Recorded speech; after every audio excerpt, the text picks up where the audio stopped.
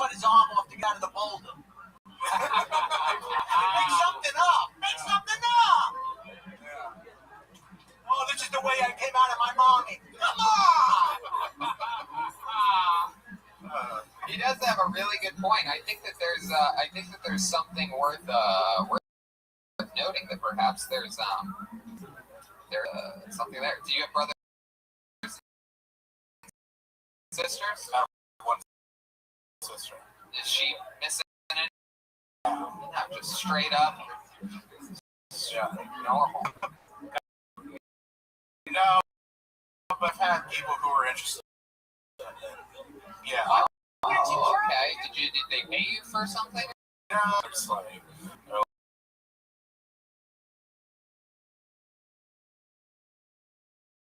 When you did what exactly did that mean? Yeah. Wow, I love it, man. I love it. Do you feel like you would have been? Do you feel like you?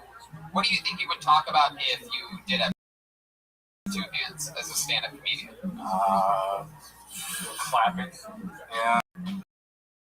Brian, I think you're listening to another podcast. I asked him if he had two hands as a stand-up comedian. You would have like a closing about clapping. Everybody show him your hand. No. Oh. Yeah. Okay. All right. Tell us something else interesting about your life, Raymond Cabrera.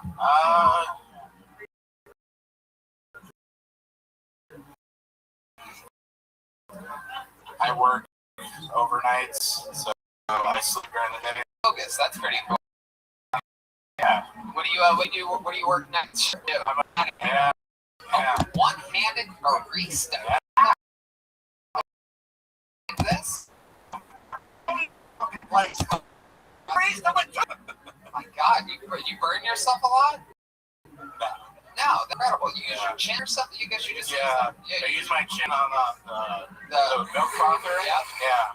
Uh-huh. Yeah. And then, just figure it out from there. I fucking love it, man. What a wild job to have. I don't know. I guess I wasn't expecting barista. I thought maybe you worked at like a chainsaw factory or something like that. I mean, the place is called the Buzz Mill, so it's like. Wow. So you go in there and you're like, be careful, it's crazy. Yeah, exactly. Wow. The stalls aren't just for decoration. My goodness. Yeah. Have you ever thought about getting one of those arms, like with the RoboCop shit? I've tried to, but it's more 80s references today. What is happening? Come on, you guys know. Did you just walk out of a time capsule or something? That's what the fuck RoboCop is. RoboCop. Have you thought about getting a prosthetic? I've thought about it, but it's like it's their hand versus somebody who's never had one. Right? So, that's bullshit. I mean, I've never known what it's like. Why would you want to have two hands if you couldn't have two hands? You're full of shit. You get a hand on Amazon nowadays, that's probably. Yeah. Raymond, I love your style, man. You have, you have a fucking great stage presence up here. I love that you talk about, what's obvious and what's right in front of you. So thank you so much for signing up. I don't appreciate it. Holy shit. Come on, man. Raymond Cabrera. Oh, he's getting a picture. Wow, he's gonna hang that on. What is that picture of? Holding a nail and a hammer at the same time. Lucky it wasn't a pair of gloves.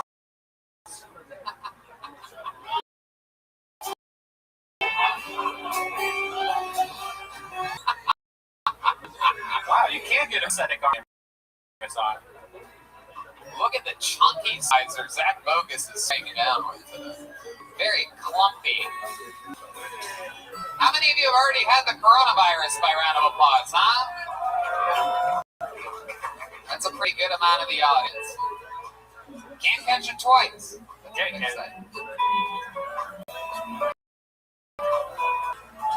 people in the world world of cottage lights.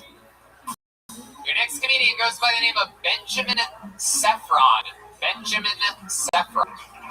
That's 29 reasons that you're wrong, then. Benjamin has what? That's 29 reasons that you're wrong. Benjamin, do you have 2 legs, 2 arms, Benjamin? Do you have all your body parts? You know, those people have debilitated immune systems.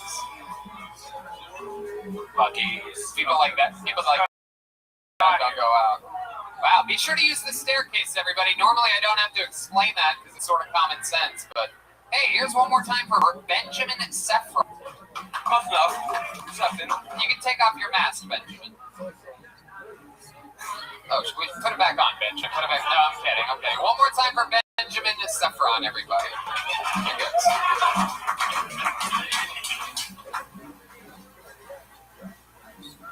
Sorry, I must have been mute. Hey, do we have any armed forces in the house? Soldiers? Army? Any soldiers? No? Special troops, guys. Well, if there was one, what I was going to ask is, do soldiers like Soldier Boy? Can you believe that guy went to jail? What happens if Soldier Boy gets his rights violated? He contacts the...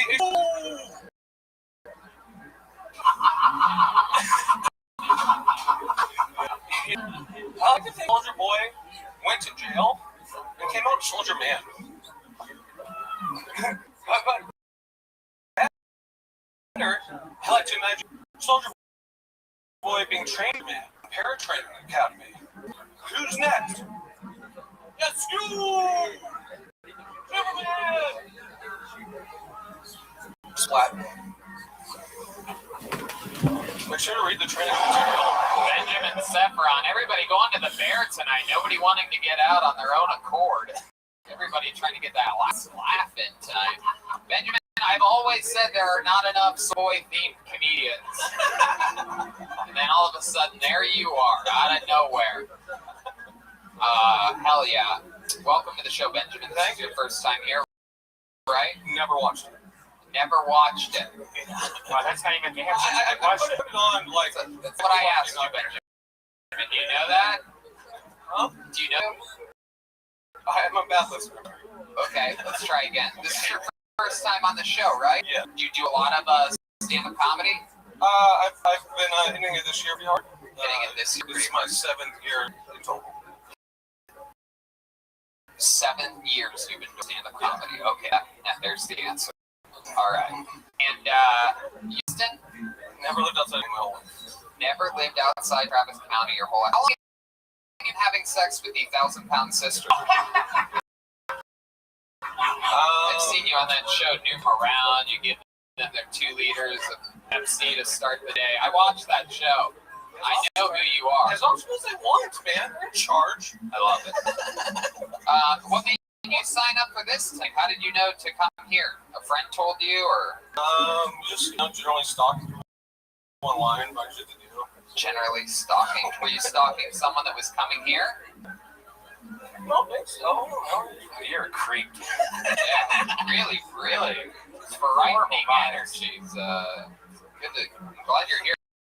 Though it's good to get the people, you tube comments, but you never get to meet them in real life. Right. I think we're all thinking, I wish you were the one with the one arm. Yes. The other guy, It's like the Wizard of Oz episode. Someone was born without a brain. All right, what do you do for work? What gas station do you work at? I don't work. What? I don't work. You don't work? I don't work. You have disability? Yeah, I'm honest. For what? Being fucking awesome. Leaving that. You gonna keep your disability secret? It's a mental illness. A mental illness. So they say. Okay. I believe that, but I'm just gonna interject into the interview part. We know that it's a mental illness, Benjamin. But if you don't want to talk about it, I guess we won't. It's I'll tell you all. schizophrenia, ladies and gentlemen. It's the only one that it could be. It's the only one that they sort of keep secret from you when they're in a position of control. So Benjamin, what's your life like? You live with your parents? What's going on? In a house that I bought. Oh wow, you got a house with ability. Well, no, Texas crazy people. I had a job at one point. Oh, okay, what was your job? I was a system administrator for AT&T. System administrator for AT&T. Find out what happened to you. Got electrocuted. Well, I fucking, I had a bad day at work.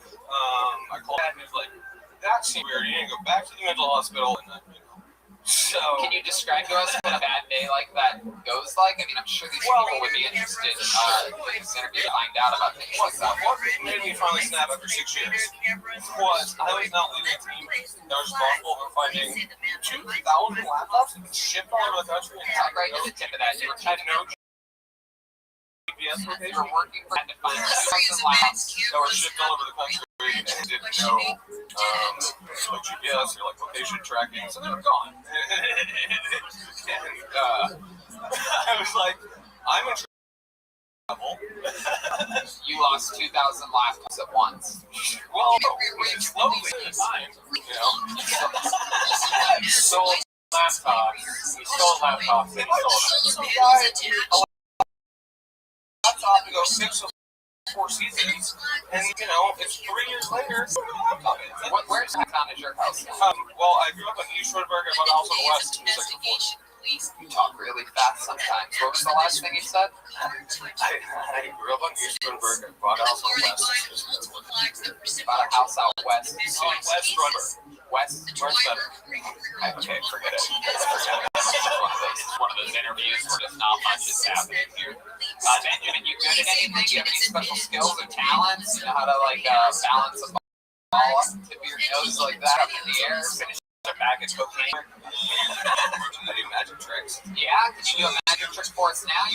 Do you need something? What can you do? I want you to think of a card. Okay.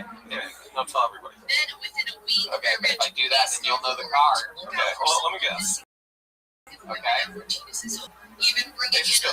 Very close. Yeah. Is the ace of diamonds. Wrong. Oh yeah, there it is, friends. Mental illness indeed. It's been confirmed. I don't know if your doctors did this, but sometimes you do it here on Bill Tony. We do dices live. It's the only podcast where you can actually see some of the perks of pulling names out of a bucket. All right, Benjamin, you did it. You got on the show. Congratulations. There he goes, Benjamin Saffron, everybody. Make some noise for Benjamin. You get some mugs. Let's take the mug. You're going that way, Benjamin. Benjamin. Take the mug. There goes Benjamin. Wow. What the whole thing will take off your jacket if you try to walk away from him without taking the gift. Benjamin Saffron, everybody. Get some help, man. Get some help, please. This is a compelling episode so far. These are your people, Austin, Texas. Make some noise if you're happy of the city that you live in right now. Look at that. You cannot break their pride. They're happy. The guy's got his own house. You gotta give him credit for that. So a lot of mentally ill people here now just live under a bridge. Not this guy. Hold on to the name out of the nugget. She's gotten on the show. She's back. The local artist runs a lot of. It's Brittany Ledesma. I believe this is her third episode of Kill Tony. She's great. Since we made the move to Texas. Runs her own show out of a makeshift garage bar. I heard she runs a few shows, actually. Yeah. I did it. I did her show. Yeah, a couple Wednesdays ago. Me, David Lucas, a bunch of us went over there. Here she is, everybody. Make some noise for Brittany Ledesma. Someone told me they wanted to wait to have sex with me, so it would be like more meaningful. I was caught off guard, like what kind of game is that? I'm less attractive the more you get to know me. If you're a third date, that's a red flag for me to me that I should leave. I was talking about red flags, I don't have any except the great one I drew.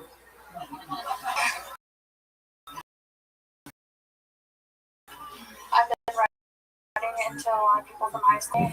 That's just a all-American high school experience because I never got to go through school. God. I was looking at bedrooms the other day, then I realized it was just the leukemia's ward at St. Jude's. Does anyone know if you can get chemo without having cancer? I'm just trying to lose my last 5 pounds.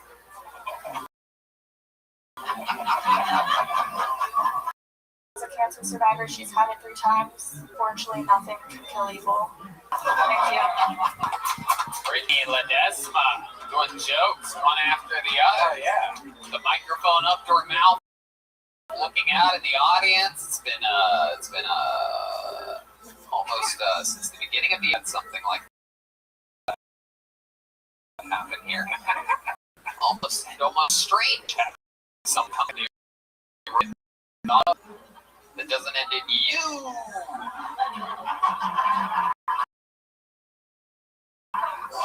Brittany Ledesma, welcome back to the show. Stand shows.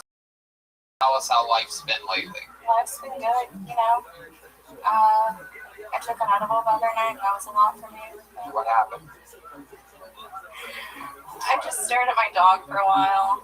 I didn't know if it like.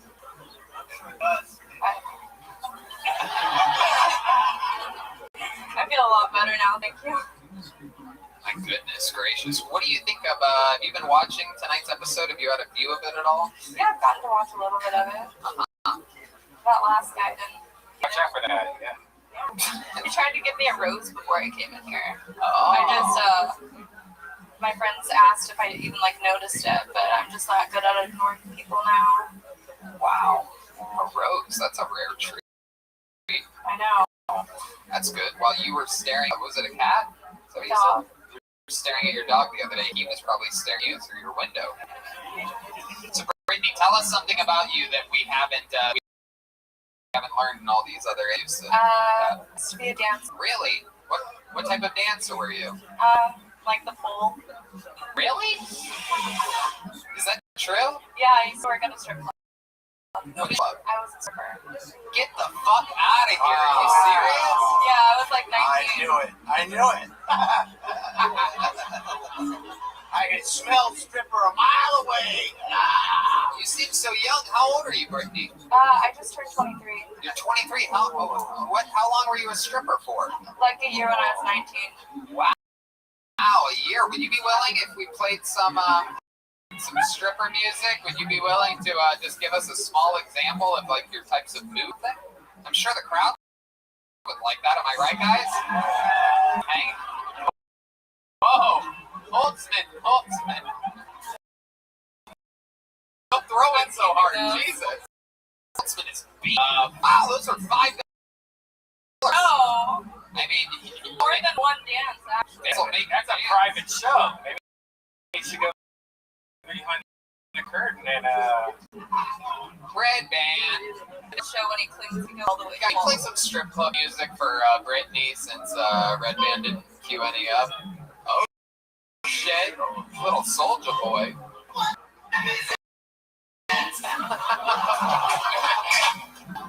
Wow, this is the first in Kill Tony history. This is an actual former stripper. I can't. Combining the two worlds. Fuck the comedy. Oh my god. Show us the whole. I can do the split, that's about it. I'm not good at dancing by means, and I have clothes constraining me, but I used to climb up to the pole and then go down like that. Wow. Oh my gosh. sit it all over the ground. She did not, Brian. Brittany, let me ask you this. That's so interesting. So don't you have like don't you have a disease or something like that? You have IBS. You do? You have IBS? Yeah. Did you interject that into your style? Like the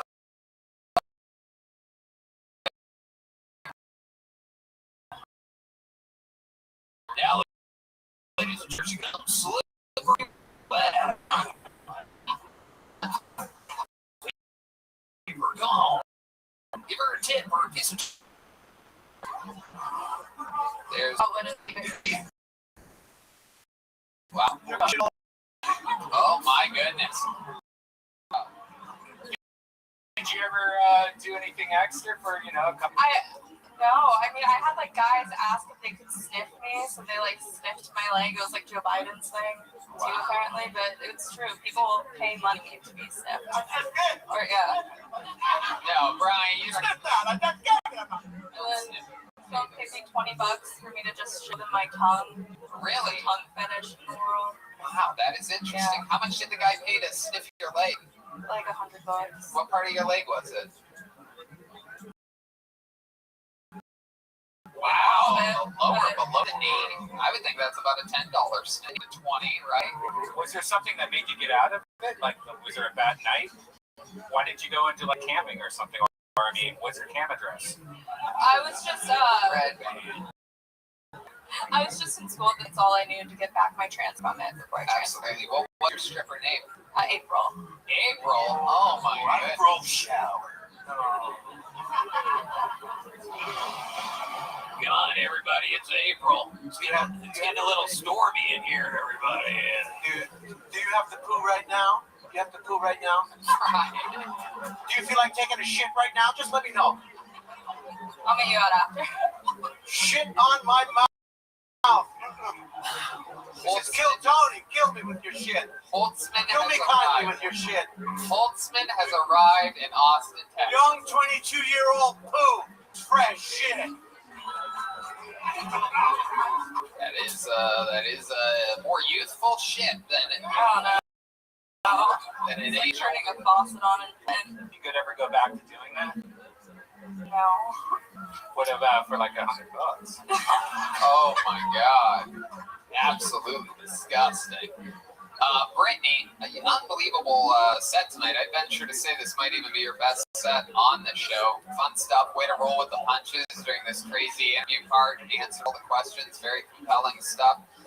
So thank you so much. There she goes, Brittany Ledesma. She's on social media at Brittany with 1T LED. Brittany. Oh, look at that. She got a doll. Oh, very cool Asian doll from Brian Holtzman. He's picking up one of the $5 bills that he threw at her. Hell yeah. Guys, how about a big hand for the band, am I right? Such a cool vibe in here tonight. Music.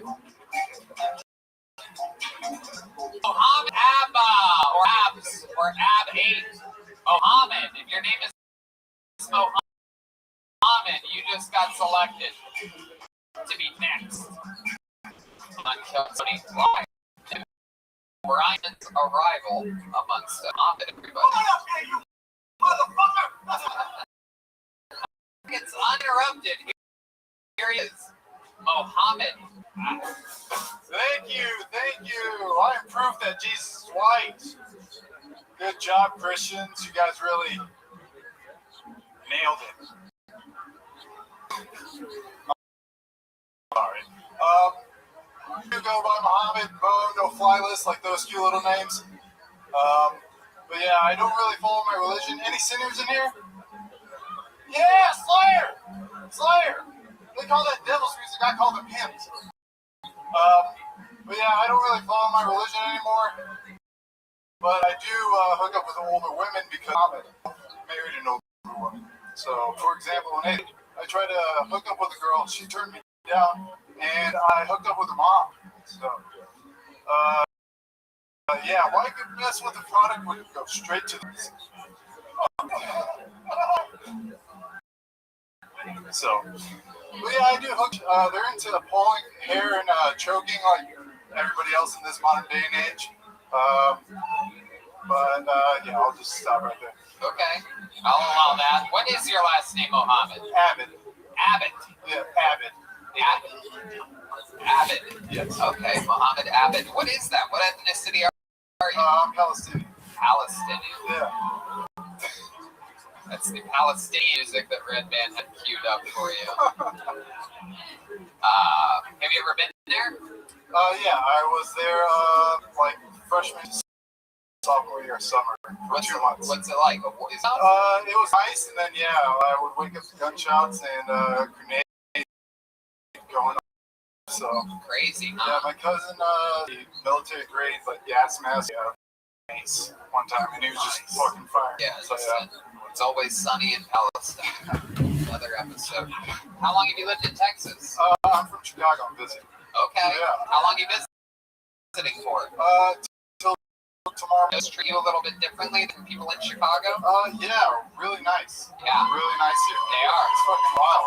They're really nice because they see you and they don't hear your name and they assume you're just a white guy. Yeah. That's it. You don't seem very Mohammed-y until you talk about it. Yeah. Like, take off your hat for a second if you don't mind. Yeah, look at that. I wouldn't have guessed. I guess you're a little suspicious. I don't know. We might check your bags. We might check it. Something set it off. It might be more than 2 ounces of liquid. You know, we're just gonna give it a quick glance. Is it tough for you to fly? You get stopped a lot? Actually, no. My name and then he's like, It's too obvious. Well, Chad, No, your name. Look at that. He's gonna send it into his buddies at. So what do you do for work? food lab scientist. What is that exactly? So I'm in quality control, so I just pretty much all like the finished goods and the candies and beverages. I just check them out.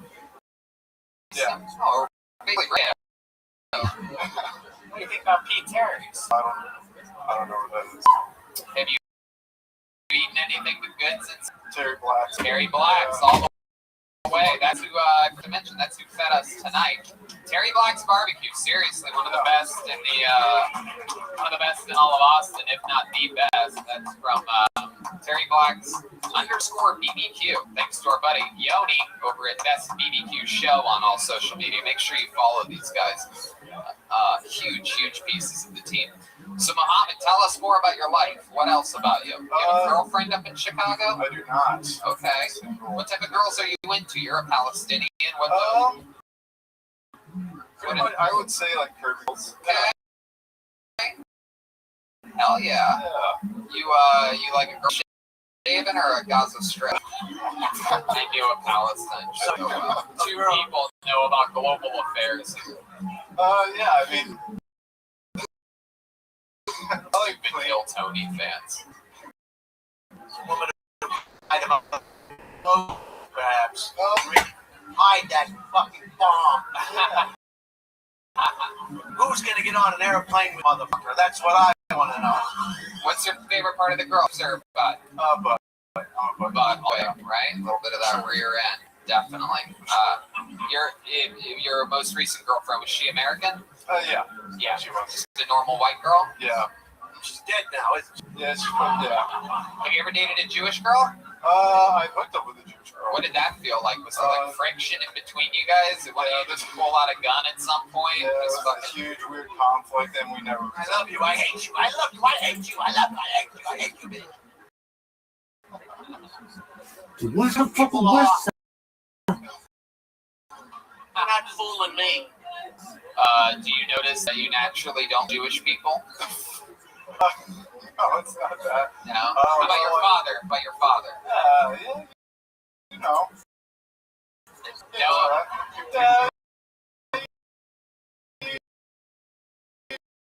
You got an idea. Yes. How I about would your say Zionist. Yeah. Why do you think you came out so white? They look white too.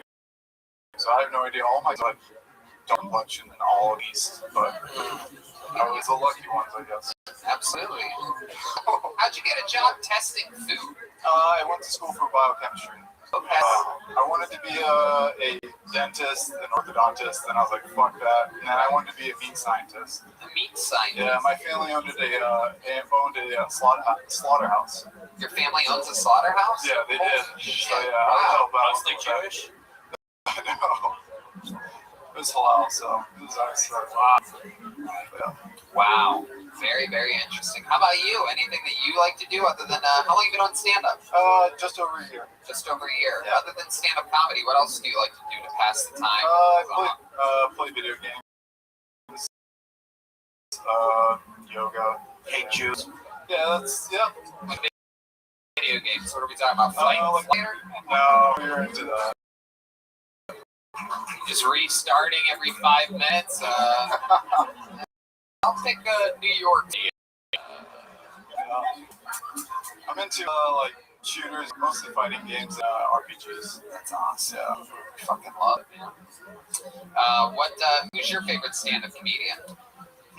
Tony Hinchcliffe. No, that's pandering. I would say that's tough. I have a Mount Rushmore. What was that noise? That was Brian Holtzman doing that kiss of the ass sound effect for me. Did you say Chappelle? I have a Mount Rushmore. So it's like Chappelle, Penn Oswalt, Dave Chappelle, and Tom Segura. Nice. Chappelle twice. Oh, I'm sorry. Yeah, CK. I'm sorry. Okay. That's great. That makes sense. He didn't do anything wrong. No. That's Tom Segura after breaking his arm. All right, Mohammed. So much fun. Congratulations. Got pulled. Anything else for Mohammed? I want to know we're blowing up some buildings. Jesus Christ. Was there actually any food that you like tested that you like? There was like something that happened, like oh shit, we can't get these Tootsie Rolls out. Yeah, there was one where a company they adulterated some mint with corn mint, and they got in huge trouble. That was it. It's not too exciting. Corn mint can be like a substitute for peppermint, so it can be. It's just a cheaper thing. Oh, okay. Trying to go shady, but they didn't say that they did it in their ingredients. But you tasted it. Yeah, I tasted it. Yeah, and it was weird. It tasted like gasoline. So. Wow. You like that shit, don't you? Anything to do with explosives, you just eat that shit up. I hope you don't hang around the front of this fucking club after you get off stage. There aren't any famous Palestinian comedians, am I correct? No, I can't think of any. It's incredible. You could be being the first one, ladies and gentlemen. There he goes. He's on social media. NOTORIOUMOE. There he goes. Wow, look at that. Some socks. Yeah, there's gonna be some fucking dynamite shoved in those things on a plane ride. I could use some good black socks. Heck yeah, absolutely. Look at this. Look at this spraying down everybody in the front row. It's like the gala of mic changers. You know, you could spray rag and just yeah. You got Zach Bogus doing his job like the kind of guy that sleeps in for his job. Pull a name out of the bucket. Make some noise for Anthony Zamora. Anthony Zamora. Might be not enough Anthony. Might need Zamora. So we got Anthony Zamora. Is that at this stage? Yeah. Could be, but Anthony's Italian. Zamora. This is my first time. I just go. I'm just sorry. I got fired from work today, yo. Inappropriate behavior. That's what they called it. I spent the first 20 minutes of work on YouTube looking at black people react to magic tricks.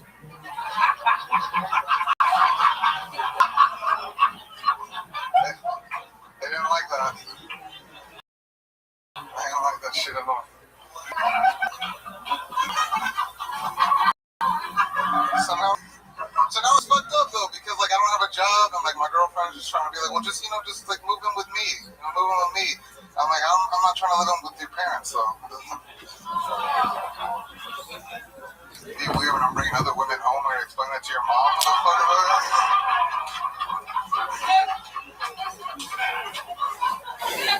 I love her, but she's getting more and more kinky the more we've dated. Work day, and she had periods waiting for me on the table. And she's all over the fries, so she can, which is weird, right? Because usually you come on the side so you can dip it on the fries. Yeah, Anthony Zamora. In and out. Right before the bear came in. What a set. Fuck yeah. Congratulations. You did it. Believe believe it or not, he's shocked. He's shocked that that's what works in this room. It's amazing what jokes actually do. Anthony, welcome. How old are you? 24. 24 years old. Yeah, you had to ask me that. What? But you had to ask me that. I had to think about it for a second. Yeah. 24. Okay. You gonna do that with every? You gonna say you asked me that? Well, he had to think of the ID that he was given. I love this. I love your look, man. You look like you're wearing like a Richard Nixon Halloween mask or something like that. Really interesting. Ray Romano had a baby with a sea monkey. Does it come off? Pull it from the bottom. So how long you been dating this girl of yours? Wow, look at that. Make believe. But the Pete Terry's part was true, huh? Yeah, no, that was, yeah. Talking about it on your way to guess what you are, and as you got closer, I'm guessing more like Correct. right, like 100%. Yeah, 100 Mexican. Mexican. There it is. Absolutely. What do you do for work? Sales. Sales. What are you selling? What are you trying to buy? Wow, look at that. He's a drug dealer, everybody. My goodness. Like a Play-Doh version of Scar. What are your do for work? We're going to do a little segment of the show that we call St. Noise. Oh, how Mexican.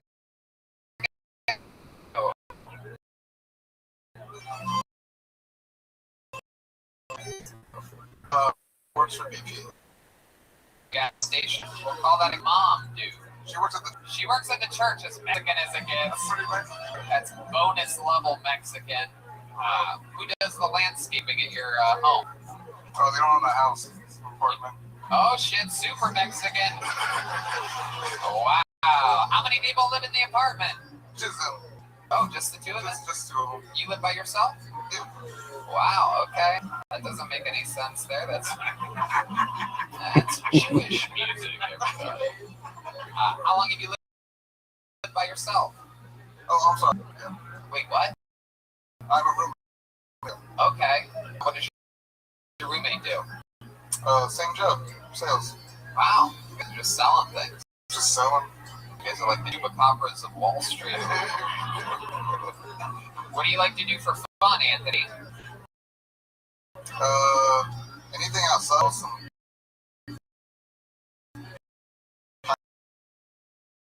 Really? Mexican as everybody feel free to sing along after he does each Mexican thing. Incredibly Mexican. What do you think is the most Mexican thing about you? shit, I don't know. Magrito. I don't even know what that means. All right. Oh yeah! Wow! Look at that.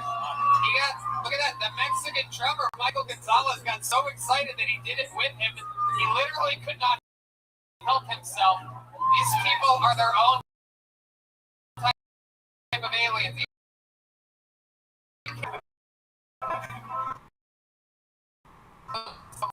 Doing that high thing that they do. But it's like every Mexican going like raped before each song. Can you do the Mexican whistle? What's that? What's that? Is this another early? Do it.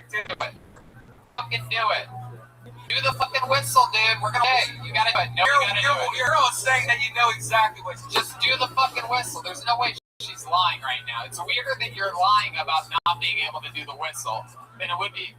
Alright, that's not a fucking thing, dude. Get these people out of here. I want them kicked out. Just kidding. I'm just kidding. Anthony, so let's talk about why do you think you don't have a girlfriend?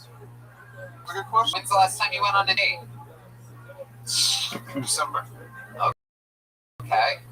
What happened in December? Let's talk about it. You're on a dating app. What kind of whose profile picture were you using? Went on the night. Wait, you want me to answer first? Tell me about the date. It Was was it off a dating app? No. I met her just go out and do stand up. Met her at a bar. Oh, okay. She's a comedian? No. Comedians, Just a fan. just a fan groupie. Yeah, okay. What happened? Fuckers, Stick with over here, Anthony. Yep. So what happened? After the show, she came up to you? No, I went up to her. Okay, what'd you say? Give us all an example of what being sounds like. Into that microphone, what'd you say to her? Hello. Jesus Christ. Even my pussy dried up after that. And then what'd she say? Hello. And then what'd you say? Nice to meet you. Jesus Christ, Anthony. What was the move that worked for you? What did you guys end up doing that night? Did you take her back to... Oh, yeah, we fucked. Oh, really? Yeah. Okay. How'd you do that? Your place or hers? My place. Okay. Where was your roommate? He wasn't there. Wow. He's holding her down. Where'd you have sex with her? The living kitchen? In your bedroom? Oh, my room. Okay. And does that happen? You let her in there, and then what? You guys are already making out? Or like, how does that happen? You get started? Stick with me, Anthony. You pretended like you were gonna watch a movie, perhaps, or something like that. Like, what happened in the No, bedroom? we had a good time. We were drunk, so we went straight to the bedroom. Did you make? When we were in the bedroom, yeah. The question is so weird. It's a wonky one. You're taking it here. I don't know. Did you make out before the bedroom, or not until the bedroom? Oh, okay. No, we made it up before. Where? Right. Wow, well, that's super What a Mexican, great by the way. sneeze. One of the best sneezes of all time, folks. Super Mexican. Bitch, I have great sneezes. West side. No, it was like off of Cesar Chavez, like where This the motherfucker sneezes? I wonder if that's the best stuff. The only street to take. Yeah. You'll never see Latino second or third. If they're going east and west, they're taking Cesar Chavez. Yeah, bitch. Alright, relax. Yeah, Rabbi, why do you talk like you're doing? So, Summer and Cesar Chavez, you're making the restaurant, you guys sitting next to each other in like a booth, or are you sitting across from one of the old table leaves, dripping your spit right into the bowl of queso underneath you? was it a Mexican restaurant? Whoa, wow. Yeah. What kind of restaurant did you guys go to? It was Italian. Wow, look at that. Yeah. My goodness. She's Mexican too? Oh, you don't know Ellen? How about you go fuck yourself? Really? Well, guess what? I watched Ellen where she came out of the closet. Fuck It's yeah. my grandma. Goodness. Fuck you. All right, Really? Anthony. Well, it's fun learning your game. So you had sex with her. What's like condom? No You condom? watch this. Condom. First time. I mean, Okay, it was. first time condom. Or like Karen's from Oak Hill actually clapped. They're very proud of you. They're thinking that perhaps their own children might be Was it a so big deal? sanitary to I use a remember condom when they're having sex. But we know white people do that. Latinos have to use condoms because they make babies immediately. Fertile. The wrestler knows what I'm talking about. How many kids do you two have? Lost his butt. Four. Thank you. Really? Posters hanging in your bedroom. But I do know video. Nobody understands that video. You're kidding me. That shit was Really? great. We're fucking serious. What do you think happened? I don't know. But that was a fucked up video. You And if really anybody's have like, a what video you poster? talking about, Rabbi? And it's not Just framed, is Google it? it, bitch. No.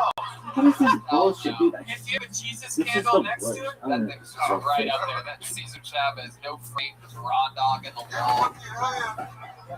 What other posters do you have? I know you have more than one. The white parents are most disappointed that your picture's not framed. I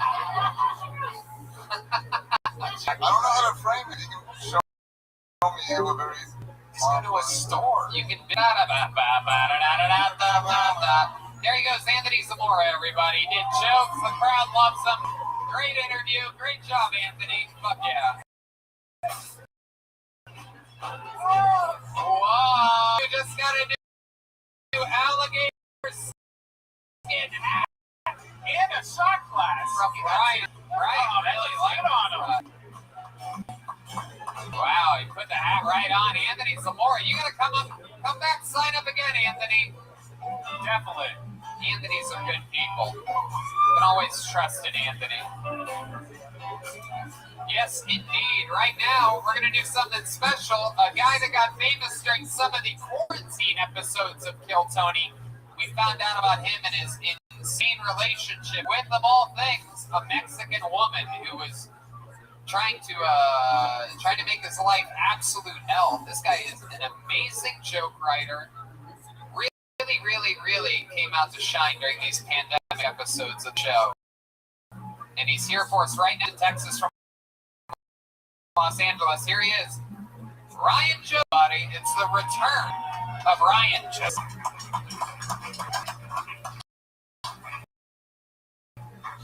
So I've been going over this girl's house. I'm starting to feel like I should tell her.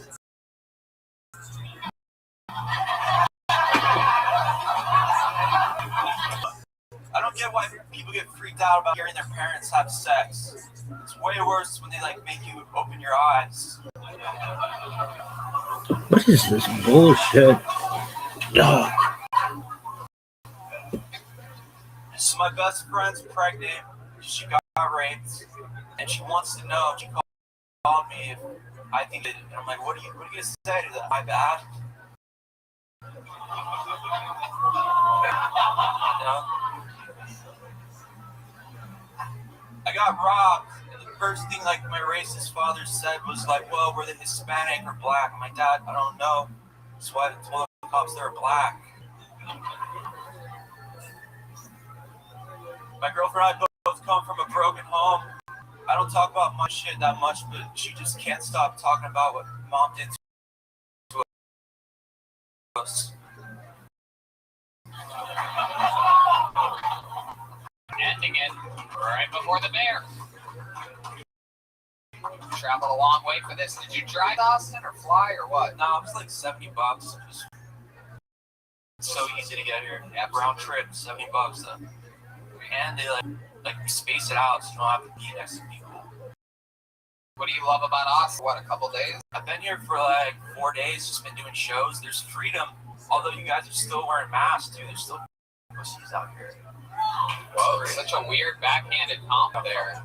Yeah, I thought there's freedom here. I mean, you guys have shows, but I don't know why everyone's wearing masks. Yeah, they have the freedom to choose whether to wear a mask or not, you fucking fraud. I think he's one of these guys that thinks that. That's not mask. Yeah, you don't think Corona exists. But yeah, the flu does exist. You don't think there's a coronavirus? It's a virus. It's never going away. Have you had it? No. Guys, is anyone here have Corona spin in this guy's? Do that. Shut the. All right. Other wild conspiracies do you have up your sleeve? Yeah, because you're being a fucking dumbass. I mean, seriously. He's high risk for coronavirus, so he's really offended right now. Yeah, I mean, I think all have in our families. Yes, really? Yes, my cousin's girlfriend died. 18, head of the swimming, she was perfect health. Died. Why died? Yeah. So. Now there's a guy mad at you. Now there's somebody else mad. I should give up. I'm lying about it. Yeah, that's what I do. Well, he's I'm lying about dead people. Let's just relax about the dead people rant that we're going on. I'm sorry, Ben. I just don't think. He's entitled to an opinion, isn't he? No, it's This is America. not America. It's not Where am I? Where the fuck am I? With a female referee? That's the fuck I am. That's right. So Ryan, tell us your experience in Texas, while not in the entire audience at once. It's been pretty cool, man. What else other than shows? What else have you done in Texas? Hotel room and masturbating. Okay, so you famously had a girlfriend for the show pandemic episodes. joke writer, obviously, brand new in it every single week, but then we would find out more and more. We get updates about this crazy ex-girlfriend is. Yeah. And what's the new update? Is there any? I haven't talked to her in a while, but the girl that had her, she had a new girlfriend. Started reaching out to me. She started Instagram. So I blocked how to block this bit. Then my new girlfriend was like, she blocked me. And then grabbing line. My new girlfriend. What else, Ryan? What else has been happening since? I'm just doing my Any drug? drugs. Yes, I'm addicted to an Eastern drug called modafinil. Wow. Tell us more about modafinil. I think everybody here. I ordered from India. They're great people. Okay, I like you guys. I do. I don't like masks. I'm sorry for having feelings about stuff. it's all right. It's okay, Ryan. This could not possibly be any more depressing. When did you get on the what is it? Modafinil? It's a smart drug. It's not. But go ahead. It's your worst performance ever in the history of the show. So I don't know. It It's is. smart of a drug that you could possibly be on. It's a new Not smart enough to not tell Texans that wearing masks, that they're all pussies for wearing masks at the top of your interview. Well, that's just how I feel, but I'm sorry for saying that. So tell us about. Okay, got it. But so tell us about the effects. What does this drug do for you? Dude, like Obama was taking it, Hillary Clinton. That's why I'm so progressive. Oh, Hillary Clinton. Damn. Okay, what it does is they prescribe it. They prescribe it to like narcolepsy patients, right? But they use it off label, like in Silicon Valley CEOs. Obviously, What genius decisions have you making in life since being on? I'm still on paid administrative leave because they found out I write the jokes that I write and they gave me. Yeah, that was before modafinil. No, that was with modafinil. That's the job on this awesome drug. No, I get paid for doing nothing. I'm obviously doing something right. How long have you? Probably for like years. You're just getting shipped you Yeah, you get it shipped to you. from India. Yeah, Okay. it doesn't get you high. It doesn't. It just like How does it make you feel? wait. Gives you energy. Yeah, It's not like a drug, no, but it gives you energy. yeah.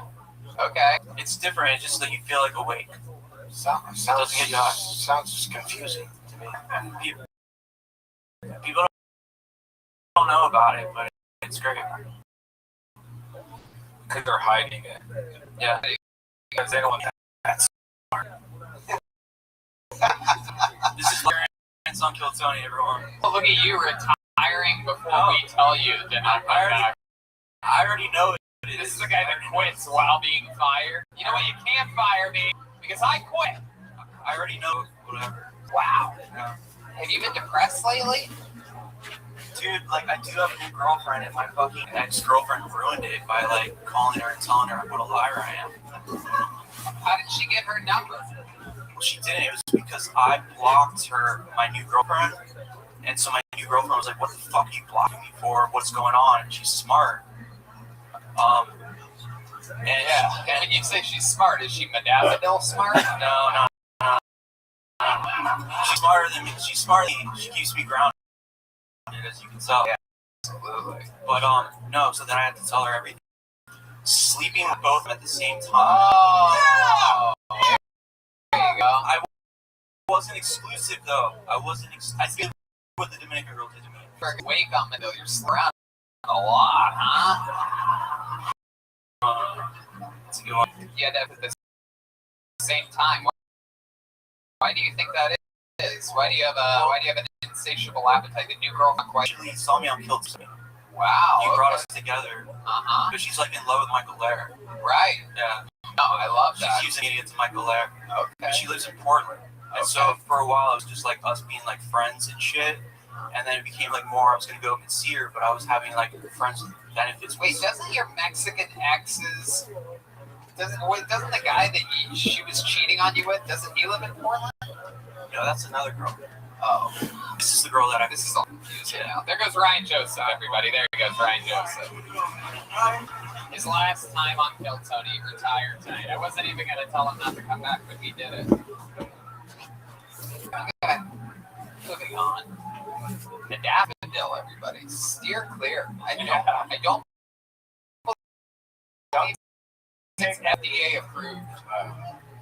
And not the virus. Maybe keep my some of these episodes of Kill Tony are really just, you know, some people do like NFL will do 1 week where it's like mental health awareness week. We do. What's next? The female quarterback? Your next comedian goes by the name of Thomas Penza, everyone. Thomas Folks, Penza. you're about to witness perhaps the most athletic moves that you've ever seen in the history of the game. What's happening, Austin? Really? Perhaps. Look at this footwork. I don't know. Look at this move. Look at the period whip staying at the corner. Look at this move. Look at this. Folks. Folks. Look at this. Look at this. Just pure strength, agility. I don't even want to get into the agility. I don't even want to get into why. Knows what the fuck that is. It's probably jelly. We're gonna tell ourselves it's jelly. Why? With a name like Smuckers, it has to be built. Oh, look at this move. Look at this. Folks.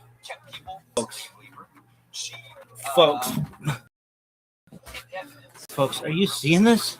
I wonder if Jim Abbott could do this. Doesn't that motherfucker have one arm? Look at this move. Look at this move. Folks. I hate it when people yell things from the audience, but that guy's what? At the end of that set was priceless. Thank you, sir. That was one of the most athletic moves I've ever seen. But that was fitting. I was literally shocked. The question what? Like he genuinely was asking what? Like, did you mean that was incredible? It's like watching if John Oliver did a drama or something like that. It's like a one-man play with just fucking no punch-up. Wow, that's how it felt, yeah. Yeah, my goodness gracious. You, this is your first time doing stand-up? No. I've done it a couple times. I did it a couple weeks ago. A couple weeks ago? Where at? Here. On Kill Tony? Yeah, with Joe Rogan. Oh my God! Wow. Did you go up first that day? Yeah. Oh, that's right. You know how I remember? Because Because it was bad. Yeah, no, I only remember because I remember the first guy that went. Joe Rogan said you need to do something else. Different. Yeah. And like I just had a flashback. I don't remember you looking away. I don't remember what you talked about, but everything that said, it makes sense that he would give that kind of advice. The funniest thing was that after Joe Rogan told me like we need to do something different, I took 2 weeks off of drinking and smoking weed like entirely. Right? Quitter. You know, exactly. But I drank a bunch a day, and then I didn't even get on because there was 8 people, on the list. Didn't expect to get on a show where No. I know it's a possibility, but I didn't really prepare that much. So we know. And when D Madness is crying back there, he knows how fucked up that was. He could hear it though. He could hear it very clearly. Yeah. Very, very, very, very interesting. He actually hears better than most people in this room, so he's sad. That's fine. Right now, he's Stevie wondering what the fuck he thought was going to happen up here tonight.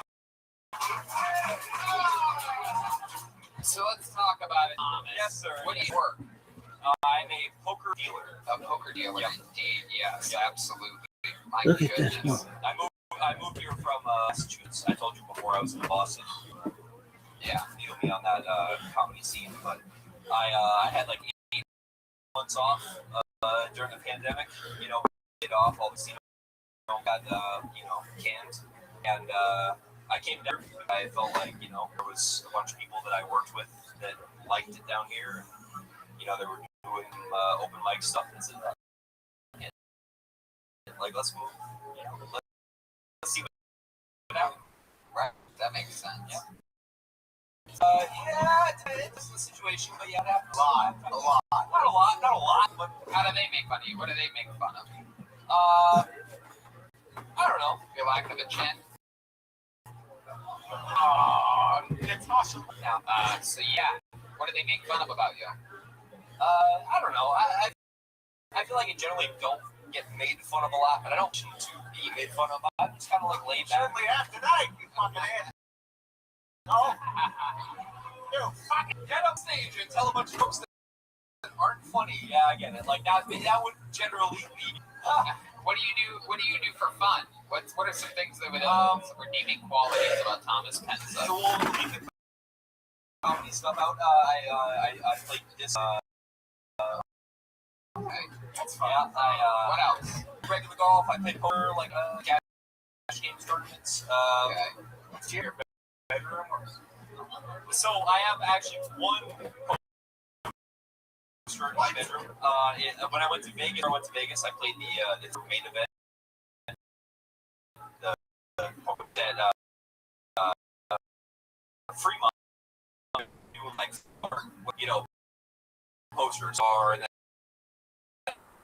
then they're like battles. I know. Yes,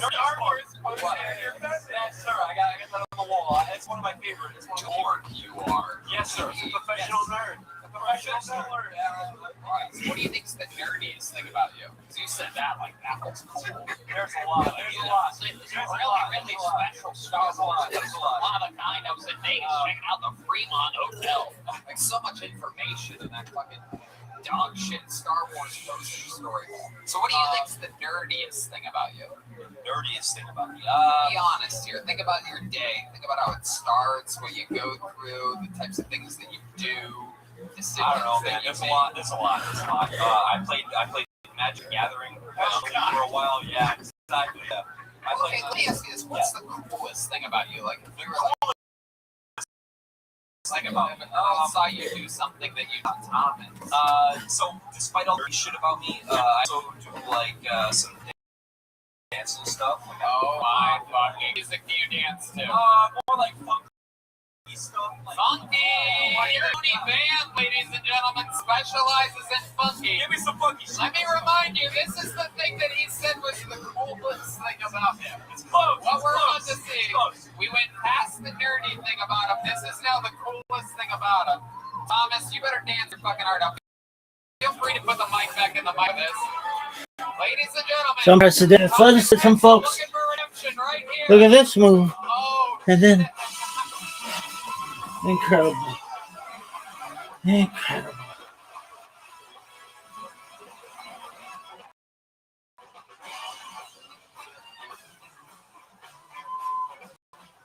What?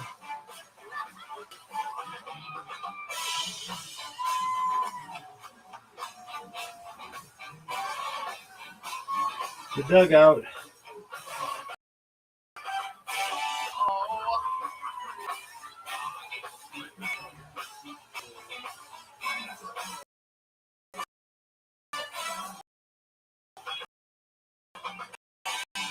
These bitches in the simple hair show. I don't want it OnlyFans. for Andy's gyrates. Really? Yeah, no. I didn't want that to ever end. If you guys just went for 3 more hours, I just would have sat here like this, enthralled. Oh my god, I was fucking McLovin' it. The weakest hi-fi to the Wow, I mean the way that you dance, it's like all robot. Like there's like snakes moving around. The way Dude. that you do that, it's This fucking girl freaky. I is get the feeling everywhere. he's never paid for sex. Really?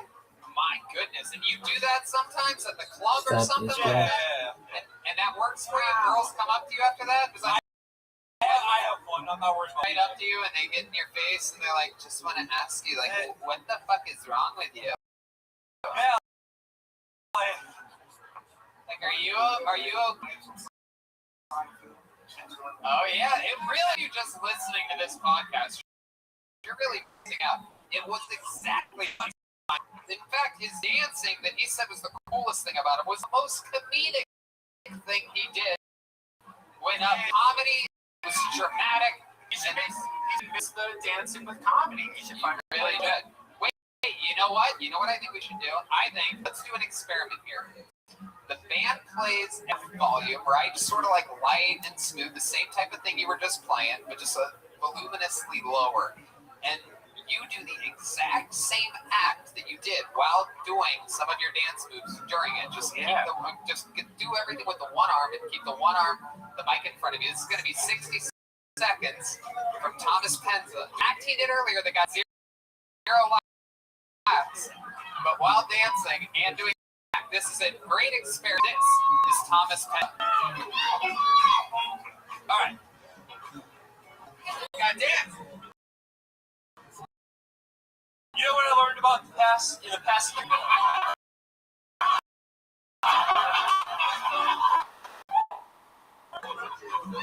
Fucking sucks.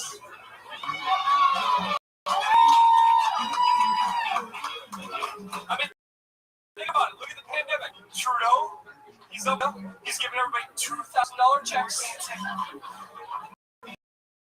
He's in blackface thinking he's Oprah. Oh, you got a check. And you get a check. What do we get? $1,200. Oh, 1 month's rent?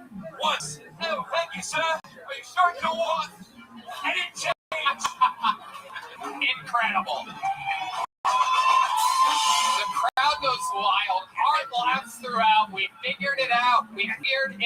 Sometimes on Kill Tony, we do all the math in just a few minutes about how to take someone from 0 to fucking 40 miles an 0 hour. plus 1. And then Dane Cook was created.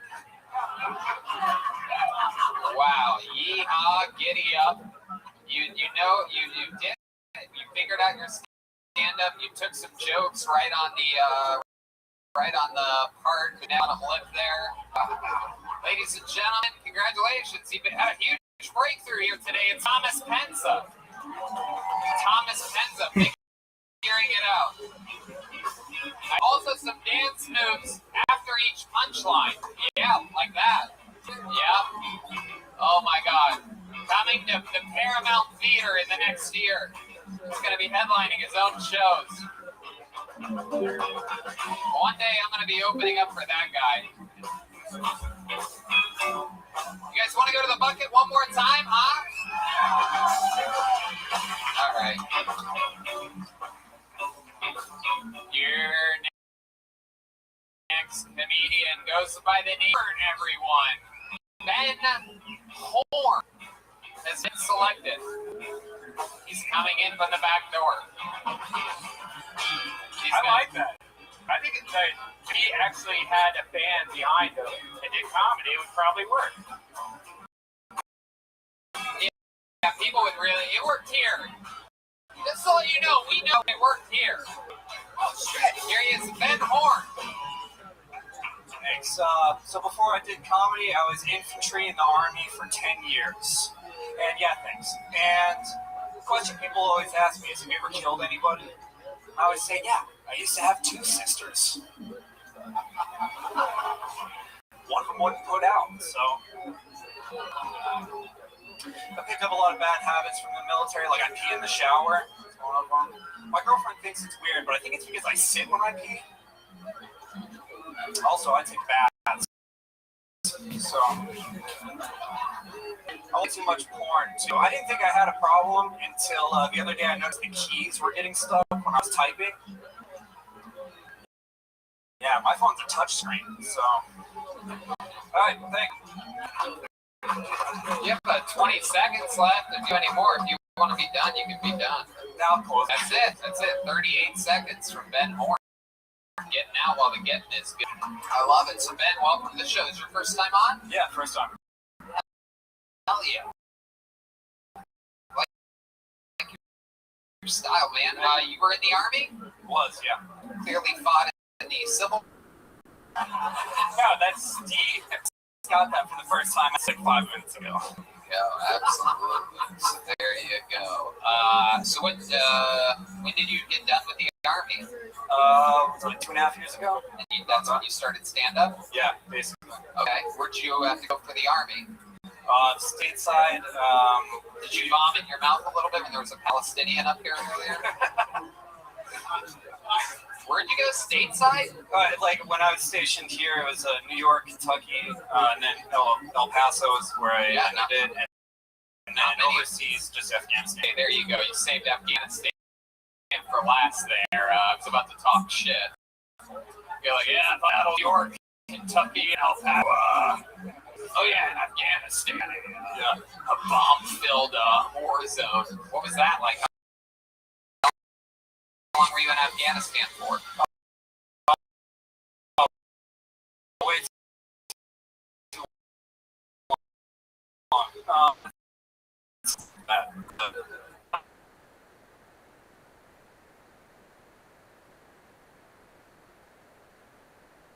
Walking by.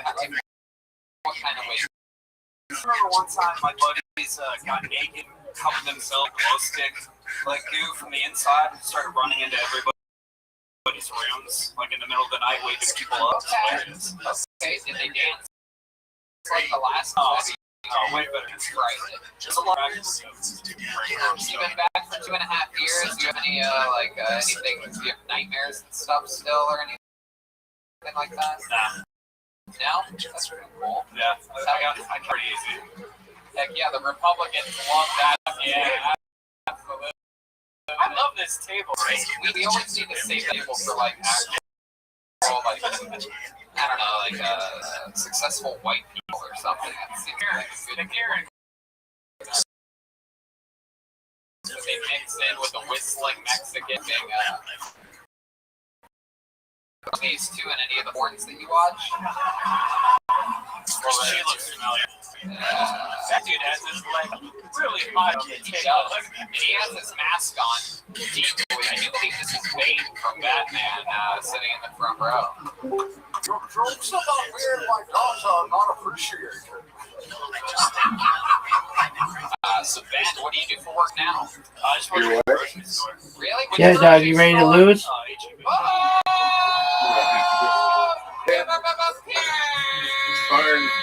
We love HEB here at Bill Tony. Huge supporters all the way through and through. I'm proud of you for doing well in comedy, dude. You've been doing it about a year. And look at all the progress you've made. Yeah. You go to HEB Plus. Are you proud of yourself? HEB Plus. Yeah. No, it's not everything. Yes, sir. I love it. So, what exactly do you do? I don't know. I'm just a personal shopper. People Push me.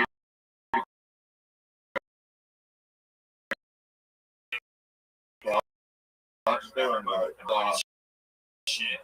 Throw it out. Today for HEB. You know what? HEB will meat.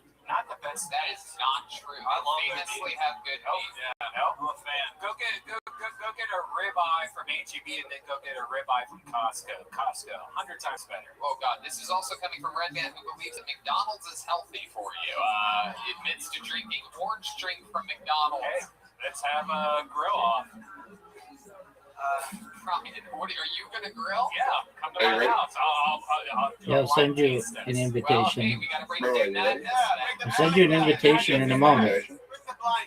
Just a moment. No doubt, Deep Madness will tell you which one is Costco and which one is HEB. HEB has famously good meat. It's your turn to break. What did you get from HEB? I've had a lot of meat from there. Why did you keep getting meat if you didn't like the meat? Well, because I Are feel we like in the I same keep game? on getting bad meat. Like I'm like, oh, this might be just like You the one cooking it? yeah. No, but like if you get like a ribeye, it's like that thin. And you go to Costco, it's like I'll play you in a second. Oh, so what you want is a thicker cut steak, is what you're saying? yeah, they don't offer this. Yeah, they do. If you go to the You just did butcher, that. You just did that legal way. I did that. Tell me I didn't do it why yet. is that full nonsense mode? I did it twice. You went to the butcher and said, "I want a steak and cut," and they didn't give you a thing. No, they're like, here's what we got. Okay, you work at H-E-B, so I'll you play you in a can clearly say second. that they will cut a steak Yeah, the way you want. they'll Yeah, cut that it. new store in the world will do that. In the world is the crazy part of what you're Well, saying. their normal steaks though are not fat. They're like really thin ribeyes. It depends on. Okay, Yeah. How much are the prostitutes in Afghanistan? I mean, And how do you pay them? Do you pay them or do you just kill them when you're done? No, I want to know. I just want to know. you pay them in really anything. I mean, the exchange rate over there is insane. It's like the dollar's like $28 over there. What about the language barrier? How do you get them to do? I just use a term Just point. for I want oral, right? And then he makes it happen. okay. Are you welcome to your That phone? part of the gay prostitute in part of the interview. You climaxed in her mouth? Did you? Obviously, Get up and mute your phone. Give me the old fucking Abada special. yeah. Wow. They're different over there. They have different Yeah, techniques. Dad, you know? I'll It's like send you an this. invite in a moment. They do it upside down, which is weird. It was hard to Busted do. right in her fucking little. Dude, it was like the worst episode ever. It was like the worst episode ever. I'm just curious. Where would the third hole be? Do you know who? I mean, the more you shoot them, the more. Well, this is a different one. Do you know who that OG Mexican is? Got it. Wait, that I love it, Mexican man. Brian was in the military OT? for a long time. He got in a lot of trouble. And did a lot of How bad long things. before they filmed it out? Like, 2 weeks. sorry, after they filmed. Yeah. 2 weeks, Wait, after Are that. you teeing up something? generally. I mean, yeah, good stories about it. Okie dokie. Moving on. So Ben, what else would we be to? Is that the same Joe? Just got out of a long-term relationship. Ooh. She's gay. Really? Joe Rogan was on it as well. She's fully gay. Did you have hints that she's a lesbian before she announced it Well- to you? Was she trying to just, was she doing a lot of licking above your butt? Joe Rogan, he was on Kill Tony. Okay, so I'm sending you an invite. Is that her mustache? As a panelist or just one? No, as a Yeah, you got the panelist. mustache and the divorce. She used to pull a blanket over my head every time I'd go down on her. Oh, that thing. That's what they start to do when they start turning into a lesbian. Yeah. And her favorite sexual position was scissoring, so that should probably Yeah, that does it. that Your should have balls been a sign. still sore from all that scissoring. She started wearing a lot of snapbacks and flannel. How recent was the breakup? Oh, was this like about a year ago? What did you do with Riser? After she saw Thomas Penza dance. Did she recognize? Go ahead. There's probably some new lists. Does she like football? She does, yeah. Did she tell you she was a lesbian, or did she leave you and then? Dude, what did you do with Riser? Riser? She sat me down one day and she was like, "Yo, dude, I'm gay." Do you think she's being honest? Or do you think she's telling you that so you don't murder? No, the you're man? not, and that's one of the worst shots I've ever seen. She's got a girlfriend. She's full. What did you do with Riser? Yeah, Well, she's all the way in she it. won't be blown much of anything now that she's a I lesbian. don't know. What was her hair like? Like short, curly hair. I guess. That was a dog shit shot, dude. How short? One of the worst shots I've ever I seen. don't know, like neck length, Okay. shoulder length. Yeah, Combat boots on. Yeah. Look at this move. that's true. You ever catch her Did you wearing, see that? They've always been combat boots. Did you see how good that was? I hate men. I hate men. I hate men. Well, fuck you. We hate you.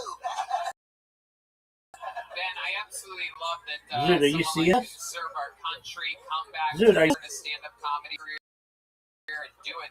You know, for a guy that's been. Are you probably the seeing most this mentally stable performance, person dog? that was up here tonight. Are you seeing this? You would have thought. Zoot. You would have thought some of the people. One guy brought in to rip his jacket. to give him Dude, a I might gift, just and win right here. meanwhile, he didn't do Oh, anything but- how sick was that? How sick? Did you see the shot? I didn't get a time. Zoot, did you I see? didn't get a time. Did you see that? Yeah, you did. You got the first one.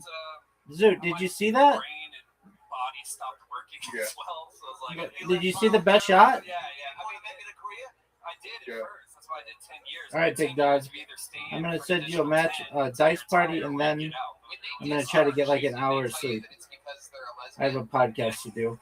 I'm going out. Yeah, I have a podcast to do in the morning.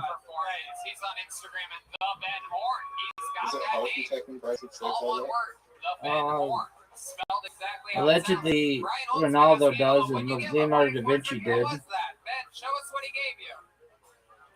Ben, what did he give you? Come here. No, go this way, Ben. Didn't Leonardo da Vinci go This crazy? way over here. Come, Nope. come here. You're What did he thinking give you? Picasso. Hold that up.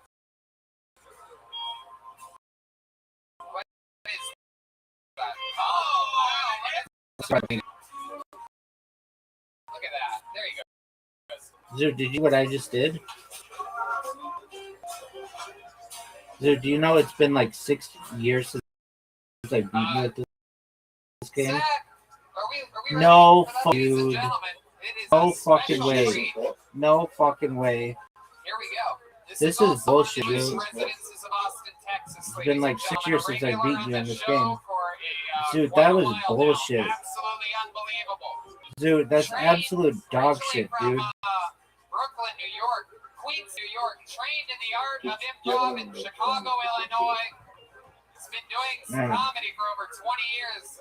A human It's known until Tony as here by the regular. exaggeration, son. The one, the only, the great Michael Lehrer every year. Wow. Give me a 4. Crowd goes Are you wild. serious? Give me a 4, dog. Are you serious?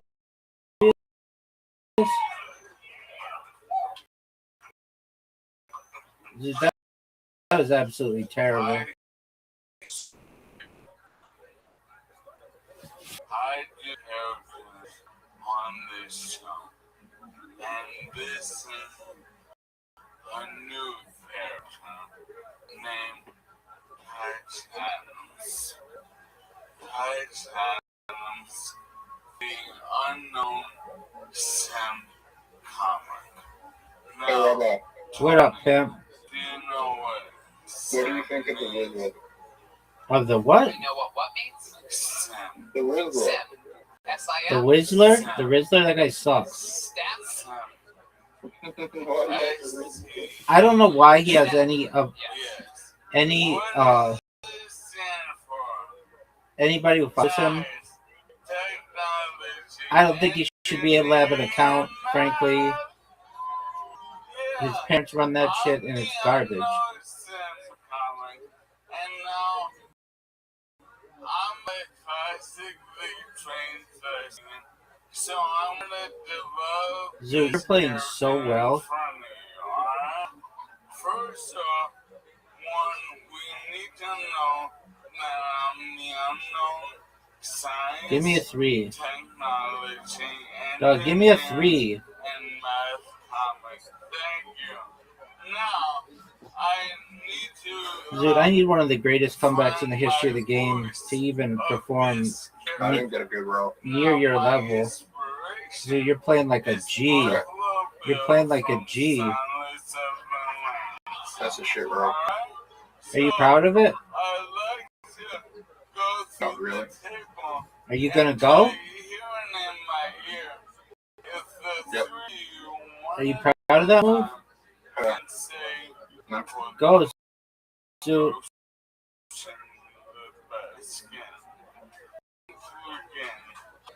Shit, you got a little bit long. Put the lotion in the You fucked up. basket. Oh, you would have got 5 points. Not necessarily. Okay. Put the lotion in basket. I want to see Pull it out. this fuck. That Yo, John, you know what I'm talking about? I'm fucked. Thank you. Oh, I didn't know you wanted us How to the say fuck I didn't like I see Buffalo. that? I was playing it like myself. I would have done it the best, you asshole. Really bad direct. Yeah, he's been doing 80s references all I'm night. buying You shit have here. I'm prepared. 3, 4, 5, You're basically 6. on the list, bro. Give me a 2. Give me a 2. So I need to warm up my instrument before I do a new character. You dominated me Like on the I list. said, by Yeah, I had one of the best lefts that you're ever gonna find. everyone I sent in that live 110. will be in the wheelchair. So I'm 3, 4, 5, 6. Give me a 2, dog. Give me a 2. Dude, this game sucks. I don't even know what to do. It's awful. Dude, I need one of the greatest comebacks in the history of the game. Your left side sucks. Your left side sucks. Your left side sucks. That's dangerously bad. Okay, 4, 4, 4. Give me some 4s. Give me another 4. Full house. Made it back up, baby. Dude, I'm gonna catch up with you, maybe.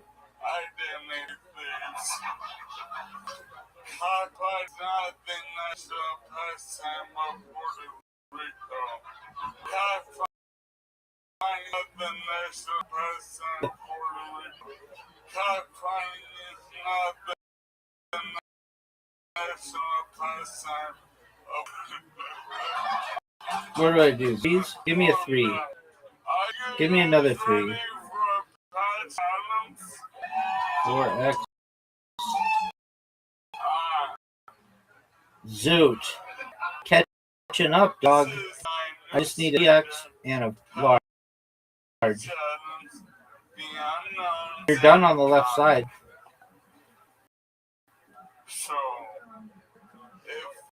Folks, you're done on the left side.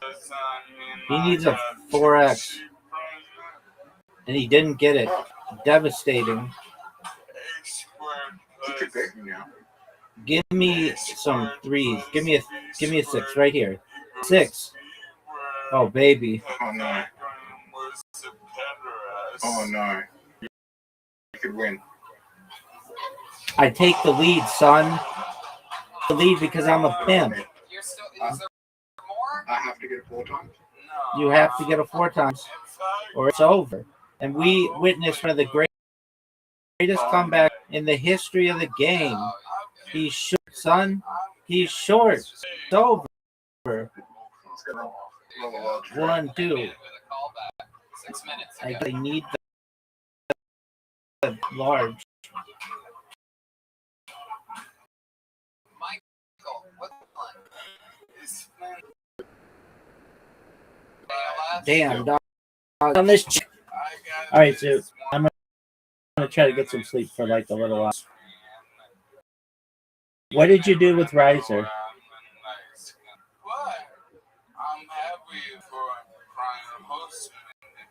Zoot, what did you do with Riser? That's my question to you. Wow, you're not a big Brian Holtzman. No, he's He's just I will kick your fire about the chair.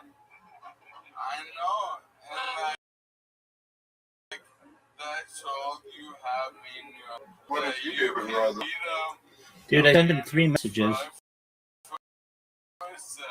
The first one said, come to the Discord and hang out with Zoot and me if you're sick. The second one was something like, are you feeling any better? And the third one was,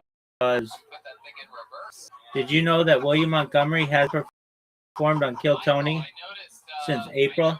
No longer in the Kill Tony notes on Spotify. And guess what he said? You like to share a little bit of the audience with about how much you drank today. Because we don't know where the ALS ends and the alcoholism begins. Okay, well, don't guess. All right, dude, I'm gonna lie down. Peace. Yeah, well, I like to keep the ladies guessing. Oh, shit. Yeah, that way you can never get knocked for drinking too much. You can just be like, my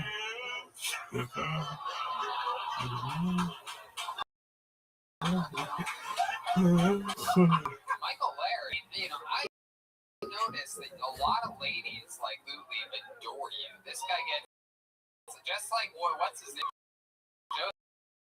Joseph was saying earlier. He has grown him up, flirting in order so that they can actually get somewhere. Tell us about some of the magic. Well, I've many theories throughout the year on how many years. One of them was with women. I'm like, the man you want to marry and the kid you want to have. And then I'm precocious. I'm a motherfucker. And I step to anyone because they don't want to call my buff. Absolutely right. Yeah, and I got a reason. A lot of the intangibles that weren't my choice. Like, I have a cute face. I'm precocious as a motherfucker. I reasonable accent for fucks. And then on top of that, I built, the genius comedy of the night.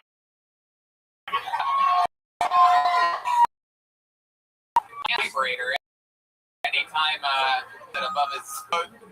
Tony, my disease is devastating. And I know some guys that dance to try to end up looking like you. I Seen a guy know. dance like this? Because we did tonight. It's Thomas Penza sitting right over there. Still hasn't killed himself, everybody. Trying to cut you off, Michael. Is there another hand? Is there another what? Handy here? Another hand in here? And There's not another handy. No, there's a guy literally missing a handy out front. I don't even know. Can we call that guy handicapped or cat? No, it's just cast his coop. He's fucked up. He's definitely fucked up. I can call back anything, but not when I'm interested in that much. Right, absolutely. Oh man, Why do you get to go on the airplane first? That's what I want to know. yeah, but I'm sick and tired of waiting for you to get on the fucking airplane. they, When I get off, you get off last. When I get off first. yeah, but they in like Hannibal Lecter. Alright, to the fucking beverage cart. You're getting your fucking whiskey and coke. I'm like,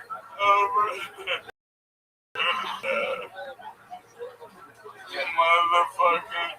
Yo, hey, I've been on Tinderland and Orson, and a lot of you girls like beers. And for Brian, I hope you like guys who have a pussy under their nose. I'm gonna beat your ass. I'm gonna beat you down.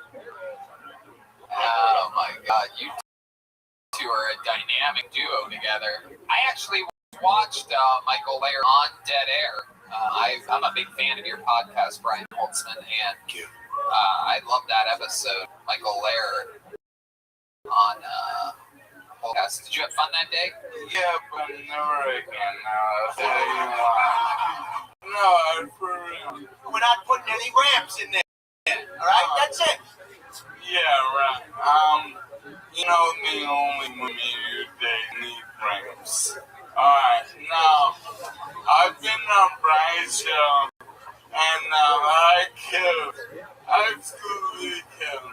But I made the mistake bringing with me a friend who is balloon-sized cities and an extra small sports bar and always wears Lululemons. So, I killed. He had her on 10 episodes after me. That's true. Never again. I was with my motherfuckers. We're pretty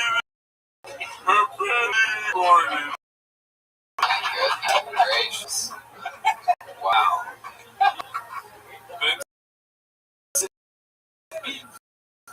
It's a shame. I find myself. Yeah, you did. Yeah. Yeah, this is on right now. It wasn't great, but it was good. I'm simply late this morning. Do you have lights inside of your jacket? Yeah. I'm seeing lights from my end. What is the fuck? Well, Here's a lesson to all your comedians out on the street. Don't overcomplicate it. Because, man, this shit's hard enough. It really is hard. You make it look easy. Michael Lair, MichaelLairComedy.com. He did it again. Guys, he just moved here 2 weeks ago. Brian Holtzman moved here this week. It's happening. This is going to be the biggest comedy city in the world. It's already probably up there. Because there's shows happening here. We're doing this every Monday. A little fun fact is everybody. These shows sell out again and again and again and again. They go on sale every Monday, so that's wonder fast. 95 people in the room tonight. Give yourselves a hand for coming up. That's every episode here. I'm gonna big hand for this drawing for Brian J. Ebel. We're seeing it live right now for the very first time, and it's sweet. Wow, look at that fucking thing. Get it? Super close there, Ryan. It's me. Oh my god. Brian J. Ebel gets noticeably better at art every week. It's frightening. Red Band's attacking Holtzman with a sledgehammer. I'm standing over all of them, sort of like a puppet master of some kind. This is super fucking. Wait till you guys see this on the video. RyanJEbel.com for everything, including the new Kill Tony book and everything. How about a big hand for Brian J. Ebel sitting through the show in Los Angeles? Again for tonight's guest, the host of Dead Air, ladies and gentlemen. He's got a new merch store. It is Holtzman. You can get all the new Holtzman merch store. Brian, anything else? Oh yeah. Follow him on Twitter. He's at Holtzman Brian. On Facebook, he's Brian Holtzman. He's Brian Holtzman. All one word. BrianHoltzman. Guys, I don't know about you, but I am obsessed with this band. Am I right? John D is on the keys. Follow him at John Keys. JONKEYZ. Michael Gonzalez is on drums. Mike A. Gons, GONZ13. Mike A. Gons 13. D. Madness is on social media at Lorenzo Dwayne Jackson. And Matt Mueling on the electric guitars at Mutation at MUEHTATION. MTM makes music. Listen to some of his new music. And check out John D's new single that dropped this week on his Instagram at John Key. JONKEYZ. Hey, look at this painting behind us. Oh yeah, the painting. Oh, Brian Red Band as American Psycho. It really is a painting. Wow, that's awesome. He did that during the episode. Brian J, look. Love that. Brian J. Here, show the phone. Come here, bring it here, bring it here, bring it here. He did it on just Red Band. Crazy. That's amazing, man. Ryan J, come out to Texas. We missed you. One more hand for Ryan J about Chris Rogers art. He's a Chris Rogers art. MichaelLairComedy.com. Holtzman.store. Red Band. Hey, Holtzman just moved back, or moved to Austin. We are bringing back the podcast Dead Air, Brian Holtzman's podcast. We do a new episode this week. Go to Death Squad, check that out. Audience. We do it every week right here. It's so much fun. These shows are a blast. Shout out to Phoenix. We had so much fun here this past weekend in Phoenix, Arizona. We're going to Miami in 2 weeks and some other dates getting ready to be announced. The vaccinations are coming. President Joe Biden really done. Incredible what he's doing, the work that he singly is doing. Sure am glad we have this day in the office. Anyway, live audience, thank you guys so much. Good night, everybody. Good night.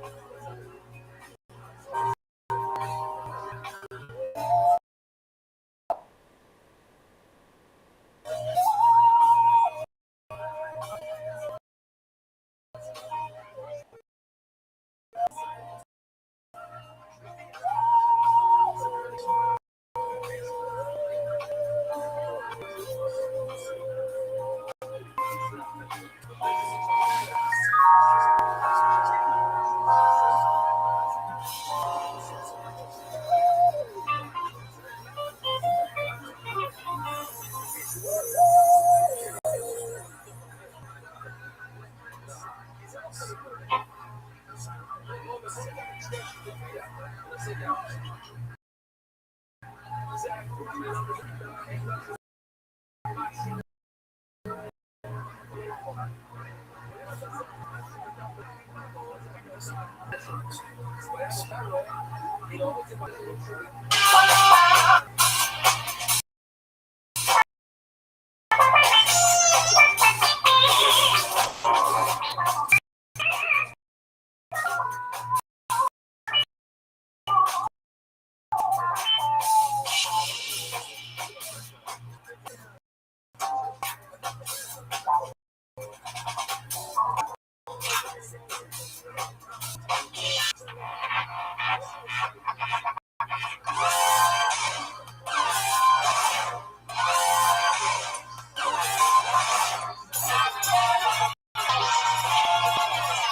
this is Raymond coming live from Anto's in Austin, Texas, for a brand new episode of Kill Tony. Get up on Tony, it's Glenn!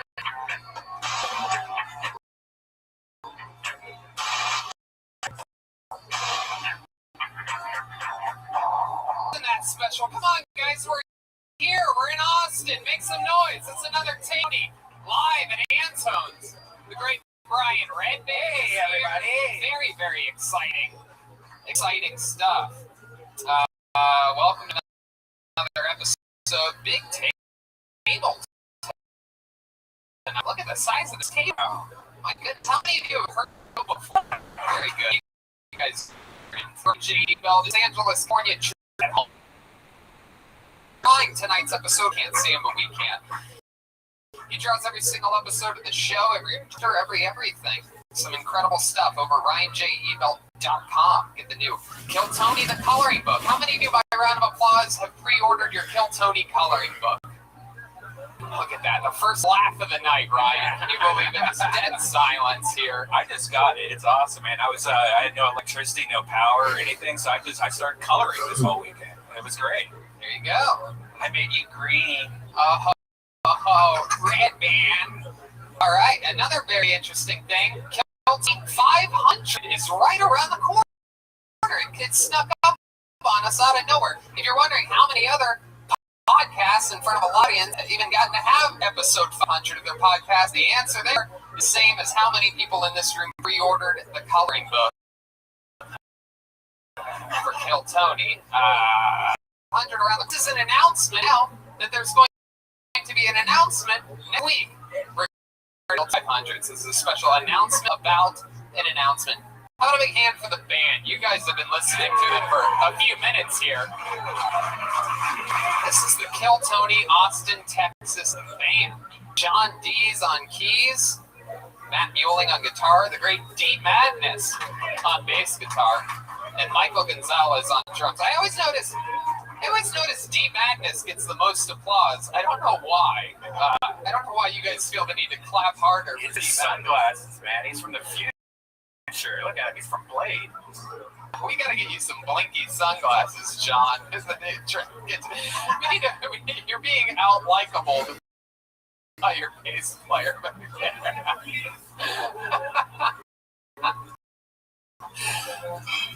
So exciting stuff. We're about rip it here. Exciting show. Very, very fun. We've had only episodes with one guest at a time. How many of you have been to a Kill Tony taping here in Austin, Texas? We've done one guest at a time. This week we're going to do two, and we might even, at one point, believe it or not, hit three. You know, we never announce the guests on Kill Tony. We just always, let you guys get lucky or unlucky. This is one of the lucky ones. Yeah. This is you guys are in very good hands because this is two of my best friends in the entire world. Two real Comedy Store guys. You guys are gonna have so much fun, ladies and gentlemen. It is Brian Moses and Joe Rogan. Wow. All right. Boom. Yeah. Yee-hoo. What's up? Yeah. This episode's so crazy. Freddie Gibbs might even be joining us at any moment. Who knows? Any after tonight. Hey, a special shout out, guys, to Clark Melissa and Thomas, they did New Tony, Texas. Look at that. Huh? Little guy right. Undertaker lived here after him. But I wear the championship belt every day. Between right after drying off and before putting on clothes, I throw on my Undertaker championship belt. Welcome back to the show, guys. You're back. It's been you were on one of the audience list Kill Tonys at the Comedy Store during the global pandemic. And now you're here. How does it feel to be back in front of an audience? We kidnapped him from LA, everybody. It's a real black man, Brian Moses. I love this. Yeah, we're smuggling Negroes into Texas now. Yeah. Feels like 1865. Heck yeah, it's the above ground railroad we're calling it. I love this shit. Joe Rogan with Kill Tony. I'll be glad to have you here. It's cold as fuck up in this bitch. You guys did a You don't know about it. You guys, Oh my god. Freddie Gibbs went crazy. He might have got canceled. Oh shit. Like, for real. And there was some part. What can we do now? When you let Freddie Gibbs on anything, you gotta be careful. I love it. Yeah, it's dangerous. he could show up at any given moment here, so I'm excited. You guys know how it works. We had a bunch sign up before the show out and on the way in. Some people are here, some people's first time. Some people have been trying forever. Some people have been doing stand-up never, and some have been doing it forever. And the names are in the bucket. If I pull your name out, you get 60 seconds uninterrupted. You know your time is up, and you hear the sound of a kitten. You hear that? Hear that little kitten? Let's hear it one more time. Let's hear the kitten. All right. That means wrap it up then, or else you're going to bring out the angry 4th Street Bear. There it is. I'm excited about tonight's show, but before we do, here's a little bit about the amazing sponsors that made tonight's episode possible for you right now. This podcast is brought to you by the Ridge Wallet. It's light, sleek, and industrial. It doesn't fold or change my whole pocket. It's designed to fit easily in your front pocket. I was having problems earlier this year. Turns out, you move that stuff to your front pocket, it's a whole nother level.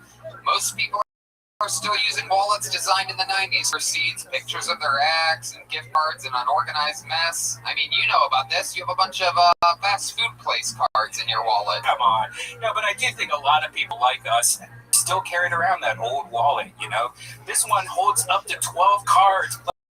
Plus, it has room for cash. There are over 30 color aisles. I got the carbon fiber one. It's awesome. If this wasn't enough to win you over, check out the 40,000 5-star reviews. The durable material means each wallet comes with a lifetime warranty. You can buy this wallet and carry it for life. The Rich team is so confident that you'll like it, they'll give you a 45-day trial. You can test it out for 4 or 5. If you don't like it, you can sit back for a full refund.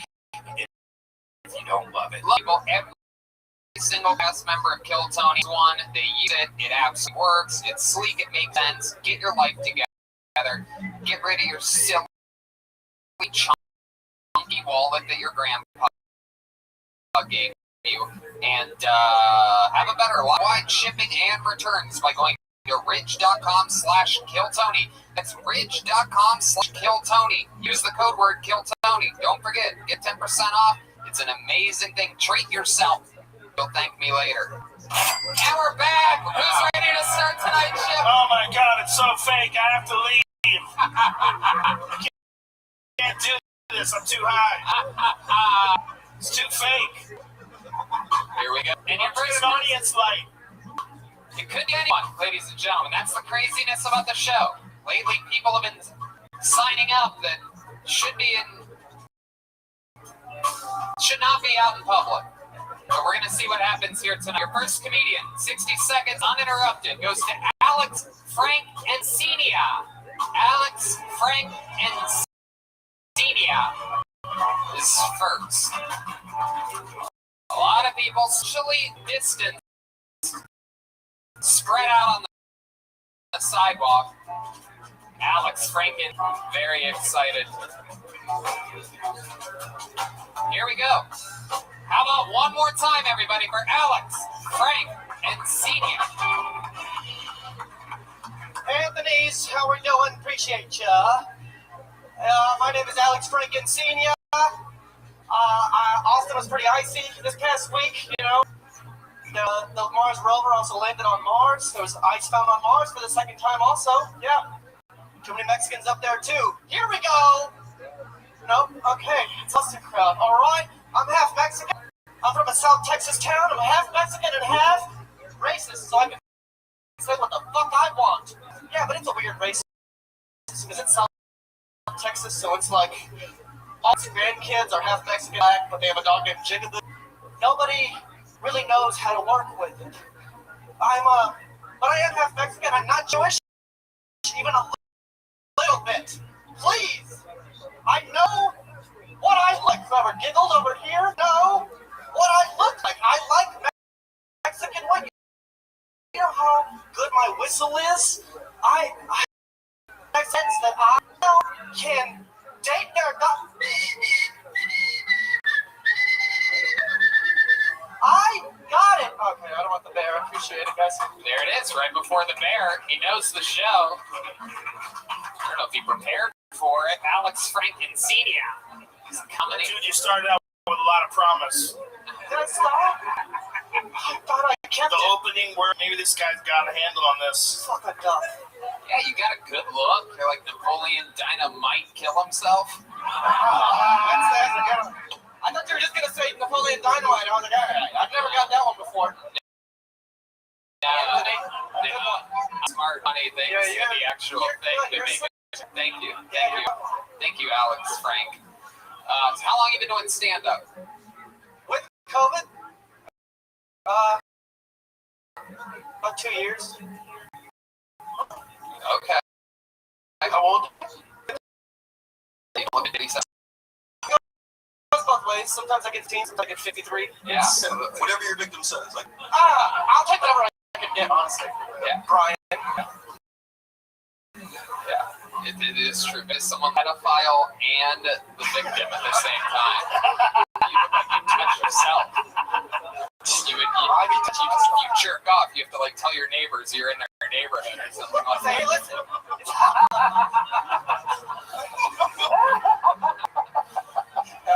What do you do for work, Alex Frank? You're 23. You're here in Texas.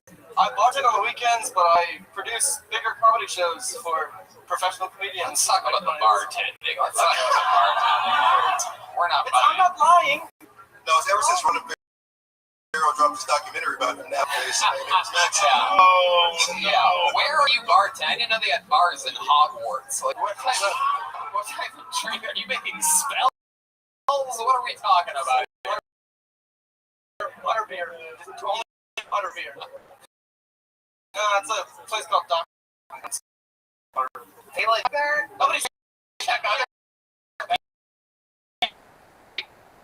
Oh, man.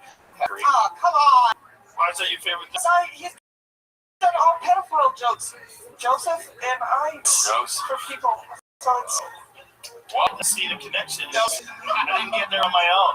I It's see there. the The connection I is see there. the painting you were trying to make.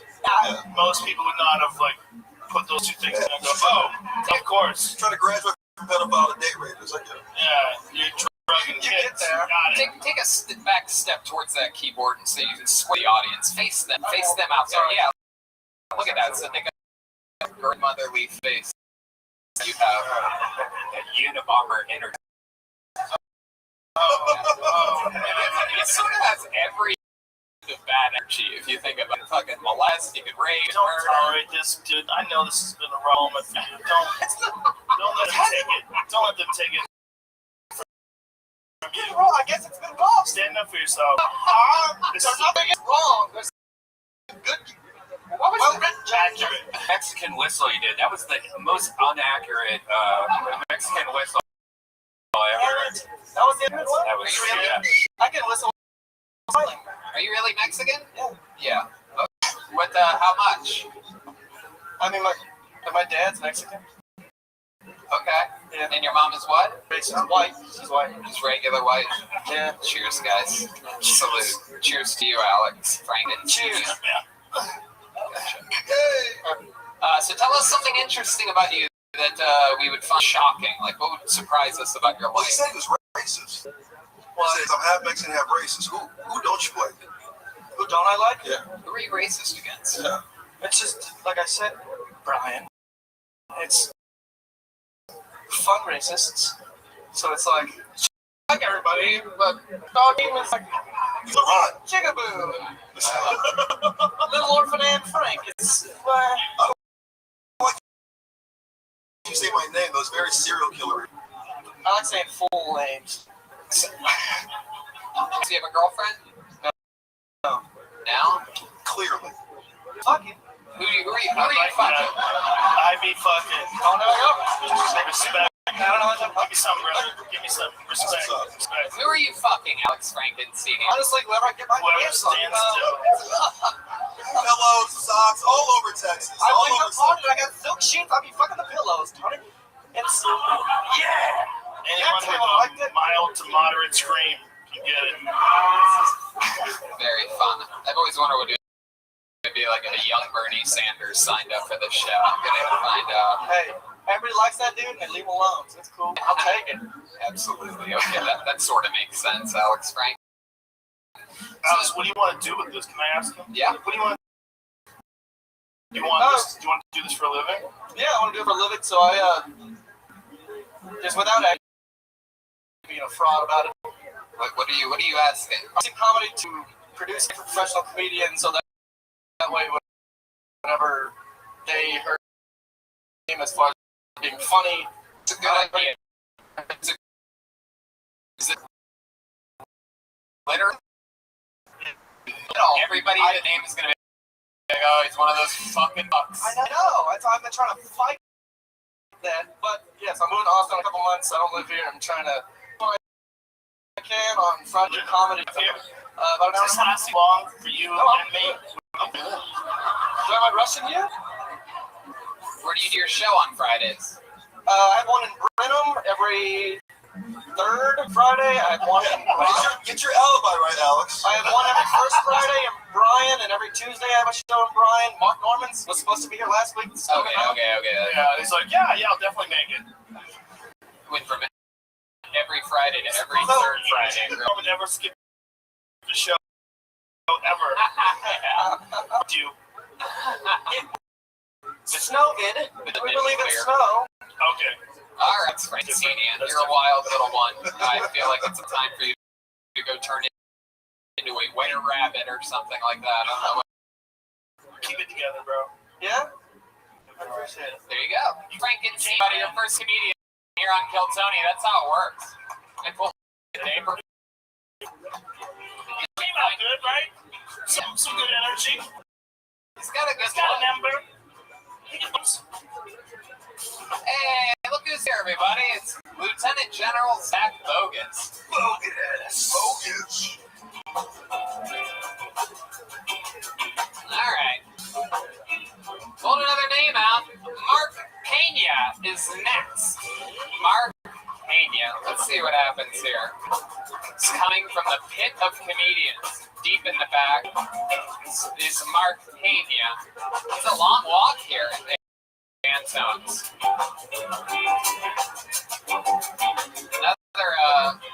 Another soul show. Oh, we know the guy.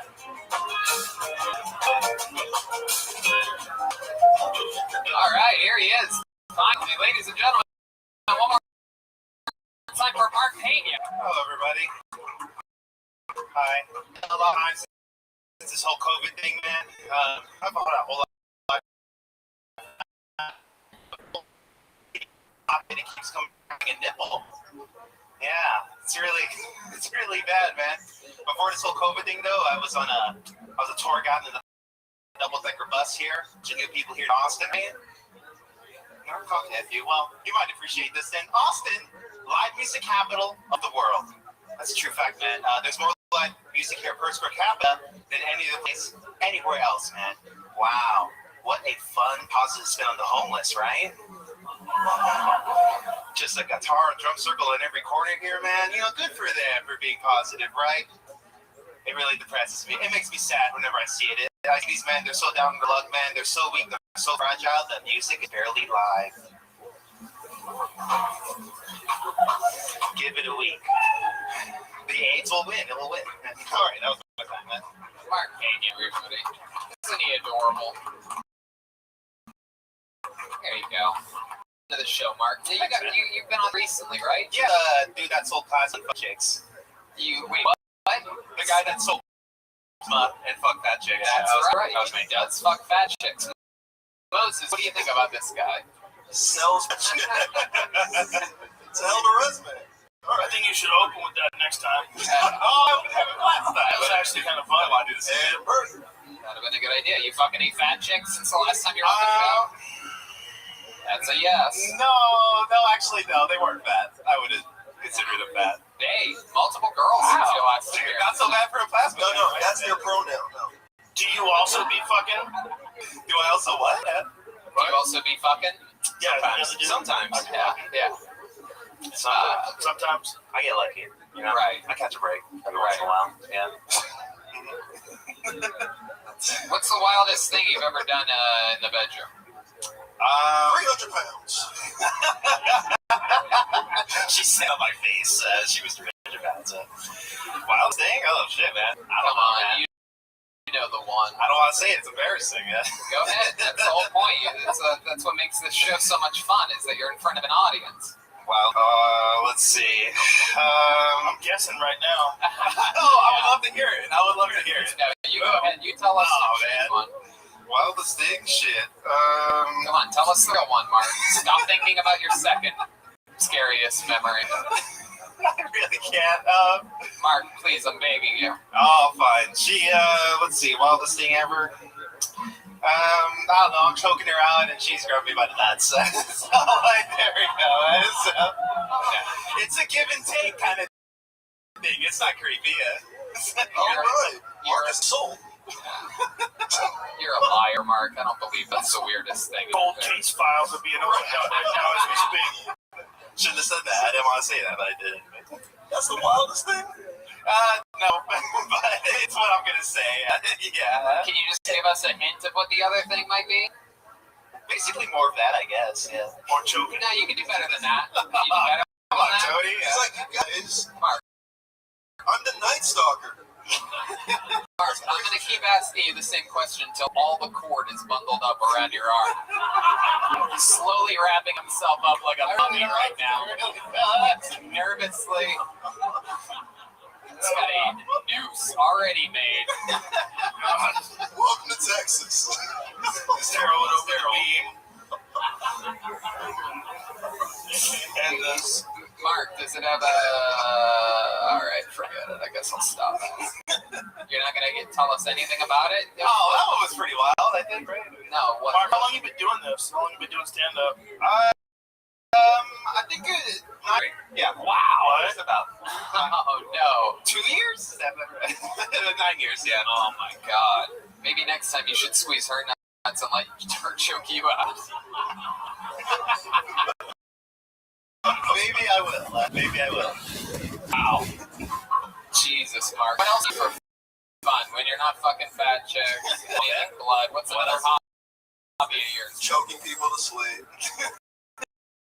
What else, Mark? I just read a lot of books. Books? Kind of books. Cookbooks that the girls leave over his house. What was I reading? The Death of Common Sense. That's a good one. My judge recommends that one, actually. Wow, that's a name drop, guy. And what was it?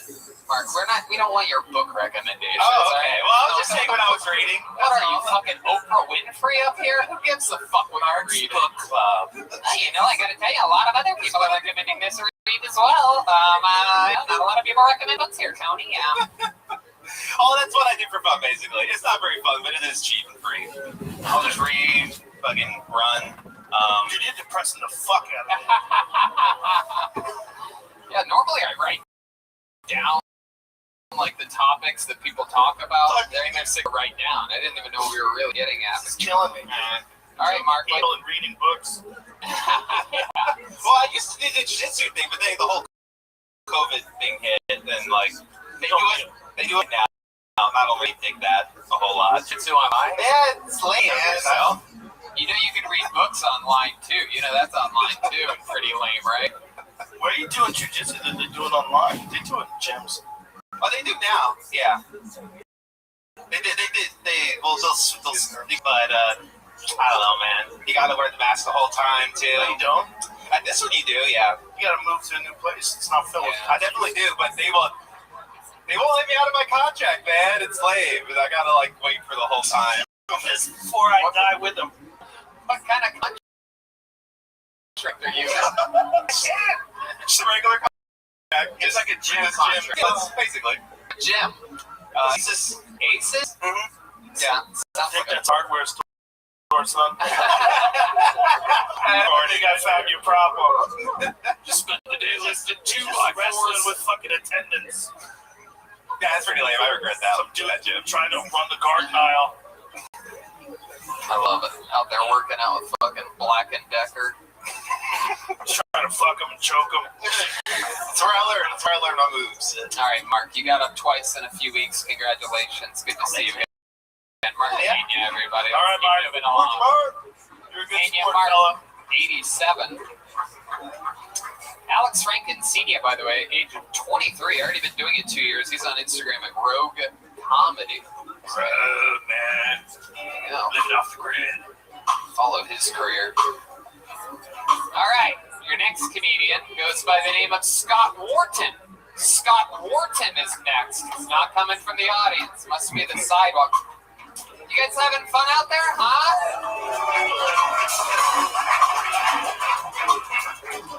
I thought this was the rock and roll capital. Come on, you guys having fun out there? It always works. The rock and roll capital, huh? Yeah. Oh, jeez. Oh, wow. Look at that. Very unorthodox entry. One more time for Scott Wharton. What's up, everybody? How you doing? Make some noise one time. So my dog ate my LSD. We've all been there. Don't act like I'm the only one, Joe. You know what I'm talking about. He started freaking out. He's like, am I really a good boy?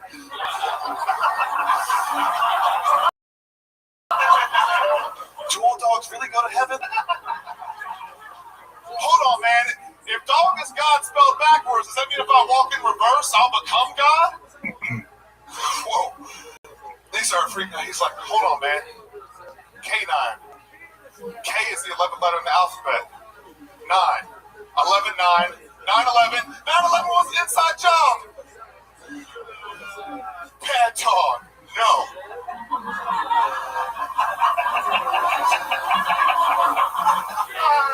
I didn't write that joke, man. George Bush wrote that joke, y'all. Wow. It's an inside joke. Scott Wharton. You got it for Tony. Thank you. No, thank you, Scott. That was legit. Those were, you had some funny lines, man.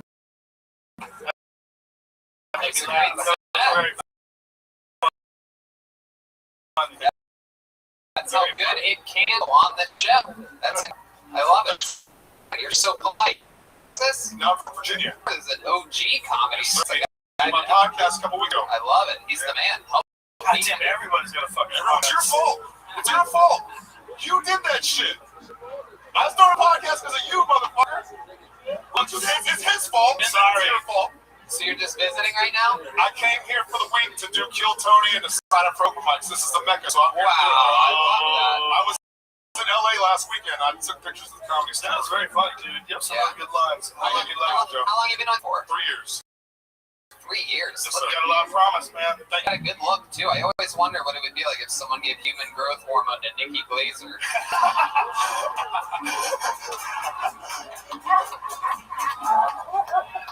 I know what I look like, man. I got a club foot too, so it works out. Yeah, dude. cannot see it. I know. I had that in the wondering, I locked in my head 5 seconds even at the microphone. I know one that'll definitely.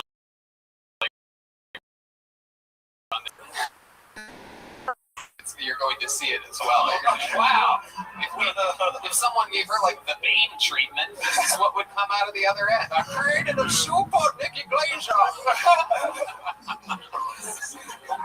Of all the jokes of a man, with the extended body of a woman. Scott, I like Nikki Glazer if she was a volleyball player. Now, do my version. If I meet her, I'll let her know what she said. I love it. All right, so Scott, let's talk about how old are you? I'm 29. What do you do for work? I sell weed. Really? Wow. So I fucking love this. Obviously. Joe, I love you too, dog. What do we got on the menu this week? On the menu this week? Yeah, well, I'm out of town, so I had to give everybody weed before I left. What type of weed are you selling? Can you give us some names of your strands and whatnot? This is in Virginia? Yes, sir. Okay, do you have any of the seedless variety? yeah, no, of course. Seedless variety. I smoke wax, though. I don't smoke weed. Oh, okay. Hey, bro. Come on, Joe. He's a cop. I already knew. We knew you smoked wax. You could tell in the eyes. Those wax people problems. It's problems. Man, just because I used to smoke crack, that has nothing to do with this. Exactly. Whoa. All right, good. Now we can talk. Oh, we got Moses' attention. All you have to do is say crack 3 times. Crack Beetlejuice shows up here. Just say it 3 times. Say it 3 times. He pulls out an 8 ball. How was it? Yeah. It's fucking horrible, man. Crack is horrible? Yeah. How did this happen? How do you start smoking crack? Give us an example of what. So I walked in the shed one day and my dad was smoking crack. And then he was like, crack, man. And then. How old are you? 27. 15, dude. 15 This years story old. just got lots For the power of Ellis back addiction, all right, I've been clean for 3 years. So after I started doing comedy, I got See, clean. I don't. That's sad too. It's like you burned out, man. You should have paced yourself. I got my cocaine stain before I got into entertainment. Those people that like they go crazy and then they're clean. Like, just are you sure? No, You really? I'm doing comedy, Joe. You don't want to be a clean. You can't. Don't. You need drugs. You can still smoke crack, by the way. Very important. It's one of the greatest comedians ever. Nothing but freebase. That's true. Exactly, yeah. Talked about today on the podcast. Take a step back so the audience can see. Square up with the crowd so they can see the face of a she-man over here. You should do coke, right? Coke. Crack. Very rarely do we get Joe to prescribe somebody cocaine on the show, but this is a new one. How long have you been clean and sober for? Since 2018. 2018. So That's not good. Wait a minute. All right. Joe, I was at first, and now he's like, fuck everybody. Just kidding. I know. Stay clean. Wait, so you doing crack for 12 years? I did crack for a long time. Don't leave it behind. Go back and visit. Yeah, everything's under moderation. Like a girlfriend or something. Hey, crack. Yeah, maybe like an old girlfriend you broke up with, and then you got your shit together, and she got her shit together, and you go, hey, crack, let's what else do you do, Scott, when you're not doing stand-up or podcasting or... Fuck, man. Hanging out with my dog. That's my life. What's your dog's name? Bo. Bo. Yeah, he's a boxer. Wow. Yeah. How long have you had Bo for? Fuck, man, like 5 or 6 years. Wow. He's a rescue. I'm his third owner. Wow. Yep. In dog years, it's probably time to take it back to the shit and smoke crack with him. Keep the family. There he is. Oh, shit. We got him on the line. He's live streaming from Virginia right now. What's his name? What's his name? Bo. Bo, that's it. Remember. Bo, are you okay? So stupid. Poor Bo. Do you have a dog coughing on crack? That's something, right?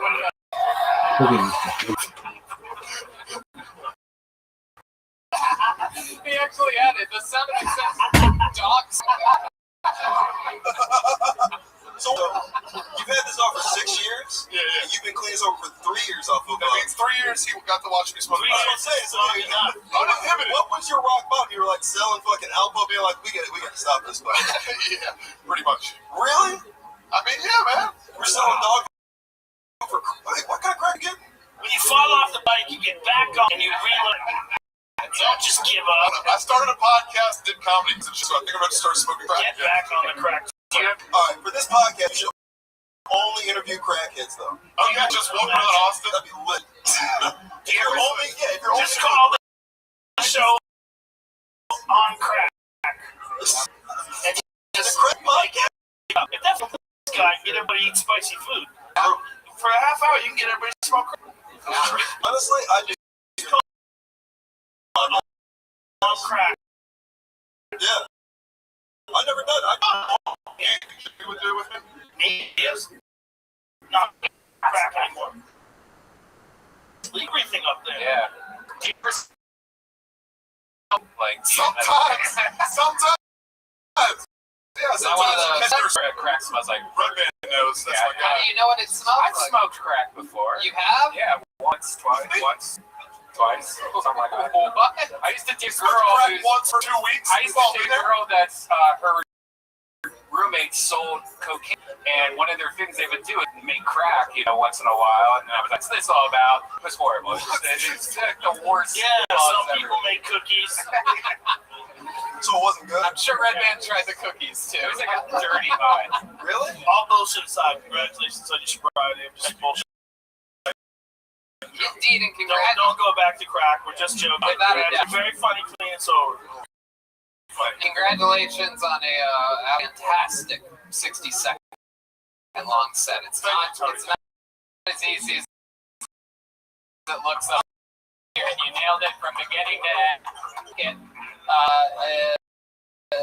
Decides someone is worthy, like you. The two pedophiles that got up before you, you know what I mean? It's like a whole different thing. Yeah. You made this trip, you took a big chance, and it fucking paid off with like 50, 60 names in this thing. You got pulled. Congratulations. There is Scott Morton, everybody. Thank you, everybody. He's on social media, and this is not underscore Scott. There, fist bumps, everybody. There goes Scott Morton. I'm gonna pull another name out. Let's keep it moving along. Marcus Olind, O-L-I-N-D. Mark Olind. Let's stop here. Here he goes. A nice steady pace.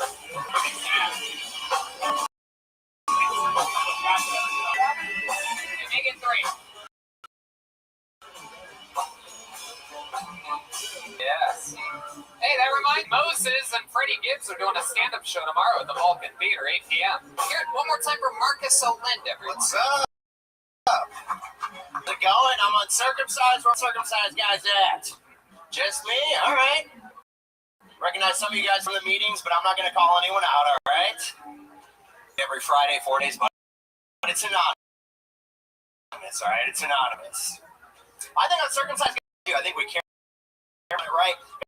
Got a little bit more invested in. Hey, my girlfriend thinks my dick is. Yeah, my girlfriend thinks my dick is racist. Pretty sure that's because my girlfriend's black and my dick has a white hood on it. I don't really know. It's a KKK joke. There you go. You guys got it. Yeah, me and my girlfriend, we've been dating for 3 years. Interracial relationship. It's 2021. Nobody's against interracial, right? Anybody against it still? The only people still against interracial relationships are racist people. Because think about it. If you have an interracial relationship, what do you got? Black people, white people getting together, making babies. What do you get? Hear what racist people hate the most. Mexicans.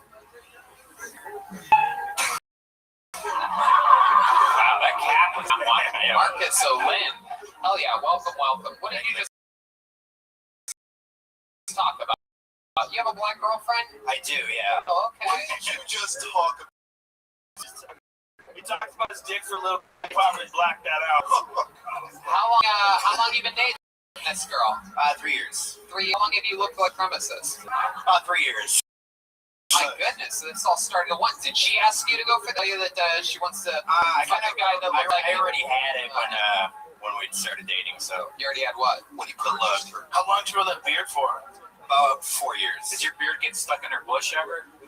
I don't go down on her that much, you know what I mean? Oh,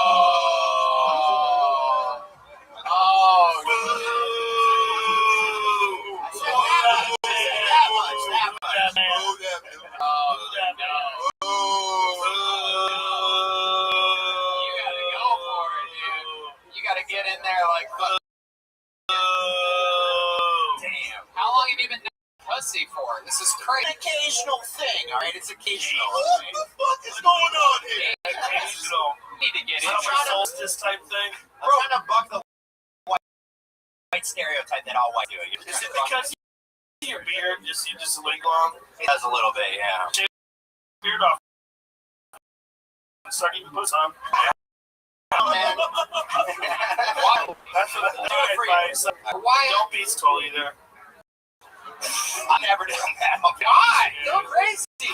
Go crazy. I'm scared. All right. Why is it that you're avoiding the vagina like this? It's not that I'm avoiding it. It's just, we just go to sex. You just go straight to. Can you give us an example of what happens right before insertion? Do you do anything at all? Do you? Credits roll on Empire Strikes Back. Yeah, exactly. Dick just pops out of his pajamas. She likes massages. I give her massages before. What kind of massage? Like shoulders? Yeah, back, shoulder, a massager. And then just straight insertion. Then you just go to the top rope like a pro wrestler. Pretty much, yeah. Just go straight to it, Like a ferret. Yes, very much ferret fuck. Has it always been this way, or is it just with this girl you don't like to go downtown? I mean, like when we started dating, we did it more, but now You got lazy. I did. I got lazy. You need to get Girls don't like that, do you? You need to attack that thing. Like, Nobody likes a lazy woman. There it is. So true. what else? What are you for? Full-time at Greg. Full-time comic. Yeah. What do you used to do for work? I used to work in finance for a couple of years. Really? Yeah. Wow. You ever thought about being a wizard?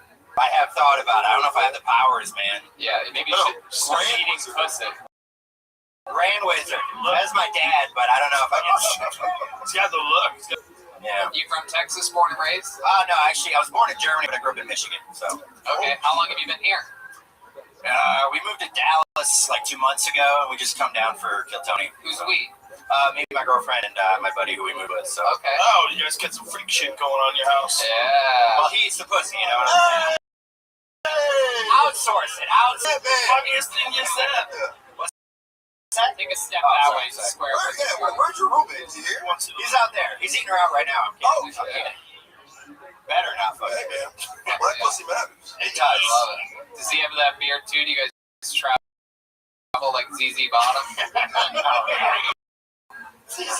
Where'd you meet your black dad? I have a girlfriend in Detroit. Okay. What are the odds? Where do you That's it. Jesus Christ. That's it. Wow.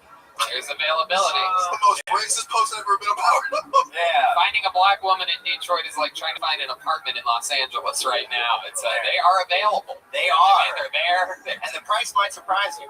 Oh, very interesting. I like your style, Marcus. All right, what's the street market value for fucking Detroit black pussy right now? Detroit black pussy? Detroit black pussy? I mean, $400 or $500.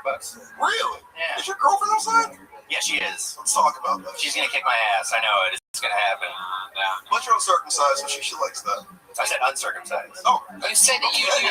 You're a full-time comedian. How long do you? How much money do you make doing stand-up comedy for a living? I mean, before COVID, making $300-400 a month, paying my rent, and then driving Uber and other shit. Wait a minute. Rent's only This was Michigan rent. This was Michigan rent. Michigan Like rent. 8 miles, 7 miles, Jesus Christ. No. What fucking trap home is this? You can buy it for $100 a minute. You can, but 300, 400 bucks. You gotta pay taxes. I was selling black girls on the side. Maybe we moved to the place. No. So, we could be mayor. Marcus, what's your favorite thing that? What are you like really good at? Any? You ever get a trophy in your life? Not for eating anything? pussy, I guess. Believe it or not, eating black pussy. I have a championship belt and everything. No, you I don't have a skill. Pussy tomorrow. Okay. Just set yourself up. Be determined. What advice do you have on eating pussy? Just like generic. Here's why I think you don't do it. It's a rhythm thing. And I don't want to go back to that old white thing Yeah. about having rhythm, but I feel like she's like, man, just put that uncircumcised white penis inside of me. We'll both come. We'll go to bed. Do you know my girlfriend? Yeah. She's equal, right? You can do it. You can do it. Do it to the beat of a song you know. Like something like that. Move your tongue around. There it is. There you go. Much more beautiful.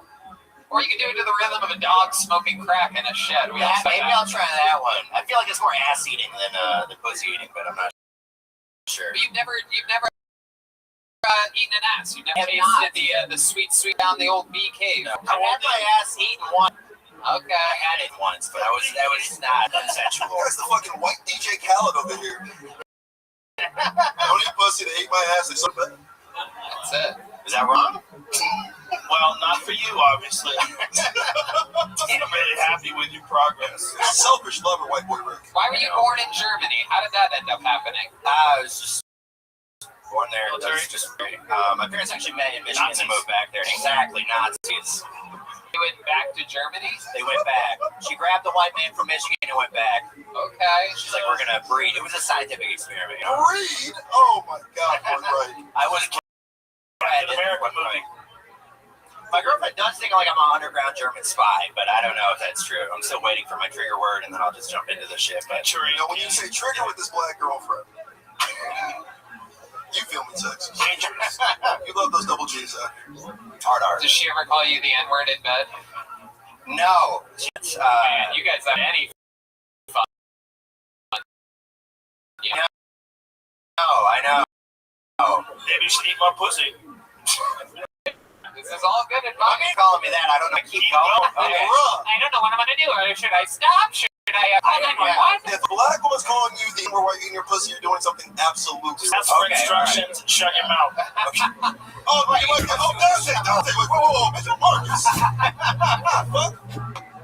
That's true. All right, Marcus, you did it. Thank you, There man. you go. You've been prescribed starting to eat pussy. There you go. So Marcus Olind, everybody. He's on social media at Beard Von Marcus, Markus. Wow. Tony, you should grow one of them beard. Trust me, 20 years later, I've been Big trying. old wizard beard. I've been trying. It doesn't take much trimming to keep this thing. You guys should hire someone to dress up and change. It's a good idea. Maybe get a Fauci mask. Yeah. Can you be Fauci for Halloween? Must be You want me to Halloween do it? mask. We can make Zach wear a Fauci. Zach, you'd wear a Fauci mask. Fauci mask. Yeah. All right. Come on. What happens here? J.T. Stockman. J.T. Stockman is next. Here he comes. Coming in, socially distanced sidewalk. Bunch of comedians. Through the room. How about giving yourselves a hand for coming out during a global pandemic, huh? Congratulations to you. Bunch of risk takers out there. All right, one more time for JT Stockman. Oh, how we doing? Shit. Did y'all hear about that earthquake? No, fuck. That jumped in. Never mind. I got stroke. So I had a pregnancy scare. Then I moved away. Shit's shit's not bad. You can leave my any room and I know she's not gonna pick that shit up. I'm at a black. This hell is rare. It's like meeting a Mexican. It's an only like goddamn. That girl I knocked up though too. She's that's not why we broke up. No, we broke up because she was real woke. She asked me, she's like, babe, if I became a man, would you still love me? I was like, of course I'd love you. Like a brother. I was like, we can hang out and talk about pussy. I just wouldn't want to have sex with you anymore. She got offended by that. I was like, take it like a man, bitch. Oh, There you go, JT Stockman. Welcome to the show, JT. How long have you been doing stand-up? a year and 4 months. Okay. How's it going for you? It's going pretty well. What was this earthquake joke you almost opened up with tonight? Oh no, that's not. I wasn't planning. I knew it wasn't going anywhere. Was there... No, I just asked that. There's always earthquakes, but What the fuck are you talking about? did you have a stroke? Hell, I'm sorry. I like Shit. He had a stroke. I And then I'm freaking out. One was like, yeah, we know. Yeah. What would you have done? You just would have been like, all right, well, you know, On to the next joke. stood out of the entire minute-long set. I never got what the earthquake reference was. Even though you tried to move on, I got stuck right there. I'm like, "Wait, is he talking about? Was it here, there? What? Again, If you do that, if you start with something and then you don't go anywhere with it, and you say "fuck that joke" right off the bat, you're in a deep hole right away. No matter what you do, like whatever you talk about when you first get on stage, either be casual, talk to the audience, and then when you go to your first press, you have to go into it. If you're, they're not going to be interested, and if you're not interested in the earthquake, don't talk about it. That's why, like, if you're trying a new joke out, doing it at the beginning is like the worst idea, because if it fails, the whole rest of your everyone's like, "What the fuck was that at the beginning?" Sometimes you should out because you have other jokes, but maybe something just happened and you have this idea, and if you jump into it, like it forces you to be funny. Like it forces the way you find like shit. Like maybe you have a premise, something just happened in the news, and you're like, hold up. Zeitgeist, right? Like last week I did a show at the Vulcan on a Thursday that all cars got a massive pile of wacky joke about how I drove to Fort Worth and there was no traffic. I threw a banana peel out the back of my convertible. Blah blah blah blah. And it went really well because it happened that day. It wasn't like I went up there and that never happened. So I'm gonna ask you again, like, Dale, what made you? What there must be something. You must have something. Really I know. I think you have something and you don't like it, and you're thinking that you don't like it, but I think you might like it. No, it really goes nowhere. Come on, give it to him. Bro, he had a stroke. And more so was just a anxiety. No, that shit didn't go well. Wait, what? Tony, here's JT's biggest problem, right? JT comes up, he's handsome, he's average height, white. He's got a Nate Diaz, what is it? Literally comes up, you're already like, ladies are like, okay, he's cool. Guys with the ladies are like, fuck this guy, right? And then he does that dumbass joke about that joke. Now, the problem is JT.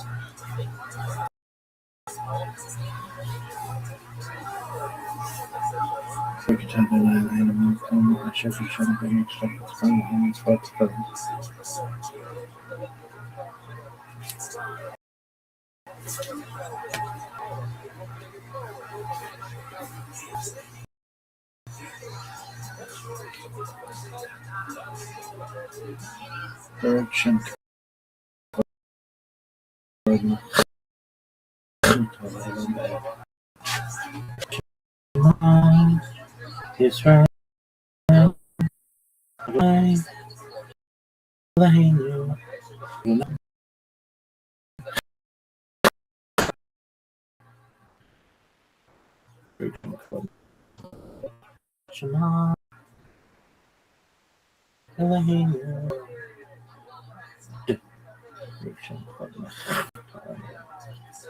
Smile is right underneath the hand, underneath.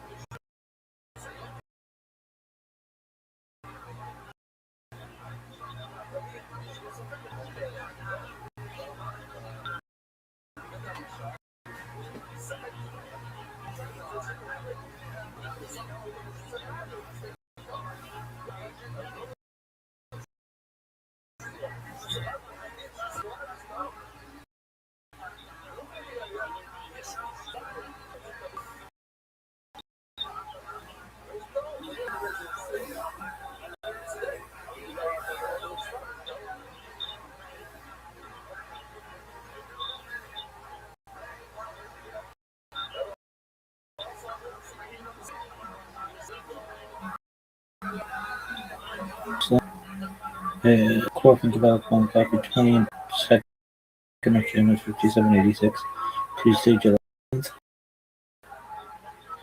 No one really knows for sure elevating Chaim, but this is the model we live by. We've been doing this bitch for 183 days. 183 days, 182 days yesterday, 91 days, 134 days, grand total of 6.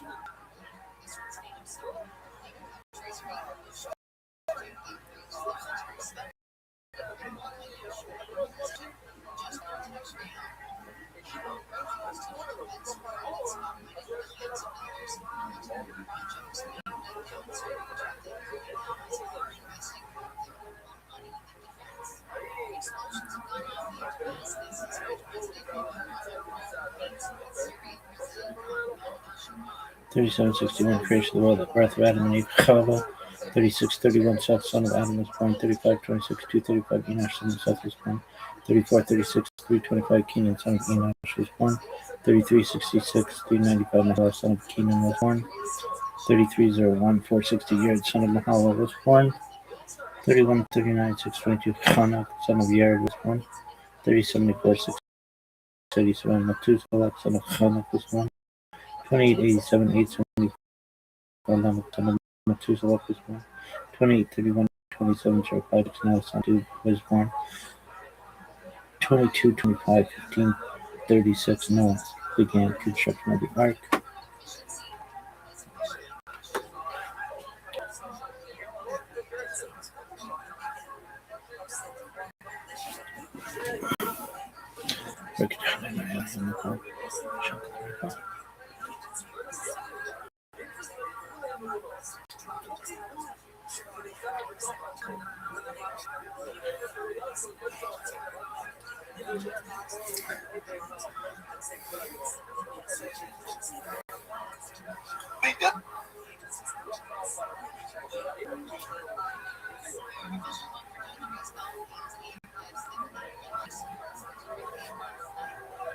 Israelite temple in Jerusalem.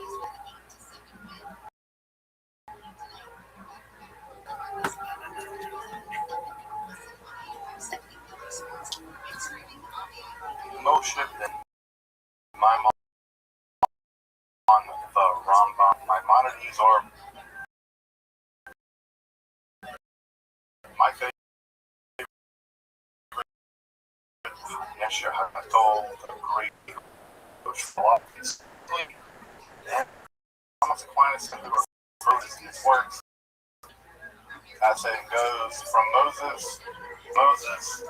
none arose like Moses, heralded as a figure of strict Aristotelian rationalism, and then later praised as a Kabbalistic adept, lauded for his compendium of Jewish law, which was subsequently burned to the streets as heresy. There's a good answer, it's even a day school, a high school, or a hospital named after the guy somewhere near you. And I'm also set at one of the crossroads in the history of Jewish mysticism and the occult. Prior to his lifetime, the dominant form of Jewish mysticism were the practices of the Merkabah mystics, who sought to journey to hidden palaces of the divine, to witness the glory of the divine body, and after his lifetime, we see the rise of the Theosophical and prophetic Kabbalah with their speculations on the divine emanations or Sphirot and theurgy, which to harmonize them. A series of daring new studies has argued that his position at this crossroads is no accident. Rather, he plays a literal role in the process of just that transition. by philosophically combating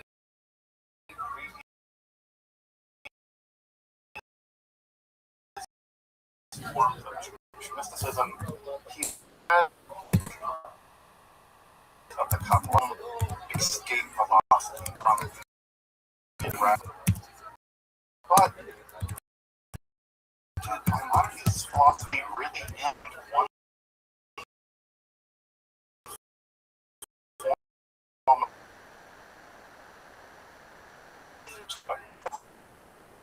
doesn't become mysticism.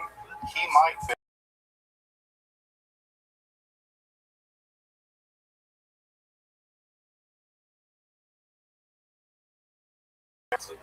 this episode is also very special to me because it's a collaboration with two of my colleagues who I am even more blessed to what series he's doing in relationship to mysticism and the Kabbalah. More specifically, I'll be tackling my his alleged pivotal role in the history of Jewish mysticism, and Philip over at Let's Talk Religion will be covering the connection between Maimonides' Abraham and Sufism. I really can't say living in a time where through such fine scholars and people dedicated to making topics of mysticism, religious studies, and philosophy widely and freely accessible. We are living in great times, folks. Make sure to check out their episodes, subscribe to their channels, and support their work if you're able. Of course, I hope you also check out my other content on topics of academic study of esotericism,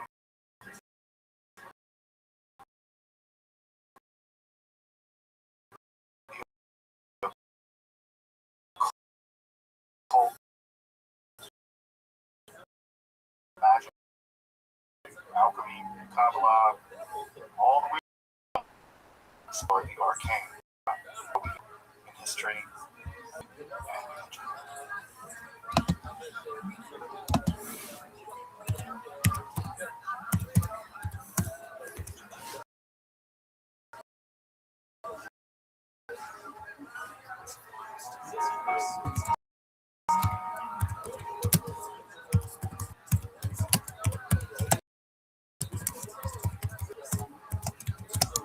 So to start, I personally have a great deal of sympathy with Maimonides' project and his methodology to make obscure topics clear to those willing to work studying them carefully. It's kind of my bag. In that way, we're kind of kindred spirits, though to be a bit more specific, his major work, that guide to the practice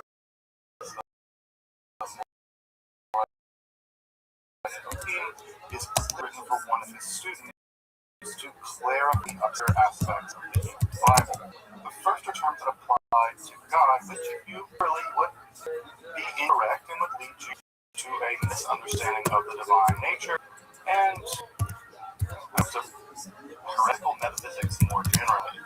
Thus, much of the first book is going term by term by term, used to describe the divine and interpreting them in such a way that one cannot come away with the conception that God had a body of any kind. Indeed, here we find his famous commitment to the theological via negativa, such that no propositions are univocally divine. Thus, we can only say that God is. You can't really say that God is wise. You can only say that God is not foolish. The next two sections deal with topics which in traditional rabbinical Judaism are generally forbidden for public discussion.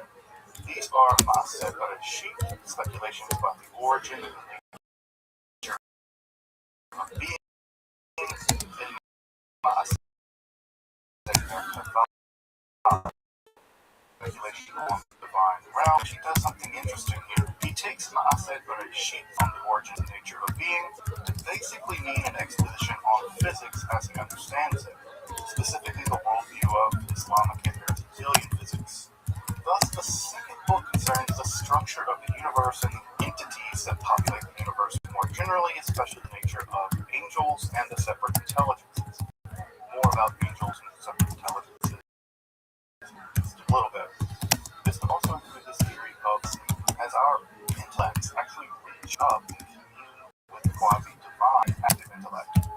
More about the active intellect in the page 12, was perplexing in medieval philosophy. The final book deals with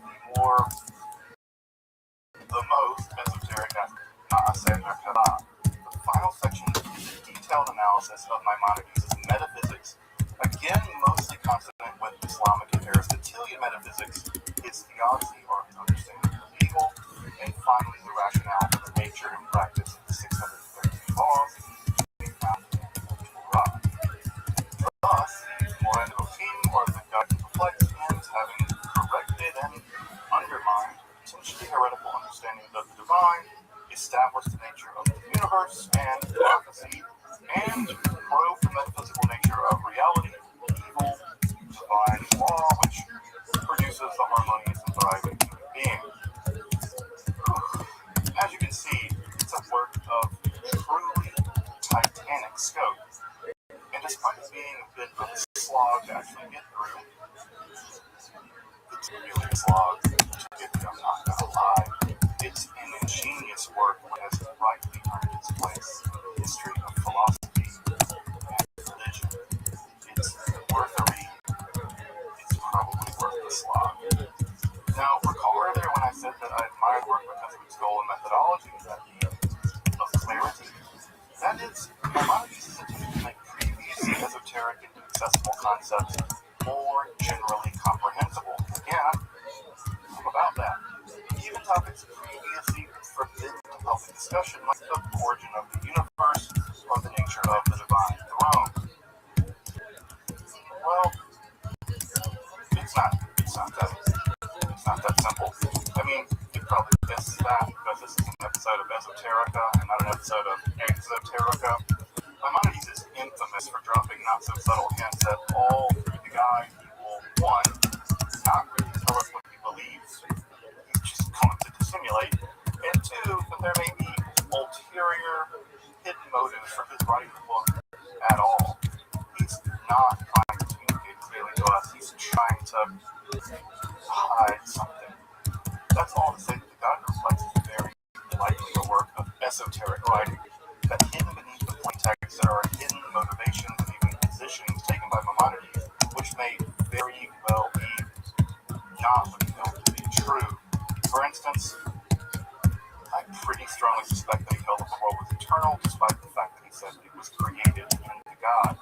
In fact, there are a ton of parallels here with Ibn Rushd in this regard, though rather than try to excavate these esoteric positions in this episode, probably going to end up doing that in another episode, what I want to do here is explore a claim made about his true motivation for writing the guide in the first place. As I mentioned, the stated aim is to help the student avoid certain kinds of errors and interpretations and provide that student with correct ones and undermine the possibility of committing errors. Simple enough. But several recent studies, and I'm going to be really clear here and admit that I'm heavily leaning on work by Menachem Kellner. You can find the link to that book in the description below. I've actually argued that Maimonides' work in the guide, but also even his halachic work, his work on Jewish jurisprudence, are actually aimed at combating a wide range of theories and practices that we might clumsily call proto-Kabbalah, despite the fact that he never, or at least very rarely, ever names it as such.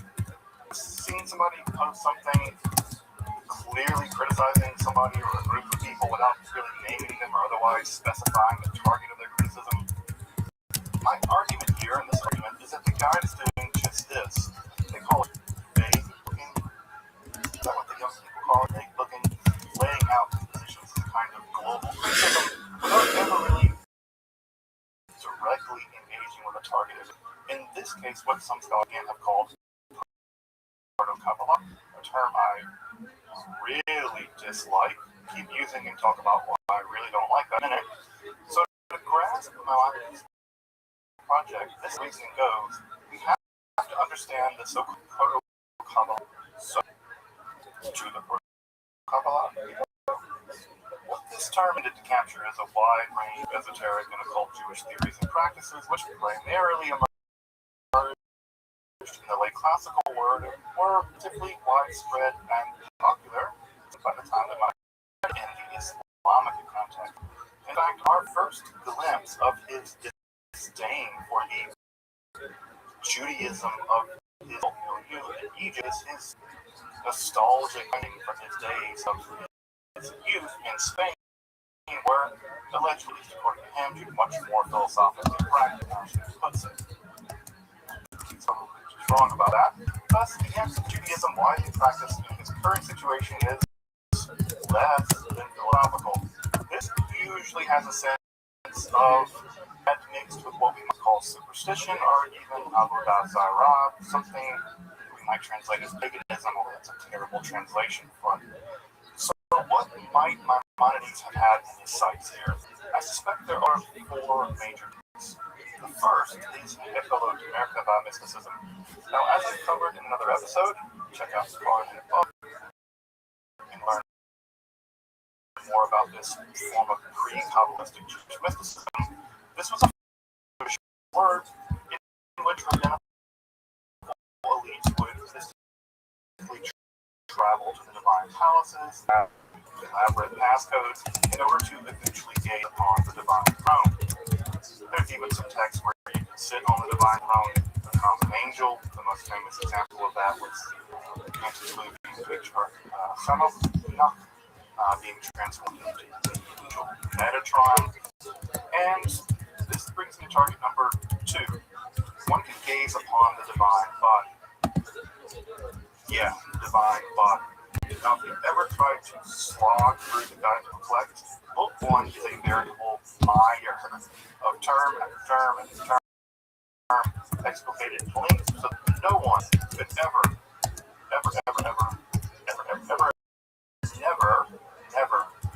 believe that God has a body in any sense. Merkava Halo mysticism produced another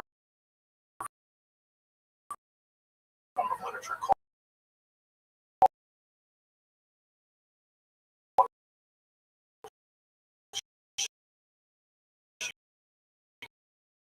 or Koma, or the measurement for that. Like the link between God's eyebrows, or the link between God's arm, or God's fingers, or the divine. It's about 40,250 miles, 4,776 kilometers long, because of the horseshoe work. Now, you can be damn sure this really ruffled Maimonides' jimmies. In fact, he probably just saw this as straightforward idolatry, and honestly, these are some of the most shocking and unusual texts in the history of Judaism. So, if these texts were popular, and there's good reason to believe that they were, we found manuscripts of them, it's not surprising that the great Eagle would strike down with great and furious anger. Third and fourth target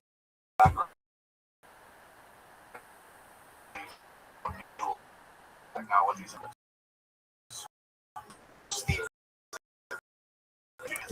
Persian, Greek periods, angels always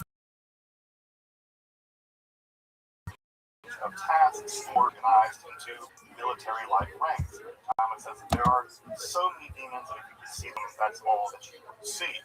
They can appear in a range of physical forms and have names and personalities. They can audibly speak to you. They can cure you, and they can kill people. They can out people all the while telling them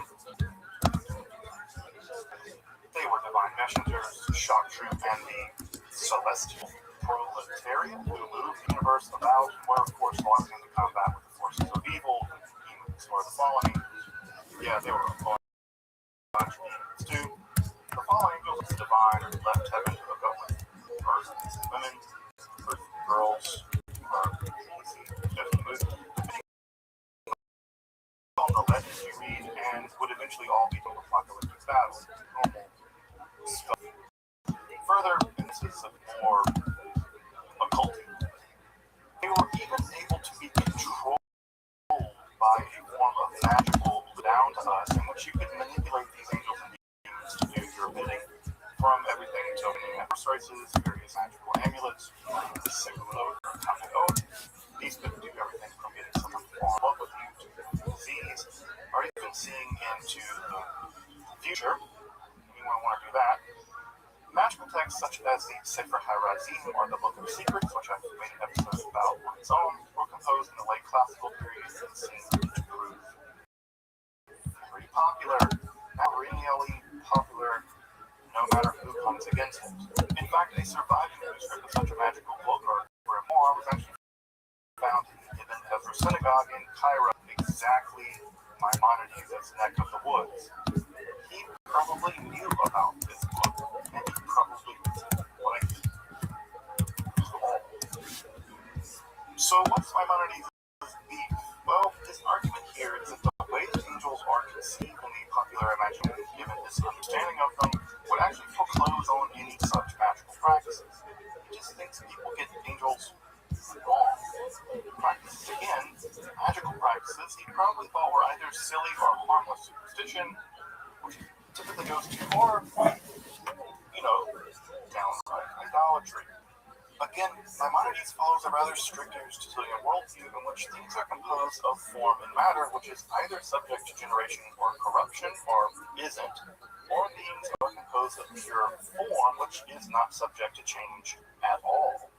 For him, angels are pure form, exempted from change, of which there are exactly 10 in number, corresponding to various superlunar structures of reality. This form of causation is final rather than efficient. They can't go causing things in the world like getting people to fall in love with you. That's just not how their causal relationship to reality works. That is to say, they're activated by the divine purely for the end of further activating creation at the metaphysical register. Remember, they're free from all matter and thus all change. Thus, for Maimonides, such beings, angels and demons, can't speak, they don't spatially move, they certainly don't have a personality, and they are moved by the divine and the divine alone. The narratives about them otherwise in the Bible is because the Bible speaks in the language of common people and not the more true technical language of philosophy. The rest of the stories are just straight up nonsense or worse, idolatry from Maimonides. Thus, his very conception of angels actually just iracinates the very possibility of angel magic from the get-go. Also, malevolent demons just get kicked to the metaphysical curb into the very rubbish bin of ontology itself. He just thinks they're metaphors, they have no non-literary status. In fact, this whole business of sort of getting rid of demons in many ways has been referred to Maimonides as great depopulation of the heavens by scholars. You see heaven full of angel beings and forth, he just uses metaphysics to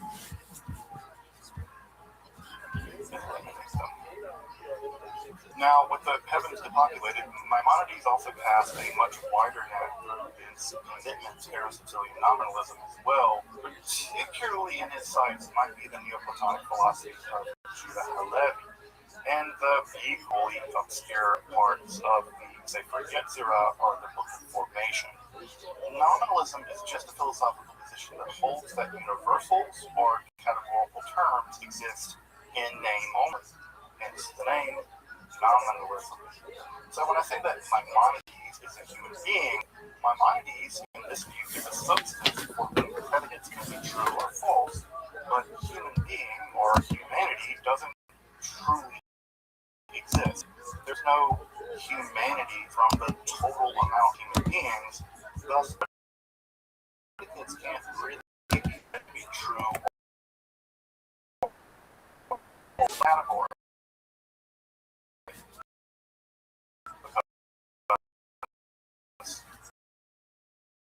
Ontological status in fact exists as separate eternal forms. Given this position, Maimonides seems to distance rapidly this whole host of critical metaphysical concepts roll to this entire proto-Kabbalah business, maybe even Judaism more generally, including concepts like holiness as an ontological concept, the unique status of the people of Israel, ritual purity, impurity, the Jewish law, and even the quasi-divine status of the Hebrew language. Yeah, he kind of gets rid of all of that in one fell swoop using nominalism as his sledgehammer. To be a bit technical, Maimonides' nominalism shifts the logical register of these entities and leads to a per rather than an in se condition. Thus, holiness, purity, the special character of the Hebrew language of the people of Israel, being metaphysically necessary or even as appropriate. They become conventions, not beings. This is a direct blow to the Neoplatonic philosophy of someone like Yuval Halevi, but also to the metaphysics of the Sacred Yetzirah, which held that creation itself was begotten through the 20 letters of the Hebrew alphabet, along with the first 10 numbers. A core concept to all later Jewish metaphysical speculation, and even the occult philosophy of people like Cornelius Agrippa and John Dee. If you've ever seen a magic circle or a symbol with Hebrew letters in it, it's downstream of the idea of the unique ontological character of the Hebrew language. Maimonides seems to largely reject this notion. Hebrew's just a language. It just so happens to be the language that God used to communicate the Bible in, but it's a convention. In fact, the degree to which Maimonides did wish to shift the ontological nature of these concepts in Judaism is positively shocking. It's no wonder that the reaction to his thought was as strident as it was. There's some bookmarks in the future, so I'm going to tell you. Now, before proceeding, I just want to interject my own deep distaste for grouping all the things that I've just mentioned into a basket called Proto-Kabbalah. I think that in Maimonides' Islamic context, these varied traditions, from American mysticism to the magical practices of late antiquity, which actually reach back to the late antique syncretism and the general contours of Neoplatonism, were all of this is just too nebulous to think of them as unified in any meaningful sense, much less as a proto-Kabbalah. It might just have been that Maimonides' systematic Aristotelianism was incommensurate with very, in fact, disconnected yet different forms of this so-called proto-Kabbalah for fundamentally different reasons. His systematic approach just captured them all rather than being one target of something that he was going against. That a critique captures various elements does not logically imply that these elements are part of a unified field. Good reason to believe that they weren't. Now, I suspect that they were perhaps unified in Maimonides' mind, what we might call superstition.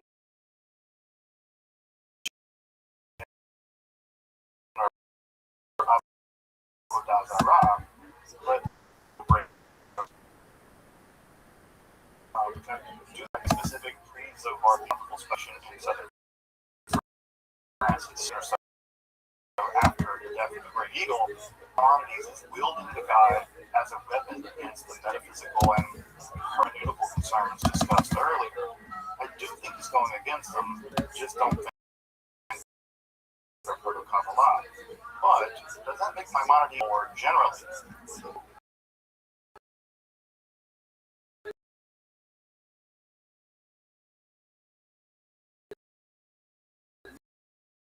Well, that depends on who's after him, but his conception of prophecy will go of a peculiar sort. Let's just turn to his idea of prophecy and mysticism just for a moment. Mysticism, to be honest, is just a broad category, and there's no scholarly agreement about what it means or how it should be used. Period. The same can be said about magic, the occult, esotericism, etc. No one really has anything to do with these terms mean. Common and interrelations of mysticism do with union with the divine and achievement of knowing through some kind of non-rational or discursive means.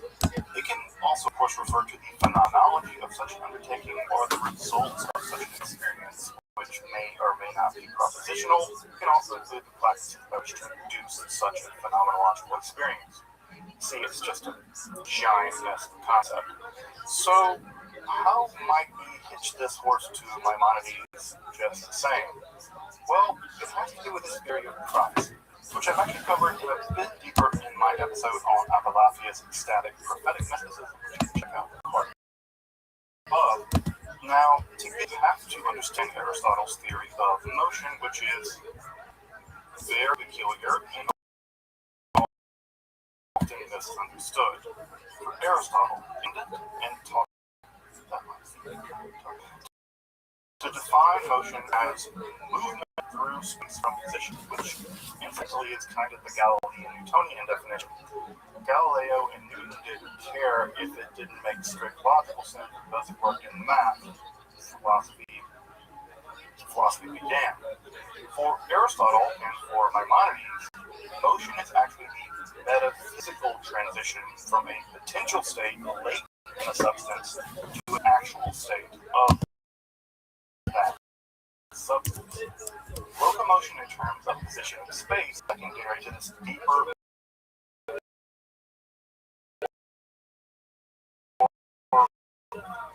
metaphysical change. Potential state weighted by an outside force. Again, this includes everything, including our minds, our soul, and part of us. Now, for minds in general to be activated, there must be a pre-existent mind, that is to say, the always active divine mind that does the work of activating our minds. The passive mind has to be activated by an active mind. And what is probably the most torturing paragraph in all of it, he describes the separative divine states of all minds. And this is what gets us to Maimonides in this theory.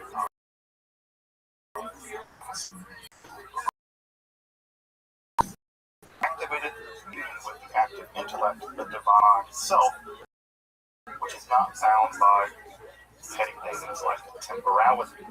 Thus, the divine mind experiences just like we experience physical distance.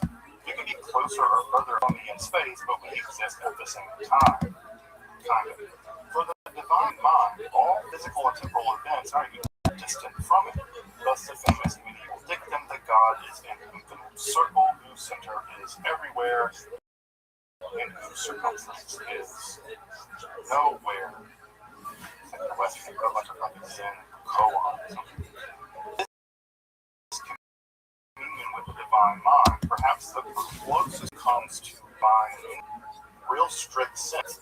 Maimonides provided for the possibility of prophetic clarity through contact with the hyper-rational divine mind of the active intelligence.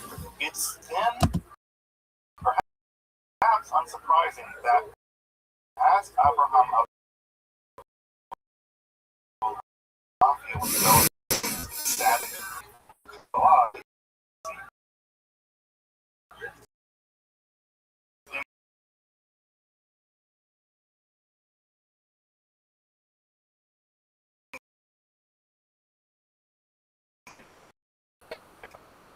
no, translated to English.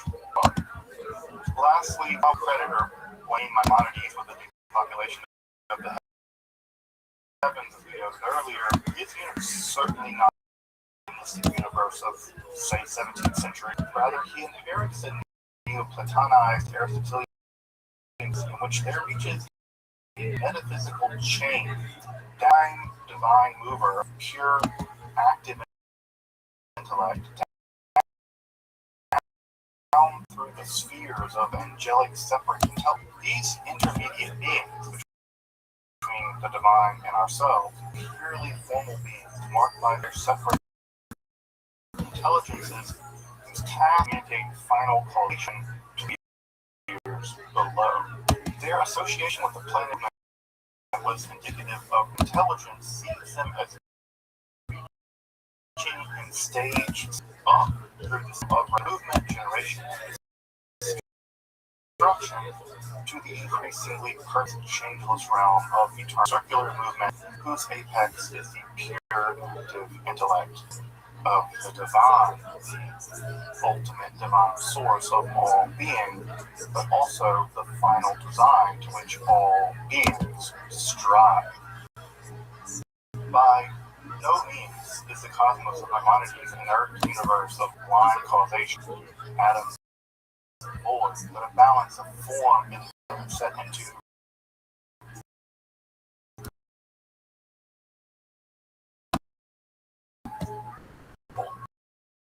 harmony.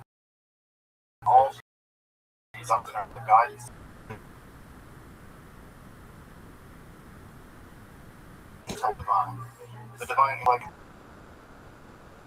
having activated our intellect, calling each other crystalline spheres of the heavens. The love informed by all seeking and wonder, whose echo would reach through the centuries to Spinoza's concept of the intellect of the divine.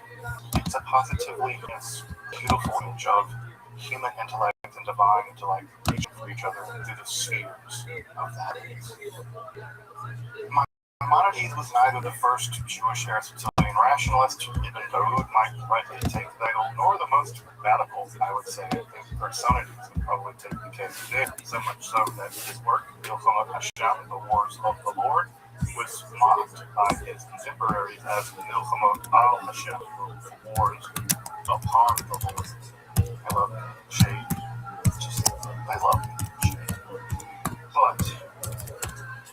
But this unique position to the world, the clarity of his exposition, and the specific time at which he wrote would go on to light a conflagration within the Jewish world with the Maimonidean controversy rendering these asunder and just torn apart.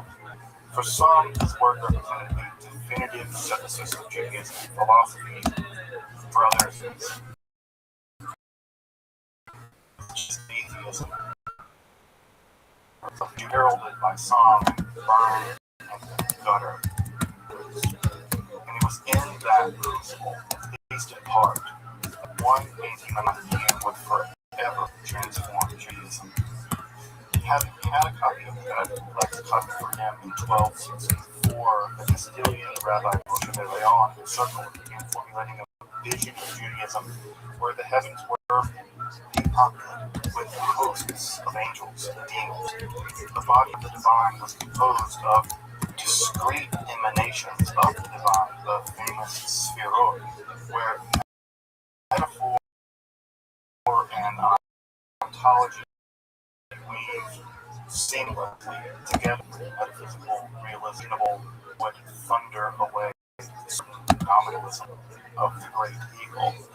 Out of the crucible of Maimonides would come the book of Radiance, the Sefer HaZohar, the foundational test of the Kabbalah, thus setting Judaism on a course that, if the Rambam could imagine, could have, would have likely filled him with as much dread as awe. Like every genius, Maimonides, the Rambam, Rabbi Moshe ben Maimon, Yesher HaGadol, the great eagle was many people at once. Thus, you shouldn't be surprised that his relationship to such a complex concept like mysticism, giving the anachronism of using that term, would itself be deeply complex. As we've seen, he stood at a crossroads in Jewish history, seeming to struggle intellectually and philosophically against what he took to be a very un-Jewish anthropomorphic theory of mysticism, flourishing in the Merkava mysticism and the ontological acuity of metaphysical realism of his time, that of the Platonists like Yuval Halevi or the Sefer Yetzirah with its ontology language. But his rationalism, as much as it can be called that, was by no means the mechanical materialism of being light. Further, the very reaction that against him seems to have propelled Kabbalah itself into being. In fact, his position on the cosmos and cross set the stage for the rise of the prophetic Kabbalah in the form of Kabbalah, and the view that the great eagle himself was a Kabbalist is evidenced by numerous Jewish luminaries and non-Jewish luminaries like Pico. While there's no real evidence of his late conversion to Kabbalah, the complexity of his genius makes his fall perennially compelling. A rationalist dedicated to clarity, an esoteric writer hiding his positions, an intellectual mystic, a legalist, a rabbi, and a thinly veiled atheist of the sort, a pious Jew, and a pagan Aristotle. All of these things and much more beyond that. My mind in his genius rests forever beyond either rationalism or mysticism. Until next time, Justice Sledge, thank you for watching Esoterica, where we explore the arcane in history, philosophy, and religion.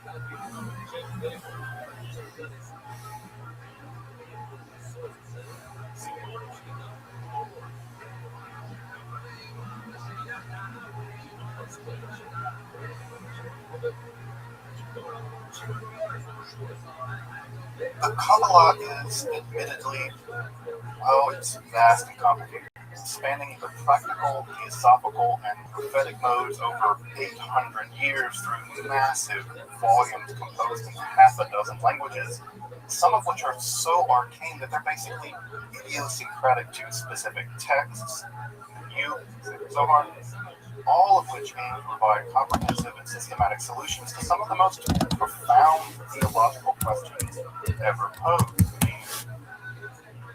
No big one. No aspect of the Kabbalah is simple, and even before taking up the study, the literature just assumes a significant degree of mastery of biblical texts, of the biblical literature, including the massive volumes that are in the Talmud and Midrash literature, along with Halacha or Jewish law, which are all written in Hebrew and Aramaic. Taken from this perspective, it's just really overwhelming. And it's not totally surprising that seasoned Kabbalists take paperback Amazon.com introductions to Kabbalah with a grain of salt, to say the least. So when I get the question, given all of this, where should I begin if I really want to study authentic historical Kabbalah? I have to admit that I find myself kind of flummoxed by this question. On the one hand, I don't want at all to play into the gatekeeping mentality that if one hasn't mastered all of this and all of that and the other in Hebrew and Aramaic, then you really can't study Kabbalah.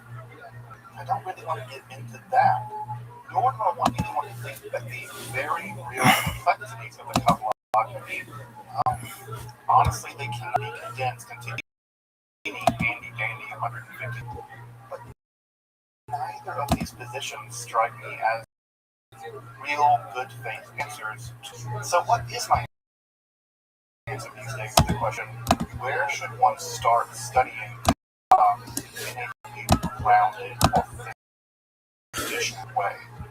Well, I think there might be a real text that answers that exact question.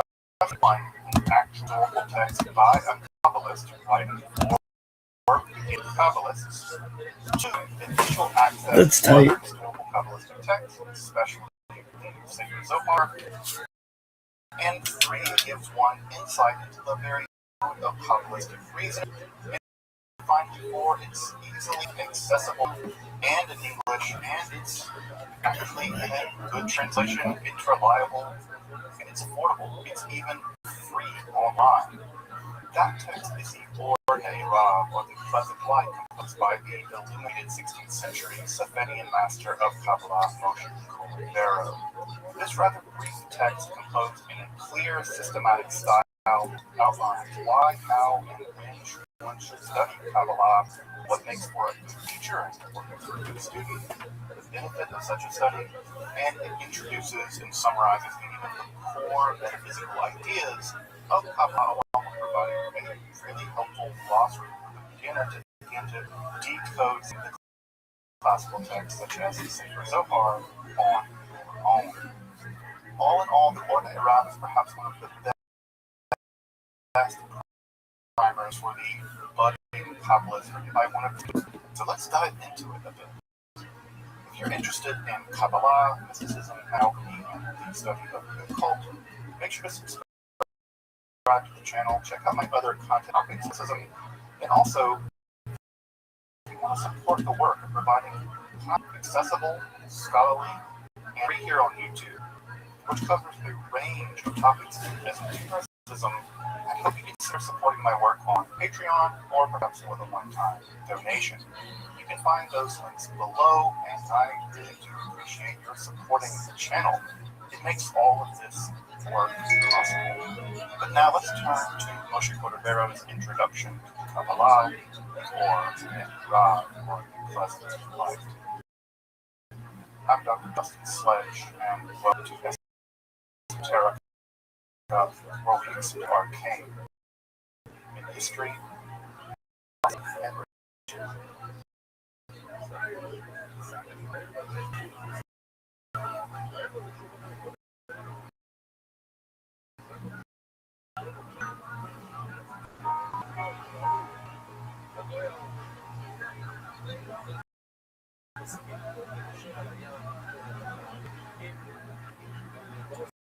By the middle of the 16th century, the Kabbalah had truly come into being.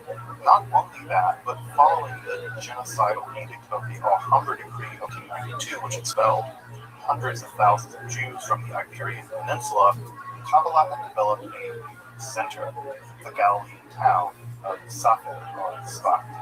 Following the conquest of the region by the Ottomans under Selim I, Selim Grim, the positively metal name, whose father, by the way, was Bayezid II, who doesn't get nearly the credit he deserves for personally saving tens of thousands of Iberian Jews following that 1492.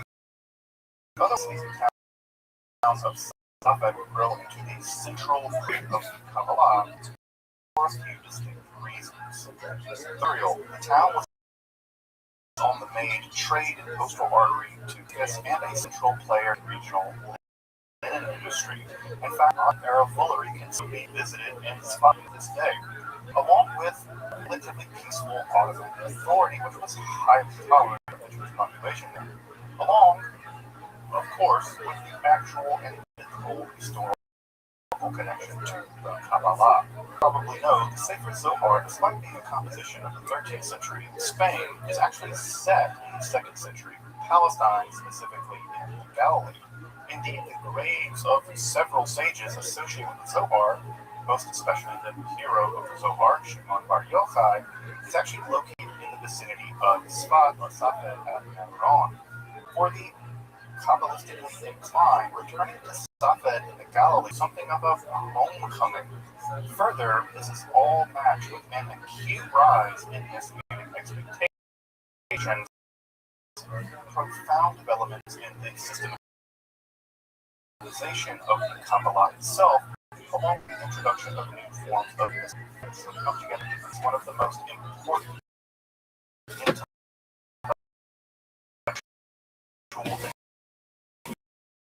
things for Jewish history. Given Kabbalah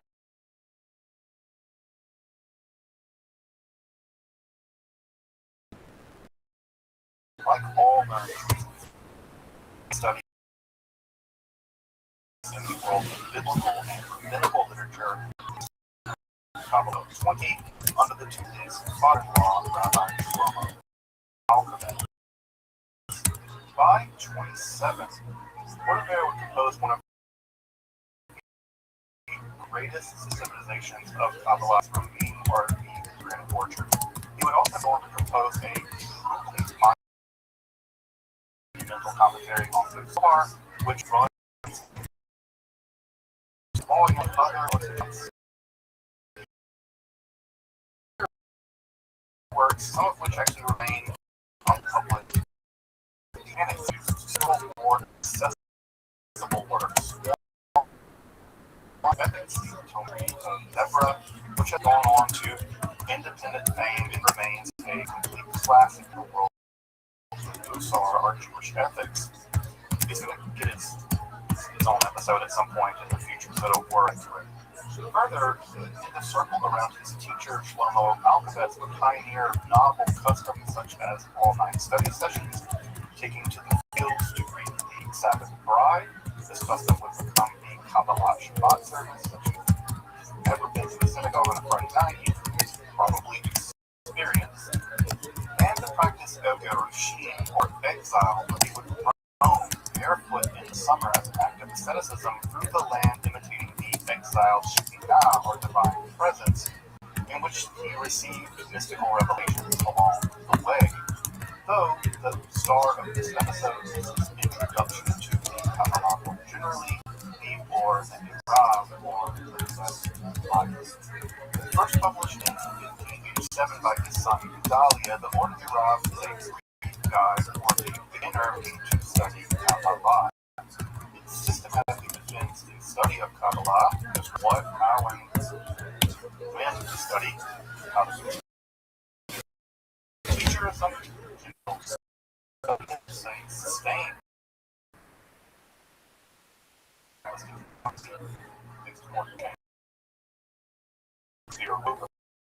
along with a really helpful glossary for decoding other Kabbalistic texts, especially the Sefer Zohar.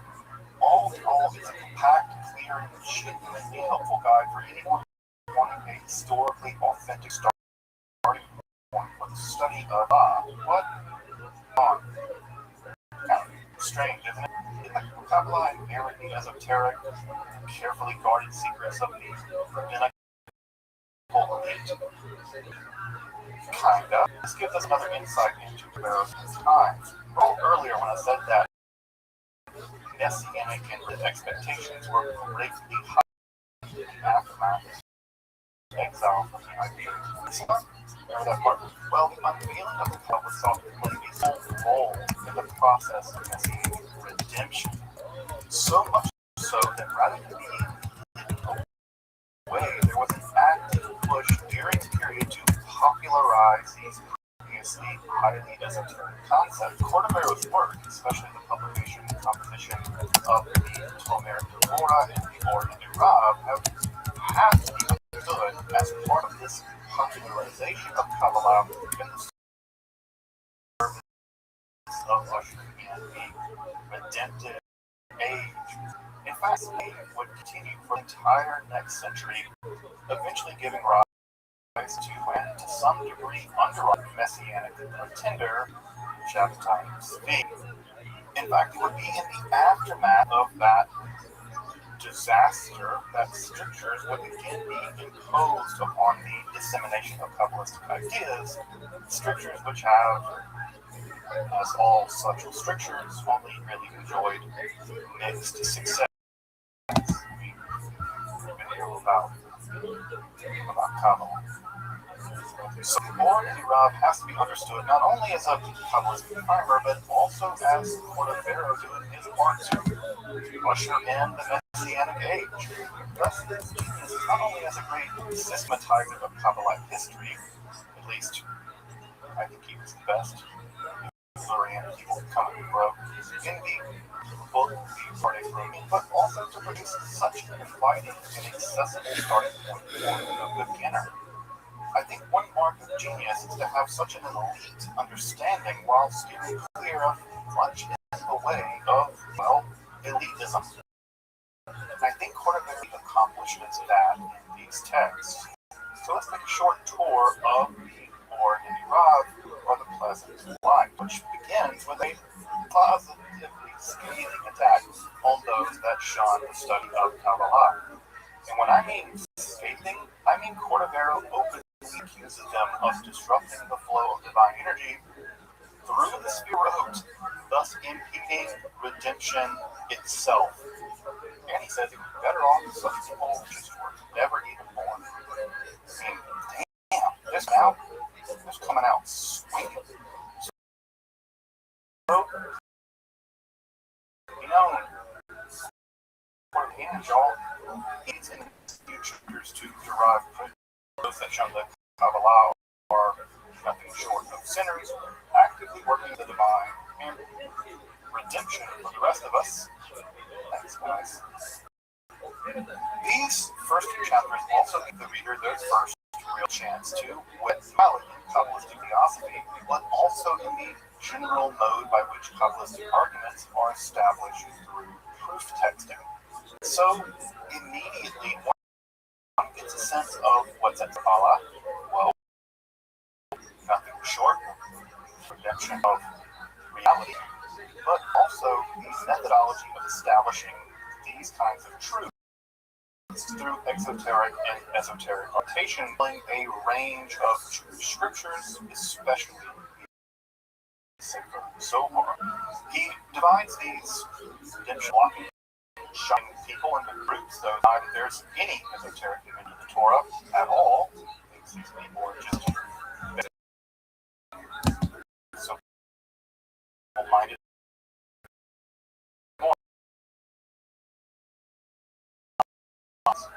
Second, people are those that not really matter. Some Talmud astronomy should, and that given the to study, one must get the best foundation you can and get to start seeing as soon as you can. Study the Kabbalah. We got redemption here. Folks, we got to do this. Finally, there are those that argue that such studies will lead one to heresy, especially without a lot of heresy, practical one. That it's better than for some teaching.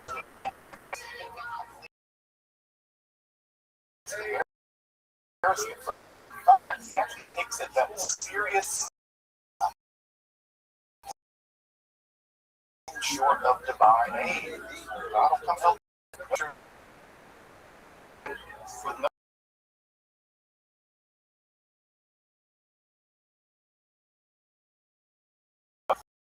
or false teachers.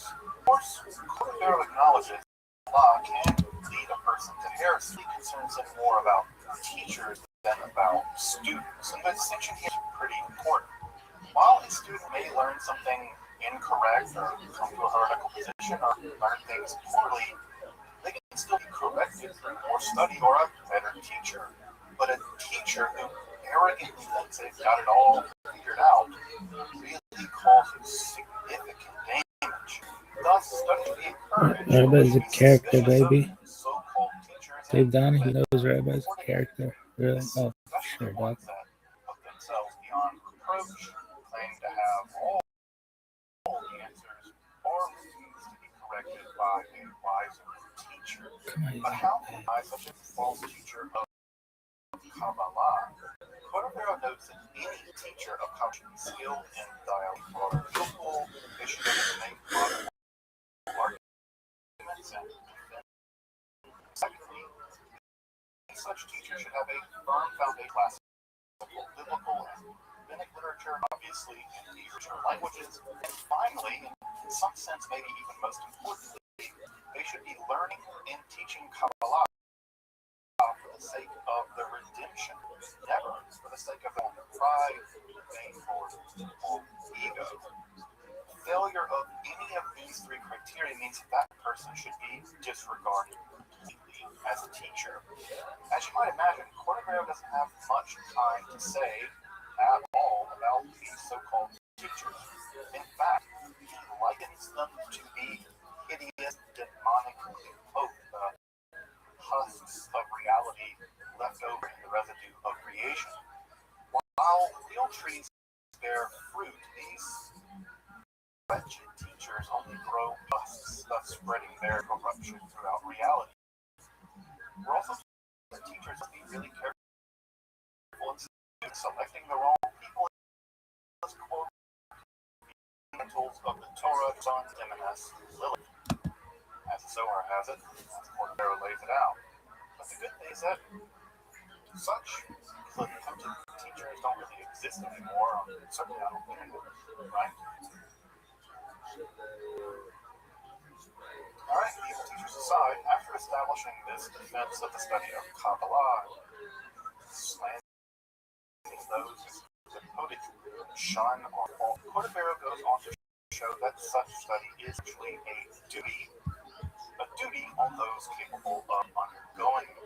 In fact, it's heavily here on Maimonides. This also involves the marriage of the more rational and the more mystical, much more mystical teachings of the Kabbalah. Indeed, only the study of Kabbalah will Cordovero actually fully answers the both creation and the obscurities around Jewish life. Obscurity there, something which philosophers may be aptly justified, but it cannot on its own solve those dilemmas. Thus, the Kabbalah and philosophy work together to provide a comprehensive vision of why reality is the way it is, but also how we should conduct ourselves in righteousness in this reality. To redeem it, here ethics and metaphysics are. Interesting thought, you gotta check out the palm tree of Deborah. Again, I'll be circling back to it in a future episode. Mystical ethics. Now that he's established that we should study why, now comes the how and the when of study.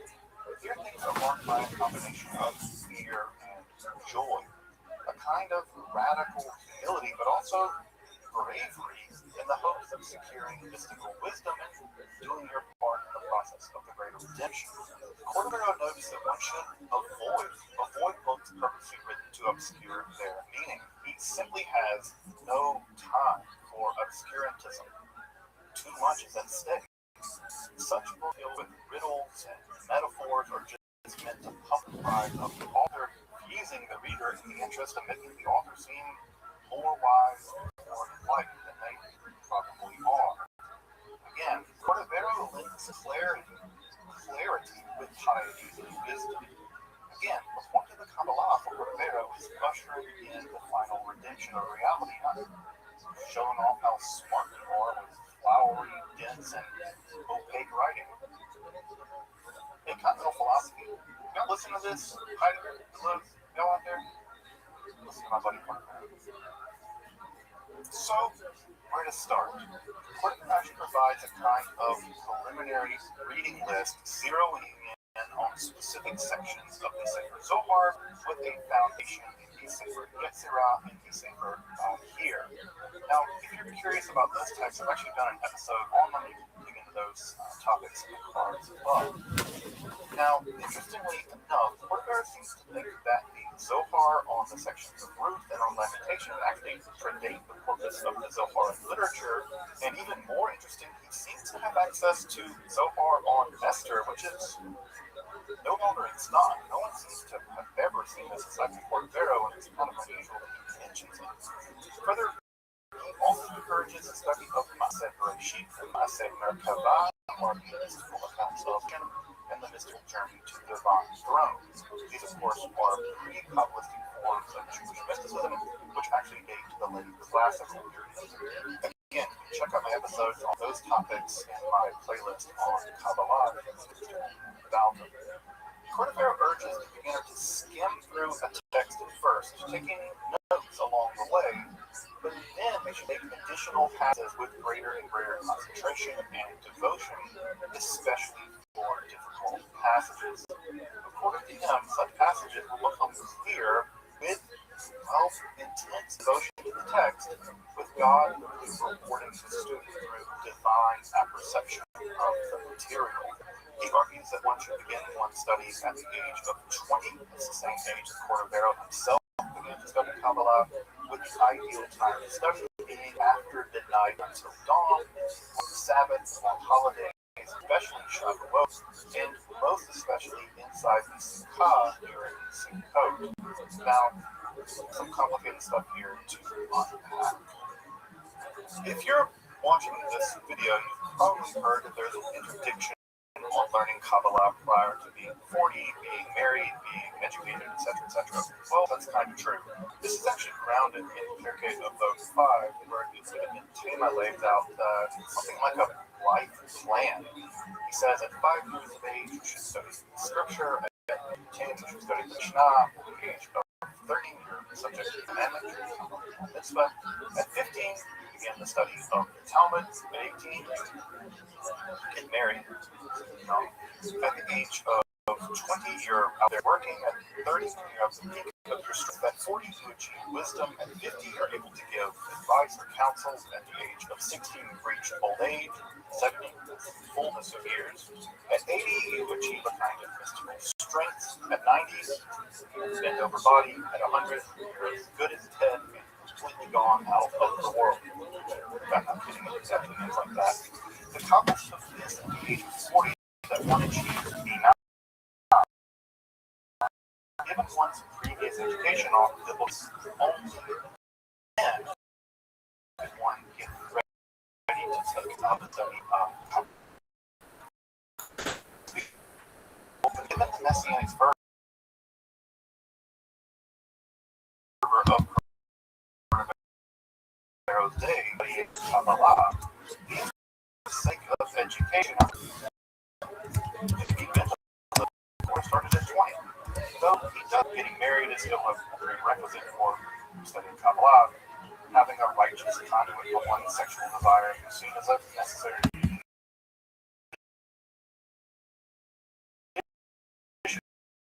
for focusing one's attention on the same thing.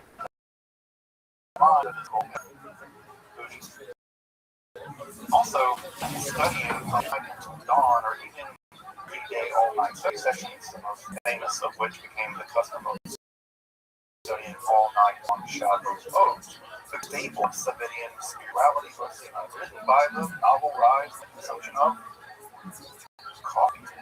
Coffee became all the rage at this time and really helped them stay up all night.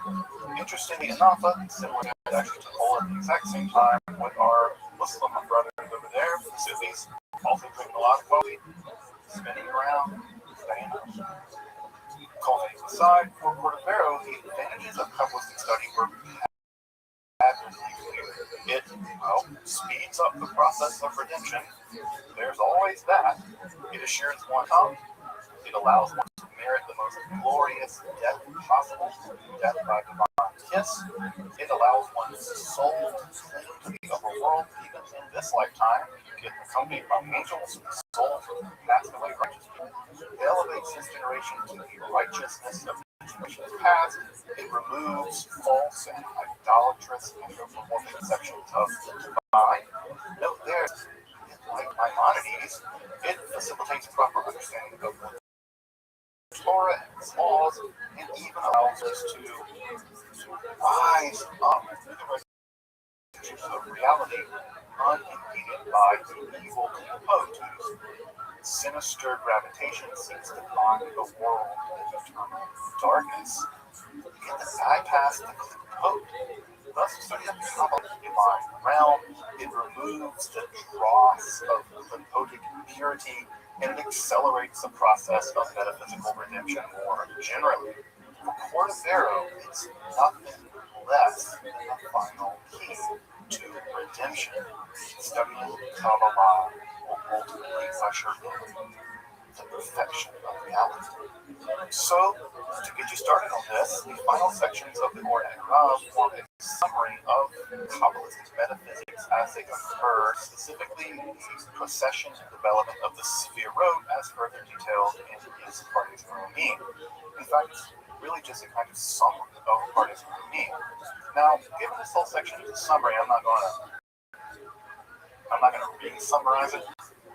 Like 7-zip or something, not summarizing the summary. But suffice to say, it's one of the most lucid depictions of the inner dialectic of the Sefirot as they permeate inner sacred void of being so then we interact with them here.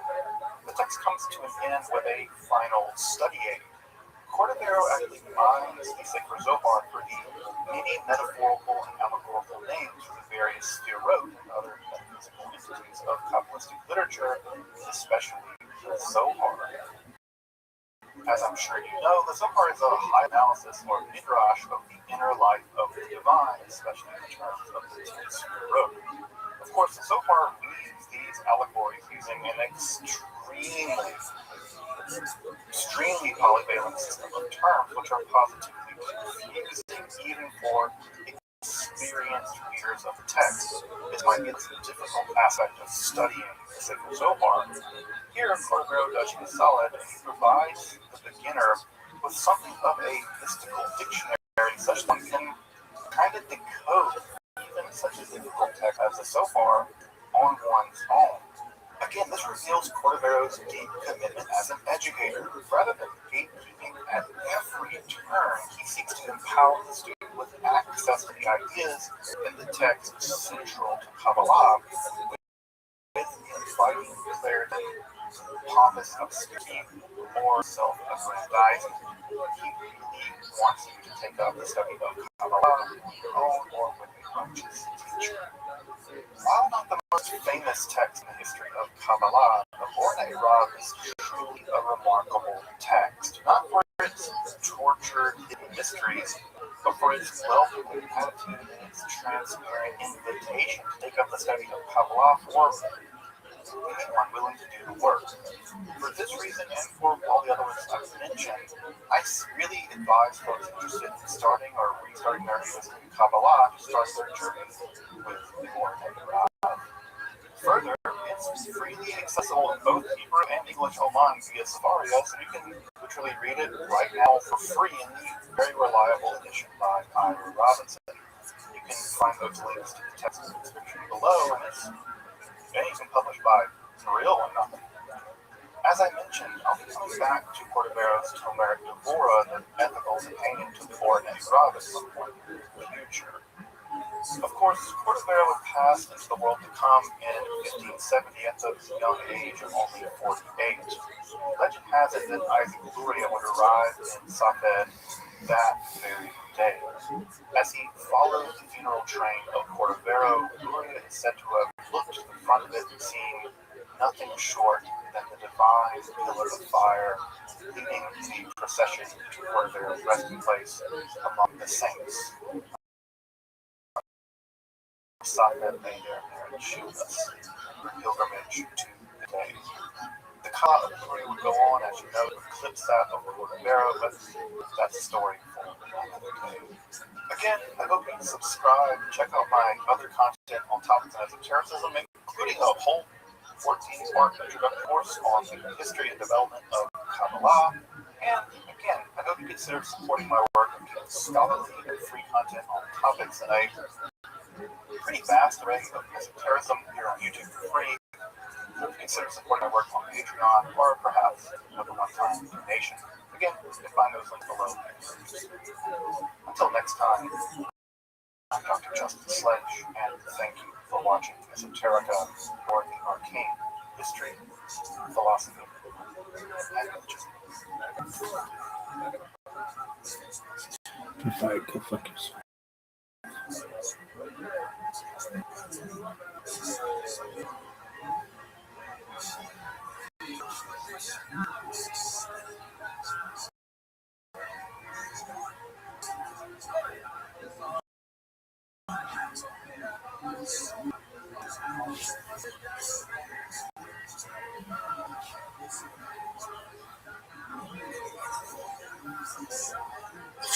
it's not this weekend, but could you do a fight command with your giant UFC fighters like Joey Hendricks, Rampage, Ben Henderson, or something like that?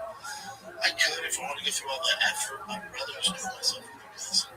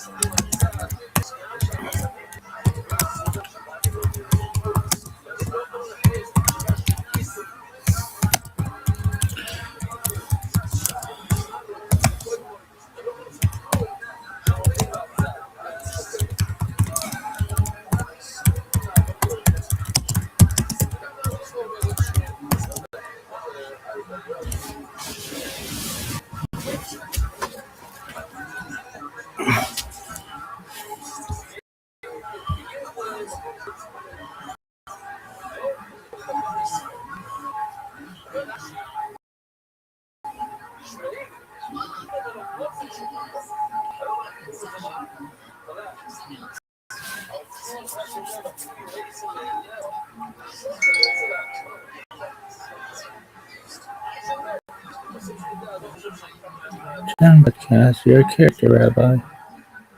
Dave Donahue, no longer character. Two Saskets. No.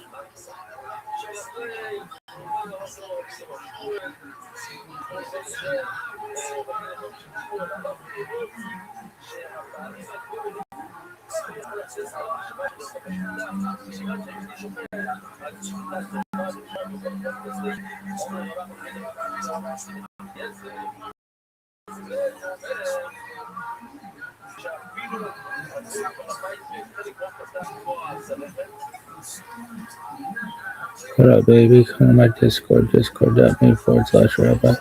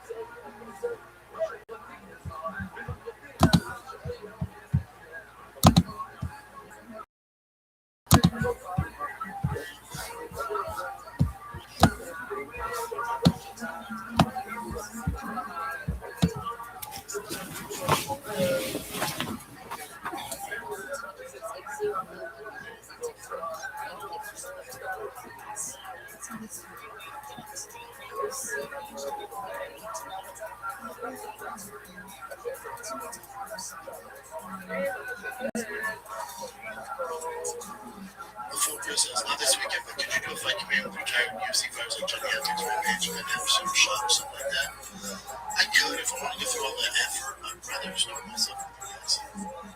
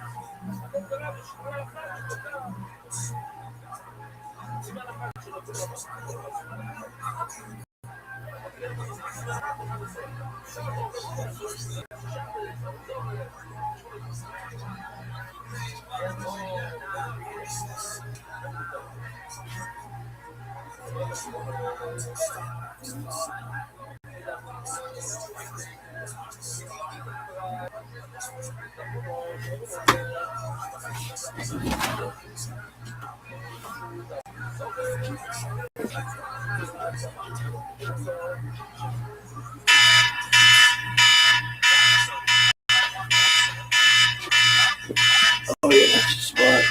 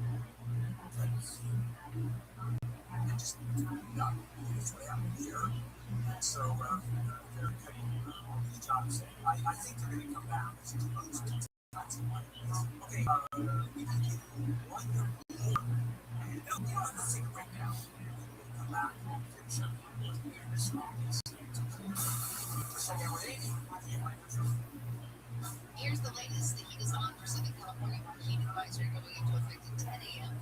last Friday. The stars and stripes have been eliminated from the war after the 4-1 loss to Belgium. It sets up the quarterfinals match. Belgium versus Spain Friday at SoFi Stadium.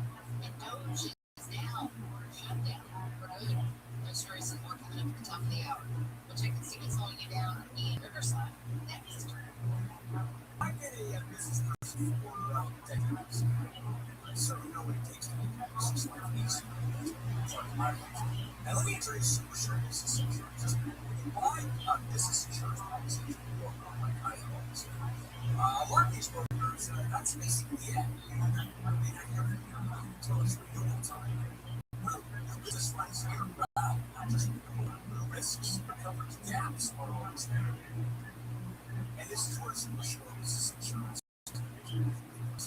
If your company is 25 find more keys, and your broker isn't doing a job either. She should. I'm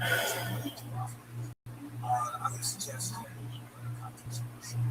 Build a handle with business insurance and employee benefits year-round. Not planning transaction or policy, premiums, service is covered. LC's business value calculator is what the business is worth. For example, how much protection you need. Your broker doing that? Visit supersure.com. Supersure.com. Being Supersure Agency LLC, best insurance agency. Sunny skies and warm temperatures, highs in the 70s in the coast, 80s to upper 90s inland, warmer tomorrow. This report brought to you by Citadel Outlets. From your Toyota Dealers Traffic Center, we make it easy. There's a crash in Riverside off 69. Problems that she had westbound just a little bit for a lost Sierra there. There looks like one vehicle will return. Lost but up there. Traffic slow along her back from people being pure. Beyond that, get a little bit of a break until the 15th. It's like almost so many westbound. It's 71 very slow traffic there. Plus all the slow spots right now in Empire. Another problem right now on the 215 southbound. Yeah, that's a crash lanes. Involved there. Also was some issues from the 10 freeway in the Fontana area. This is going to be the 10 westbound past Cherry. The lanes blocked there. It's Southern California's most active traffic. It's not global, right? It's iHeart Radio and Fox Sports are bringing you every match of the FIFA World Cup 2026. Download the free iHeart Radio app and search World Cup. Plus, tap the highlights tab to catch up on anything you missed. Watching your preset now. The free iHeart Radio app is #1 for music, radio, and podcasts all in one. Discover a new podcast from our library of hundreds of thousands of titles. Here's an iHeart Radio podcast preview. Creator and right session is going to come and join here. Now, I'd like to do your own something, but this is a serious investigation. We need to figure this out. Sorry, kiddo, you lost in curiosity. Right, we're running first into me. Join Nancy Ramos as she tries to solve a big case in her small town. About an hour ago, we discovered that Riley Stevens has gone missing. You're going to find Riley before the sheriff and County Watch does. Whoever took Riley, what about his real name? Could we hold over to him? I mean, you're acting like this is entirely your problem to fix. It's not even a problem you can't fix. I don't want to say something much worse could happen. Why does it have to be you? Because as we established, we don't know who you trust. Riley! Pay close attention to the clue, because when it's time to solve the case, it's up to you. I think I know the problem. Listen to Max Miles and iHeart Radio app for one of your favorite shows. The iHeart Radio app, #1 for music, radio, and podcasts, all in one app. Okay, Forrest animals, kids are coming to the forest, and it's up to us to make them visit a good one. Sparrow. I can practice the most popular bird songs for the year. Catchy. I love it. River. What's the temperatures are refreshing 52 degrees. I love it. Turtle. Try. He's like every morning. Okay, Sparrow the Forest has been preparing just for you. To learn more about cool things to do in the forest, visit discovertheforest.org. Brought to you by the U.S. Forest Service and the Ad Council. iHeart is America's #1 podcast network. Open the free iHeart app and explore podcasts like this. Ever wonder who the bed is? Why is my cat not here? I go in and she's eating my lunch. Well, he was just sent me order to announce your company. Look inside. Black hole. Black holes can be a consequence of the way that we understand the experience. We have answers for you. I have the original podcast and science stuff. Join me for exam. So technical questions you always wanted to know the answer to. Animals, space, or brains, or rockets. Give yourself permission to be a science team. Listen to science stuff. Listen on America's #1 podcast network, iHeart. Open the free iHeart app and listen now. We're keeping a title Tara, and we've got a new podcast. Kate and Ty break it down. Marriage, raising kids, working through trauma, and figuring out who dogs next phase of life. Marriage isn't always easy, but it's worth it. And then there's just figuring out how to survive being something parents dealt with through their lives. So follow, rate, and review Kate and Ty break it down wherever you listen to podcasts. Listen on America's #1 podcast network, iHeart. Open the free iHeart app and listen now. Welcome. Greetings, all members of the Close Knit Podcast, where it's not just about connecting with deceased loved ones. It's about learning through them and their perspective. Listen to the Ghost Therapy Podcast on the iHeartRadio app. AM 640, more stimulating talk. Coming up tonight on the Tim Conklin Jr. Show, Andy Reese-Meyer in for Tim. All the fun starts at 6 on KNY AM 640, more stimulating talk. Yeah, what your favorite music? Yo ho, yo ho. I have Candle here on it for 27th and 15.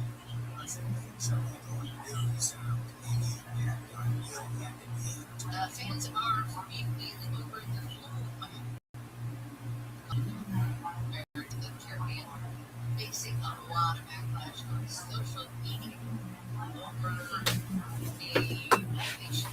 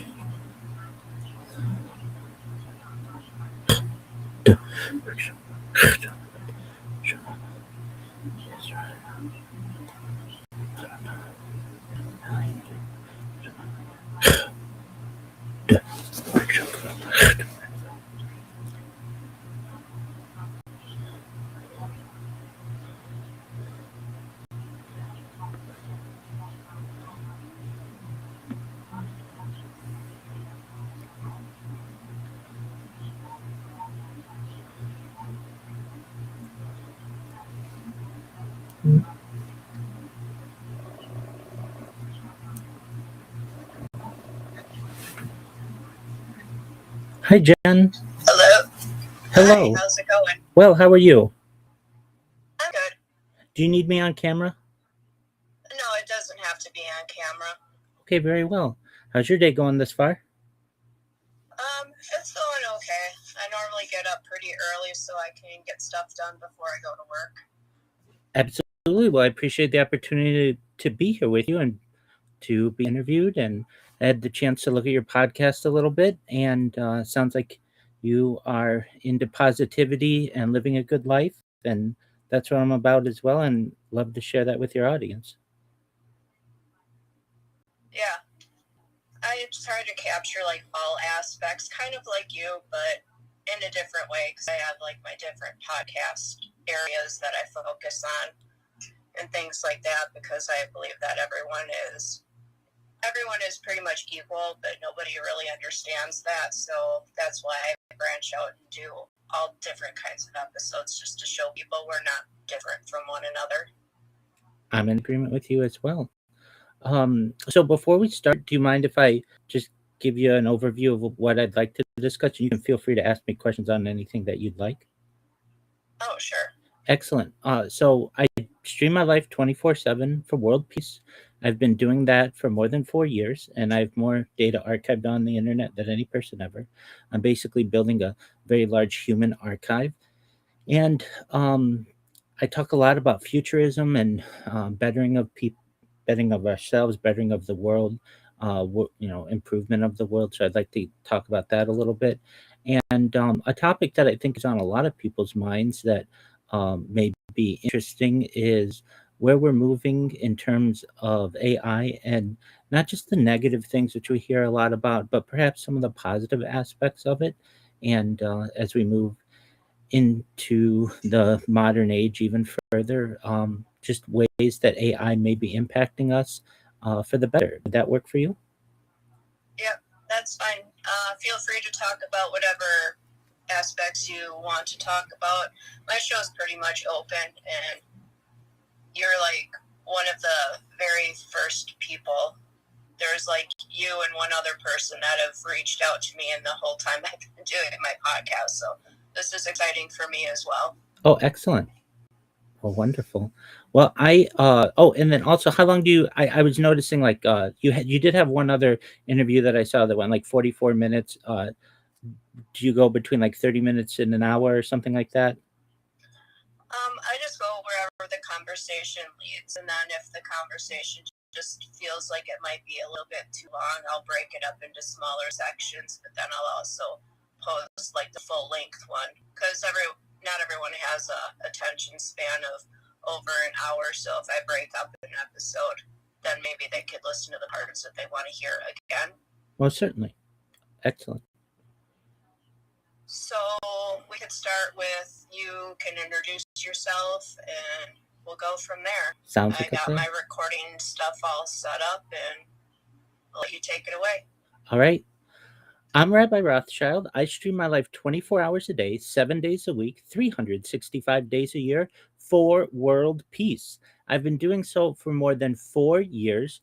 My streams go back to the pandemic. We've seen the death of a queen, the birth of AI, the coronation of a king, and everything in between. This is a real life Truman Show, a real life Big Brother. This is a timeline and a time capsule of human achievement. In the 1990s, the phrase content is king was coined, and in my own way, I'm making that true today.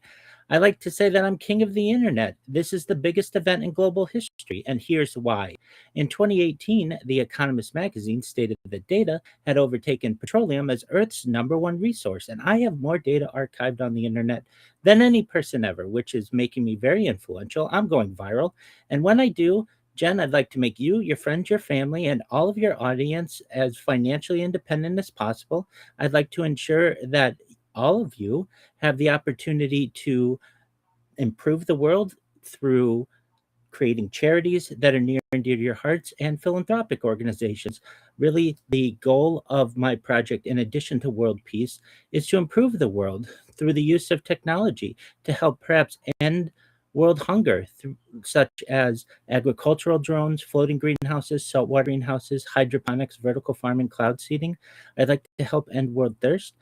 I'm sponsored by a project that is already starting some of these improvements by developing water towers and water systems in developing nations for the benefit of the less fortunate, including in Nigeria.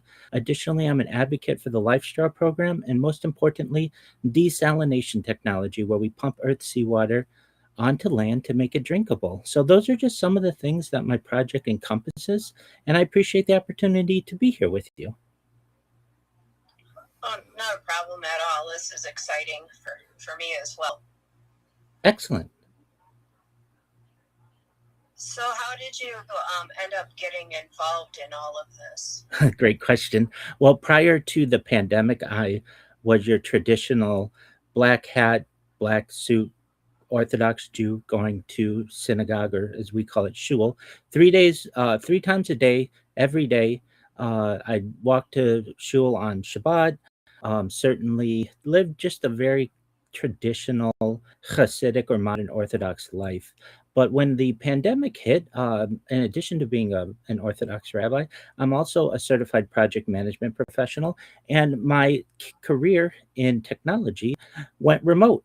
And so instead of doing the commute on the Los Angeles freeways every day as I had in a suit and tie for many years, everything went to the online verse and the digital world. And I went from never having being on camera and really having anxiety for social media and being on camera to being on camera anywhere between 8 hours a day for work and another 2 or 3 hours a day for many of the Orthodox community events that I would attend in classes. And I think that anxiety that I had was lessened just being more comfortable using technology and being on camera. And after work, because I didn't have as many events to go to, because everyone was generally uh, constrained because of the pandemic, I would go to Tiger Woods' golf course in Anaheim, California, and hit golf balls. And I wanted to see what my golf swing looked like while hitting these golf balls and see if I could improve my swing to some extent. And I would make little jokes to myself when I wouldn't hit the ball, frankly, as well as I wanted to. And I thought, you know what, God willing, when the whole pandemic pans out, so to speak, I'd love to be able to share these videos with my future wife and future children one day, God willing, almost like home movies. And so at the end of the day, I would upload my videos, and they would sometimes be 2 or 3 hours. And it was taking me a long time. I was getting throttled for data and from my ISP and my cellular service. And I just thought there has to be a better way. And I thought, probably the best way to do this is to perhaps live stream it. And that means I'm going to have to create a YouTube account and a Twitch account and do all those things. And I really didn't want to do that, but it was just out of this sheer ease of being able to live stream as opposed to archiving and uploading. I created my first YouTube account in the fall of 2021, and I haven't looked back. So that's how it started. Nice. So you had an understanding of all this technology before you began this journey, or have you been learning about it as you go? Oh, it's been both, most certainly. So I do have somewhat of a technological background. I've successfully launched apps on the App Store and Google Play and had major contracts with Fortune 100 companies as a Scrum Master and certified project management professional. So I've led tech teams, but there's a difference between doing that and doing it on your own and being able to market yourself and ensuring that you abide by all of the guidelines of social media. Frankly, I led companies that would have social media departments, but I wouldn't necessarily get all that involved within the social media aside from just the general overview in a managerial position. But this project has really allowed me to get really hands on and to learn the best ways to market myself, how to perhaps go viral. We're still waiting on that moment, but I know that that day is sooner rather than later, God willing. And so it's been a marriage of both my technological background and it's been a lot of learning. And I think probably I'm on the brink of perhaps more data being archived on the internet from any single individual than any person ever. So I've had to do a lot of trailblazing in terms of what is called life logging or basically archiving your entire life. So I think it's been a mixture of both. I had previous experience, but then I've learned a lot over the course of this journey. Has there ever been a point where you've gotten frustrated and you just wanted to give up? No, I don't want to give up. That's a really, I think, amazing aspect of this project.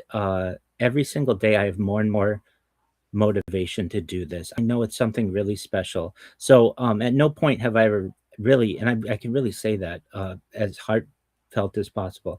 I've never wanted to give up. And even with anything I've ever done, this has really been shocking to me. At some point, I always kind of want to give up, but not this. I love it. I absolutely love archiving my life. It's like being a diarist or someone who writes in a diary, or a journalist, someone who writes in a journal, except I'm archiving the world's history. Not just my life is archived 24 hours a day, but I also keep news on in the background 24 hours a day. So you can literally go back to any moment of any day, essentially for almost the last 5 years, and know not just what was going on in my life, but what was going on in world history. And I know the impact that that may make on future generations, that basically they're going to have a giant timeline to be able to study. And I know how historians view the diaries and archives of journalists of the past and how important those are for the age that's studying them to have an understanding of what daily life was like then. And I think the same will be true of my streams. And moreover, we'll be able to study so many different things that really we just don't have a lot of data on. Things like aging. No person has their entire life over the course of years archived so that people can study how their metabolism changes, how aging changes, their circadian rhythms, their macros, their eating habits, their sleeping habits, their behavior patterns, every aspect of the human body. I think will be able to be studied from a biological standpoint. And then, moreover, AI is going to be able to study me to be able to create accurate human models, which I think is really exciting as well. So, knowing that I have, I think, an important role perhaps in the future gives me motivation. And at no point have I wanted to stop. Makes sense. Whenever people find their calling in life, so to speak, it just drives them to want to continue and do better and better. I'm in agreement with you. Yes, this is my passion, and I know that the light is approaching at the end of the tunnel. I think I did the whole first year while also working for Fortune 100, and I didn't really interact with too many people back then, so to speak. But ever since then, in the years that I've been streaming since, I've been able to create a community. I have people who literally live in Discord with me 24 hours a day. They're along for the journey as well. I have people who just want to sleep. They don't want to be alone. They like knowing that somebody's there. And so however people want to enjoy what my project is, I generally let them enjoy it in any way that they want. And I'd really like to do this the rest of my life. And you're absolutely right. People who are passionate about what they do don't ever want to quit. And I'm one of those people on this project. So going back to the whole streaming of news and stuff like that, is there a specific news channel that you stream or that you listen to, or do you listen to different news channels because each one has its own slant on how it's going to portray what's going on in the world? Most certainly. I listen to KFI AM 640. It's a Los Angeles talk radio station. And so they generally do their best to maintain as much neutrality as possible. And they have different talk shows that go on throughout the day. So it's not just straight news that is just repetitive. It gives people's opinions and such. And I would, if I could, just also stream CNN or Fox News or perhaps both, or MSNBC or whatever, MS Now, because I think it's important to have all of the different opinions that are available. However, you do run into an issue with copyright infringement when you do just live stream different news channels. So I have found, at least from a radio perspective, KFI has not gotten me any copyright strikes. And so there's a delicate balance there. And I've also streamed NPR. That's certainly a favorite of mine as well. And I like to get both sides, or all the sides, really, as much as possible. So it's a delicate balance between neutrality and copyright. And I have found that AM radio basically suits that niche quite well. I find it's getting harder to find radios that can do an AM frequency, and I find that kind of odd. You're absolutely right. As I'm sure you're probably aware, this is being removed from new cars. There's legislation that's been proposed to perhaps keep it in new cars. I am someone who thinks that AM radio, while it is something that some people may think is boring, especially in times of emergency, or in times of really news worthy events. AM radio is where it's at. It's the type of frequency that's most clear and understandable for voices. And personally, I am in agreement with you. It's very difficult to find AM radios now. Just period. It's hard to find a radio. Period. Everything has gone to streaming and internet based. So to have the ability to have a radio is, I think, a medium that is lost on perhaps other generations, but certainly hasn't been lost with my project. I find it to be of extreme importance. And while I do listen to FM radio, AM radio for my project is really great because it delivers the news, generally gives an unbiased or as limited a bias opinion on what's going on in global events, usually on the hour and half hour and when news breaks. But additionally, then in the middle, we get opinions and, more fun discussions, I think. So when people study my streams in the future, they'll get a little bit of both. They'll get the news, but then they'll also get what daily life was like in 2026, 2025, 2024, 2023, 2022, and back all the way to 2021. Has your project affected your personal relationships at all? Most certainly. I was looking to get married really right before the pandemic. And I shouldn't say I had like one person in mind, nothing like that. But I was an established professional and thought, you know what, I'm getting to be of the age that I should really settle down and have children and all of the good things that there are in life. And the pandemic halted that. A lot of the dating scene, well, while much of it is virtual anyway, it halted some of that. And I recognized that I was impassioned by the archiving of my life and thought, well, I've waited to some extent to get married. Why not wait a little bit longer, depending on how long this may take? It not only may affect my life and just the archiving of my daily events, but it could affect the world. And so, why not sacrifice a few years? I've already had to sacrifice because of the pandemic. And, maybe I'll, instead of being a 35-year-old father, I might be a 40-year-old father or 45-year-old father, but that's okay. Generally, the biological clock on a man is not as pressured, and so I could wait a little bit longer. In terms of my friends and my community, yeah, I mean, I can't go and live stream during our morning prayers or afternoon prayers or evening prayers or on Shabbat or those kinds of things. So certainly that has brought change to my life. But my friends generally, we still can communicate via text message and email and telephone and FaceTime and all of those things like we did previously.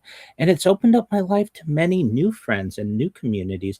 I've over nearly 3,000 people in my Discord, and people from all over the world, depending on the time of day, come and they check in with me. We play games together. They tell me about their lives. They ask for advice. So it's really given me a pastoral role for this digital community in addition to my IRL life. So I would say, yes, it has had an effect on my friendships, but if anything, I've been able to maintain generally all of the friendships that I've ever had, and additionally add many more in a much more diverse community that is the digital space.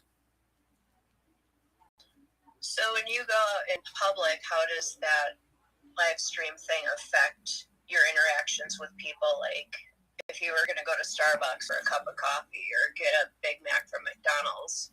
Certainly. Well, I do my best to keep kosher, so I don't do the Big Mac thing, but what I do, I've streamed as far north as Santa Barbara, as far south as San Diego, as far west as the Pacific Ocean, as far east as the desert and mountains. I've streamed in Beverly Hills and Los Angeles at Disneyland, and it doesn't really change my interactions IRL don't really change all that much, except I probably look a little goofy because I sometimes have multiple phones that are streaming at the same time. But generally, I think many times it just looks like I'm on a FaceTime call. I do my best to be as respectful to those around me as possible and to maintain their privacy as best I can. I can tell you, like when I go to the bank, though, I'm much more open than I think many people are. I've opened bank accounts on stream, certainly go to the store on stream. I, you know, get gas on stream, all of the little, the little errands that people do throughout the day, I've done on stream, and I've done my best to archive what life is like while people are doing this. I mean, throughout my stream, people have been able to see what life was like during a global pandemic and then getting out of that and how life changed, how AI has changed our lives. So like the places that I do like to go, like just a store or my local kosher market or something like that, I'll just basically make it look like I'm on FaceTime.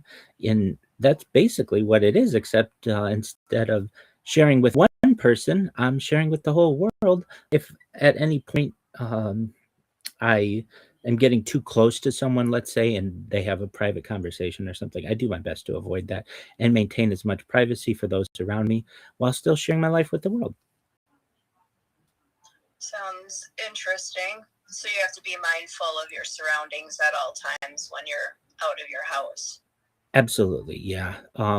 It's one of those things where it's treat others the way that you want to be treated. And if I had an expectation of privacy wherever I was, and someone was violating that, I would not be happy in that situation. And so I do my best to do the same for other people. I don't uh, I avoid any type of eavesdropping with my phones. If at any point I think somebody's having a personal discussion, let's just say if I'm at the store or something like that, I'll scurry on to some other area so that we don't necessarily um, reveal any type of private information of any person. And there's always the mute the microphone button as well if I need to for whatever reason. If that needs to happen, I can do that. I can always end the live stream as well. One thing that I find, and I am happy about this, I am not a servant to my streams. If at any time I have my streams going, I have multiple YouTube streams going 24 hours a day, but I just want to go outside and go to the mailbox or go outside and go in the garden and just get some fresh air, I'm able to do that. I'm not a servant to the stream. I don't feel beholden to them. I say that and it's true, I perhaps have more data archived of any single individual in global history, but I don't have the longest single live stream. And I don't want that. I don't want that pressure where I always have to be on camera every single moment of every single second of every single day.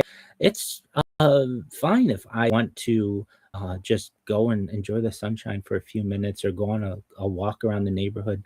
And I keep my streams going. And people can certainly join my Discord that's available to the public 24 hours a day. And but just to know that this isn't forced upon me, and I don't force it upon myself. It's quite freeing. And then I find when I'm not on camera, I want to be on camera, so I do my best. Sometimes I'll start up a stream while IRL, or I will just record myself and upload a video later for a friend or something like that. But I do find that the life that I'm recording is interesting and I want to share it with the world.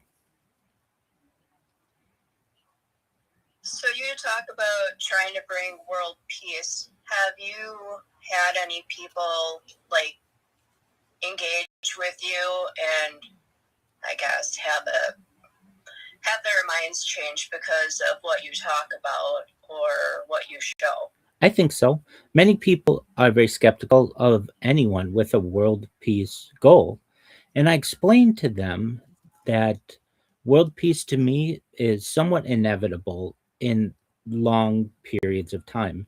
And the way that I explain it is, imagine that you were a colonial nation, or you were part of a colonial nation 500 years ago or 300 years ago or whatever it would be. You have to recognize that in order to explore other continents, you need to have peace at home. You can't have a civil war going on because you can't invest the resources that are necessary for exploring another continent. Uh, if you're having war at home, if you don't have peace at home. So generally, we find that nations that were able to have colonies and have exploration did so when they had peace on their homeland. And I explained the same thing is true about Earth. While we still have war here on Earth, within the next millennium, perhaps, or a few millennia, we will be moving towards space tourism, space exploration, terraforming of other planets, perhaps interstellar travel, even in the far future. And in order to do that, we need to have peace on Earth first. We can't go creating or like terraforming Mars, perhaps, if we're having war here on Earth. So it's to me an inevitability. So long as we don't destroy our own planet, it's just a matter of time until we can come to some type of peaceful environment on Earth. And I'm not saying it's going to be done today, but I do have a different view of it that also changes people's minds. Many people say, well, Rabbi, there are so many people who don't recognize that it's everyone's responsibility. And I explained to them that we are moving away from the traditional Homo sapien lifestyle of having a limited lifespan, and we're being able to perhaps extend that using life extension technology, things like oxygen therapy, human growth hormone, stem cells, cryonics, cryogenics, nootropics, peptides, cold shock therapy, red light therapy, testosterone replacement therapy, blood transfusions, you name it. Many of us are able to extend our lives from age 80 to perhaps age 100, 120 may be the norm for some people in the future. And we're also able to perhaps utilize types of technology that are reverse aging.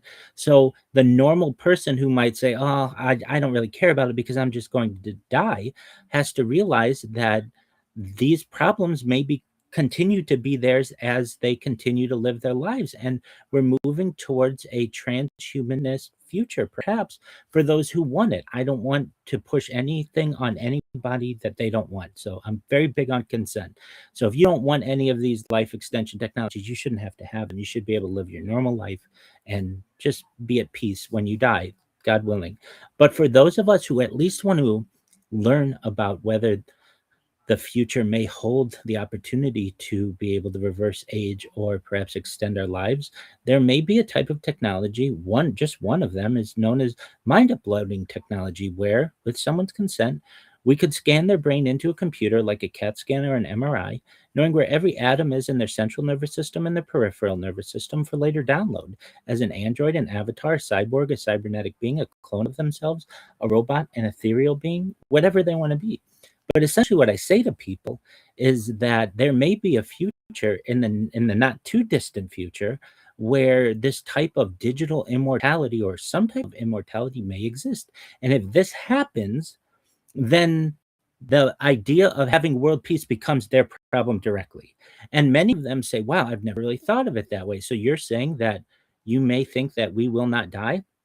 And I'm saying not every single person on earth, but there may be people today who are being born who may be able to live past age 100 pretty easily, maybe even be able to get to 200, and perhaps even be able to limit death or delay death indefinitely. These are inevitabilities for any evolving type of species. And when I talk to them like that, and they say, okay, so you're saying that maybe world peace might be available 500 years down the line or 1,000 years down the line, I say, yes, absolutely. Not today, not tomorrow, but perhaps someday. And you may be able to experience that someday.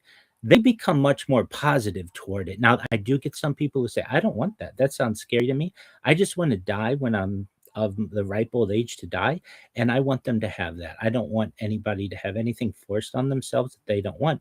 But when you can change someone's mind and make them recognize that with scientific advancement, they may be able to extend their current life, perhaps reverse age, and maybe even utilize some type of technology like mind uploading technology, that becomes very interesting to them. And then world peace becomes their issue, when perhaps before they were just kicking the can down the road for the next person. Now this becomes their responsibility. And so when I put things in that type of perspective, I find that people become much more positive to it, and I change a lot of minds.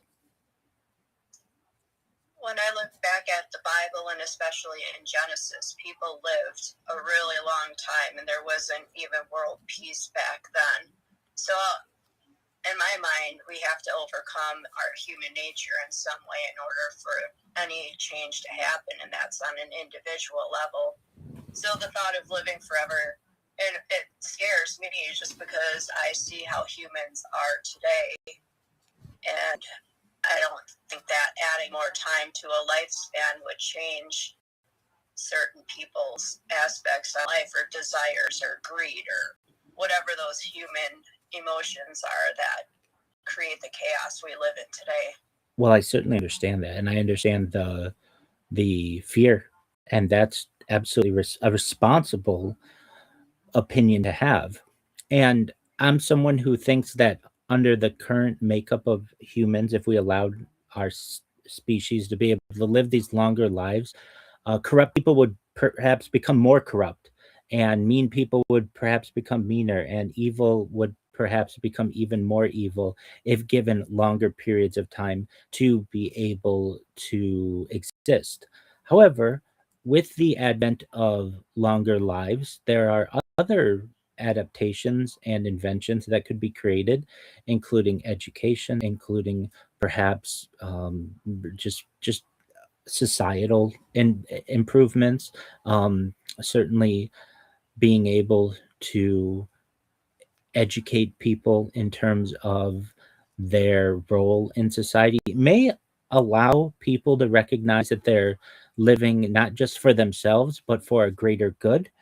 That may take time, that may take different types of education or re-education, and we may even need some type of perhaps scientific advancement to get to that point. But I think that we're not alone in this pursuit of justice, that we have science that may be able to develop technologies to make people better. And what's an example of this? So let's say someone who perhaps was um, oh genetically um, genetically genetically predisposed to have a huge amount of hate in their heart. Well, there's an argument to be made that a technology like CRISPR, some type of gene editing, could perhaps not remove all of their anger, but just adjust it so that they didn't have this evil intent and this malicious heart, and they would still have some type of aggression, because aggression doesn't necessarily have to be evil. Aggression can be very good, but perhaps not to the point where they hurt others around them. So what I'm saying is that even humans may be able to genetically alter themselves, so that if they did live for 500 years, 1,000 years, 10,000 years, they wouldn't have the original predispositions of to be as evil as possible. But as the saying goes, with great power comes great responsibility. And if we're editing ourselves and genetically modifying ourselves, we better be doing it for the right reasons, and we better have the technology as perfected as possible, because it has an immense impact on the future of humanity. And for you to have the fears that you've conveyed it's an absolutely reasonable take, and it's something that I worry about as well. And I'd like to help lead the world, or at least my community, through the future, that these are types of challenges that we are going to perhaps have in the future, and we're going to do everything we can to adapt and adjust to them so that we all live a better life.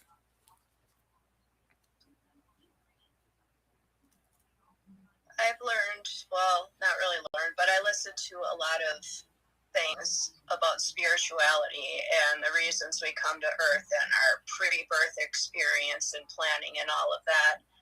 And basically Earth is like college graduate level, and the point of coming to Earth is to overcome those things and learn how to love everyone despite all the oppression in the world. I don't know if you have that same thought process.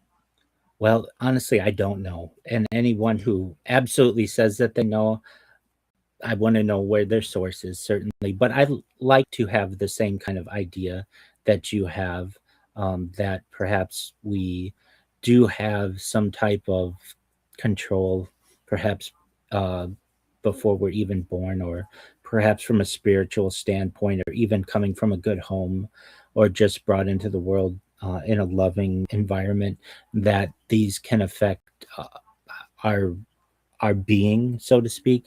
But in terms of having any evidence for this, it's really just, I would say, wishful thinking on my end. And I would love evidence for it. I would love to be able to prove it. Evidence is very important, but for me, it's just a general desire of this. Let me ask you: do you when you say you have that feeling, what gives you that confidence? Just listening to a lot of near-death experiences and people who have died and come back, listening to things like on the paranormal realm, and I just collect all this information from all over, and that's how I form my thoughts and opinions, and I just think it could be something that's plausible. I'm in agreement with you.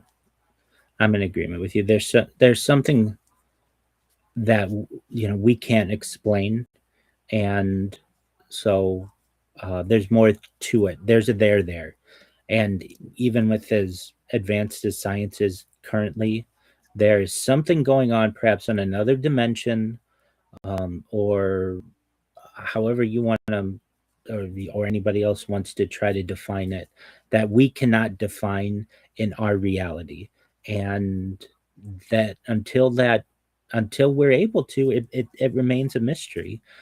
But I don't think that what's going on with the current scientific study ability, basically the ability to study what's going on in our current dimension, doesn't mean that there can't be something going on in another dimension or some other type of energy plane. And as science advances, hopefully we're able to study these things and understand what happens when someone has an NDE, a near death experience, or perhaps when someone is in some type of elevated state for whatever reason. The ability to study that, I think, is really important. And I'd love to learn all the mysteries that are going on. Then certainly, I mean, we're getting to the point where we are able to answer a lot of the questions that are out there. Like, will people ever be able to fly? Yeah, we've been able to achieve that. Will people ever be able to travel across an ocean in a day? Yeah, we can do it in a set number of hours. Are we alone is a big question. What happens after we die? What happens before we're born? These are still questions that exist. And as humanity continues to advance, we're generally able to answer more and more questions. And it'll be very exciting to see if we can really find a source for what all of these mysteries entail. It's fun. It's fun to explore and to speculate and learn all this stuff, and nobody's ever going to have all the answers, but it just gives, at least for me, gives me another perspective on life and not to fear death, because there's more that happens after death. Absolutely. And for anyone out there who has a feeling of fearing death, that's completely natural. So there's instinct. That's why we have instincts, that to be able to avoid it for as long as possible. And with what I talk about in terms of perhaps being able to avoid death or delay death, that that may be something that people don't want as well, and they may want to face that fear of death in its natural course. And I want people to be able to do that too. As I think we're seeing that we're going to have the doesn't really have a great name, but like the people who want to live, I call them just Homo sapien people who want to live their normal life and then die, and they're fine with that. And then there are people who want to escape it, and generally they're known as transhumanists. But I think that kind of there's a split that's happening within our species. If people don't realize it, it's occurring. And the people who are Homo sapiens generally perhaps one day may not even continue to exist on Earth. Transhumanists may eventually be able to take over and do their best to answer all of these big questions. But I'm somewhat in agreement with you. We'll never necessarily know everything. There will always be questions that exist, even as we continue to evolve as a species. There'll be new questions that arise. There will be mysteries that occur. Even an extremely advanced civilization, I think, will always be questioning. That's at the heart of any science endeavor. And even if they think they have the answer to something, as any good scientist knows, they have to recheck and make sure that their original hypotheses remain consistent. So they'll always be questioning.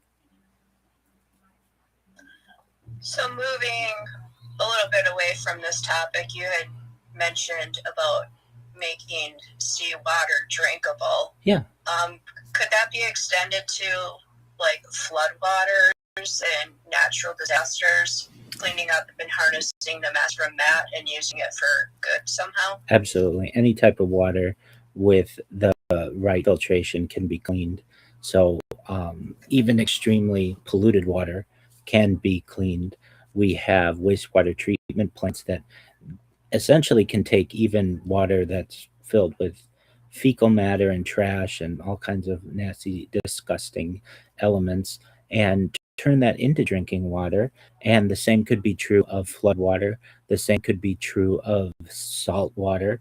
The same certainly could be true of brackish water, water that is basically near coastal areas or in areas where that are perhaps close to the water and also close to land. River water certainly could be, this could be done. Rainwater, this could be done. Even like acid rain, which isn't that prevalent anymore due, thankfully, in most areas due to environmental improvements. All of these types of what one may consider to be challenges from a hydration standpoint are all able to be cleaned. It's really just chemistry at a certain point and the amount of energy that wants to be taken. It's not always practical, but from the ability to perhaps create clean water for people to be able to drink, to be able to eradicate drought, to be able to irrigate fields, and to be able to even use water to eliminate forest fires or wildfires. These are all opportunities that are available to us. It just depends how much energy humanity wants to invest in these types of technologies. Seems like it would be quite expensive, but for humanity, I'm sure someone out there has come up with some ideas on how to implement this. Most certainly. Sort of thing. Yeah. So, and it really comes down to cost, like what you're saying. But generally, with the utilization of nuclear energy, and if people aren't so keen on nuclear energy, even geothermal energy, just taking a pipe, sticking it in the ground, allowing Earth's natural heat to turn a turbine, that can power a desalination plant. Tidal forces, basically the tides of the ocean, can generate electricity. Waves on the surface of the water can generate electricity. So there are many ways to generate electricity to be able to power a desalination plant. And then from there, especially the main outputs of a desalination plant are water, which can be used for irrigation, for drinking, for to eliminate drought. And then you have salt. And salt can be used for all kinds of good natural things as well. And there isn't that much waste in terms of major amounts of pollution that occurred with a desalination plant. And desalination is becoming more popular in some countries. Israel is one that utilizes desalination. There are some desert regions that could definitely benefit from this. The United States is, I would say, a little behind on this. Australia utilizes it, and Australia is building more and more desalination plants. So they're really becoming a global leader in desalination technology because of the lack of water that exists on their landmass. And for people to be able to live further and further inland in Australia, they need water. And so desalination is a really great opportunity. So the more and more this type of technology becomes more economical, the more reasonable it becomes to be able to implement. Costs will be lowered, and eventually, I'd like to see desalination really eradicate the idea of drought. And the Earth's surface is two-thirds water. No one should go without clean water if this type of technology exists. It's just really about a will, and where there's a will, there's a way. And it also depends on who's the person who is thirsty. Unfortunately, urban areas get the water first, as opposed to perhaps more rural areas. But eventually, I'm an advocate for every person on earth to have clean drinking water, clean bathing water, all ideally at no cost, because of the amazing advancements that we are making in terms of hydrology and desalination technology. I would like to see people get back to knowing how to garden and farm and live off the land and take care of themselves versus polluting the earth the way we do. And to me, it's just sad watching all the pollution and all the disposable things that we use that just fills up the landfills. There's really no need for any of that. I'm in agreement with you. The urban gardening, uh, urban gardening revolution, I think, is just in its infancy. Vertical farming is in its infancy. Certainly, saltwater greenhouses and floating greenhouses are in their infancy for urban areas. And then for people who do have land, the ability to become self sufficient, independent, like perhaps we were able to a few generations ago, is definitely, I think, an admirable quality. Not everybody wants that life. Not everybody wants to get up early in the morning and get eggs from a chicken, or perhaps till the land, or whatever it is. Many people may say, this is what my ancestors wanted to avoid. That's why I live in a city. And so there are some people who do enjoy that urban lifestyle. There's some people who enjoy the rural lifestyle, and there's some people who want a little bit of both, and that's suburban lifestyle. And for those who want to be self-sufficient off the grid, I feel that is a benefit you should be able to enjoy. If those people perhaps don't want to be as far away from a city and they want to live in a more suburban area, that's absolutely fine. But it doesn't mean that they shouldn't be able to grow their own crops. And even I see a major movement for replacing the traditional lawn with a garden, especially in a backyard. And then for those who live in an urban area but desire the ability to raise their own crops in where real estate is constrained, vertical farming is an excellent opportunity for this. So, in terms of everything that you're saying, and being self sufficient, and not necessarily requiring some large mega corporation to be able to provide your food, and having that nutritional independence, I am definitely an advocate wherever you are, whether it's in a rural area, a suburban area, or an urban area.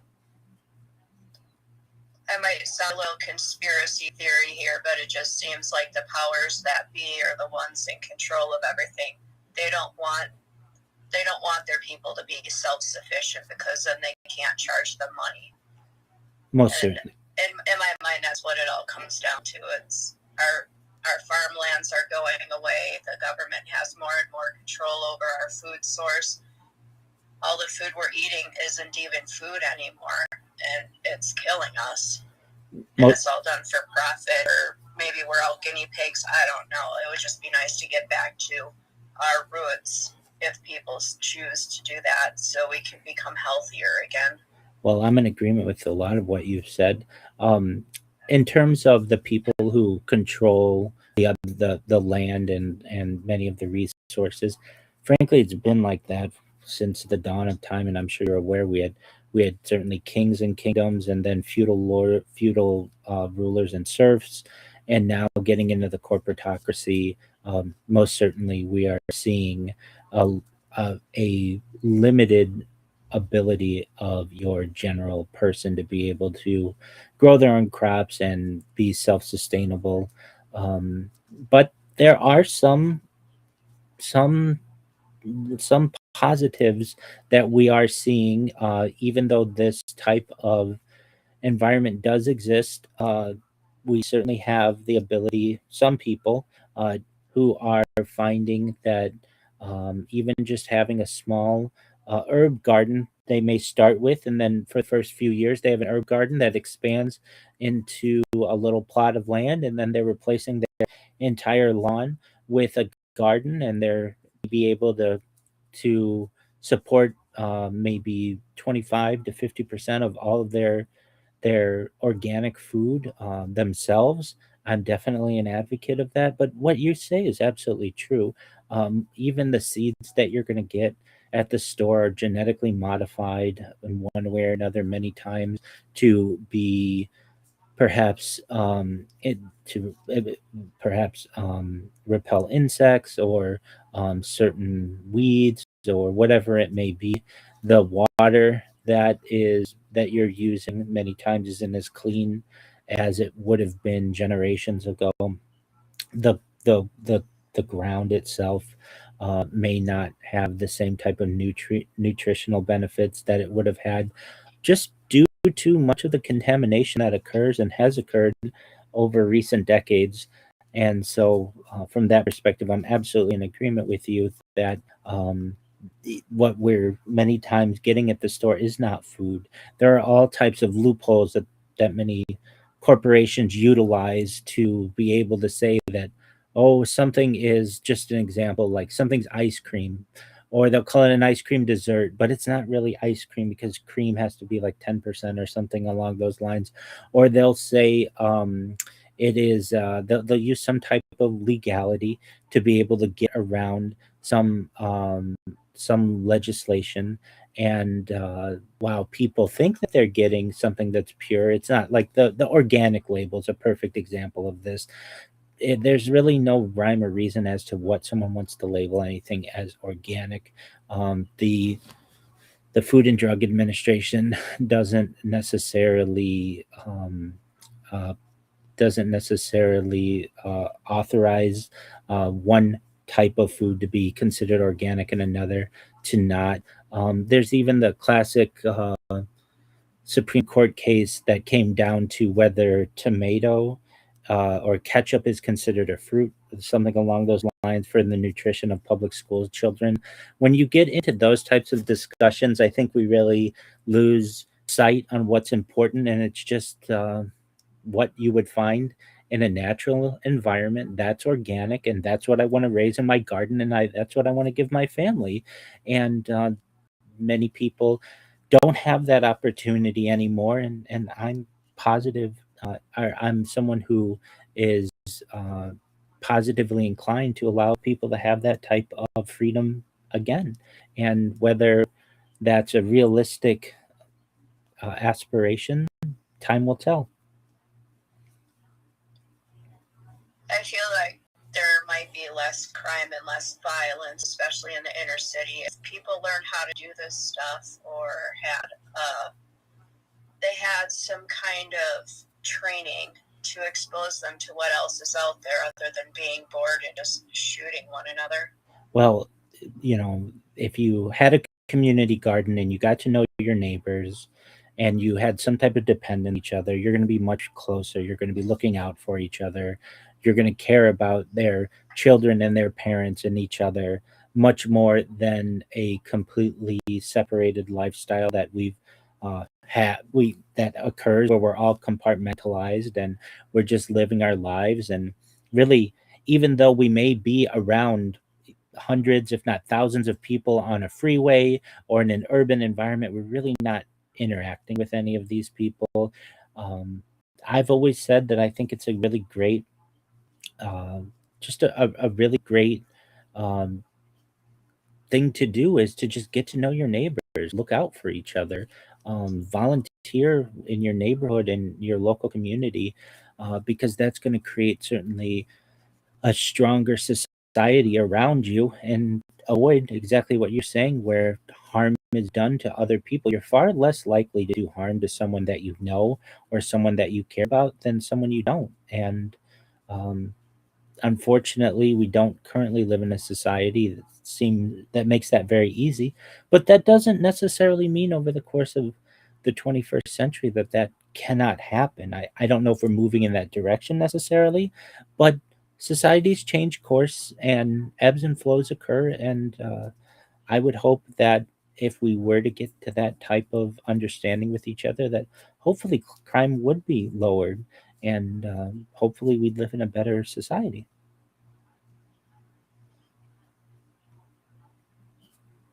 So, did you have anything else that you wanted to talk about or bring up? Absolutely. So, of our audience may hear and read in the news many bad things about artificial intelligence. And I just want to give a few examples of perhaps some positives that how artificial intelligence may affect us. And we may perhaps be able to see the beginning of a second renaissance. And so, with like intelligence, it has the opportunity to be one of humanity's most important inventions. Many historians describe electricity as the defining technology of at least the 20th century. And I think artificial intelligence and in collaboration with robotics may be able to be this century. And we're moving towards a world of artificial general intelligence, meaning systems capable of learning and reasoning across many different tasks and at a level comparable to or potentially exceeding that of humans. And then we move into our super intelligence. We can't even comprehend what that world looks like. But this is going to have made many major, I think, positives for humans. And let me first say, and I get asked this question a lot, Rabbi, is AI good or is it bad? It's like any tool. Fire can be used for good, fire can be used for bad. Electricity can be used for good, it can be used for bad. And AI is no different. But in terms of the medical world and the education world, it's easier. It's going to make many people's. It's going to make a lot of jobs obsolete, certainly, but it's going to perhaps give more accuracy. We, especially in terms of like fields like regenerative medicine and things like organ printing, artificial blood, universal remedy for perhaps issues that people experience, nanomed cells or longevity thing, and even biological agents. It's certainly going to allow us to which I think are benefits, negatives as well. So I don't think that AI is necessarily 100% good or bad. I think that it is something we need to use as a tool. But there are positives towards this. For anyone out there who maybe has issues with any kind of neural issues or even like emotional issues. There are mood regulation technologies that AI is going to be able to assist with. People who have been paralyzed or are paraplegic or quadriplegic, there's brain computer interfaces such as Neuralink, which has already been implanted in humans as recently, or this started in 2023 with Neuralink in a case of a man named Nolan Aspro. And he is a quadriplegic individual who can now play video games better than you or mm, either of us, or even the best people in the world. He basically has an auto aimer. And people who find perhaps one day will be able to people artificial vision to some extent or hearing restoration. There may be opportunity for people to have household robotics. The average chores of an individual, cleaning laundry, dishwashing, meal prep, all of that will perhaps be able to be done by a robot.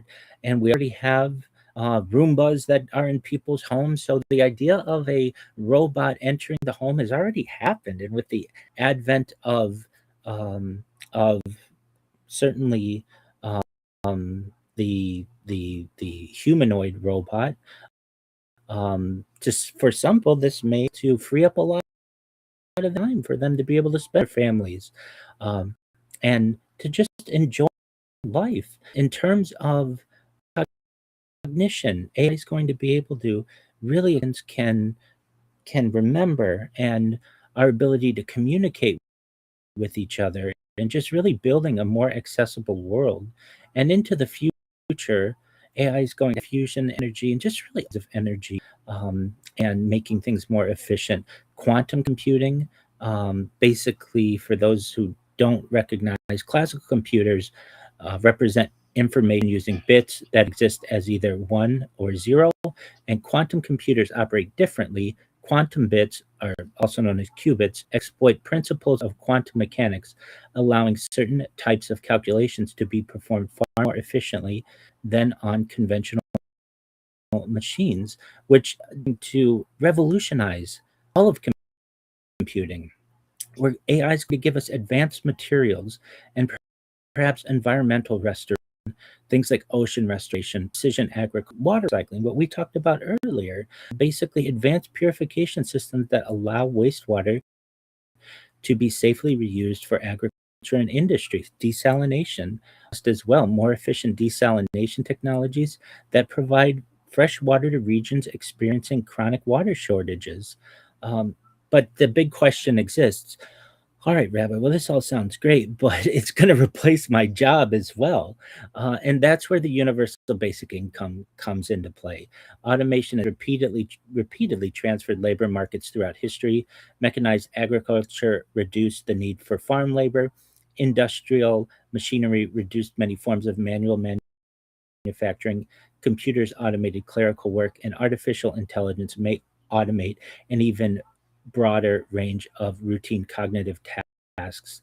And so, in terms of universal basic income, this may be something that is equitable, and this, if it is utilized, will allow people more time for creativity and empathy and leadership and perhaps scientific reasoning, complex judgment, ethical decision making, interpersonal communication, more time for families to raise children, care for aging parents, volunteer, pursue education, create art, conduct research, build stronger communities, develop meaningful relationships, and just overall moving into the future, into space exploration and perhaps permanent human settlements someday in the very distant future. Things I think could perhaps be moving toward a second renaissance. So for very dystopian of the future, I completely understand because there's definitely a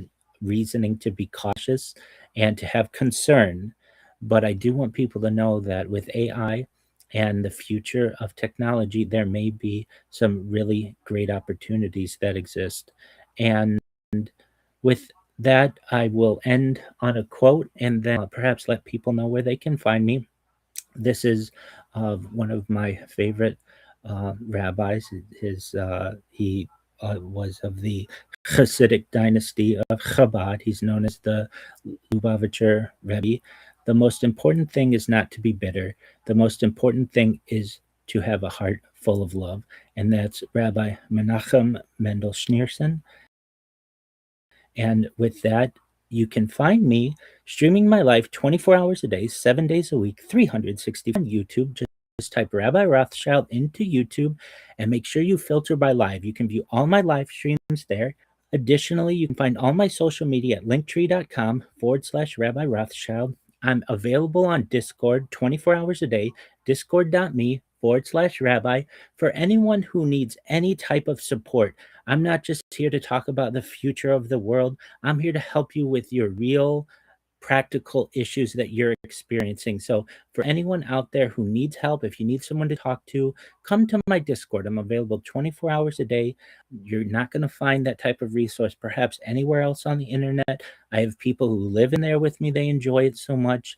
If you have questions on the world, on religion, on certainly technology, finance, or you would like advice on perhaps a relationship or finding a job or whatever it may be. I'm not saying I have all of the answers, but I will help you as best I can from a pastoral standpoint to ensure that you receive the best amount of knowledge that you can in the amount of time that we spend together. You don't have to be Jewish to be a member of my Discord.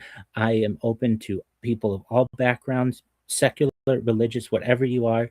I don't care. I just want to help. And so with that, I want to thank the opportunity to be able to share some of my project and have such an enlightening conversation with you. And I appreciate it. And God willing, we'll talk again sometime in the future. Oh, you're welcome. I do have one more question, though, and this might lead into another tangent. I was just curious if you think that if once we have all this AI technology in place, are humans going to forget what it's like to be human and be able to take care of themselves because we have AI doing it for us? Eventually, I think you're right. We would become so dependent on AI to be able to utilize and really assist us in so many different ways that some of the more basic things that we would maybe need, like if we were put in a situation to be able to start a fire, create our own crop, or tend to our own crop, or even just even basics like be able to find clean water or create shelter, may be lost on future generations. So it's important to educate people on on survival skills. Certainly, those are always important in case anybody is in a situation where they do need to utilize them. And but yeah, I mean, there are so here we've already lost some of those. If you were to go back generations ago, even hundreds of, if not thousands of years, the tribal elders of some areas would be able to tell you what mushrooms you could eat, what plants were poisonous, what bugs were going to be harmful to you.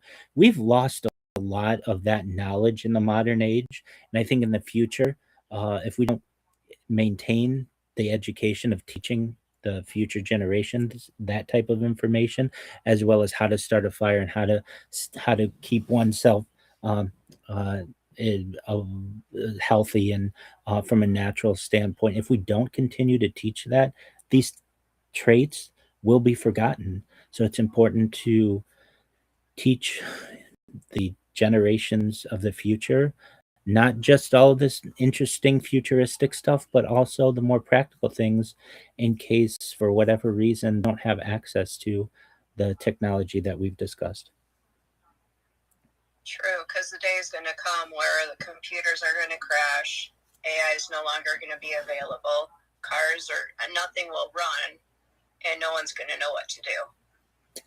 That's right. And for those of us who have some type of practical knowledge, it will be priceless. And let's not be gatekeepers of that knowledge. Let's spread the knowledge to all who want to learn it. And even for those who may not think that it's practical, it's not necessarily a bad thing to know, because if we ever run into that type of issue, which perhaps it may seem inevitable for a long enough amount of time, that type of knowledge will be absolutely priceless. And with any type of knowledge, it's important to pass it along to other people. But that type of knowledge, especially knowledge that can affect the lives of ourselves and of those around us, is extremely important to share. Well, thank you for your time and talking with me. And if anything comes up in the future, feel free to reach out. Absolutely. I very much enjoyed our time together. Thank you. And if it's okay with you, I can share your name with my brother who does know some other people who have their own podcasts. Oh, that would be wonderful. Absolutely. I love that. Thank you. Okay.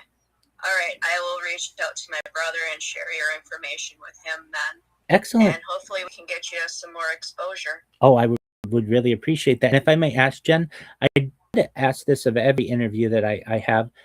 If we can, 1 year from now, if not sooner, I'd like to do this again. And we just kind of check in with each other. And one of these days, I'm going to go viral and we're going to blow up your channel. And this will be a very positive and very powerful podcast, God willing. But if you are still doing a podcast a year from now, would you mind if we rechecked in?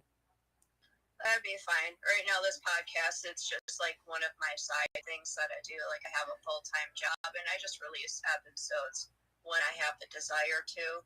But maybe in the future that'll change. Who knows? Maybe I won't have to work 40 plus hours a week and I can just work on my side projects. Absolutely. God willing, I talk about data and its importance and how much of it that I have. And every person who's helped me along the way, you included, your brother included, and your audience, I don't want you to have to work that 40-hour job anymore. I want you to be able to focus on your passions. And so hopefully sooner rather than later this happens. And if it does, you should know I'm on like 25 different YouTube channels telling you that I don't want you to have to work in the future. So hopefully it's not too much longer. Okay. Okay, that sounds good. Excellent. It was a pleasure to meet you, and thank you so much for your time. If you need anything from me in the meantime, you can always reach out to me via email or, like I said previously, I'm live in my Discord 24 hours a day, and just really appreciate the time that you dedicated and hope you have a wonderful day. All right, you as well. Thank Take you. care. You too. Bye-bye. Bye. Shout out to Jen. She was a sweetheart. Super sweetheart. Really? Yeah. Okay.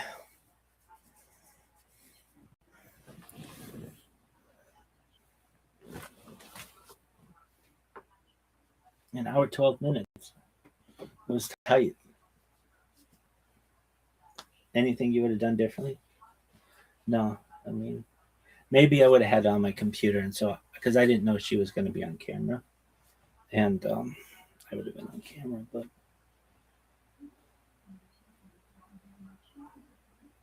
are you happy with the way it went?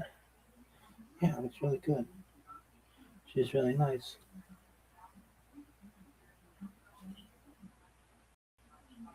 All right, Jeff, you gonna shoot me down again?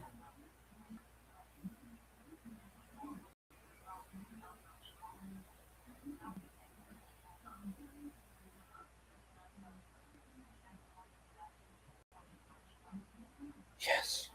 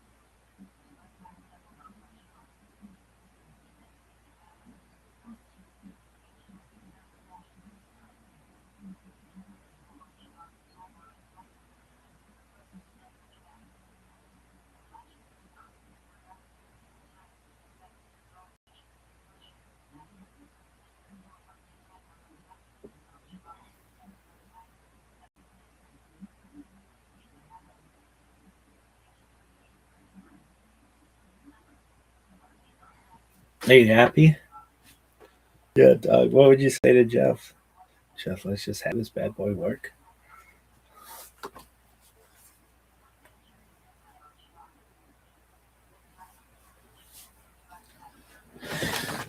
What would you say to Jen? Jen, I want to make it so you don't have to work the second shift job anymore. I work second shift. Sucks. All shift work sucks. All work sucks.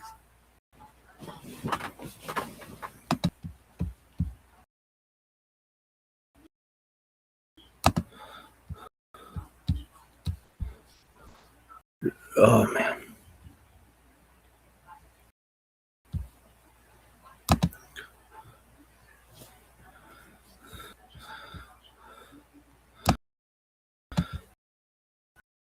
Are you happy? Yeah, I'm alright.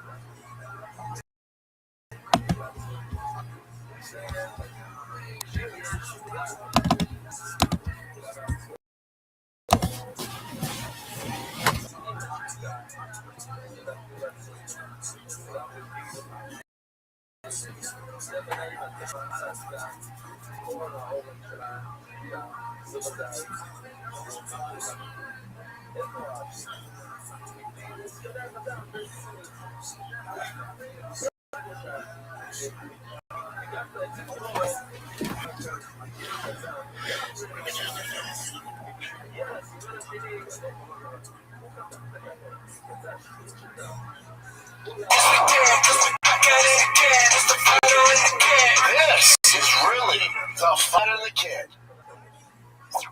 Well, don't skim over it. Don't skim over it. No, fuck you, bro. Fuck you, bro. Come on. Why are you siding me? Why are you siding me like I'm not to travel again?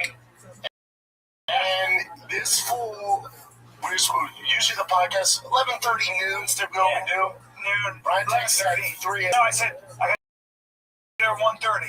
Glad fabulous fellas flying back. Choosing to fly back the day of the pass. Yeah. Goes, fellas, all right, I'll do a big brown breakdown early, and sure, I'll go home, come back at 1:30. 1 o'clock, fellas, dealing with a little bit of traffic here, flights delayed. Let's do what even that? What even that? I didn't have, so, we got a little lightning. First, it's the flight's delayed for an hour and a half or whatever it is. We got a little lightning on the guys putting in had to recover, and it was standard. You set the timer, it's 15 minutes, then they come back out, and I'm like, oh, this is good. And then I don't have Wi-Fi for the first hour and a half. Should be 10,000 feet. No, we just didn't have Wi-Fi. It was like they had to reboot it.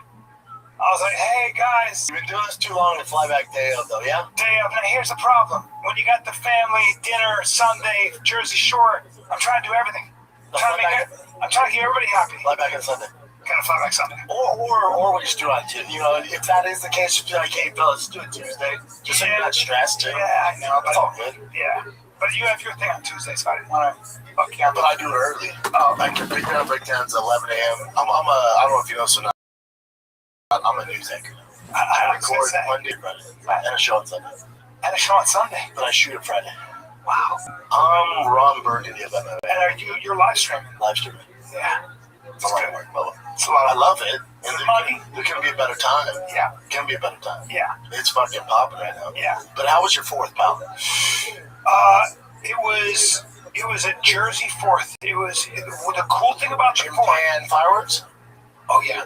The thing about the 4th that's pretty cool is that when you're on the Jersey Shore, where we were at Long Beach Island, everybody takes their boats to the sandbar about 100 yards away on the water. And now you have all these boats anchored, and then there's a floating bar, sir. Oh, wow. And everybody's out there partying. Now, it's tough to get out of there. Now, you're probably going to ask how much time to spend in that mix. And the answer would be none, sir. Oh, sick. None. But I like looking at it. They do the same thing at Lake Travis because the guy, he owns some mask company. He puts on the biggest fireworks show. Everyone wants to go, you can go down there. I'm like, yeah, well, tell me how it works. So, well, you have to arrive 5 p.m. Oh. So you got to get to the front. I'm like, what happens if you don't? Like, then the boat's the only watch it because he lives on a giant island, right? And then like, if you get delayed, then you're in the middle. And then everyone's drinking, everyone ties their boat, and there's hundreds of boats. You're not going anywhere, by the way. You're stuck there. You're there all night. Oh, no. Well, not like that. In Jersey, you get there at, I don't know, 10 in the morning. and then circles. You stay in there until everybody goes home. Now, here's what I didn't tell you. I don't know if you read about it, saw it, but we were on the water. I've never experienced a hurricane, sort of a storm that blows up quickly. Was there a storm on the East Coast? It lasts 4 hours at night, but we were out there and there was this giant roaring cloud. I said, hey, there's an extreme thunderstorm warning we're out, and the wind started to blow. And then it started to blow so crazy that I was in the water trying to batten down the sailboat. That I don't know how to do that. So my dad's doing that. I don't know how to do that. Sailboat guy. Sailboat guy. I really did sailboats. So the dog, you know, the ropes and knots. He's like, I go, I'm sorry, am I Lieutenant Dan? Fucking bro, he's securing it. I'm like, I don't know how to do any of this shit. I was as useless. He may as well had a fucking cow chewing grass in the water. That's how helpful. Sailboats aren't for us. Not for us. I did take the boat exam, and when you get sailboats, no. Just skip up. No. With the chip sheet and the tacking and the wind and the shit. I'm sorry, did I grow up on the sea? I don't know how to tie sailor's knots, guys. Also, I don't care. I mean, give me a power boat. I don't give a fuck about the it's not for me. But it was the wind was so crazy. Was it bad? That it was so crazy that I actually got worried because it was 60 and it got to 80 mile an hour winds. You ever been in 80 mile an hour winds? I don't know. It was so crazy. Some lie that there's 80 mile per hour winds during the fires. Well, the fucking house that we were in was swaying. Oh wow. Yeah, and I guess it's built for it, but it was swaying, which I've never had. I mean, it was when I say swaying, it was really swaying. And the worry is that if it gets crazy enough, I guess there's a garage that's built under. So it's two things: if there's pressure and it blows, then it can compromise the house. But has that ever happened? Well, it may have. You're paying for it. You're paying for it if it doesn't. You know what I'm saying? Like, you gotta put, I'm sure it's a protocol to put that in your house. Yeah, you have to. But I was amazed, man. I never had that. Like when it just gusts and fast. I had to run everything in, like the chairs and stuff, because they would give me. That's my thing. You gotta bring them here, man. There's nothing like your July 4th in Texas. I know. It's a lot more than it was. Had a floating dock, yeah. The wind was so strong it pulled up the fucking like the out of the nails and flew it into the neighbor's thing. Big boy. I've never had that. No. Texas. I'm in Texas, man. Well, look, Jersey's a lot of American flags. But it's not July 4th on Texas. It has to be. I think it's the holiday here. Is it really? Man, it's a good time. So you had a good time. Yeah, it's like the same out. I'm the orchestrator. The fires, all the pressure's on me. And that's the dope thing about Texas. Is bombs. Oh, legit.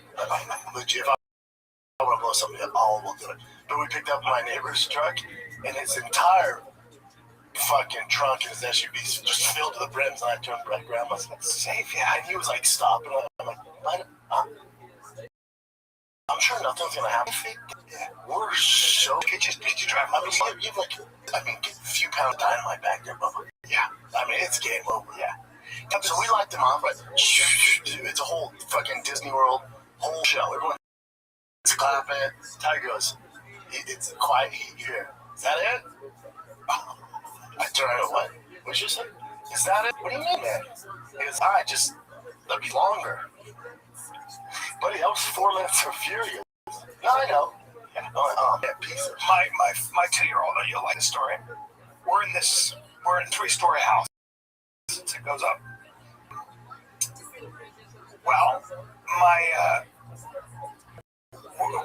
I left at 5 this morning. It was fun. Good for the airport. Wait, is the family also back there?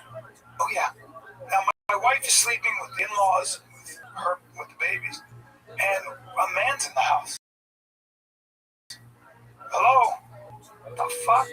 What the fuck? Came back. Well, that'd be nice. Came down, and my 2-year-old got out of bed and decided to downstairs and go in the attic, go down outside and take a walk around the neighborhood in his diaper with his blankie, just dragging it along, and was 4 houses down because I left it not open, but I left it unlocked. As I left, it's 5 in the morning. Oh, gotcha. Yeah, I mean, two closed doors. Yeah. I can't lock it from the outside. And he decided, I'm going to go take a walk. I'm 2. Good for him. Good for him. And the guy goes, he was interviewing me. Your son was interviewing me, and then led me right back to the house. And he's like, all right, that's what the door goes, you're not going to open it. My son opened it. Oh, wow. He's potty trained too. Gangster. Also gangster. Good way you get him. Jesus Christ. Now, was it the Gigolo killer was out there, yeah? He was out there. I see Long Island, Long Island. I think it was Long Island. Up in Jersey Shore. I think it was Long Island. Is there no serial killers on Jersey Shore? I'm sure. Fun fact about Jersey Shore: first food truck diary ever was Frank Yeager in Jersey Shore. Wow, that's right. I remember that. The first one ever. When you're there and you're tan, you would have a good time. You got the muscles and tattoos. You fit in very well. The ladies. I would do my hair like them. They got those. Yeah, they got those Italian gals. Those Italian girls. Oh boy. Yeah. Long Island. Yeah, July 4th is it's the best holiday in Texas. What is in that?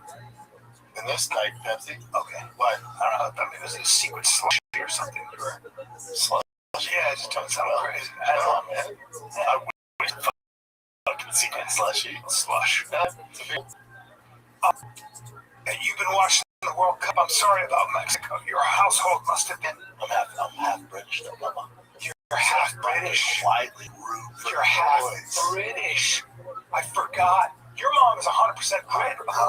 Nobody knows that about you. Your mom is not American. No, born and raised. You're half an American. So I'm going for England. I'm going for England. I'll tell you what. They were doing everything they could to fuck over my Brits. They're doing everything they could. They were. They weren't called. We're going to give you 10 players. Okay, whatever. Yeah. Oh, that's foul. The penalty. Oh my God, this game ridiculous. Oh, and the bonus 11 minutes. The fuck? Yeah. So they're doing whatever they like to it. So clearly England beats the shit out of them. And I was pretty silent all night. They made their food and stuff for me. Yeah, whatever. And then I go, well, they're kind of, it's not really a thing. And my mother-in-law goes, what? I go, soccer's not a thing. She goes, what do you mean? I go, well, it's not fair. You guys are 14th in the world, and you focus on soccer, or as you call it, football, but you're 14th in the world. Like, it's all you guys focus on. You don't have the athletic ability to keep up with the rest of the world. Didn't go, oh boy, what do you mean? I go, well, look how small they are, first of all. I said, look at Harry Kane. Harry Kane, he looks 6'7" out there. He's 6'2". That's how small he is. You're fast. He has good footwork. You got good footies. But you can't keep up with the big boys. And you know what the thing is? It's true. Well, they can keep up. What's Mexico doing against? They're about how many people in Norway? 7 million, and they're crushing Vikings. Well, homeboy, he was the best. Best in the fucking world. 6'5". I know it's old school. Yeah. He's Hagland. Oh, dude, he's 6'5". He's actually 6 foot 6 inches tall. But he's a big cat. Like a cat. And compared to the Mexican, he's a Kane. And Kane, it's like, oh no, don't kid yourself. All of those guys. If you look at most of those guys now, they're all over 6 feet, 6'2". I mean, average height 6 foot. Yeah. Well, that's because you still got short people in a lot of the countries. But my point is, in Mexico, there's not like some big athletic freaks. Like there are two sports: is soccer and boxing. Yeah. And baseball's a third. Yeah, but on the world stage, you're right though. He out of Japan or Venezuela or America. Mexico's leading scorer is rather dark. Yeah, he's not from there. He's not from there. Just like our guy. We gotta pull out. Just like don't fuck with Mexico now. Well, just our guy. He's not from here. You know that story? His mom, they're from, I'm pretty sure, London or some shit like that. I forget where he's from. But his mom was pregnant on vacation in America. Literally in Brooklyn. She gave birth here, but he's never lived here, didn't go to school here. Yeah. But he is doing so all those African teams, like the Ghanaian team, Ivory Coast team, Senegal team, they're not from there. They all live in France. Yeah. And they make the World Cup teams. So they call it like, hey guys, I'm really good, and they are really good. France is monstrous. Can't stand France. Good. They're probably gonna win. I hope not. The only white guy. There's one white guy on that team. France? Yeah, one white guy. I can't stand France. I don't like any French. I like Charles God. I like French team. I don't like croissants. Come on, man. If I had two croissants, come on. Delicious food. I hope they lose. It'd be great if they lose, just because it opens things up. I would like to see them lose. Then anybody can win. I want to see Messi play Ronaldo. I want to see an Argentina two-goal showdown. I'm going for Holland. I mean, let's be real. Yeah. We'd get by Belgium tonight. We could. Yeah, but how about Belgium? But then the big boys are winning. Now the big boys are winning. Big boys go. This is what we do. Yeah. Then you Yeah. Norway. Who else? Who's waiting in the wings here? Spain, Portugal plays today. Spain, Portugal, U.S., Belgium, France, Morocco, right? I think Morocco. Argentina, Egypt. Wasting fucking time. Egypt is good though. That ain't shit. Yeah, Mexico, Switzerland, Colombia. Oh, Colombia? Switzerland's no punk either, though. No. Brazil lost to Norway. Norway, England's next Saturday.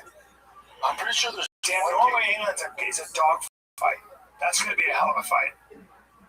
England's ranked high. I think England's ranked 4th. Yeah, England's badass. Very good. Well, listen, guys. Quince Clothing. They cut off. You are not going to find better quality. It's exceptional quality clothing. It's as good as you get for literally 50 to 80% less than similar brands. So you want to go buy a sweater or a t-shirt that's going to last you forever. Like, you know, the sweaters you and it's $600. You're like, I can't do that. Obviously, it's crazy. Got you, man. They got you. You literally have European linen nets that are starting at $34. And you can wear them from the summer, Texas heat. They help breathe with that. I don't get tired of them. My favorite part of Quince is those tees. I like their cashmere sweaters. Yeah, and they're cool. I'm always sure they're getting more of those. Yep, so make your summer look easier. Go to quince.com/fighter for free shipping on your order. 365-day returns. Now available in Canada. QUINCE.com/fighter for free shipping. 365-day returns. Quince.com/fighter. Here you go. We'll see. They got some great players. Look, go back to that, Jim, because if USA wins, I think they got to play the winner of Portugal, Spain. Yeah. Well, they reversed the red card, which people are outraged by. They said Trump did it. Yeah, Trump called him up. It's also lame to give him a red card. I thought that red card was lame. All of it's gay. He didn't mean to do that. All of it, okay. He was literally stepping. All of it's gay. When they kicked the guy out from the England team, it's all gay. I didn't see that one. I watched the game. It's the one part I missed. Do you want to hear him talk about it real quick? You know, it's going to sound like me talking about soccer, sure. But it was well. And that wasn't a foul. That wasn't even an infraction. That was two guys running full speed that happened to crash into each other. I agree. These were two great athletes that got tangled up, and this referee, who is a little bit suspect. On the Flair Balogun red card controversy. Whatever you want to say about the guy, he cracks me up. Little suspect. Suspension. Trump says all he did was ask Gianni Infantino to review the play, insisting that, quote, that wasn't even a foul, that wasn't even an infraction. He also called the referee a little bit suspect and claimed he has a past. He's missed Trump asked FIFA to review Balogun's play. Now they say, FIFA says, He's saying that for the president. Do you blame the president? No, I enjoy it, but that President Gianni says that Trump had nothing to do with it. That's probably true. To an extent. I don't know. The president of the forever. I mean, see if the red card's ever been. See if it's ever been reversed. I think this said. I thought it was a shitty. I did not see it as a foul at all. Are there any other presidents or prime ministers from countries calling FIFA though? That's the problem. Most of them don't give a. That was the problem. He's, all right, they can sometimes be. But let's see. Oh yeah, example. Have it 14, have it 2022, 2019. Okay, so that happens. Yeah, all right, it happens. I don't like. I mean, I guess it's good they can go back and watch it. I'd rather you do it on the. Well, the U.S. sends such a bad image over in Europe, and what people are all saying, everybody's saying. They're like people are so awesome. Here's the horseshit. Media is all bullshit. Because people are like, I'm overwhelmed with how nice people are. Yeah. Now, what's dicey is I think the U.S. plays tonight at 7. Tiger and Bosnia plus. I'll catch the last half though. Oh boy. I know. Yeah. You can watch on your phone, but you're not gonna be doing that. Yeah, man, you fucking code. Yeah, and your football team's monsters, huh? Here's the monsters. Yeah.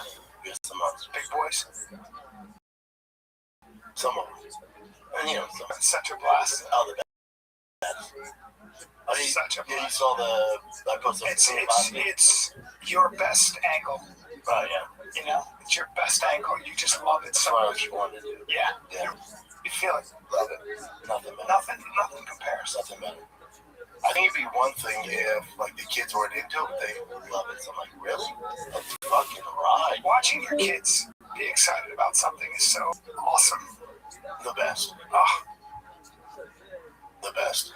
It really is. What are you doing Saturday? I will be here. Doing what though? With my 14-year-old son. I know, doing what though? At 7 o'clock.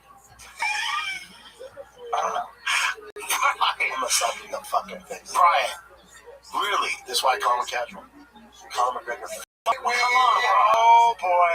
You just found out. That's fine. I'll be at your house. Waving my Irish flashlight. I'll be at your house. Conor McGregor fights this Saturday, Bubba. National Fight Week. I can't believe it's this CSC, Patty. Robert Whittaker. Who's Whittaker fighting? Krylov. Gable Stevenson. What? Yeah, Viking Cody Garbrandt. Making Quinones. King Green. Terrence McKinney. Brandon Royval. Okay. Corey Sandhagen. Corey's our boy. Tracy Cortez. On prelims. Just rude. Wow. It's Conor Fight Week, you fuck. How about Elisha Ellison, whoever he is? He's gonna be like, oh boy. Yeah. Oh boy. That's how it goes. So. Yeah, here I go. Hey, we got fight week. So fight. What do you expect? What should I do? Watch out for his double leg. No, I bet the call goes like this. Hey man, we got one for you. Oh yeah? Yeah. You're in the International Fight Week. Wow. It's Conor card. Oh man, that's awesome. Dude, I really appreciate it. No doubt. No doubt. Here's the So catch. it's July 11th, and Gable Stevenson, bye. What? Well, what do you think I should bye? I just don't want any tough wrestler. God damn it. Yeah, as long as it's not a tough wrestler, click. As long as he's not insanely explosive, click. Hey man, the last one, you keep giving me these wrestlers, man. I could use a click. As long as he's not a world-class athlete at 260 pounds out, he can't do a standing backflip right at 260. I'll take it, man. Just don't give me Gable. Click. Just sprawl. Elijah, sprawl. His Broad's face. Doing a camp out, but they're like,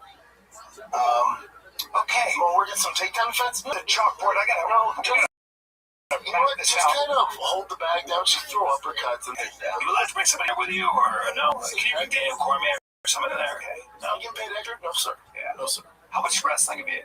Not as much as him. Yeah. Goldman, yeah.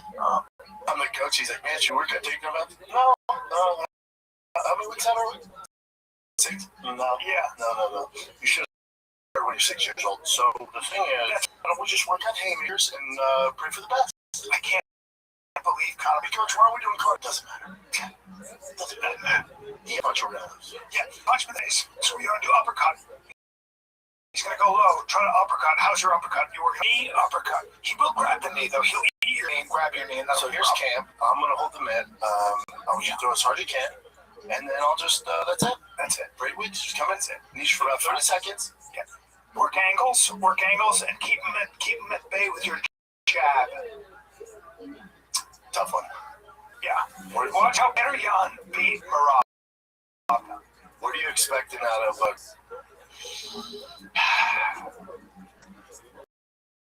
to give him a chance to win this fight? I don't even know how to think about it. Why? Because you haven't been thinking. I never took it seriously. Wow. Because or like it's not real. Yeah. Dude, there's some people in my comments like, we'll see if he shows up Saturday. I'm like, can we stop that? Well, he's kind of airing that a little bit. From what? So he's ever pulled a fight with Michael Chandler because fucking. Other than that, the dude doesn't miss.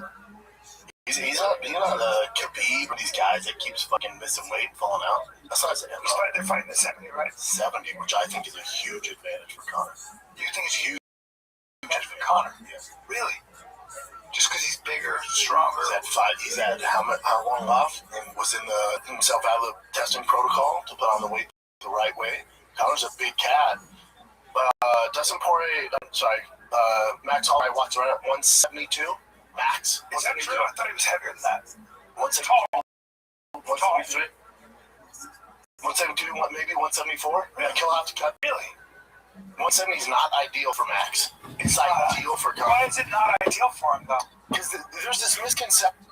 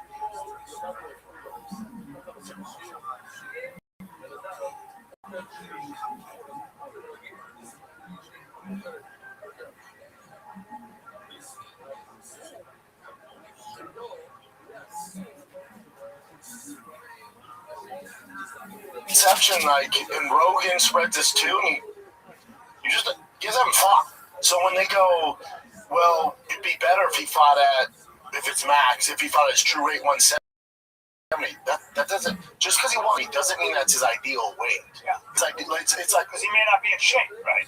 Or his timing, or he's not as fast, or there's a number of things. He gets up to 190, they say.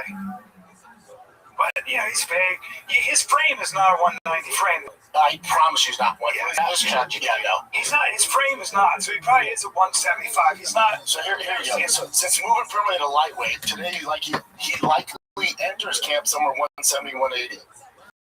Yeah. From about 173. You happy? I know for a fact. But, yeah. So there's not a ton of advance from at 70. But it's like Poetan, right? Yeah. Dude, you walk around at 230, heavyweight's gonna be easy. Okay? Go fight a heavyweight. Yeah. That's explosive. Yeah. Doesn't have very many advantages there anymore. His peak performance at 205. 185 was a stretch. When he was younger, 185 worked. 205, he needs to cut about 20 pounds for peak performance. Which means fighting weight. There's optimal weight. Everyone, cutting weight so dangerous. Shut the fuck up. Fighting is when your body is, you're in this good shape as you possibly can be. You're in your prime, exactly where you need to be. For Conor, I think 170 now, especially as he's older, is at 170. There's a reason why he's not fighting at 55. Can't make 55 anymore. He got too big. But he's known for how long he's fight at 70? So he's like, I'll fight, but at 70, he's gotta be far. Yeah, well, yeah, that's different. He had to really just not cut weight. So that's not the problem. His power didn't translate when he fought Nate at 70. Well, that was a shorter, so tried to not cut weight and just walked around. This is cutting down and preparing and putting the weight on the right way. I mean, he's jacked, dude. So you're optimistic about his chances. Big time. You are. Oh yeah, big time. Big time. I love me some Max Holloway, but yeah, but what makes he's older? Max is 34. He's landed the most strikes, significant strikes ever in history. He's also eaten the most significant strikes. That's big. He's also 34. Oh, we all love Max. One of my favorite fighters. Max got dog walked by Charles Oliveira last fight. Well, but he didn't prepare for wrestling. Okay. But he knows how to wrestle. Yeah. So at 34, it is taking a turn. You know, like, it's not like the best days are ahead of Max. Well, you think a boxing match? Until it's not, until Conor shoots. I think Conor's saw the holes in Max's game. I think he shoots. And you think Conor's been wrestling a lot. Yes, and that's why he's not showing any footage. Very high fight IQ. He's also the kind of guy that... yeah, but the issue with Conor is, so if we add in shooting and shit like that in wrestling, his cardio. Especially as that's always been a thing. That's his thing. He's a racer. Yeah. He can't run marathons. Yeah. And Max has got great cardio. So, yeah, dude. Is just weather the storm, drive versus around, drag him in the fourth and fifth, put him away. Man, that by decision. It's a big one too. To be, that's a big fight to come back to. Yes, but if you're Conor, it's like the match. He only fights big fights. It's his hand. There's no warm ups. But then it's like if you're the UFC, right? We're all going Max Holloway, then fought 5 years. Well, let's go through it. Max Holloway's probably the best matchup. Listen, Conor's still an underdog. Don't get twisted. He's still a dog. There's a lot of variables. But Max, we know he's not going to shoot. We know exactly how he's going to fight. He's coming up to 170. He's not a knockout artist. So if you do make some mistakes with ring rust, Max is not going to end the night in the first round. Right? That's not what he does. Right. So out of all the candidates, it's like, all right. It's great. You know, it's like, all right. Yeah. Don't get it twisted, though. 5 years off and your leg fell off, it's a tough fucking... He's still got that great... His ability to judge distance, be on the edge of the pocket like that, he's so good at that. He's such a good boxer compared to everybody else. Although Max is really great, but we'll see. Oh, yeah, Max is a legend. You think Conor's a better boxer than Max? Not like pure boxer. I think he's like a better counter puncher. I think he's more explosive. I think he has better angles, better counters. That injury, that can be a real comeback. No one. Oh, dude, momentous. You want the best creatine on the planet? You want to know that it's completely pure? Momentous. Okay. Yeah, it's creatine. Your boy here takes 20 grams a day. Damn, I take 10. Yeah, I take 20 grams a day. I have to build up to that. Creatine is one of the most, if not the most studied supplement on planet Earth. Well, signature brain creatine helps with muscle building, helps with lean muscle, the bee's knees. But you just can't get any creatine. You got to make sure it's legit creatine. Well, the legit is it's actually pharmaceutical. It's manufactured in a pharmaceutical facility. They use reverse osmosis water purification, and it's verified to an expanded 6-stage testing process with 4 independent agencies. Yep, so if you're going to take creatine, I do 20 grams, baby, make sure it's the best. Choose Momentous Signature Spec Creatine. I take it every single morning. I give it to my kids. It's the only brand that I trust. So if you want to try Momentous Signature Spec Creatine, head to livemomentous.com. Use the code FADK for up to 5% off your order. That's momentous.com, promo code FADK for 35% off. And creatine is the only supplement I've ever talked to anybody, any scientist, but it believes in. It's the most studied supplement. Everybody know that. Live Momentous promo code FAT. LiveMomentous.com, LiveEntous.com, FATK, FATK. FATK. I wonder if it's psychological or physical. Probably both. Probably both. And then BSD, Patty Pimlet, is there anybody who's benefited more besides Justin Gagey in that fight? Because remember, after that fight, both of us were like, Patty looked sloppy, blah, blah, blah. Now you look what Justin did to Ilya, you're like, Patty put up with that for 5 fucking rounds. Oh, yeah. And ate all the shots. Big boy. That motherfucker's tough as shit. Tough as a shit. Yes, that's a good point, by the way. That's a good point. Everyone wrote him off, and now you're kind of like, yeah. He's a little better than we thought. Yeah. Okay. He's a hell of a fucking athlete. And He's just big, weight class. Big. Way bigger. My thing with Patty was I just, into like fundamentals and just in terms of his ability to strike with the highest level guys, it's not there. It will never be there. But I'm not saying Denny is not a high level striker. He hits hard and like he swarms you, and he throws those hands like similar fighting style actually. Yeah. The more I saw the fight, the more I like it for Patty. Me too. But Me too. I hated it at first. I like it. I would go Patty wins out. I don't see why. It depends what they're going to do with Connor's contract. I don't see why they wouldn't do Patty versus Connor at 70. Then what's with staff? That's the rumor now, so that's what they're seeing in pictures. Ooh, in your joint, that's bad. And he had staff before, remember? He blamed that on his loss. For Fighters have staff all the time, man. I mean, it's not the end of the world. They have it all the time. They do, huh? All the time. Just part of the gig. Now, if it's week of and you have to take antibiotics, different story, because it ruins your cardio. Ish. I love it. Last night, I don't know if you were listening to the pregame. They have like the three, Hunt Henry is on there. Forget who else they have on there. The commentators for the World Cup. And the lady asked, she goes, now, how big of a factor is the altitude going to play on the England team? Playing at sometimes feet. He goes, stop. Was it Lockdown or Thierry Henry? Thierry Henry. Yeah. He goes, stop. She goes, well, because it's going to be a factor in this game. He goes, no, it's not. No, it's not the professionals. It's not a thing. It won't affect them. She goes, well, because altitude, they've played at altitude. These guys have been playing since they were little. It's nothing. It's a thing for you guys. It's not a thing. I promise you, they won't get winded. You're not gonna be sucking air. I've seen them play at that altitude. They don't get winded. They're the pros. I mean, they played against Mexico. The pros. Yeah. They are racehorses. Yes, it's not a thing. They run 10 miles. That's a thing for you guys, for the media. It's nothing. It's not a thing. It's just not a thing. It's nothing. It's crazy. By the way, you hear the Thierry Henry's top. Oh, I know. Terrible commentator. I fucking agree. I said it. I read it out loud. I go, I don't. He never smiles. Zero energy. I'm like, hey, smile, dude. Zero energy. Yeah. Super salty. He's not playing anymore. Just talks shit. Talks down to it. Just shits on everything. I fucking agree.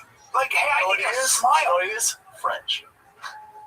Full circle. It's like, dude, you are. I would be willing to bet there's no way we're the only two mumbles. Him and the guy with the ponytail who played for Sweden. Zlatan. He's awesome. They're both terrible. Yeah. Not an ounce of energy. Because they're all talking this way. You know. And at the end of the day, did you hear what he said about Sweden? I think it's good. You have to always make sure. Oh, no. And then Thierry's like, yes, and also, it's tough. It's tough. Because it's tough for them. This is what we do. But and if I was out there, I would have 4 goals. And he's frowning. And there's no humor. No. There's no humor. Hey, you guys, fucking wait. There's no. What did you say? And all they do is poo-poo on every team because they're not, they're 2 legends. And then the Swedish guy goes, not joking, goes, you know why you know we're in his ads? Because me goes with me. He goes, yeah, it's true. You're like, what the fuck? Do you know what Zlatan did when he came to LA?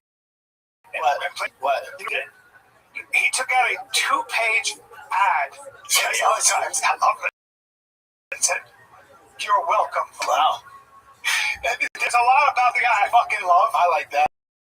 He's hilarious. Listen, I like him, but literally to Alexi, the guy who's played American soccer, and not anywhere near those guys. Who was a defender, nowhere close. Alexi goes, well, a lot of people call the French arrogant. We can talk about that. And Zlatan goes, oh, no, ignorant people would call it arrogance. Intelligent people call it confidence. Yeah, sure. But they just have no energy. But here's my thing: if we don't watch soccer. If we're saying this, I doubt that. I literally yesterday because I had it yesterday. I literally went like, I don't like that guy. I don't like either. Fucking A. Because they're for what team was it? Holland's their identity. They're barely trying. It's not what do I. By the way, I can't. And when they win, there's no excitement. It's like, they were meant today. They were the Lions, and they did a very good job. That's not even positive. Even the wins, they go, they're not their best. Like, not the best. It's like saying, you know what I'm saying? Yeah, they all died in the plane crash. Yeah, and unfortunately, it's very sad. It's exactly the same. There's no inflection in their voice. It's all monotone. They're winners. They did a good one.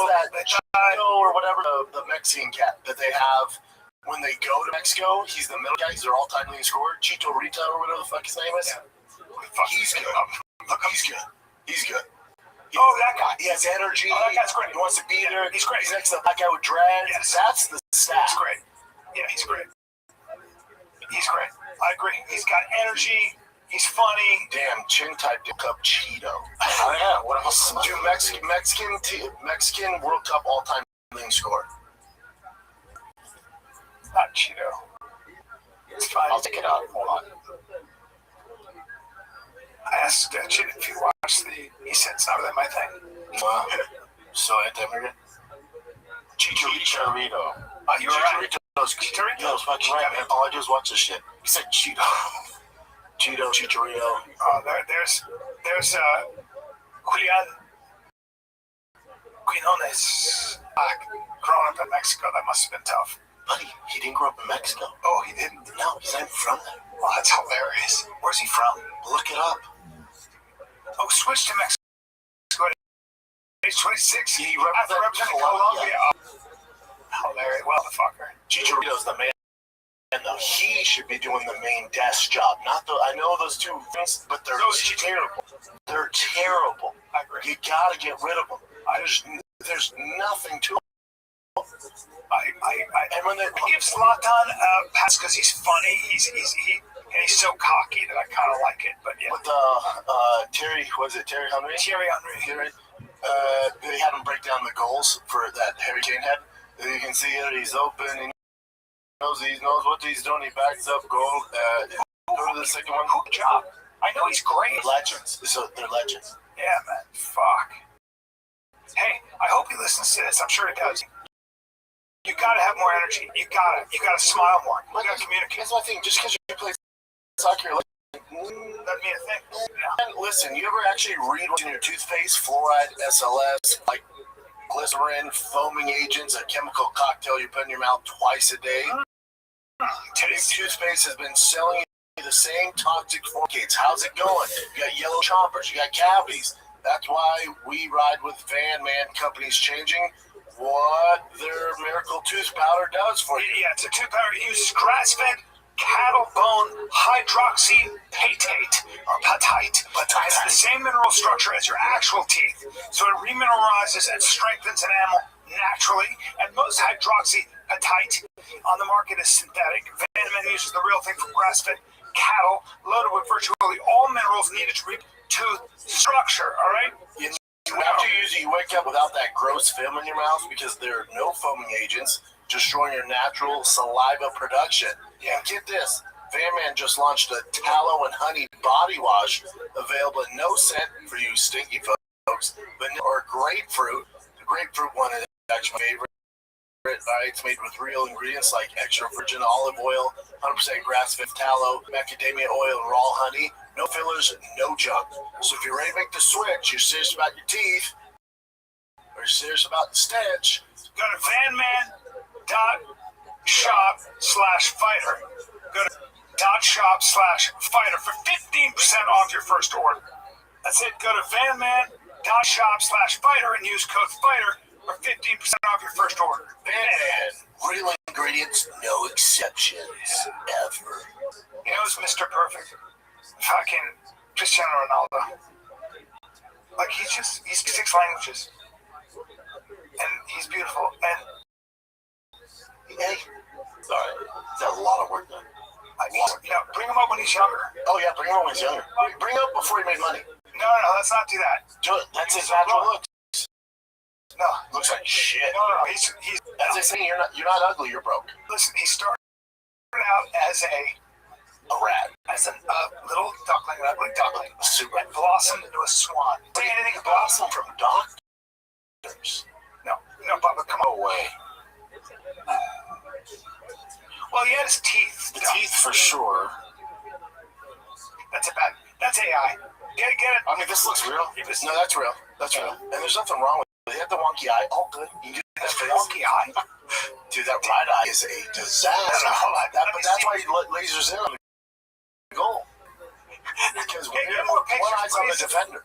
More pictures, please. One sec. Because he's a handsome fuck. Teeth make a difference. No, the whole thing. I need more pictures. But he's a damn good. I mean, Now, has Messi had some work too? No, I don't think so. Messi's just, his tooth said, it's crazy how bad his tooth was. He does look like just a teenager here, so he changed. Yeah, and the teeth are, Look at how he blossomed. Yeah. I mean, handsome devil. Yeah, handsome devil. And then his talent is all fucking get out. Although he's older now. Crazy. Let's see if Messi's had work. Messi's issue is he's 5'3". 5'6". Yeah. Disaster. But he's so fucking dope. Well, nobody wants it. Exactly the same. He just.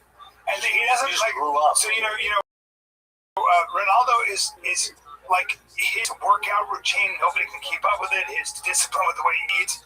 They say that Messi gets a massage ball. Like he's not so talented. Yeah, he's not. I mean, granted, he was recruited since he was like 8 years old. Yeah, well, he was always great, all the way around. Just a genius. Maradona was that way too. Maradona could control the my ball. family doesn't fuck with Messi. They hate on Messi.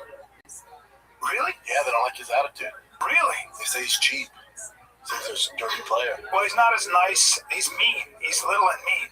Dude, not he's as nice 5'3". Cut him up some fucking slack. Yeah, don't say that. I think he's 5'6". You gotta give him those 3 extra inches. Is he 5'6"? I don't think you gotta so. give him those 3 inches. He looks like he had a nose job though. A terrible one. He still has a schnoz. It wouldn't matter. You're fine. When you're the best soccer player in the world, and maybe ever. He's not 5'7". He's listed at 5'7", but I don't know. Yeah. He's not 5'7". He had growth hormone deficiency as a child. 5'2". Yeah, he had growth hormone as a kid. And the best of all time. Yeah. Let me know what growth he was using, because I'm not going to take it. Now, Maradona was tiny. Maradona? Yeah, Maradona was Argentina. Now, let me tell you something about soccer. So already, I don't give a fuck, and the fans don't give a fuck. From the 70s? Oh, well, he's the greatest of all time. Yeah, I know, but when I say we don't care about this, and then died like at 50 from cocaine. At least he had that sweet Jerry curl. Oh, he was incredible. Like, he was just incredible. Like, what he could do to a ball was nobody's ever been able to do it. And then he tried to coach. And he's here. Damn, I hope US wins, but it's like this monster's waiting for us. It's the most talented team we've ever had. It is. But, yeah, it's a monster. We got a monster waiting for you. You win this one. Okay, here's the winner. See how tall he was, Bubba? Because he was actually 5'4". Weird. Yeah, I'm pumped. I hope they win tonight. 5'0". That's so crazy. That's a weird thing. To be a guy, that's a hard one, Headers. Not a lot of headers. And now you're playing against these dudes who are, a lot of these guys. One guy on the bridge, 6'7", big boys. Well, the Swedes had some. Norway has the big cats. Yes. No. Then that fool had some acid wash jeans on me, Fidel. Yeah. Yeah, Castro was known to have incredible stamina with the ladies. And he would eat, they'd say, a bucket of rice and 2 chickens at a sitting. Smoke cigars, just a real man's man. I heard he hit Trudeau's mom from the back. Well, and that's how to this world. Well, these are facts. If you look at the young man, if you look at young Castro, good-looking guy. 8 to 28 scoops of ice cream in a single sitting. But I love it. In the CIA assassination plot, they tried fucking with his milkshake. God. Traditional Cuban soup, pork sausage, bacon, beans. Yeah. I just loved ice cream. I get it. I love ice cream myself. I do too. I want it now. There's. I mean, come on. I mean, that's do something to it. I mean, that's right, Trudeau. Trudeau, that's definitely Trudeau right here. That's fine. Oh, you gotta see, actually, the even better comparison. Oh, yeah, we saw those. Oh, yeah. I mean, it's spot on. And it's all good. I mean, it's not hard to believe. Bro, his mom was with Fidel Castro for years. This is a fact. But they just would visit. Yeah, Fidel was just chatting with the lady. He's getting his nuts up. and then what's that cut? I mean, come on, look at that. That cut comes out and starts to, and him and Katy Perry are married now, yeah? I think they're dating. It's pretty, it's pretty uncanny. Yeah, that's so similar. Pierre Trudeau. Pierre Trudeau. Pierre See Trudeau? what he looks like. Dad? Pierre Trudeau must have been a real cunt. Oh, buddy. There's no way. Oh, I'm sorry. Is that the blue guy from Spawn? I got the blue guy from Spawn. Stand it, but get that picture of Dad. Blue guy from Spawn? Hold on. That's a little too much, though. How you? Same nose. That's him. Go back for a sec. That's very good. You're very good at that. You're the best in the world at that. It's very funny. I lost it. He looks nothing like his dad. I mean, that is the blue guy from Spawn right there. Yeah, it is. Let me see him with his dad. Go back. Hold up. Good looking kid. But, I mean, that's not your son. That's fine. It's not your son. I'm proud of you for raising him. It's not your son. While your wife's getting digged down in Cuba. I mean, compared to young Castro, a revolutionary, wearing camo, smoking cigars, a man's man. Yeah. Might have been a communist, but she had no chance, man. Somebody got to drain these nuts. I mean, she was cute. She was cute. Got his dad busted. She's alright. Kind of gangster, actually. Long running, serving leader of Canada. It is Canada. Pierre Trudeau. Yeah, I would. She's really pretty, though. Classic. So average? She's a classic prettiness to her. She's classic. Look at her. Oh, man, I don't see it. Bad picture. Ronaldo there you go. Go up there, right there, Papa. Yeah? Right there. Yeah. Look at her. Yeah, she's pretty. His dad is atrocious. And Castro dicked her down.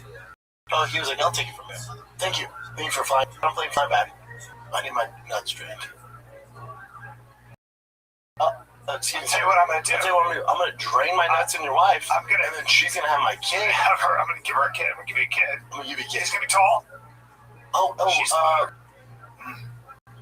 She was saying. Oh, Mr. Trudeau, I have a gift for you. What's that? I have a kid for you. I have a kid for you. I was balls deep in the last night, and I gave you a kid. You're welcome. Look, I mean, she has huge eyes, woman. They probably meant eyes. Fidel said, take a look at... No, she's cute there in the silver. If you go up to her where she's dressed up. Yeah. Oh, yeah. Yeah, I can get why Fidel Castro.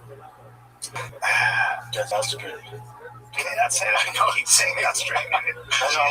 I want you to acknowledge it. I know, because she's the first lady of Canada, and I'm trying to... Fuck off. I'm just trying to be They made love. Drain I that? admit. No. Please, sir, have some respect. They don't like what happens. He's a king.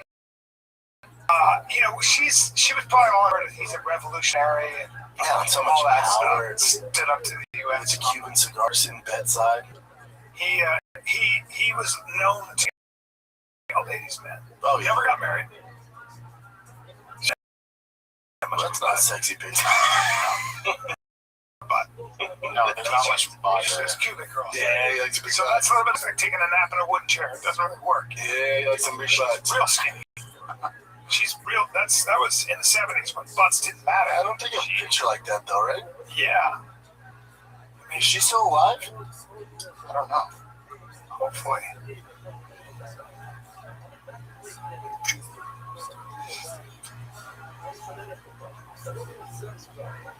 Whoa. Yep. She is.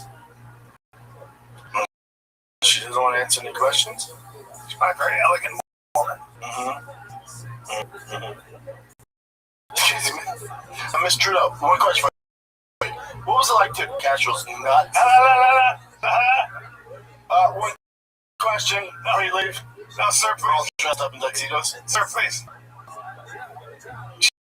She's an elegant woman. Memories of Fidel. Did you see that Brian Johnson, the guy who's trying to live forever? What happened to him? He has an autoimmune disease of the stomach. So let's see. It's gonna be tough to pin down what caused it. It took you so much shit. I think it's all the baby blood you drink, sir. He says my stomach is eating itself. It's a type of it actually It says biohacker. Biohacker open and lived 160 reveals alarming diagnosis. Yeah. My stomach is eating itself. Weird. Because I thought you were on top of all that. Yeah. Try that the wheel. Yeah. All your supplements. Let's take a look at them. I mean, jeez. Gastritis, AIG. Chronic immune. Autoimmune gastritis. It's like Crohn's or something. Stomach acid producing perishal cells. Damn. So he can't absorb B12? That's a bummer. How ironic. I'm gonna try and solve it. My stomach is eating itself. Yeah, well, you get that crazy. Here's my thing. I don't know if I believe him. Because I bet you in 2 months, like, I solved it, and for a limited time, $9.99, you can fly the watch. Get ready. Wow. So he must have had the disease before this?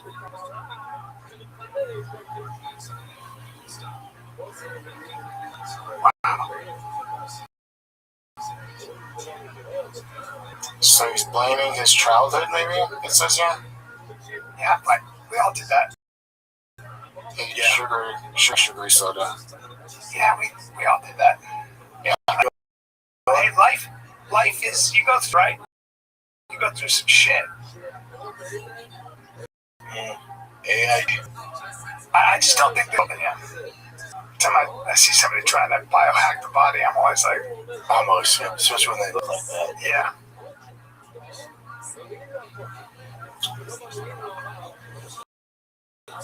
Well, good news is he's going to solve it. Yeah. Oh, and hopefully he's alright. Of course. He's alright. I don't mind it bad. No, I don't want to. You gotta love a guy who's trying to do it and make a difference. You know, it's just he's a little on the spectrum. Doesn't mean he's a bad guy. He's just trying to. No, I don't know. I'm sure he's nice. What you got, Jen? Curious what he says here. Yeah. Man, I wish I cared more. What you got, Jen? Yeah, I know. You know, I'm alright. Hopefully he figures it out. You know, there's nothing I can do for him. No, you're not gonna find out before you do, without a doubt. Yeah. I wonder if that helps you make him a little more humble, a little more down to earth. Or, like you said, might be selling product after that. I've solved it in like 30. So, trouble sleeping. You fall asleep faster, sleep deeper, wake up without grogginess, huh? Is your sleep score lower than you'd like on your Oura Ring or Apple Watch? All right. Well, listen. Here's the thing. A lot of sleep aids are too strong. A lot of narcotics. Okay. But it's such an important part of your life and your health. Getting good sleep is life changing. It's the whole deal. All right. Melatonin gummies. I have family who've tried that. They just don't work fast enough, man. There are a lot of over-the-counter meds like Z cause the next day brain fog. There's a whole bunch of stuff. You build tolerance, all right? But here's the thing. There's pouches, all right? Sleep pouches that can help you wind down, fall asleep, and stay asleep, all right? 1 gram of melatonin dosed at the clinically optimal range so you're not overdosing and feeling groggy. L-theanine reduces anxiety thoughts while you're falling asleep and helps you feel refreshed when you wake up. Magnesium relaxes muscles and calms your nervous system. And chamomile, passion flower, and lemon balm extracts which support sleep maintenance, okay? This is what Ultra Sleep pouches are changing, right? You fall asleep faster, longer, everything. And hey, check it out. Take them and tell me Whoop or Oura Ring or Apple, because I'm telling you, they're going to tell you that you're sleeping better. Use Ultra Sleep pouches. They deliver better with properly dosed and natural ingredients. New customers can use code FIGHTER to get 15% off at takeultra.com. That's takeultra.com for 15% off. Code FIGHTER. After you purchase them, they'll ask you where you heard about them. Tell them you heard it from Fighter and the Kid. All right, so the Merchant of Death that was exchanged for Brittany Griner. Best trade ever. Funny. So he was in an interview with Tucker Carlson, and he explains how that was a bit of an insult. Wow, Tucker got the Merchant of Death on his podcast. He's the guy. Did you ever see that movie? Nicolas Cage. Yeah. Let me see it. Yes. Well, by one thing for me, this was a guy in jail for a long time. Great. At least they could make hold, which I was exactly about is. But on the Biden administration, this maybe was only choice. This is why she was a black and she was a basketball fan. If not for NBA fans who put a lot of attention, ESPN was running every day a kind of the stunt to, call attention that Brittany Griner is still at Russian prison for almost nothing, for some, a small quantity of CBD oil, which is forbidden in Russia. So they put a lot of pressure. So Biden administration, because they are succumbed to the LGBT agenda, and they need to bring, then the front of center of their, attention. And that was forced. Brittany Griner. I mean, yeah.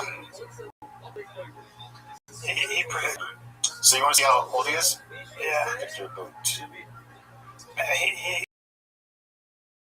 He was looking at real time. So was Brittany. Then she was hating on America, and then she went back in. My age. He's got good hair. Yeah. It's It's all good. Life of prison and guns. It's all. Look at Brittany. It's always tripping when you hear her voice. She's got a lot of. She's had surgery. Really? She's got a lot of masculine traits to her. Yeah. I don't know what that is, but. Okay, so I'm sure we're all tired of this, but it is interesting. So, RV11 reported that there was some ransom notes that people were saying or the FBI, he says the FBI said it was fake, and then he went to some source in the FBI said it was real, so I'll just play this clip. Reuters came out with a story today saying that they have FBI sources who say that the FBI has determined that the 2 ransom notes, alleged ransom notes, one of which we received along with 2 Tucson television stations, and a second which one of those TV stations received, were not legitimate. And also that the demand letters that we had been receiving from somebody demanding 1 Bitcoin in return for saying who the kidnappers are, identifying them, that too is not legitimate. So, we decided that we would and see if in fact this is real, that they've discounted. Not what we had heard, but it was possible, so we made calls. So I am going to tell you that I spoke with two people in the FBI, one of whom is involved in the investigation, an official, and the official in the FBI who asked I don't use this person's name said this. It is more likely than not that the two ransom notes are real. Further in that conversation, this person, they are more legitimate than not. That's a quote. Now, they haven't, and it is for sure real, but they definitely have not determined it is. And as for the demand letters that we've been getting, where somebody is asking for 1 Bitcoin, they say it is less likely that those letters are real, but they have not discounted that either. Then why would they say it's illegal? I don't know. It's nice they have reasons to do that, right? Do we believe TMZ or the FBI? I believe Harvey's. So yeah, so they eventually some California dude admitted that he sent in at least one of the ransom notes saying, and it is fake. It's a Bitcoin. He wanted the Bitcoin. Okay, so he's arrested now. I was right. He's right, but this is what surprised me too. It says California man facing up to 2 years. Well, that's him, but there may be some. I looked into it because I thought there was like ransom notes, but I guess there's multiple ones. There's more than that. But it just seemed it was really quick. As soon as Harvey Levin said this, and this suddenly came out, it's just kind of weird. I don't know. They still haven't found the body, right? No, there's like they said they thought they discovered a body, right? In Mexico. Did they have discoloration? Look it up. See what the update is. I'm pretty sure they found a body. They're fishy with that whole thing. I don't know what's going on there. Something's fishy. Was there a body?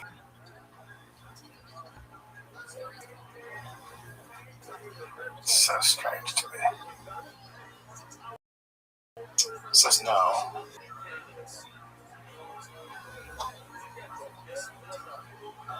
So a note did not provide a location.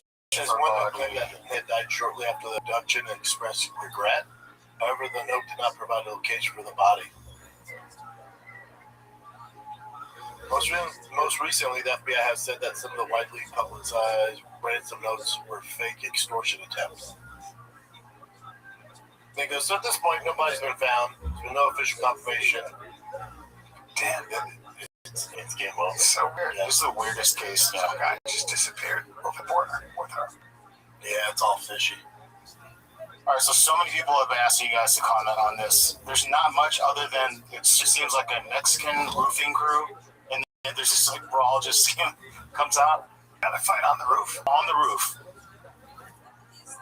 This guy throws a dude off the roof. Why these guys both fall off the roof? And dude, these guys are going at it.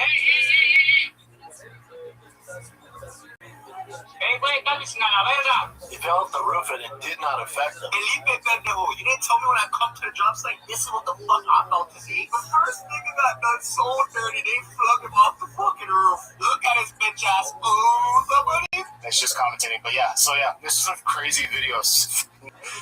Yeah, they went workers fighting on the roof and throwing other people off the roof. You know, probably the job. You know, the people that were in the house probably adding to the job. Like, fuck, we're taking 110. Even if you're in a fight, would you?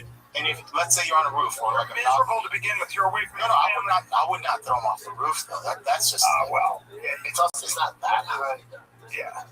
Okay. Yeah. And also, you guys are in a real fight. The guys that are wrestling that fell down and just kept fighting. Yeah, that's like.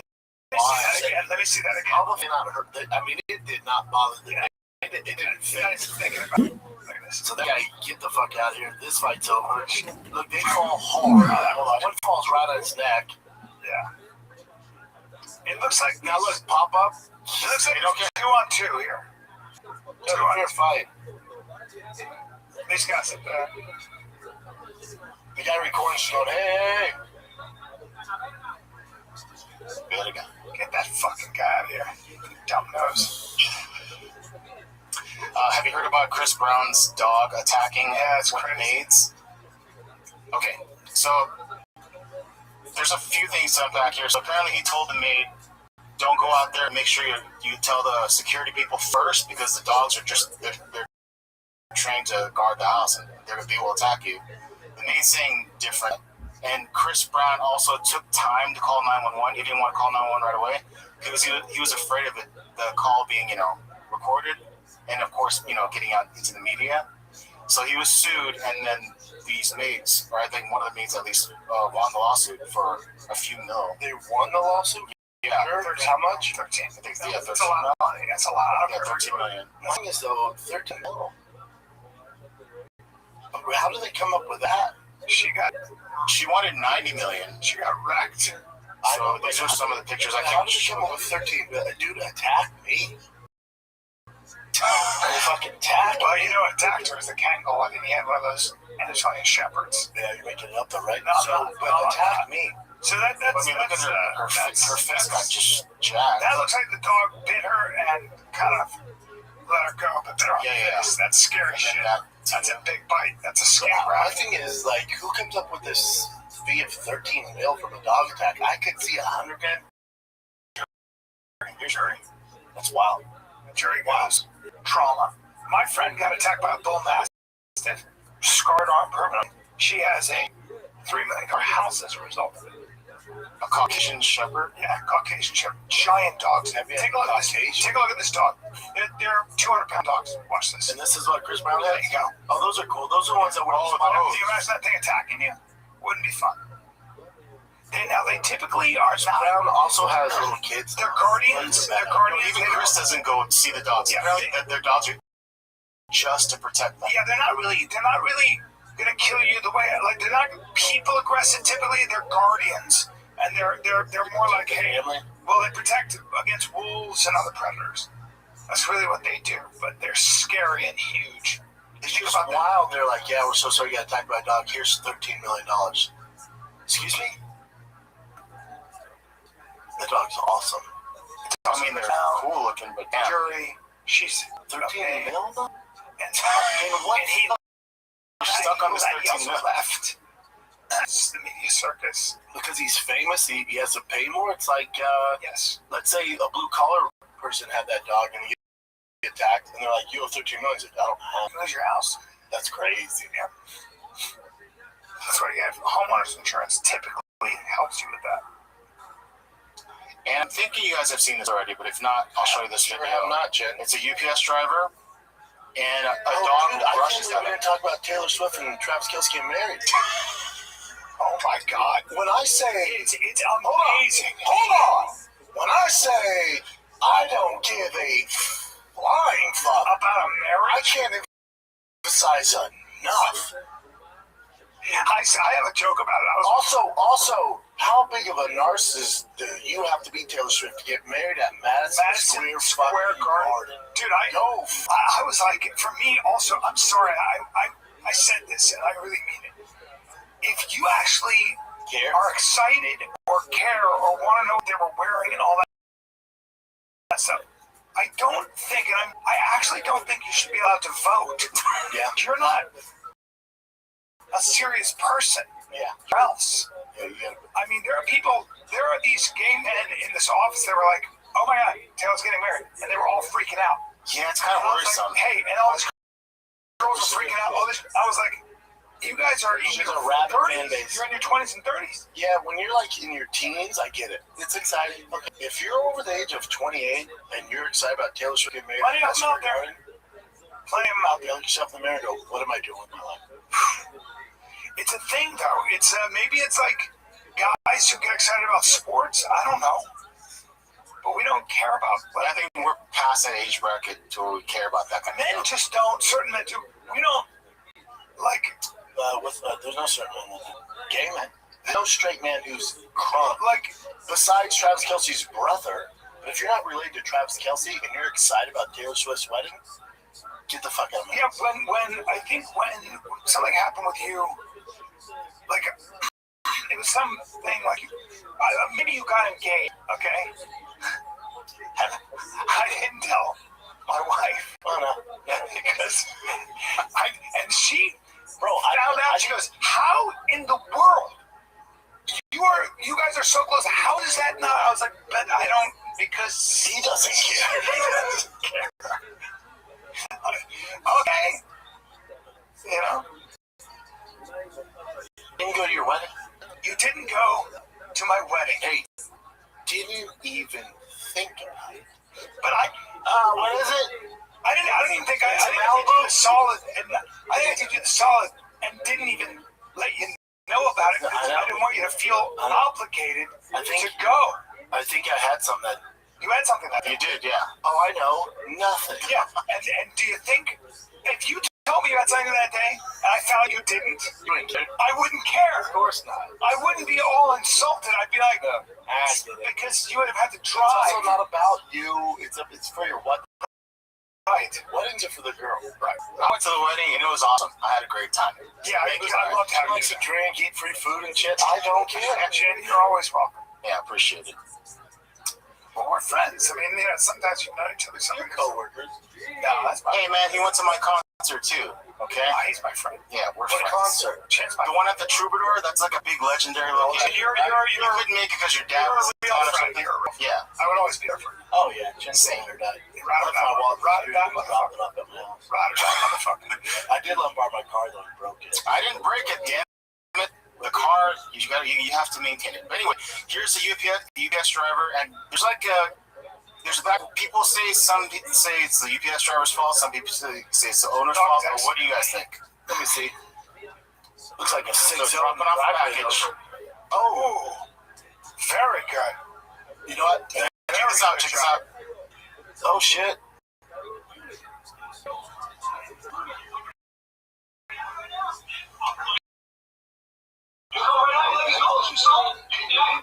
I think that's appropriate all around. So this guy's a veteran UPS, and I love UPS. He's a veteran. He's been before him, not today. Shout out to UPS. Fuck that. When your dog comes running at somebody, he's lucky that dog didn't get shot. I'm trying to deliver a nice, fresh package. Yeah, he doesn't hear that shit. It's coming at him. He doesn't know that. Yeah, that dog's literally at him, dude. That dog was breaking. Hit the shit out of that He dog. turned that dog around. By the way, a dog bite is no joke. No. But also, buddy, look at this. Look at this. Let's go, bitch. But also, take the bite, get 13 mil. Bite, get 13 mil. Yeah, well, that bite can be real bad. I don't think this guy has 13 mil, though. That guy said it's about to be bad for you, my nigga. Yeah, that guy's about to get knocked out. UPS said it's about to be. UPS guy's holding his hands. Shout out to UPS guy. He's used to it. That's why he put his hands up. Because probably like owners usually try to fight. So that's all. Man, yeah, hit your fucking dog. He's ready too. He's ready. He's not fucking around. Dude, I wish it got delivered my package. Look, he's down to go. He looks like he's shaved too. Yes, he does. Pull the shorts up a little. When you pull your shorts up, you can kicks in you. That might be DP. You got some kicks. UPS, they come with short shorts anyways. I like that he pulled them up. There might be some Muay Thai there. So people are mad at that guy? They're both people are upset. That dog's coming straight at that motherfucker. Yeah, I imagine a lot of people on the leash. Your dog is that way. He's not behaved. That dog keeps coming at him aggressively. And yeah, it looks like it's about face. Fuck you. Hold up. UPS tells TMZ we're aware of the video. We've taken appropriate action with our driver and also followed up with our customer. First of all, you should increase his pay. And you should give him some sort of gold dog award because that gets awesome. I love dogs, by the way. Me too. But wear a sleeve, have a 65-pound dog bite that sleeve, and you tell me what would happen. You have no idea how hard it was. So what should he do? Just deliver the package and fucking fit? Throw the package at the dog's head. How do I so cite the owner? Because I think the owner came out. No, I think he's used to owners him. You know, because I've seen videos like that before too. Like as soon as you do something to the dog, man was protecting. What a veteran move! Yeah, no hesitation. Fuck your dog. You can get it too. Let's take a break here because this episode of the Fire Kid is brought to you by O'Reilly Auto Parts. Ow! They're in the business keeping your car on the road. My father-in-law needed to change his oil in his Denali diesel GMC. He went up to O'Reilly literally today, right up the street. Got everything he needed to do, got the fuel filter, everything he needed to change his own damn oil. He's a real man, right? He ain't going to no Jiffy Lube. He's doing it himself. They've got 1,000 parts and accessories in store, either in store or online, so you don't have to worry if you're in a jam. All right, whether you're a car expert or a rookie, you'll find the professional parts people at O'Reilly Auto Parts are knowledgeable, helpful, best of all, super friendly. Professional parts people at O'Reilly Auto Parts are your one-stop shop for all things auto do-it-yourself. You can find what you need in store or online. Stop by O'Reilly Auto Parts today. Visit them at O'Reilly.com/fighter. That's O'Reillyauto.com/fighter. Nothing bad for you, my ninja. Okay, good. It's a classic Dustin Poirier line. Yeah.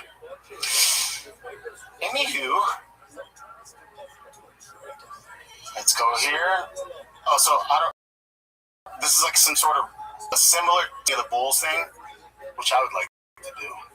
But check out what happens to this dude who just constantly is messing with this bull. That's not good. The bull said, "Okay, man, that bull is gonna go right through that fucking fence." Or is he gonna figure out he can put his horn through there?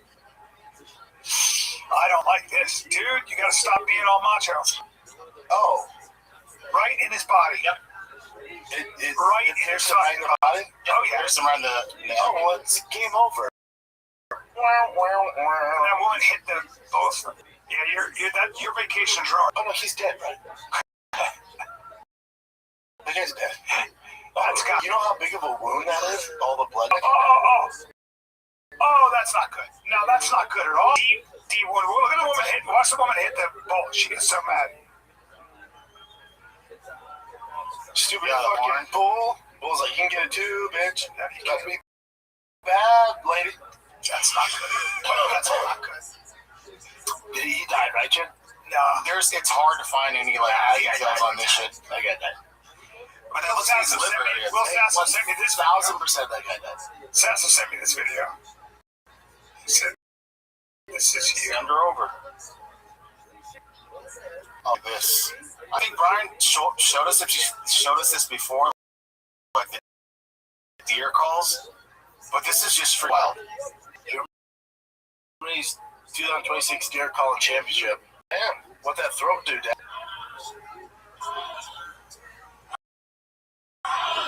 Like a fucking. It's so like.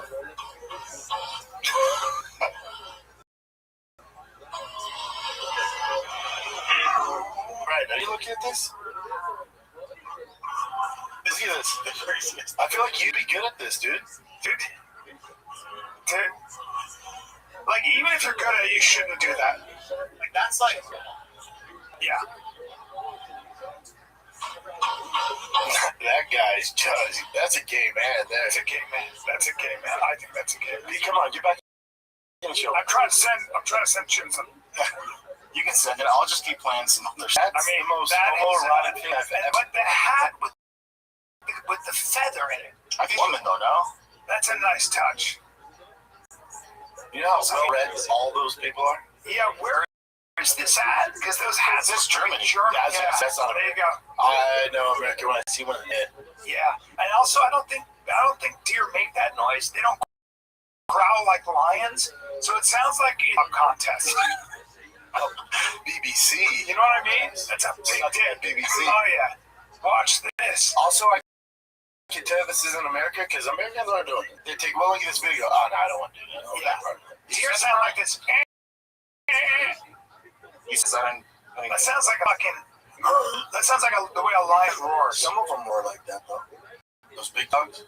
Yeah. Like, so we're gonna go on the because we have. We want to watch content. Yeah, when I always click. Yep, this is kicked off YouTube. By the way, just quick. Have you ever been scrolling on Instagram and seen something you don't want to see? No. Like, they'll show like crime things. I know Rogan says that too.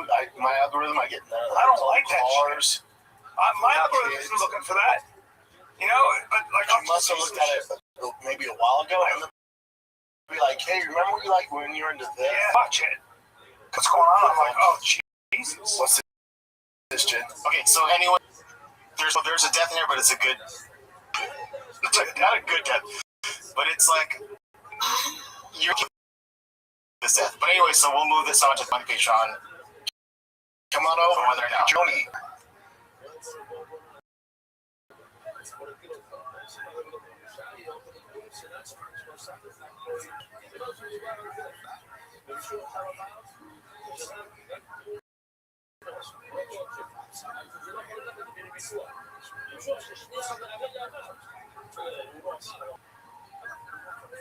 I'm Dean Thomas, alongside with my boys, my partners in crime. The Hall of Famer to be Chris Street Jesus, Jorge Masvidal. And we must address the elephant in the room. I know what you're wondering. Where's Dustin Poirier? Next week, guys, Dustin Poirier, going for the week. Yeah, we miss him, man. There's this little bench in the green room that me and Dustin always sit at every single time we come in. We come like 2 hours earlier than everybody every time. And I took a picture of it and I sent it to him. I'm like, man, I don't like this bench without you here. I miss you. But he's getting his life in order, getting dialed in, getting himself set up in the right mindset and back. We miss him, but he's definitely going back. Starting school really happy. You guys want to tell him? I'll tell you guys about them. No, we can't tell. We'll talk about that. But tune in, Dustin Poirier. We love you. We miss you. You're going to be back next week, so can't wait to have you back. So it ain't the same. It ain't the same without us. Definitely not the same. I heard they got Wolfie that day. Go by some Connor fans. Yeah. That's a crazy. Two gentlemen know Dustin Poirier very well. Conor McGregor, Max Holloway will be fighting this weekend. International Fight Week. It almost doesn't feel like International Fight Week, does it? It's weird. I think maybe because we had the White House card, which is so huge. Like, you had so much energy going to that you can't imagine we got an International Fight Week coming, which is traditionally the biggest fight week of the year, pretty much. Yeah. And I can't see much out of Conor, like we're used to it so far out of these huge press conferences and stuff. He still really just had the Joe Rogan interview that he did with Max Holloway. What's going on with Conor? I don't know, man. I'm curious as to what Conor is going to show up. Because normally Conor McGregor fight weeks, the weeks are really big, and obviously it's only, I don't know what it's going to be like in Vegas until we get there, but it seems a little off a little bit, but we, like I said, it normally picks up at the end of the week. I'm so concerned with that joke. Conor, Max, early. I think it's going to be a good fight with Max. Like I've been saying, I'm riding with Max. I'm betting the house on Max. I think Max is going to make it non-competitive. At some point after like a minute or two in the fight, Max is going to take over. All the experience that he's put together in these 5 years, staying in shape is the number one thing as well. His fight is got a Ferrari versus a Honda City. The Ferrari has a tank of gas. He's going to lose every time. So I think, man, how much of a factor is it that they have fought already once and kind of beat up with a 20 wrestle to do it, but down the early shoots. But as a fighter, if you put yourself in Conor's shoes, it's very hard to that, and however long it's been, let's say since they fought last, that the other guy got better than him in those 15 minutes. That's like a weird thing, fighters. You always want to get better. You're always trying to get a level higher. I don't know if I think that might be his mindset. He thinks he's got better than Max has. Have you, besides Anderson, have you had a rematch against somebody? No. Okay. For the second one, I got PTSD. Yeah, that's not it. I don't really want to talk about that one. That one still haunts me. You're the reason why. Whenever somebody throws a leg kick, I can't even look at that. Have you had any rematches with anybody? Come on. Yeah, so, but those are so close together, though. So it's hard to really think of it being different, like a different fight. Ryan Hall was that for me because it was, obviously the result is whatever weird. I fought him in 2009, and then I fought him again in 2021. Okay, so that's a pretty significant amount of time. What was it like going into rematch knowing that it was so long ago, the first fight. Yeah. You know, there were certain things in my head that the first time, it was the mentality thing. I just thought if you push him really hard, I could see some real breaks. And so it was always going to think, can't push somebody who like breaks. So, break him. Do you have to keep using the word break? Just break his Do you keep using the word break? No, that was awful, bro. Yeah. So, I mean, but going in the second time, did you use that first fight in terms of like, yeah, like kind of similar to what I was saying. In my head, there's no way, I know I got so much better, there's no way he got as better, as good as I got in all throughout the game. Right. So that was something in my back of my mind, which is what I'm saying is probably what Connor's, you know, he beat him already. He's not ready to say, I got worse than over this time. But do you think he can use that as like ammunition in his own head, thinking, all right, I beat him already, so I have that over him? Is that a I think if you beat somebody once, you know, you can beat somebody twice, you know. You have to imagine that. Yeah, he's definitely thinking that. I don't know. Listen, I'm with you. The odds are stacked against Conor McGregor. Big time. You know, he hasn't fought in 5 years. He's had a lot of time off. He's coming back from a traumatic break injury. Max has been very active against the best guys in the lightweight division. And he also is a cardio machine. Conor, significant strikes. He's huge volume punch. He doesn't slow down as the fight goes on. On paper, it's a nightmare. I actually think it's all things considered. While you say it's a nightmare, I think it's the best possible matchup at 170. Better than Michael Chandler. Except for in a way, no, not from a skill perspective, but from a name value to what it is. Because like Max has a high name value, but higher than Michael Chandler. Max will look much better than Michael Chandler. Yeah, it's fun, but Chandler has a massive name. But still, like in terms of what it can do, say the volume. Are you saying in terms of their technical skills? I'm saying in terms of what he could have did at 170. Because like if he were to fight a true 170 pounder, Carlos Bronson, Michael Morales, exactly. You know, Brady, like one of them guys would have decapitated. Like we wouldn't even be looking at this thing. Yes. So in terms of like skill for name value, he's known for he's not a big puncher. So what I'm thinking, Connor's thinking, big name, a guy who doesn't, you know, who's not traditionally a big puncher. It gets to me before it even gets to be a war of attrition. Connor's probably thinking that's out. So you're thinking Conor is thinking he has to go out there and knock him out, or otherwise he loses? I think that's what he's not. Max is not going to wrestle him. That's a bad. Is that a really bad mindset to go into a fight? I have to knock this guy out. Right? Like if you're his coach, if you're Conor's coach, you're not telling him, hey, you gotta go out there and get knocked out. No, I'm definitely not saying that. But I think in Conor's head, I don't think he thinks that he needs to do that. I think that's what he's going to do. Not that he needs to do it, but that's what he's going to do. It's not even going to come down to like third, fourth, fifth round. I think he thinks that I'm just going to go out there and knock this guy out because even if he hits me punchers, if I hit him first, I connect first, I'll knock him out. I don't know, maybe when they fought, he could think that Max wasn't the biggest puncher, but as a bait, especially at 155, Max looks like he's throwing him some heat. Right? He's throwing some heat now. He's throwing heat. I mean, Dustin said, because he fought him at the time, he said, man, fight in the first fight, there was a big difference in the power. And then we saw what he did to the current champion. I mean, I don't think nobody's ever done cage like that, like just flatline.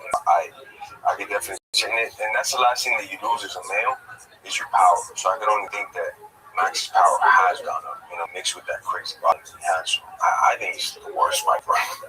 Yeah, I think it's a bad fight for him, but I do think, like you said, Conor's big thing is his power and his hands, and that will still be there for him. Yeah, he still has the chance of knocking out Max, and we haven't seen Max get knocked out other than Deportia, right? Like you know. Do you take any parallels between Deportia and his confidence, the way he walks in? I think he's going to finish Gucci in the first and second rounds, and how Conor has that type of self-belief. where he's got that mystic mag ability where I'm going to be knocking out Max in the first or second round. Is there any parallels there? And there could be. But I think the difference would be like tried to walk Gaethje down, right? Like he just walked him down and didn't respect the punching power of Gaethje. I don't think Conor's that crazy. Let me switch that. Yeah. I don't think Conor is that crazy. I think Conor, because Conor he uses his presence a lot for his defense. Like he's not going to like block a lot of shots. He's going to be out here and use distance and his presence. Sure. The last couple fights, he was more shallow. Was almost high stance, walking over, using that lucid footwork, staying real loose and making guys miss and making. And the thing is, going off his last fight. Yeah, if you're going with that loose, like we've talked about this before, like a Wonder Boy-esque type style, you think you could do that? I think it works really good. But how long can you last while you're up on your toes and bouncing that leg? It sounds great to do, but to do it, especially all this time off, when you've already struggled with cardio in the past against a guy who doesn't stop like Max Holloway. If I was to give my prediction of the way this fight goes, I think Conor has maybe a number or two in there, but I think eventually at some point it hits him. The uncomfortability just becomes too strong. Like I feel like he starts looking uncomfortable in there with Max. Having this much time off, at some point, I don't care how much he's worked on cardio, I think he starts feeling the cardio, and I think he starts, I can't believe I'm tired right now. I'm in the cage, and I'm actually, Max is still just tapping. He's like, I'm fighting again, I'm already rich. Yeah. But that's the thing, like, even when he fought Dustin fights, he had moments in them fights. Like, it wasn't a complete shutout. Like, he had moments. It's just once he gets uncomfortable, he's not doing well at all. Like, as soon as, like, Dustin started hitting him, like in the second fight, as soon as Dustin started hitting him, he just fell apart. Nothing after that. He fell apart. But he was doing good up until that. And then in the third fight, he was doing pretty good until, like, Dustin took him down. He gets back up and he just, like, had nothing left.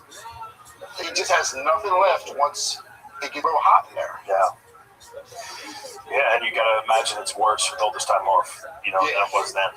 So.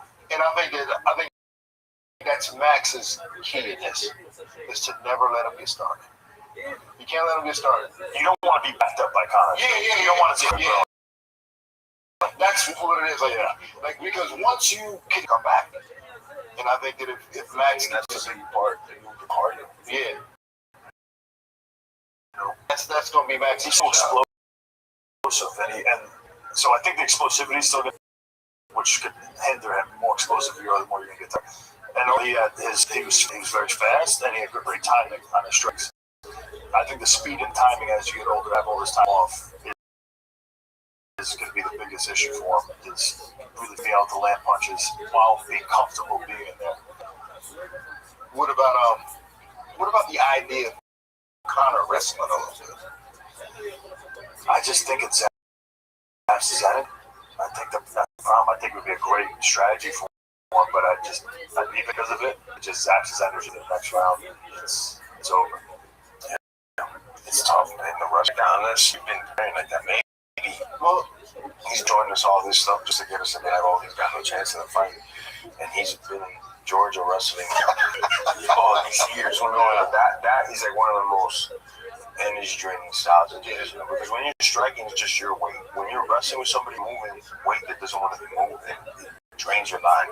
Conor's never been like one of these elite grapplers, though he did beat Max by out wrestling. I don't think it's the right strategy for this fight. Unless he's got a gas tank that we didn't know about. It's gonna work. I don't know if he can work. I think you get in shape, as best shape as possible. I think there's like a limit to it, and then I think it's about how comfortable you are in there. And I just think because he's been out for so long, the uncomfortability is going to just be too much, and that's going to zap his energy. It's going to happen. Like even with his Nate Diaz fights, you go way back, and like you said, once you started seeing the fight go the other way and have to kind of on his back foot, and he's getting hit with shots. He doesn't look comfortable at all. He's not just staying in the pocket, super comfortable, coming back with shots and using like footwork with some energy in it. He kind of falls apart in those situations. So, yeah. Like you see, it was just really crumbled. Like his legs start to get, like you see his upper body, like his posture is all off.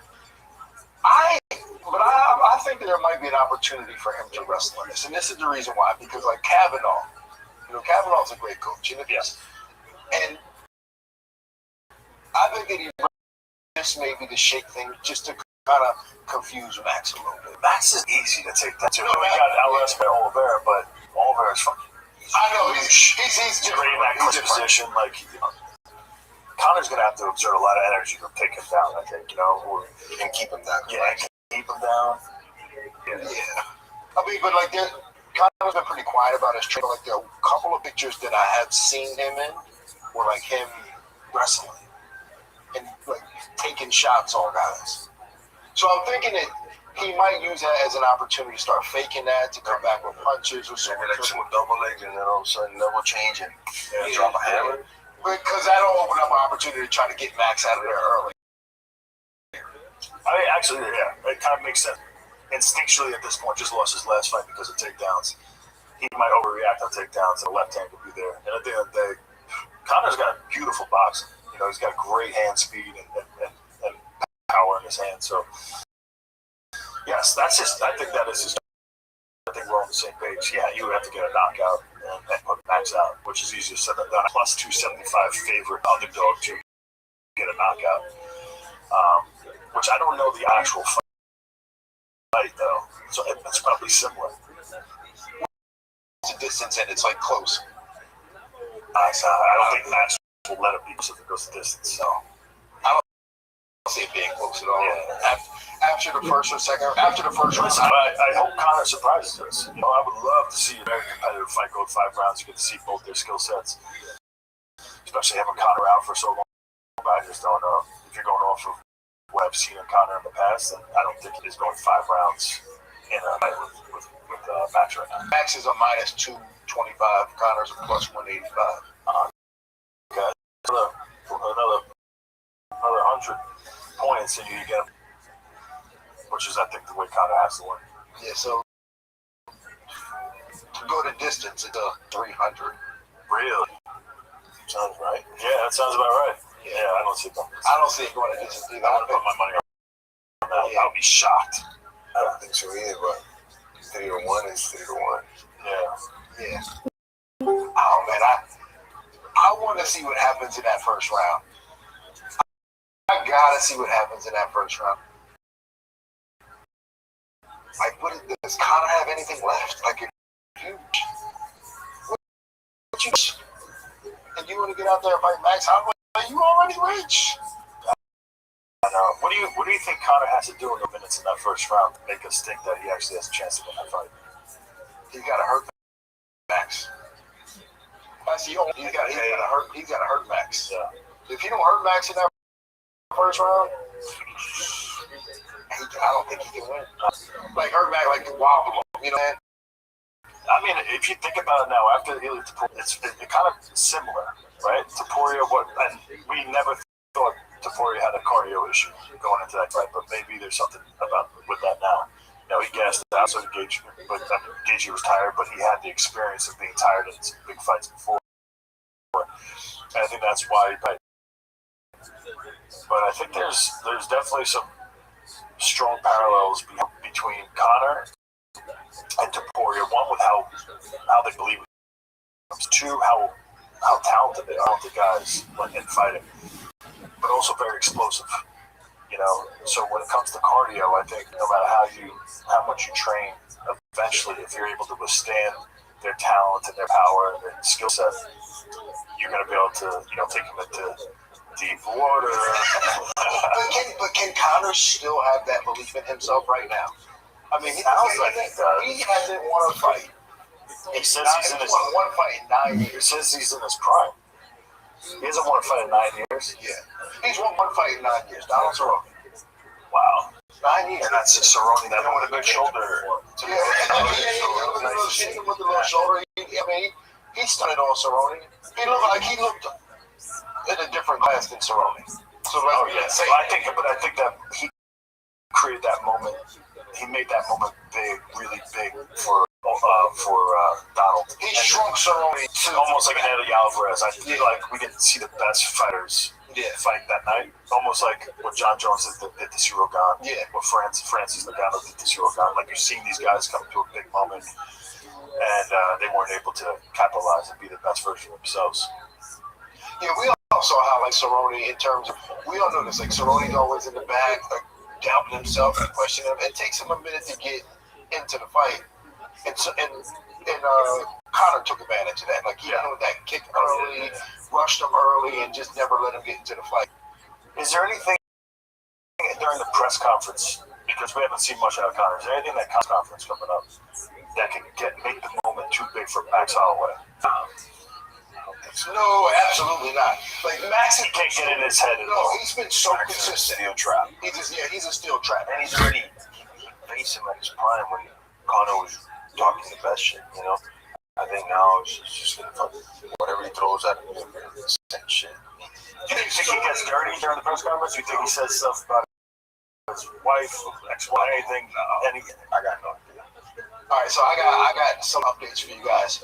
The chat right now is 51% thinking Conor's going to win. You guys are crazy. So put in your reasons why. We will get to some. Go on through. We're going to get into some of your. It's just like, that's a popularity contest. Yeah, you are. And Conor's a way bigger name than Max, as big of a name Max is, worldwide superstar. And for it to only be 51%, there's a lot of people out there that this is a problem. See what we got in the chat. Do we have anything in the chat? What do we got? They want Dustin back, that's for sure. Well, we want Dustin back. Yeah, Dustin's coming back, guys. Dustin. All right, from Reddit Traced. Question for the guys. How do you feel about Conor saying the 5 years off has been good for him and allowed his body to stay in its prime? Is there any truth to this? Yeah, there's truth to it. If you live that lifestyle, I'm sick of saying, fuck, I must sound like a broken record. If you live that lifestyle, yes. If you're in the gym, you're training, or even if you're not in the gym, you're fucking running your miles, you're lifting your weights, you're getting your heart rate up to what the heart rate of a fight will be like. Should be, all right, you can do some amazing things. But if you haven't, if you've been on fucking yachts, snorting coke, chasing chicks, and you want to fight Max Holloway, I don't think so. I'll play devil's advocate only because we got to get two sides. Just say 5 years off. I feel like I've done 31 surgeries, so I'm coming. I came off the same damn. Getting this shit out of there. It's terrible. I'm not proud of it, but yeah. But I've had a lot of moments where, like, I'm trying to rebuild myself, and with that, I think there's always a blessing as you find. And one of the things is like trying to find out who you really are, trying to become a better human being, becoming a better fighter. Struggle with is finding himself, trying to get better. It seems like he's becoming a strong Christian. He's getting himself in the right place spiritually, which I think is very important. There is some blessing in disguises, I think, for Conor with this whole thing. It might not have been happening all 5 years because, like you said, there was some videos and stuff we've seen throughout 5 years that's not showing that. But last year or two, maybe he's got his life in order, and that's going to give him more confidence, and maybe give his. I'll tell you, after the leg break thing, like I had the leg break a little bit beforehand, my leg is still jacked up. But my leg injury was a little bit bones that came through the skin and through the nerves. I got nerve issues and shit like that. And I already had hefty surgeries on this knee. And then they have to take a rod and they have to put it through that. So like for me, the knee and the nerve issues are still a problem. And like getting leg strength back is still an issue. But for him, I don't know if it's issues. I also had to get 40s on this because of that shit. But anyway, I think mentally it could. I'll just leave it. There's a chance of that. Definitely, because you got time off your body, rest, and recovery. But fight the fight like this, like you have that, like to have a different perspective on it. Like sometimes it's just so big. You're training, you win the fight, you lose the fight, and then you start training again. Like you're just such it's just nonstop chaos, and you're in this box. Yeah, it's hard to. Sometimes it's nice to step outside of that maybe it's not as big of a deal as I was thinking, or whatever mindset shift you need, because you're not so much inside that chaos. I'm with Jorge on this one. Yeah, I think it's like. Yeah. Well, yeah, for sure. I get where you're going with this, with the devil's advocate. And there is some, let's say you haven't been taking these beatings on your body for the last 5 years. I get that. But I just, Connor's really good at it. Is convincing himself of potential. And 5 years of partying, wilding out, and then use months, Connor's mentally strong enough to convince himself that it's okay. Yeah. And I think that's what we're dealing with now. Him saying, the 5 years helped me. I don't buy that. I think that he's convinced himself of that to give him the confidence to go on to feel like he's okay. I don't buy it, but he believes it. So I think that's what he's saying. But I don't buy it at all. But I do believe he believes it.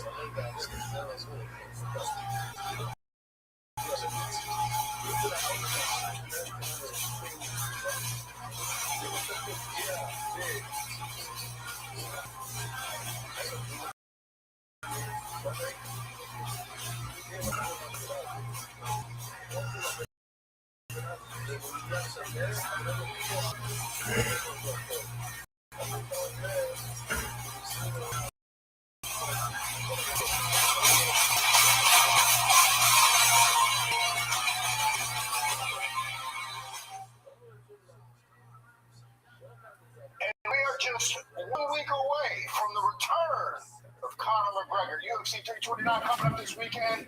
Hall of Fame this week. A lot to talk about. We are going to discuss all of that right here today on Deep Waters, fueled by Monster Energy. If you want to hang out with us, we are live every Monday at noon. Chime in, check us out on the chat. You can email your questions at deepwatersparamount@gmail.com. I'm Dean Thomas, alongside with my boys, my partners in crime, the Hall of Famer to be, Chris Wyman, Street Jesus, Jorge Maldonado. And we must address the elephant in the room. I know what you're wondering. Where's Dustin Poirier? He'll be back next week, guys. Dustin Poirier. Going for the week. Yeah, we miss it, man. Me and Dustin always said every single time we come in, we come like 2 hours earlier than everybody every time. And I took a picture of it. I sent someone like, man, I don't like this bench without you here, man. I miss you. But he's getting his life in order, getting dialed in, getting himself set up, and the running back. We miss him, but he's definitely going back. I got some insider scoop. You guys want to tell? Yeah, I'll tell you guys. I don't know about them. No, we can't tell. We'll talk about that. But tune in. Dustin Poirier, we love you. We miss you. You're going to be back next week, so can't wait to have you back. So it ain't the same. It ain't the same without you. Definitely not the same. All right, I heard they got Hoofy that they go by some Conor fans. That's a crazy legend rumor, but two gentlemen that know Dustin Poirier very well. Conor McGregor, Max Holloway, will be fighting this weekend. International fight weekend. It almost doesn't international. It's weird. I think maybe because we had the White House card, which was so huge, like you had so much energy going to that I can't imagine we got into just traditionally the biggest fight week of the year, pretty much. Yeah. Conor, we haven't seen much out of Conor like we're used to seeing so far. Obviously, we still really just had the Joe Rogan interview that he did with Max Holloway. Other than that, it's like you don't really know what's going on with Conor. I don't know, man. I don't know what Conor's going to show up because normally McGregor fight weeks are really big and a lot's happening. Obviously, it's only Monday now, and we won't know what it's going to be like in Vegas until we get there. But it seems a little off, a little bit in terms of like a Conor week. But like I said, it picks up at the end of the week. But I'm more so concerned with matchup. Connor, Max, early thoughts on the matchup, Brian? I think it's going to be a good fight with Max. Like I've been saying, I'm riding with Max. I'm betting the house on Max. I think Max is going to make it non-competitive. At one point, after like a minute or two in the fight, she's going to take over. All experience that he's put in these 5 years, staying in shape is the number one thing we all know. This fight is, if you got a Ferrari versus a Honda Civic, the Ferrari has a quarter tank of gas, he's going to lose every time. So I think Max just gets it done, man. I mean, how much of the factor is it that they have fought and kind of beat up with the torn ACL, youth wrestling? They were like really super early. But you know, as a fighter, if you put yourself in Connor's shoes, it's very hard to admit, however long it's been, let's say it's 15 years since they fought last, that the other guy got better than him in those 15 years. You know what I mean? That's like a weird. You always want to get better and better. You're a little higher. And I don't know if I think that might be his mindset. He thinks he's Max hasn't. Have you rematched, besides Anderson, have you had a rematch against somebody? Uriah Hall. Okay. First of all, I got PTSD. Yeah, I don't even want to talk about that one. That one still haunts me. Like, you're the reason why, whenever someone throws a leg kick, I'm always like this. I can't even look at that. Have you had any rematches against anybody? Come on.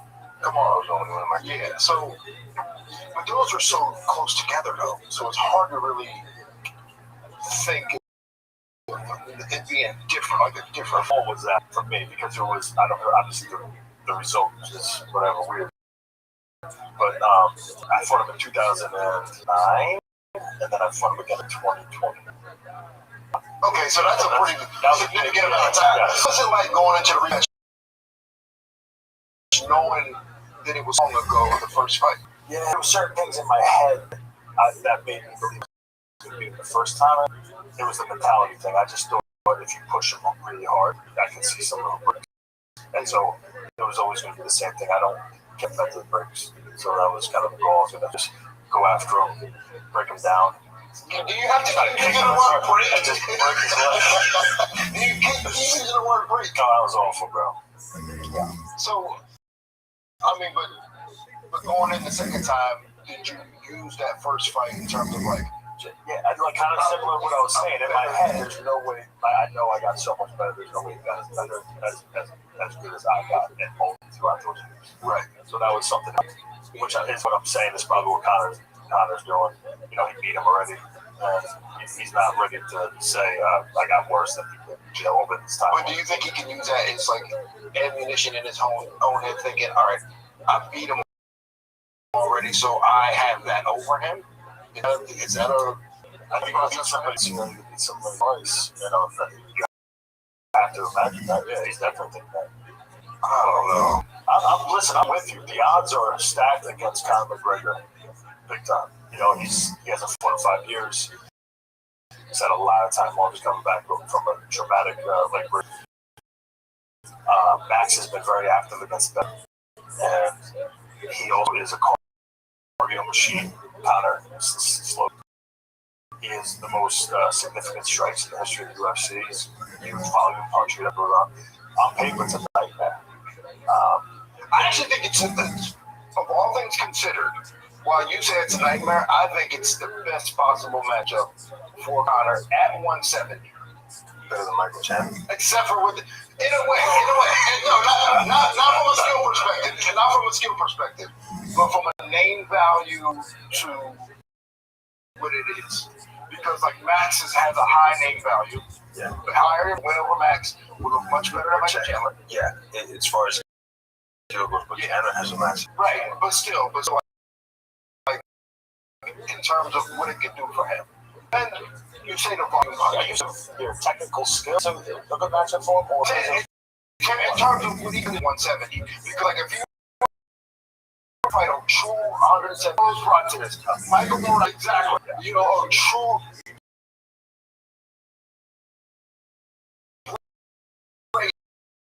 like one of those guys with the captain, like we I got a big name, a guy who doesn't, a traditional big puncher. before he gets to me.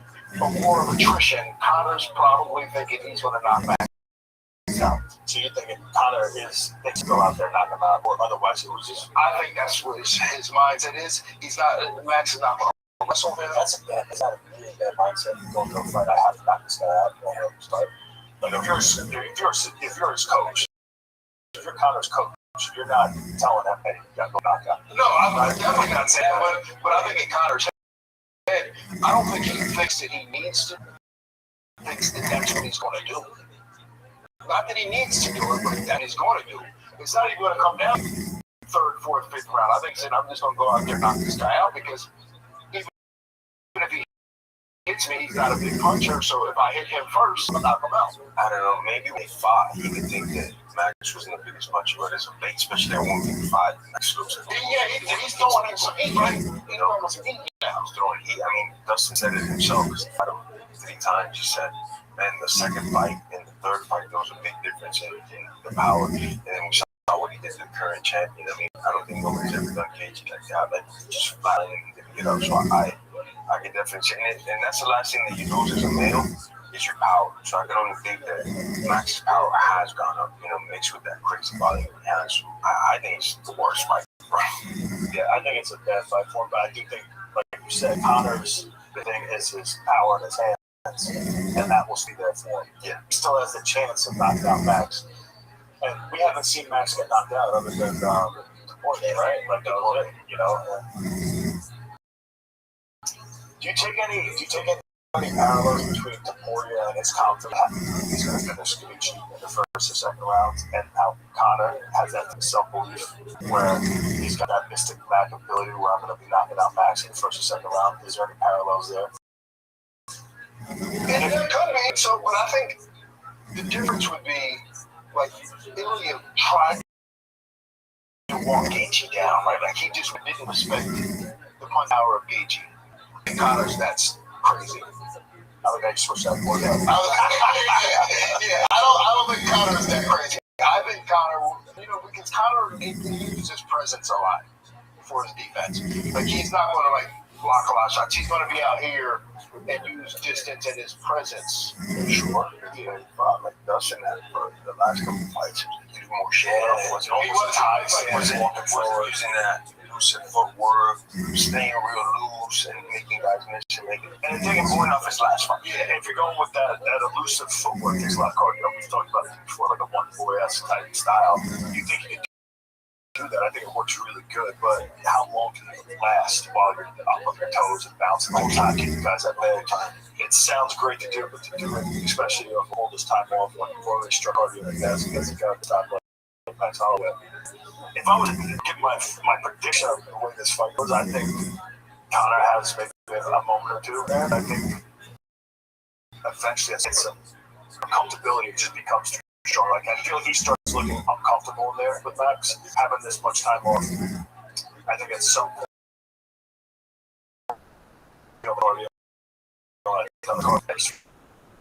thinking about, I can't believe I'm running again. Max is still just tapping. I'm fighting again. I'm already rich. Yeah. But that's the thing. Like, even with what does, if you go back and watch the fights, moments in the fight, like, it wasn't a complete shutout. Like, he had moments. It's just once he gets uncomfortable, he does not do well at all. Like, as soon as, like, Dustin started hitting him, like in the second fight, as soon as Dustin started hitting him, he just nothing after that. He fell apart. And then in the third fight, he was doing pretty good until, like, Dustin took him down. He's like, had nothing left. He just has nothing left once it's a little hot in there. Yeah. Yeah, and you gotta imagine it's worse.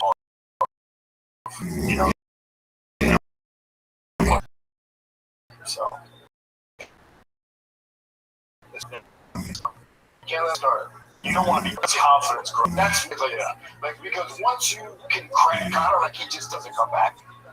And I think that if Max, that's a big part. Yeah.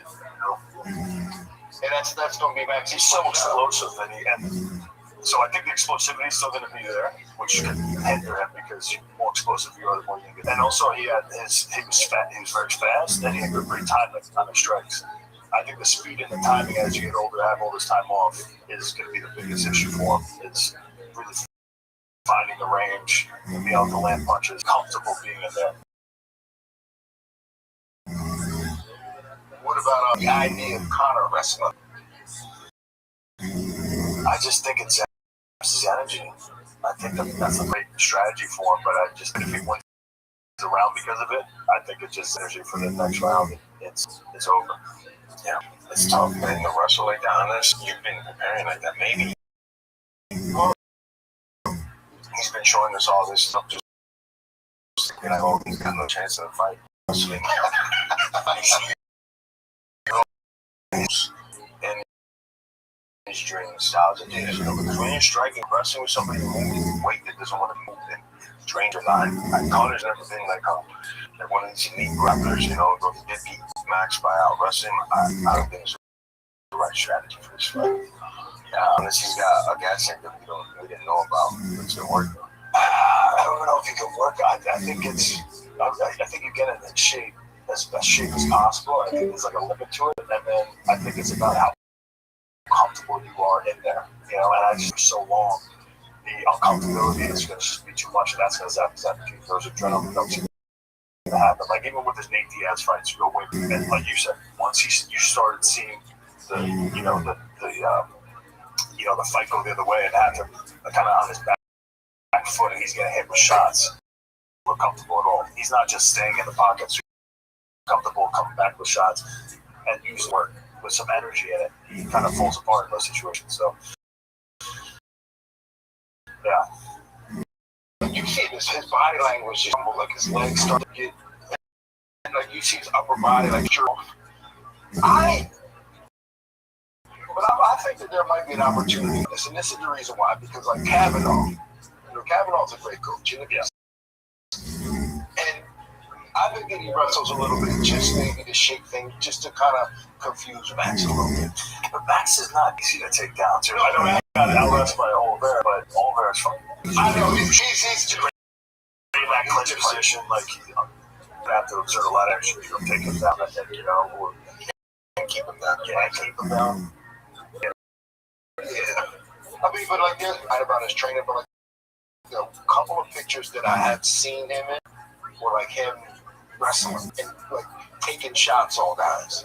So I'm thinking that he might use that as an opportunity to come back with punches or something like that with double leg, and then all of a sudden double change and drop a hammer. Because that'll open up an opportunity to catch out of there earlier. I mean, actually, yeah. It makes sense because Max, at this point, just lost his last fight because of takedowns. He might overreact on takedowns, and the left hand could be there. And at the end of the day, Cox, he's got great hand speed and power in his hand. So, yes, I think that is his chance, right? He has to knock him out. Yeah, you have to get a knockout and put Max out, which is easier said than done. I think he's a plus 275 favorite underdog to get a knockout, which I don't know the odds for the actual fight, though. So that's probably similar. Odds at distance goes to distance, and it's like, I don't think Max will let it be close if it goes to distance. No. I don't see it being close at all. Yeah. After the first or second, after the first round. I hope Conor surprises us. I would love to see a very competitive fight go 5 rounds. You get to see both their skill sets, especially having Conor out for so long. But I just don't know if you're going off of what I've seen in Conor in the past. And I don't think he is going 5 rounds in a back with Max right now. So Max is a minus 225. Conor's a plus 185. Yeah, so another 100 points, and you get him by knockout. I think the way Conor has to win. To go to distance, it's a plus 300. Really? Sounds right. Yeah, that sounds about right. Yeah. I want to put money on that. I'll be shocked. Yeah. Oh man, I want to see what happens in that first round. I gotta see what happens in that first round to see how. Like, what is this thing left? Like, if you reach what you doing? What you doing this for? Rich. I'm like, you are rich.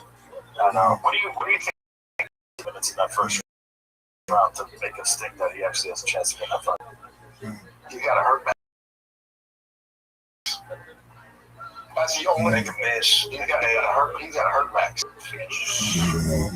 I don't think he can win. I know. Like hurt back, like wow, you know what I'm saying? No, after it happened, it's kind of similar, right? Taporia, we never thought Taporia had a cardio issue going into that Gaethje fight, but maybe there's something about with that now. You know, he gassed out, so did Gaethje, but Gaethje was tired, but he had the experience of being tired in the big fights. I think that's why he probably didn't fight. I think there's definitely some strong parallels between Conor and Taporia. One with how they believe in themselves. Two, how talented they are. They're both extremely talented guys when they're fighting, but also very explosive. You know, so what's the cardio? I think no matter how much eventually, if you're able to withstand their talent and their power and their skill set, you're going to be able to, take them into deep water. But can Conor still have that belief in himself right now? I mean, he hasn't won a fight. He says he's in his won a fight in 9 years. He says he's in his prime. He hasn't won a fight in 9 years. Yeah, he's won one fight in Cerrone. Wow, 9 years. And that's the Cerrone that won. Yeah. I mean, he stunted on Cerrone. He looked like he looked in a different class than Cerrone. I think that moment, he made that moment big, really big for Donald. Cerrone, almost like an Eddie Alvarez. I didn't see the best fighters fight that night. Almost like what John Jones did to Cyril Gane. Yeah, it's Francis Ngannou did to Cyril Gane. Like, you've seen these guys come into a big moment. They weren't able to capitalize on themselves. Yeah, we all saw how, like, Cerrone, in terms of, we all know this, like, Cerrone's always in the back, like, doubting himself, questioning him. It takes him a minute to get into the fight. And Conor took advantage of it early, rushed him early, and just never let him fight. Is there anything during the press conference, because we haven't seen much out of Conor, is there anything that Conor could do during this press conference coming up that could make me too big for Max Holloway? Absolutely not. Like, Max, he can't get in his head at all. He's been so consistent. He's a steel trap. And he's already, he faced him at his prime when he was talking the best shit, I think now he's just going to fuck whatever he throws at him. Same shit. You think he says stuff about his wife, ex-wife, anything? I got it. Alright, so I got my updates for you guys. Now it's 50. You guys are absolutely crazy. So put in your reasons why. We will get some of those as we go on throughout the show. We're going to get into some. Yeah, it's just like that's a popularity contest. You are. And Conor's a way bigger name than Max, as also as big as name Max is, but like Conor's worldwide superstar. And for the whole set, there's a lot of people out there that know this is a problem. Yeah, but think about this. Like, it almost.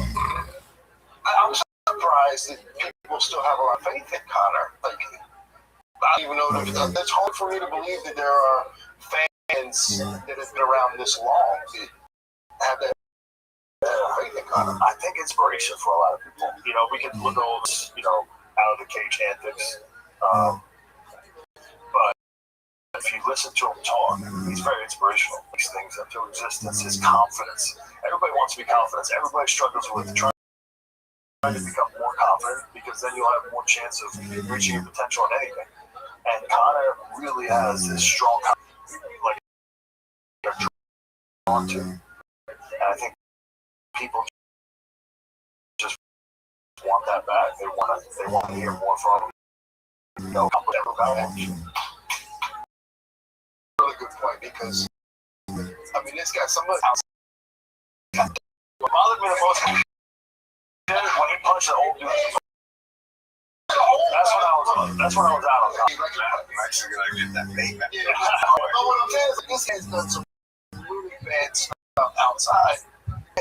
when people still stop and listen, and when his name gets brought up, people are still like, I have hope for this guy. I still want this guy. I still want to see him do well. And like to have that type of toss and that aura, and to still have people move in that way, despite your actions and your behavior outside of the octagon, is an incredible power. That is an incredible power, and that is possibly why not only I don't know if people even believe he is going to win, but they just win just to add to his story. It's what we would call the American. He was on food stamps. Now he owns his own yacht. I don't know what he's worth. Like 500 million or something. Like the guy is stuff that we've never seen before. I mean, he had his 2 or 3 years. He sold it for $1 million. Maybe even less than 2 years, maybe a year and a half. Dude, he gets people to believe, because he truly believes in that. I'm sure he has doubts, especially with this one. Anybody's gonna back and show people that after everything. Yeah, I mean, think about it. Like when the stuff that he said before, so it's hard to dismiss his belief. It's hard to look at him and go, nah, this guy can't do it. Because he's also the same guy who said, oh, I'm going to knock out Jose Aldo in a round. What did we say when he said that? Oh, man. This guy hasn't lost a fight in 10 years. Jose hasn't lost a fight in 10 years, and you're going to knock him out in a round? Stolen Joe. He's one of the greatest I've ever seen in my life. Exactly. Jose is fucking the next level. He was next level. I mean, double knee, coach Watson. You know what I'm saying? This guy was murdering people. And he made that moment right for Jose. Yeah, he did. He made that. I don't understand. It's crazy because nobody ever would disrespect Jose Aldo like that. The guy who's going to be fighting Jose Aldo, and how much they believe in themselves. They had such respect for Jose Aldo for everything that he's accomplished, and kind of came with no respect, at least publicly. I'm sure I know he respects him, but with the trash talking, the things he was saying, he's crammed the press conference in Ireland, but the things he was doing, everyone was like, who the hell does this guy think he is? He's going to get killed. And then he goes out there and finishes the first round. I know, but he called that. To have that type of confidence to say that you're going to do something that we all was crazy, and then for him to go do that, that certainly does something for your confidence. Christian Reiniger said at the top of the show how it doesn't feel like international. What are those press conferences, those world tours they used to have? I mean, not that they have many of them, but that was like the series one, the Aldo and McGregor one. The one that like really go up worldwide. I just wondered why did the press conferences in Hawaii, in LA, Miami, or I think it's ever since all the TV shows. Now I don't know back then. I don't know if we had a fight at that point. Was that? Yeah, I mean, it was still consistent enough. But it might have a lot to do with the White House and all these other big fights. Yeah, I don't think it still would be a lot of administration can't figure it out. No, I think this. I think if Conor wanted to do that might be it. Maybe Conor, with everything he's got going on, he really wanted to focus on training and take this one for himself and not be out there selling this fight like he's had in the past, because he's killed himself in the company for a bunch of fights. That guy, he was everywhere doing press tours. Well, and there was a story where like he stood up an interview with Stephen A. Smith and he was in Central Park stretching. Like there's a video of him like in Central Park and his kids are like watching him. He's doing these stretches, and it was at the time where he was supposed to do an interview with Stephen A. Smith or somebody. So he had probably 70% of things. You had people walking around with monkey stance, the bear stance. Remember that? Doing a hip touch foot at the park. Touch foot at the park. I mean, everything that guy did, people wanted to be a part of it, and I do as well. So it's easy to talk about. He's won one fight in the last 9 years. It's easy to talk about that, but what are some of his better performances? What is your favorite Conor McGregor performance? I think all those were. I know it was quick and fast, and I think they fight again, it'll be a different outcome. But Jose Aldo, to me, if I'm building a fighter, And I'm thinking who's one of the all-time greats in my Mount Rushmore, no matter how you beat him. I got to see Jose Aldo. Those quick, and I was like, man, I want to see a lot more. I think that performance is up there because Jose, like, I don't think he beat anybody better than Jose ever, you know? Or even close to that skill set. You know, somebody can strike so good that he past his prime, not even one of the best takedown artists or the best takedown artist. Marab could take him. I think Marab. Not one time. Yeah, not one takedown. Wait, this is this is a Jose Aldo way past his prime. So Jose Aldo, man, he's one of the best fighters I've ever seen in my own life. I would say the same thing, Jose Aldo, just because the build up. He talked it into existence. Everything that he said he was going to do, I cannot believe it all. Everyone in a little bit out of them, all of a sudden they're back to 100% Irish, and everybody else were crazy. Nothing. He's talking out there and do what he's saying.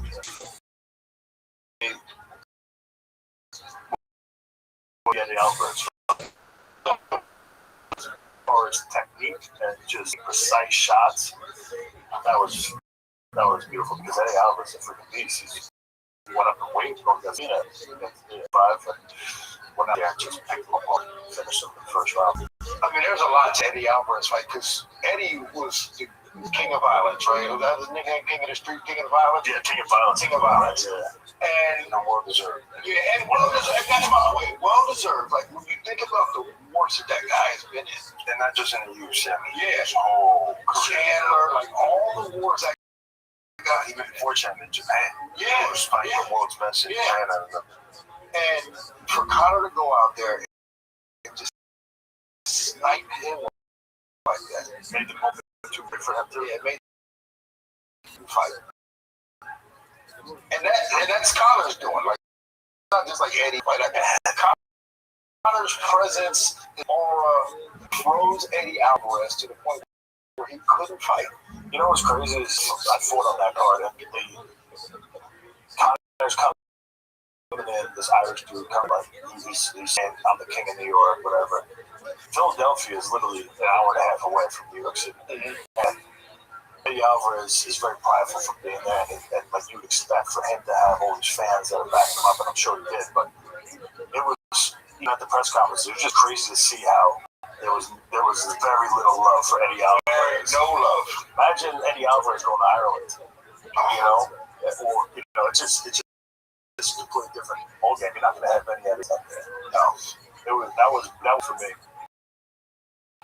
to see how America wasn't supporting their own. That tri-state area, they were Irish. They were next Conor McGregor. Yeah, I remember being at Little Beach. I was with Tyron Woodley, and we were about to walk out for the first one. We were about to walk. It was like the weigh-ins. We were about to walk out for the weigh-ins. Conor passes Tyron, and he didn't say anything. He just like Tyron kind of looks at him, and then Conor turns around, looks at Tyron. And then Conor goes, what are you going to do? And Tyron was like, man, what? And then they just started, Wait, was this in the back before the real weigh-ins? Yeah. I've seen the videos. Yeah, before the real weigh-ins. And I was like, it's way energy. Meanwhile, he's ready to go. I think Jake Paul this and that kind of record. Like it seemed like he had a zit pushed right up into his brain. Because at 7 in the morning, this dude's energy level is insane. They couldn't keep up.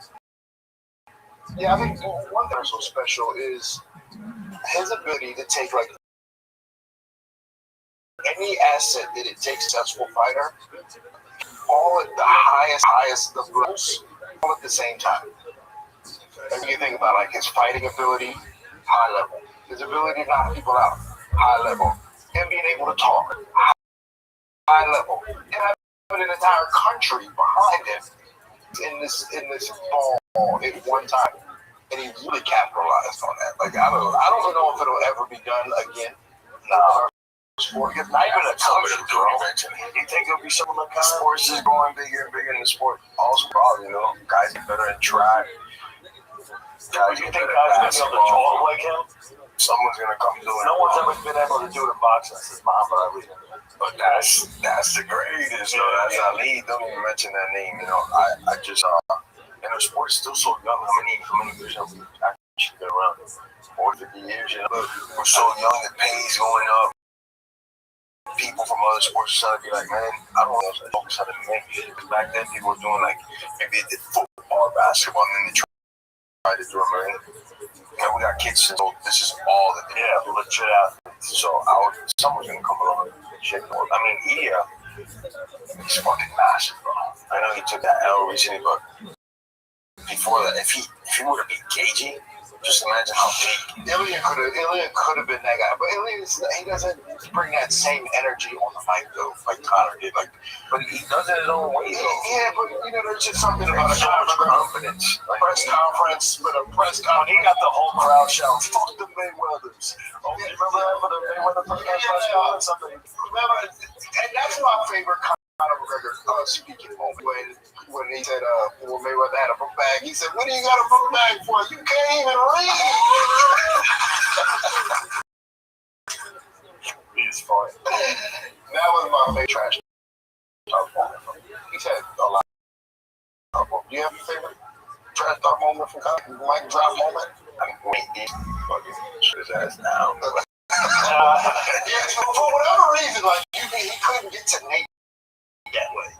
For whatever reason, never get under Nate's skin, and Nate always was able to kind of one up him on the chest. Yeah, which is crazy. I know. Which is weird. Yeah.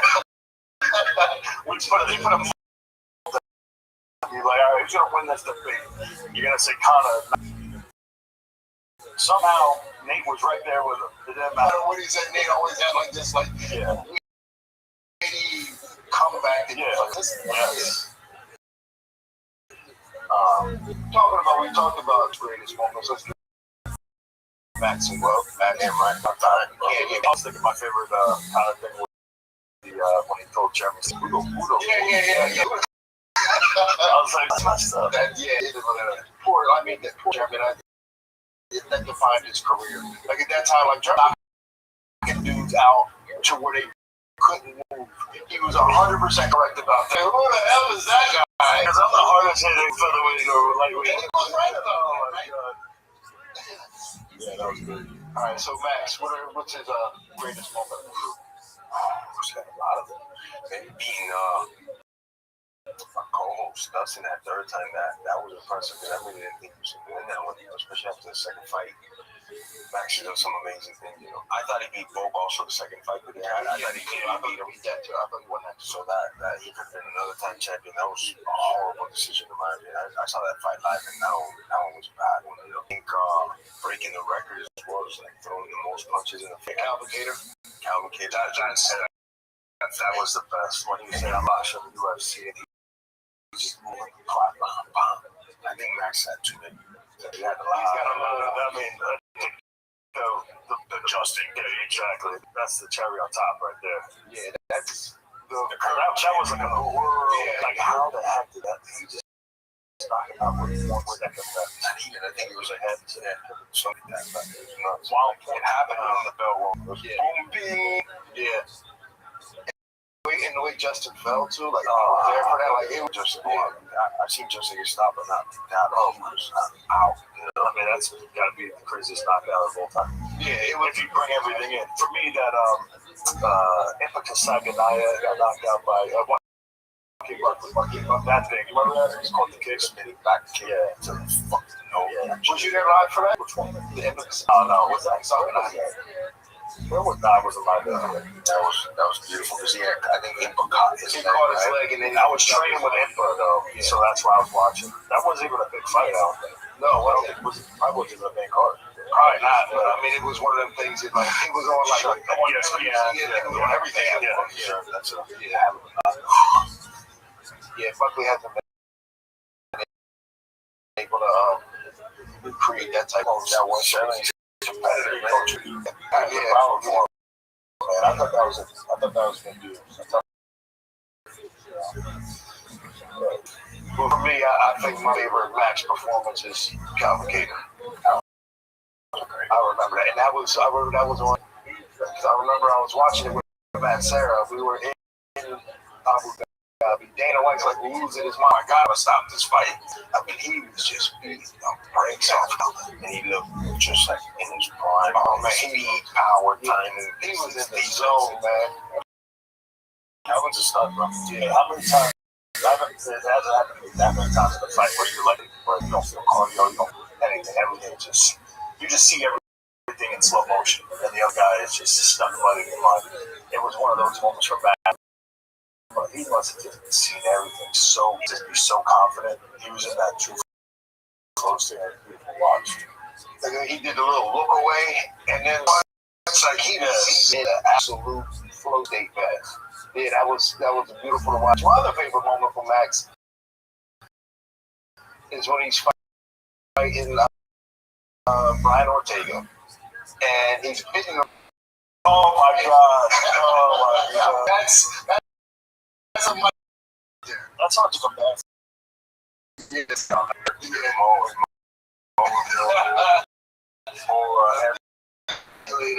that like Anderson still punch it like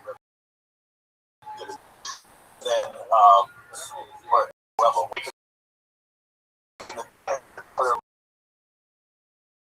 this is how you block.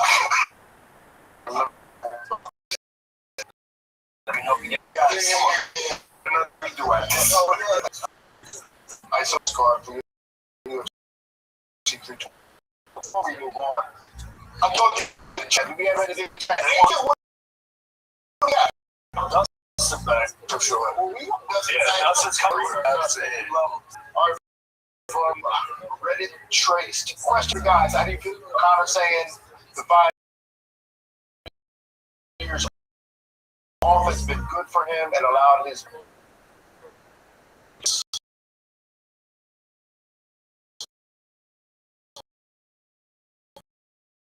Oh yeah,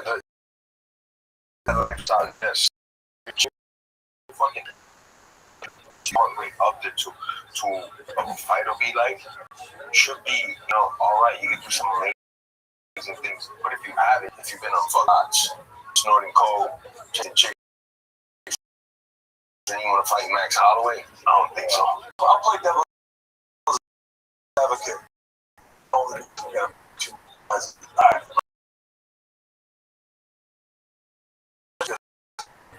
Just say 5 years. It's terrible. I'm not proud of it, but yeah, a lot of moments where I'm gonna rebuild up. And with that time off, I think there's always a blessing in disguise if you find it. And one of the things is like trying to find out who you really are, trying to become a better human being, on top of obviously becoming a better fighter. And one of the things that Conor has definitely struggled with is finding himself and trying to be a better human being. It seems like he's becoming a strong Christian. He's getting his himself, in the right place spiritually, that I think is very important. And so there is something with this whole thing. It might not have happened all 5 years because, like I said, there was some videos and stuff we've seen throughout 5 years that's not showing that. But I think over the last maybe year or two, maybe he's got his life in order, and that's gonna give his. After the leg break thing, like I had the leg break a little bit before him, my leg is still jacked up. But my leg injury was a little bit different. I had bones that came through the skin and through the nerves. So I got nerve issues and shit like that. And I already had 10 knee surgeries on this knee. And then they have to take a rod and they have to put it through that. So like for me, the shoes are still a problem. And like them leg strength back is, but for him, I don't know if he's had all those issues. I also had to get 4 surgeries on this because of that shit. But anyway, I think mentally it could help him. I'll leave it at that. There's a chance it helps. Definitely that time off, your body rest and recovery. And sometimes when you fight the fight, like you gotta know this, like you have perspective on the game. You're training.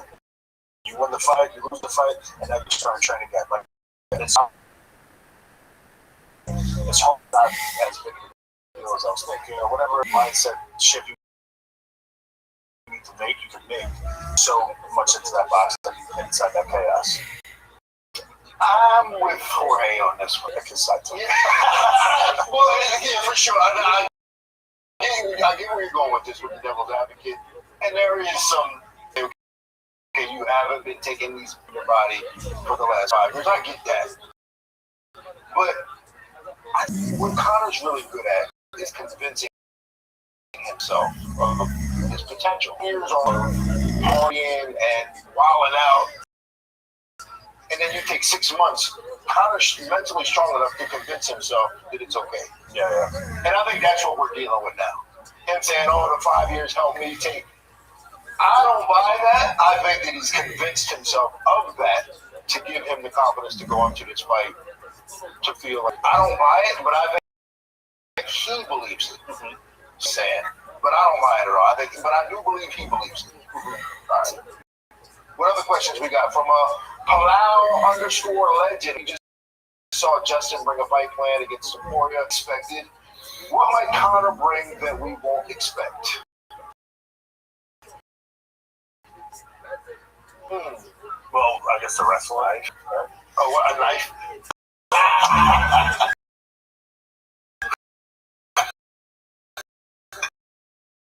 Could you imagine? The wrestling, maybe? And things like that, I can expect. I would say the only thing is wrestling, but he's techniques on the feet that we've seen before. Like, I don't know if there's anything. I mean, he's the first person I've ever seen that did the shoulder bump to a finish. Like, that was thrown outside the box on that one. You know what's gonna? Let's talk about that. Will he throw any calf kicks? That would be surprising, right? Because he's throwing calf kicks. Which leg was it? Slow down match. It was just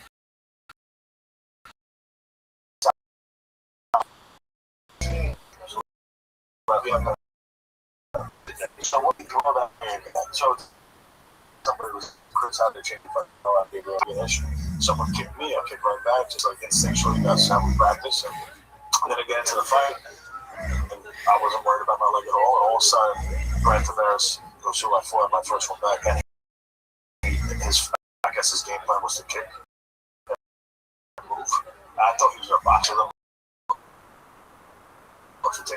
He kicked, and I go to kick him back, and I went to kick him back. My body just wouldn't do it. I just couldn't do it. Just what happened, and then he kicked me again. I'm like, fucking throw the kick. I couldn't throw my kick. You couldn't throw it. My mind wouldn't let my body do it. You know, and I was telling myself, well, fuck, I couldn't do it. And at one point in the second round, I threw like a little baby kick just to say I did it, and that was it. I just couldn't do it anymore. It was so crazy. That PTSD I got. I'm glad you didn't throw it because, like I said, you've given us all PTSD toward like.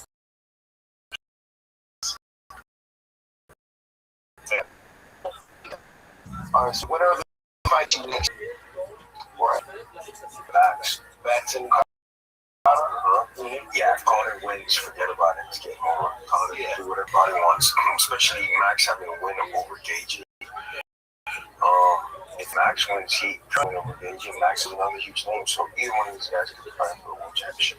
Sure. All right, so here's the real question. Let's say Islam wins in Philly against Ian Gary. Do you think Conor wins? Do you think Conor tries to fight Gaethje, or do you think he goes up to fight Islam because there's history between him and the Dagestanis? I think he fights Gaethje because stylistically he's so better about it. The worst matchup for him is probably after Max is Makhachev. I do think he likes to defy the odds, though. You know, I do think Conor with the opportunity to fight Islam, I would think that would be a bigger fight than Gaethje. You think so? I think he'll have some Khabib, yeah, because I think he'll have the Khabib. Khabib is going to be around. That's true. I think he'll have dirt. I think he'll be nasty. He'll find out dirt on Islam and stuff with his mom and cousins or whatever. He'll find out information, and I think he'll be vicious. And like the press conference, trash talk will be must watch. If it's Gaethje, it's going to be a huge fight, but I don't think there's anything you can say to Gaethje. Like, look, Taporia said a bunch of stuff to Gaethje, nothing bothers him.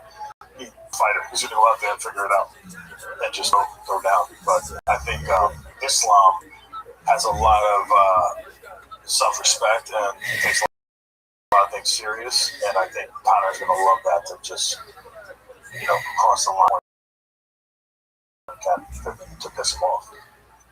I think so too. Yeah, I think if he can beat Max, I think in his head he thinks he'll be able to beat Gaethje. I'm not sure there's a world where he thinks he can beat Islam. Like, realistically, I don't know if there's a world. In a win over Max, that's in different world styles. Yeah, and I think if he can beat Max, he's going to think he can beat Gaethje. Understands more than he does, so he might understand more from that arm than me, but I think he knows once hands around him, this game over, bro. And he's gonna now, going through those camps, doing wrestlers as you get older, that's a nightmare. Yeah. Injuries pile up. Yeah, I mean, I think it would be the smarter of the fight. If he wins, it's a huge fight. I think. I almost told me on that. You sold me on that because of the Khabib element. Because I think he's going to cross so many. Number one fighter right now. I don't know. Taporia. Gaethje. Was it Gaethje? Because the White House, the amount of viewers. I know White House is the guy that he beat. What's the biggest name in the sport? I had him at the White House. But whoever kites, he's the biggest. Yeah, for sure. So he can bring up anybody that he wants, and I think there's more trash talk available to him with Islam versus Gaethje, to where he can make it. I think it turned into a really mad.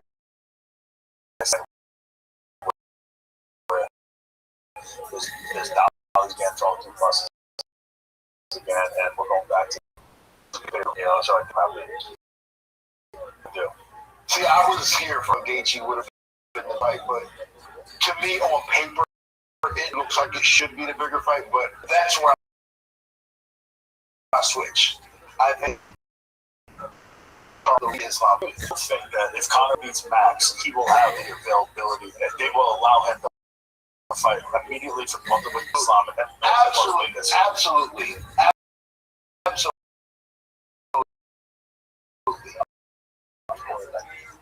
Absolutely. I don't think they would win to challenge.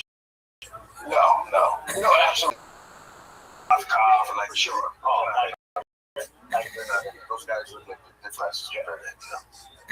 But what if Ian Gary? I was about to say that. You think Conor, Ian Gary? I mean, I don't know. I don't even think Conor would want to fight. I think Conor would just automatically attack. And this is exciting as an Islam feature, but I think that's a couple steps down from being Gary, I guess. I think if Gary does win, it's automatically. Ian would have to call out Conor as for me to get excited for that Conor fight. Yeah. And it's Ian, uses his range and his footwork. He's not going for the kill. It's a weirder match that I wouldn't be super excited for. They would have to trash talk like crazy for me, but I want to watch it. All right, let's get to one more before we move on. This is from Jason Baldini. What about Arman? And we still don't. Justin fights again. I don't think Justin cares to fight again unless it's Max or Conor, though. So Arman, I mean, that's a. He's fighting that Justin might not fight unless it is one of them two. I think it's again though. Yeah. It's the way that his name is trending right now. They're gonna have to or at least I hope they're down for a moment. I mean, everybody's gonna have to fight. He just made a apparently said. You see that? Ali put out. They just secured a $3 million sponsorship. For real? That's a sponsorship. A sponsorship for $3 million. Where's the paycheck gonna look like? Yeah. So I think it's hard for Gaethje. For sure. And Gaethje's not gonna want to. I mean, this is not a knock on Arman because Arman might be the lightweight in the world. But I don't think he's gonna want to waste his opportunity on Arman. If he could fight Max or not. How do you think that Arman and Gaethje? You look at this says. Armor probably takes him down. Holds him down, probably. Yeah, they Gaethje's pretty hard to hold down. But I mean, he's might not be able to hold him down, but he might be able to hold him. I think he's just going to struggle because Gaethje's the best off his back. I think, jiu-jitsu wise, but he's good at getting up. But his jiu-jitsu really probably doesn't do it as much as other disciplines. Right. I think it's a good fight. And I go with Gaethje, go with American. But in terms of numbers, big fight, Gaethje's not going to want to fight Arman if he could have an opportunity to fight Max or Gunnar, of course. Yeah.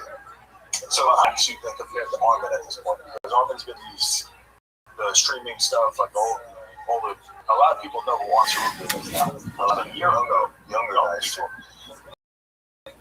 Max is a big name. Where do you put Max and Arman? Take away skill set and what they've accomplished. On the level contest, I think Max is above.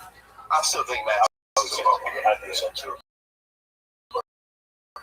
I don't know what it's like. It's on the fire side. It was over last fight. Was it Oliveira? It was either Oliveira or Dan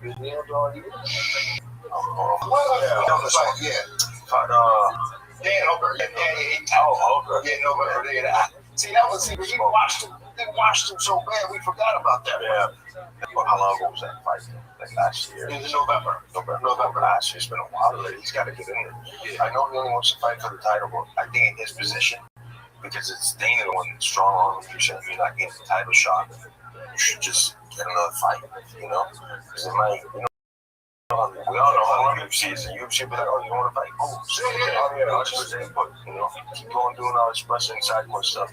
What do you do right there? Yeah. I think you should just jump on a fight, go smoke somebody else, make a statement, and get that title shot. Yep.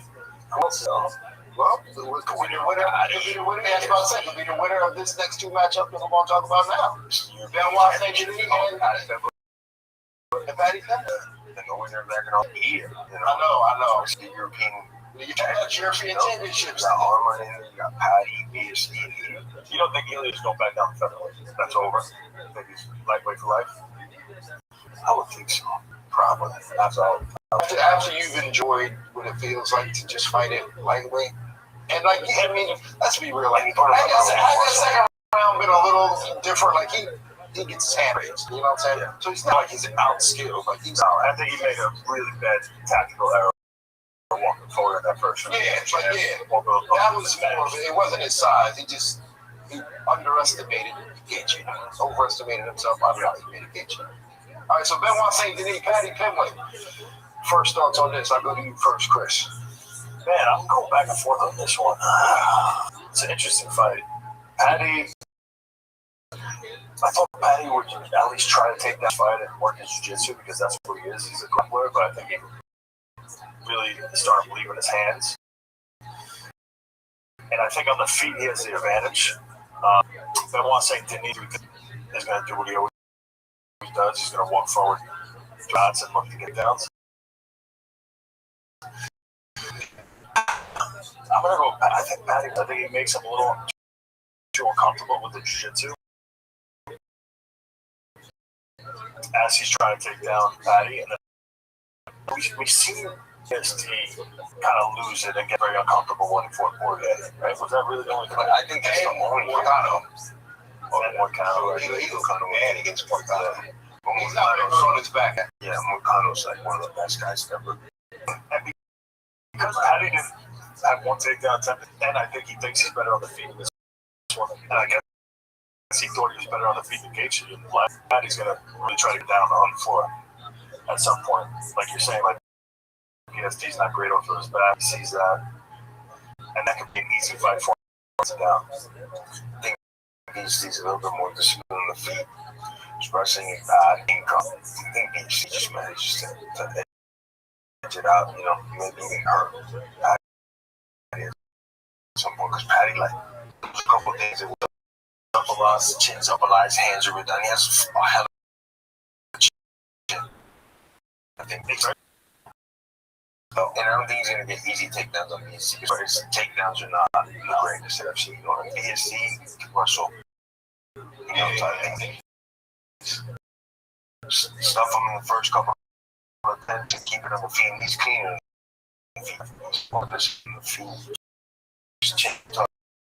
If Patty did win, Patty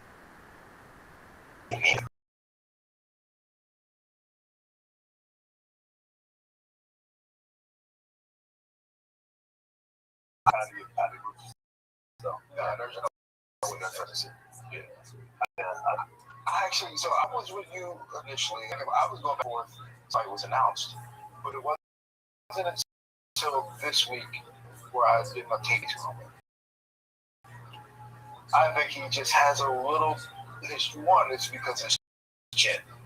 I think both of them are going to get clipped a little bit, but I think Patty's going to be able to endure it a little longer. And I think that his grappling is going to be a problem for BS. Good on top, like when he's in control. And Patty, I think these are problems to BSD. And also, if his confidence got rattled at all by losing the Gaethje, and then he just see what Gaethje did to Deportia, I think it revitalized his confidence, and he could be a champion. It don't seem like his confidence. Like it seemed like right after that fight, I know. He was right on the internet talking trash. I know. We can't get rid of this guy. Yeah.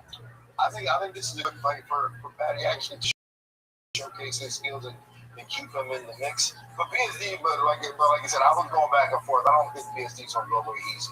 And he's made me look stupid before. Like I thought he was gonna get destroyed by and we all had him in the Hoofy's ground game. Yeah. And he exposed bad. Yeah. They're saying Hoofy had some type of injury or something going on in the fight. I know he always got something. Bad weight cut going on. I don't want to talk about it. I don't want to make excuses. I don't make excuses, but you wouldn't have like you can't see him. I was going through this. I wouldn't believe it. That's why I'm even out here right now. Yeah. I think it's a good fight. I think it's a good fight for both guys. But I think who has more? Who has to win? Who has to win?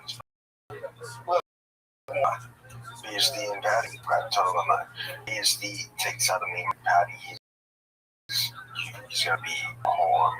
He's gonna have a lot of people in that division. One of the other guys are from Europe now. He has the right to challenge. If not for the title, the bigger matchups have to be in a guy like Patty. So I think they both got a lot to lose. And Patty also can't lose him. Patty lose him, he's never gonna get the easier fight. He's not gonna get the title fight. And it's like, man, when you pair up Patty with guys with winning records, he's losing. It's gonna look really, really, really bad. So I think both of them need this win just as bad as others. I would say it's more to lose for BSD only because his name is not big enough to where I think if he loses, there's a chance people start to know BSD is. That's true. Patty handle, but he loses, people still want to see him. Still, he's still popular, but he won't get those marquee matches. I think he'll lose out. He might still get some fun matches. So I think they'll still give him some fun matches, some big names. But I think BSD has more. Just BMF fight. I like to see Jorge Masvidal versus Nate Diaz for the BMF. I like that. He's a special force operator out of France. I know that's badass and everything, but for me, I don't know. I just like it. The way the BMF started. French guys can be BMF? Is that what it's going through? It did cross my mind for a second, but I decided not to say it. But yeah, like seriously, that's the way I kind of look at it. Like every fighter, like most fighters are fucking tough. They're gonna do things that most people wouldn't do. But I think the BMF thing started with like Jorge Masvidal, his story. Nate Diaz, his story, how they are. Like, that's what made it super exciting. You're right about this. I think there's Max Holloway, I love him. He's from the hood. He's not like that. And Charles Oliveira, Big Time Christians from the favelas. I don't know. I can talk myself in and out of this one if I just keep talking. No, you're right. No, you're right. But a part of that, I think that if you're not willing to fight the dude in the parking lot of the venue, you shouldn't be fighting for the BMF. That's one word. One way to put it. Yeah, it's a good one. If you're talk trash about somebody and they're gonna be hunting you down for the rest of your life because of it, yeah, that's a guy who needs to be BMF. Yeah. And you're right. Allegedly. Well, I don't think either of them probably did that level, so maybe they should expect to be a mess. But I'm thinking if BFD wins, that's probably. What do you think of the BMF? Like, what's your true honest take on the BMF?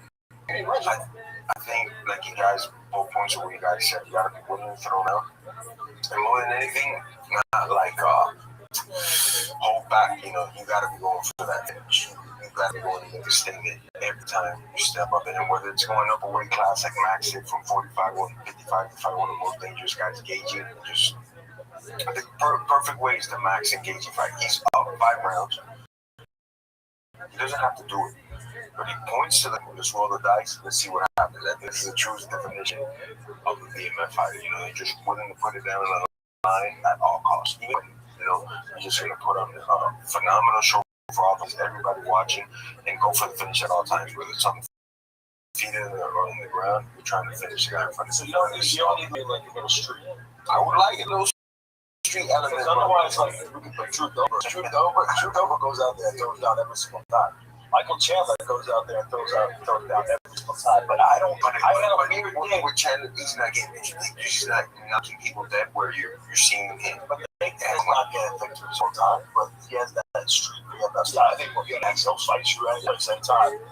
I feel like no backing down. Yeah, there's no backing down. I don't care how big you are, what you accomplish. He's going to fight you. For me, I like that. I like that about the BMF. Now it's it's just changing. It's tough because there's so many stipulations. We want to, because like you could have a King Green fight for the BMF because he fight you like he'll fight you in the street. But and he's gonna be excited whether he wins or loses. He's gonna give it his all. Yeah. So is it who right now? Speaking of Green, I know I can't wait till that one. Who you got? Yeah. Old school English. I'm going old school. Yeah, Headquarters said that you offered up a scenario for BMFs in the future. 2 weeks ago. Oh yeah. Every Madison Square Garden, you do a new BMF film. Never had the best year. 2 fighters, regardless of weight class. So the baddest MFers. And just have them fight Madison Square Garden every year. Not MFers. BMFers. Yeah, not the Wonder Boys of the world. Yeah. And I think that's the way they should do it. They should just get it right. You a hell of a year. You a BMF candidate. Boom, you fight at Madison Square Garden. New belt every year. Cool. Yeah. Cool. BSD against Armand. They're going to a battle of the European Worlds. Who's the best out of there? Right, you're not saying that the BMF. No, not the BMF. Just BSD winning it. And I think if BSD does win, that should be an enticing enough fight for him to come back and be like, all right, let me be just let me contribute. I don't know. Where's Armin's mind at? Is he? I mean, obviously he has a lot of money. He's making tons of money doing these little wrestling events. For RAF and jiu-jitsu events. Does he become a UFC world champion? Is that his number one goal? Or is he trying to get famous? Getting a lot of money? I would think, from watching him, from what he's doing, that his number one thing is to be a world champion. So I'd be surprised if it wasn't. But, as good as your last fight, it's been a while since you get in there and shoot everybody again. And the winner of this fight would be a great, whether it's Patty or BSC, it's a great fight for him to come back and make a huge thing. But I think Patty wins this fight. Is he fighting for the title, man? If Patty wins, I don't think he would deserve it, but I can see it happening. So we're guaranteeing the winner of Conor and Hollow Championship. They're fighting. We are. UFC's not saying it's a title eliminator. Yeah, I'm gonna say that probably is the way it goes, though. Yeah, we're gonna skip everybody. I don't know what Armand does, though. Armand's got to, I don't know, got to get out there and remind him that hey, I'm one of the best. I forgot his last fight. Yeah, I mean, we forgot his last fight. And, I mean, yes, he's building up his reputation in RAF and doing all these skits and all that. But at the end of the day, like, the UFC has integrity towards their product. Like, I mean, you can have this big name, but you still have to be in the system. You know, UFC still has integrity towards the product. So, like, you know, beating Muggsy in a grappling match, in a wrestling match, is not the same as, you know, fighting 45-year-old. Yeah. I mean, you are a fame. Yeah. But it's 30 pounds lighter than he's can we pull up the rankings for? Is that possible? Pull up the rankings for 155 because Paddy Pimblett is at 155, and Armand is number 1. So, like, does Armand go down and fight the number 9 ranked guy? If it doesn't matter. It would have to be for a title fight. So we got Ilya Taporia, Armand, Charles Oliveira, Max Holloway, Benoit St. Denis, Boy Kylo, Quillen Southfield, and then Paddy Pimblett. Is Southfield got a fight? He's fighting Mateo Scampo. That's right. That's the Australian kid. Yeah. He's good. Yeah. He's got a tough fight, man. We'll put my money on camera. Camera's another one of his dark horses. Right? And the cardio just doesn't stop. Another guy with 3 lungs, you know? Yeah. Have you got the meta rankings or is just like, did any crazy changes? I was on vacation. Yeah.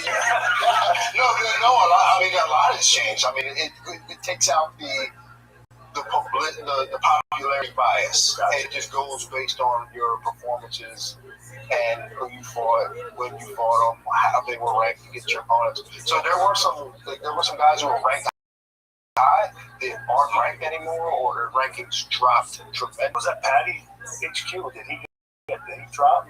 Seems like 9-ish before this. I thought he was higher. 6 to 9, so he's one of the guys. But that wasn't that bad. That's not that bad. But some guys like took a major. Really? Yeah, we've seen some guys go because like they haven't been out. Like Yair, he was ranked like 4th, and then he like took really. So yes, like some guys took a major hit from the meta rankings, and I kind of like it though because you should. I don't want to say you should be punished, but you can't be rewarded with a high ranking if you're not. Yeah. Like that. I gotta do it if you change weight classes. The meta rankings. So Alex Mahana was ranked with the meta rankings. Like he was ranked in still like number 1 in light heavyweight. It was like 4 in heavyweight or something like that. So we figured it out. I think he was number 4 in heavyweight. After the fight. Before the fight, just not ranked because they don't even rank them. Yeah, she went. Yeah. I can't figure out how we have anything about him. All it seems that I'm tired. Like he just mad at her being like we should have went through. I don't know if you guys talked about it in your last. Should you guys go through the back of the headshots and everything? The week right after we did a little bit. When we come back, we should probably go through. We should probably go through that and really figure. I made the point on that first show back at the White House was that listen. A lot of those look illegal to you. If it touches even the ear, there's like this mohawk area, right? If the pinky touches the ear or anywhere in the vicinity, the rest is on that mohawk area, it's still considered legal. But I want to say those are illegal. Every time I've been in a fight, and every time I corner somebody, it was always the same thing. It's a no between the ears. They would tell you, right? So I get what you're saying, Chris. But how about if it's like this? Is this legal right here? If I didn't touch your ear and I hit you right here, that should be clearly legal. I would say boxing, it's always been illegal for us. Every time I've been in a corner, I've always heard, hey, don't touch between the ears. The mohawk is obviously clearly legal. You can hit the top of the head up to like a certain thing. Because you're not, at least back in the day, they were telling us you can't drop elbows over here in this area. And all of a sudden, because her dean said you can hit in the back of the head, and also have seen that. Oh my gosh! Hair pulling I seen that. I was on vacation, but that is good. You know, nobody's saying nothing about that. How could you pull a man's hair and not immediately point? And you do that again, that's crazy. That is crazy. And you got long hair, so then you got to be worried about this thing. So now, put a guy down, you're in a good position, and somebody's grabbing your hair and stuff like that. Like, I don't know, these referees, in my opinion, the whole boxing commission, it's corrupt, and we need to overhaul. But did you think Herb Dean did a bad job with the Pereira fight? Oh, God, you should have said something. Should have watched the back of the head. Watch the back of the head. Watch the back of the head. You know? Yeah, I agree with that. Because it's not really his fault in a way. You know, he's the one throwing him. The guy's in an awkward position. He thinks he's doing the right thing. But it's up to Herb.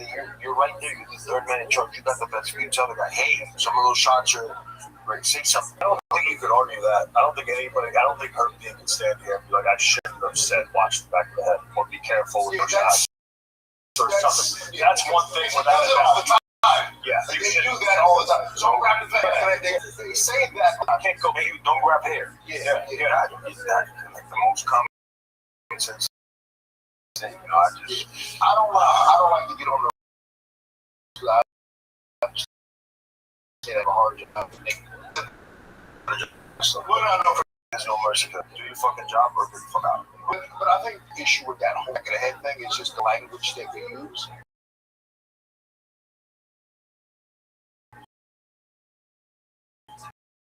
In terms of back of the head, so just assume that it's illegal because we use the word back of the head. But it really is just like this small little area. Well, but that's the thing. I know, but different states are different commissions are different towards back of the head. So like sometimes you don't even know what it is in different areas because in different states because different commissions, different states have different rules towards what the head is. You know, I never really heard the mohawk. That's the thing, by the way. I always heard behind the ears. Can't hit behind the ears. Some states are mohawk, some are behind the ears. Yeah. And when Herb came out with his video, it was like this little 2 centimeter, this little piece of hair. You're like, that's a lot smaller than what I thought you had. I've never seen nobody do that. You know, I haven't heard that before. And comments, if you touch this area, it's just area. There's guys that are quadriplegic during once in their life because they got rabbit punching in boxing, announce clubs and stuff like that. A guy was going like this throughout a couple of rounds, and that's for like, yeah, we don't need that in sport. Yeah, just keep us safe, man. Yeah, and we've talked about this before. We're all down for knees on the ground. You can all down kicks to the head on the ground. All down. All the elbows, whatever you want. We're all down for it. But the back of the head thing, there's so much research on it. Let's not do it. The back of the spine. Again, there's no benefit to it. It's just too much risk for the reward. Yeah. You know, in boxing, it's a different area in boxing than it is for MMA for the head. So that's what I'm saying. Like it's a bit confusing. But you also have bigger hands, basically. You're dealing with bigger gloves, obviously. So it's a bigger surface area that you're targeting. But again, this is something I guess, you know, and I'm taking this for granted. I've been in thousands of fights in the room, you know, when the referee comes back and like, I never asked him because I just assumed that the back of the head is like this big area, right? I just assumed that was it. But if we're only talking about like that 2-inch strip, like that's something it might be like you're saying. That might just be unsafe. It's scientifically proven. Yeah, they've done the research in boxing for years and experience. You shouldn't be touching the back of the head. And if you touch your own back of your head, it's soft, it's tender compared to your skull, compared to your forehead. Your eyesight is located like that here. You know, there shouldn't be nothing in the back of it. You know? Yeah. And that whole area, I get limits. Throw me a punch and I go like this. My fault. Bam. That's not on you. You know, when somebody's like mountain, all of a sudden you move away from the punch and you hit the back of the head, totally fair. But for you to purposely aim to hit the back of the head, I think, I should not be allowed to. But in the sheriff fight, there was a lot of movement, so it's hard, right?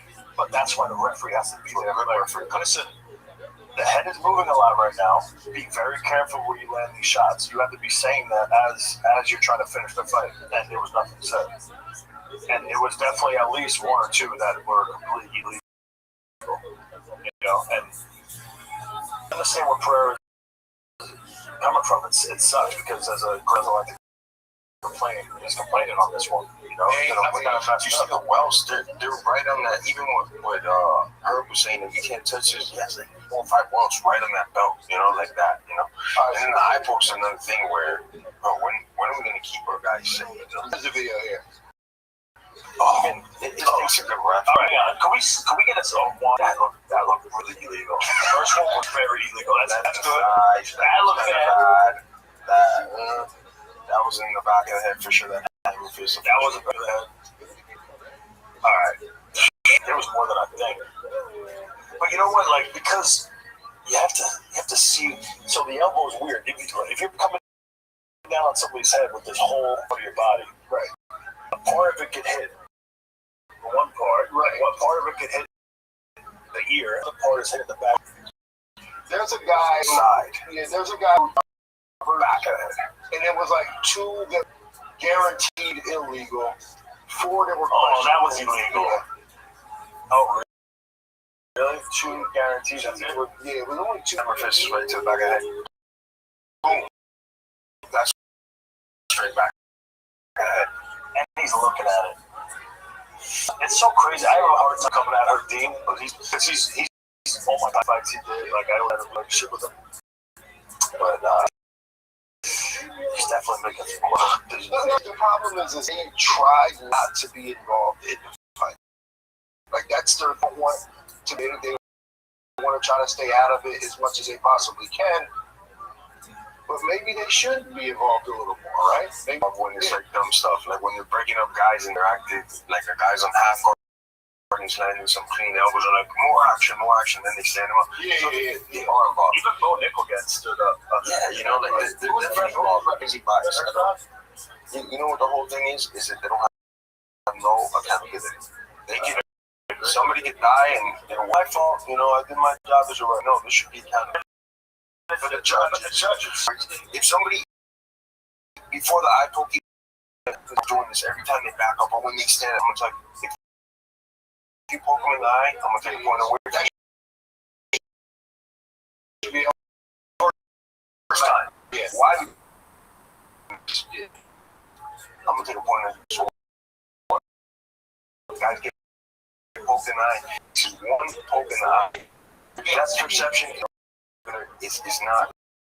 Look at basketball, bro. Everyone after that fight was like, oh, he's got multiple or his retina,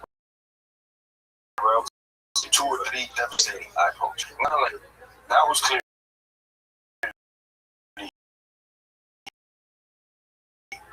Foul.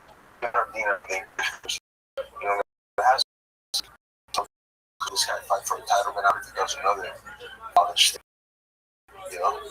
I think for the guys in charge, I would have curved gloves for sure. So your hands are naturally curved down. So you're gonna have to try to get your hand over in order to get it to the, like the glove. I don't know if you spoke with those bow gloves. You know, those bubble gloves, the MMA gloves. Yeah, the Buffy gloves. 6 ounces, 8 ounces, or whatever they are, and you've never seen anybody at spar get eye poked. Or if it happens, it's extremely rare. And now we see in these fights, everybody's eye poked by this. Also, and the other thing is just being a good reference. If your finger goes into the eye at all, it's an immediate point deduction. Yeah. Then all of a sudden, you're going to see it eventually go away. What the warnings before, like, hey, you got your fingers thrown backing up. Don't do that. Yeah. If you poke them in the eye, I'm coming for you. I'm taking a point off right. Yeah, you know. But you know, like for me being the taller guy, always and fighting a lot of southpaws. You know, the big thing we have to do is stay on top and you circle away from that power is like the typical thing that the coaches would teach you. You can't. It's very weird to the down hand here like this. You got to pull it like this. But it's way harder to do that in the UFC gloves that kind of stretch out your fingers. It's you know how hard it is to squeeze on those stretch gloves. Yeah. And to make a fist with the wrappings and everything they got on, it's just way more comfortable to have your hand out. I'm not saying like this, but just in general. If you have the curved gloves, you can relax, and your hands are relaxing like this as opposed to like this. Well, I know that the UFC and Trevor Whitman are trying to come to terms because they say Trevor Whitman's gloves are the best. should help solve the problem. So hopefully, you never know. Like, hopefully they can come to a deal. But that's it. So, yeah. But you're right. Like, it's got to be a sense of accountability. Bro, judges are. You don't even see them. You don't. There's talk about at least the ref. Face is in the octagon. Everybody knows who that ref is, and they get blasted and hurt their feelings online and whatever. The judges, they make these terrible scorecards, and you hear the name, you don't know which judge it is, and you have no idea what they look like, where they're from, anything. You don't know their relationships with whoever he was fighting is. It's the judges thing. It's just weird to me, and I know there's a couple judges should not be judging for a lot of reasons. Not allowed to, which is just crazy. There needs to be some serious accountability for those dudes. Yeah. Well, you know what? We're still growing pains. We'll get to it. And I hope that refs know now after this Herb Lee thing, if there's like a finish happening and there's any strikes anywhere near the back of the head, you need to open up your mouth and say back of the damn head because the next one is going to be a point. You know what I mean? That's it. You have to let the fighter know. So, and the more we get the culture ready, the fighters, like the upcoming ones, like, hey, these things are slid in the past, but nowadays, your head's hitting off. If you hit behind the head, everybody's going to fall in line. It's going to, people are going to be like, okay, don't touch the back of the head, don't fucking iPhone. People need the referees. Well, a lot of those overhand rights, too. Like a lot of dudes, especially heavyweights, and it's right here.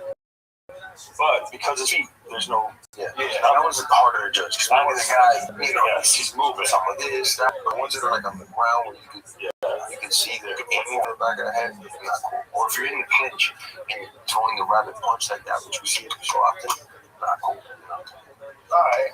Well, like I said, time will tell. We'll get better at it. Speaking of UFC 329, we got more fights to talk about. Corey Bautista.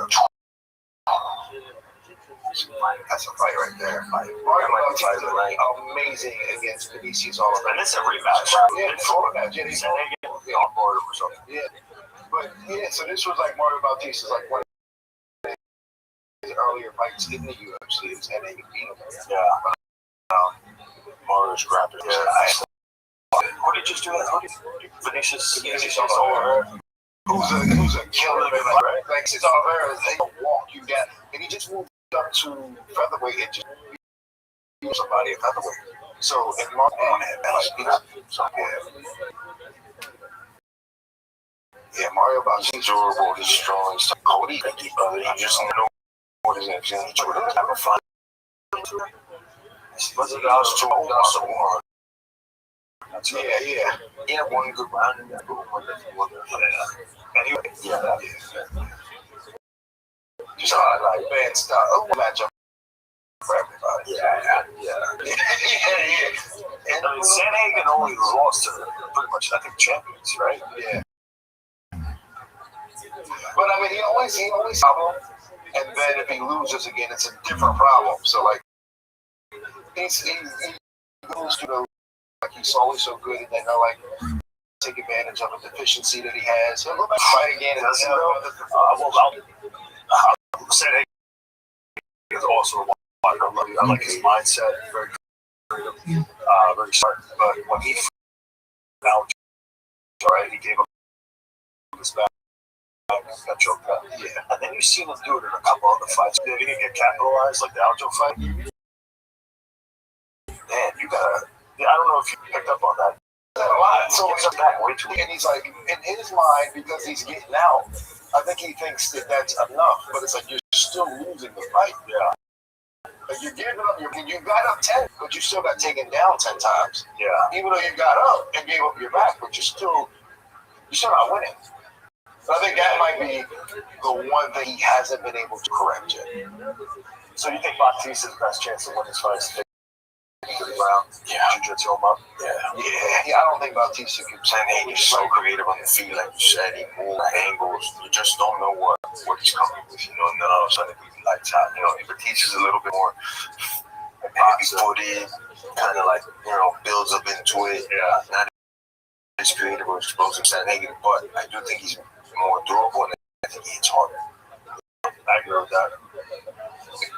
Yeah, I'm stick with Sanhagen's game plan is going to be for this. Stick and move, treat something pretty. It's one of the things like it goes, he can fight both backwards. Sure, he fights unorthodox, both the same. Yeah, it looks great. I think fighting night type. Who got winning? I'm gonna go with Sanhagen just because he's only lost to the best guys. I think Batista is one of those guys. He's up there, but I think Sanhagen gets it done. Because where does Sanhagen go if he loses to this one? This would be a tough one. He can't lose this one. I don't know. I'd be able to work back to a title anyway, but like, HQ just got back to me. I was right. He's only.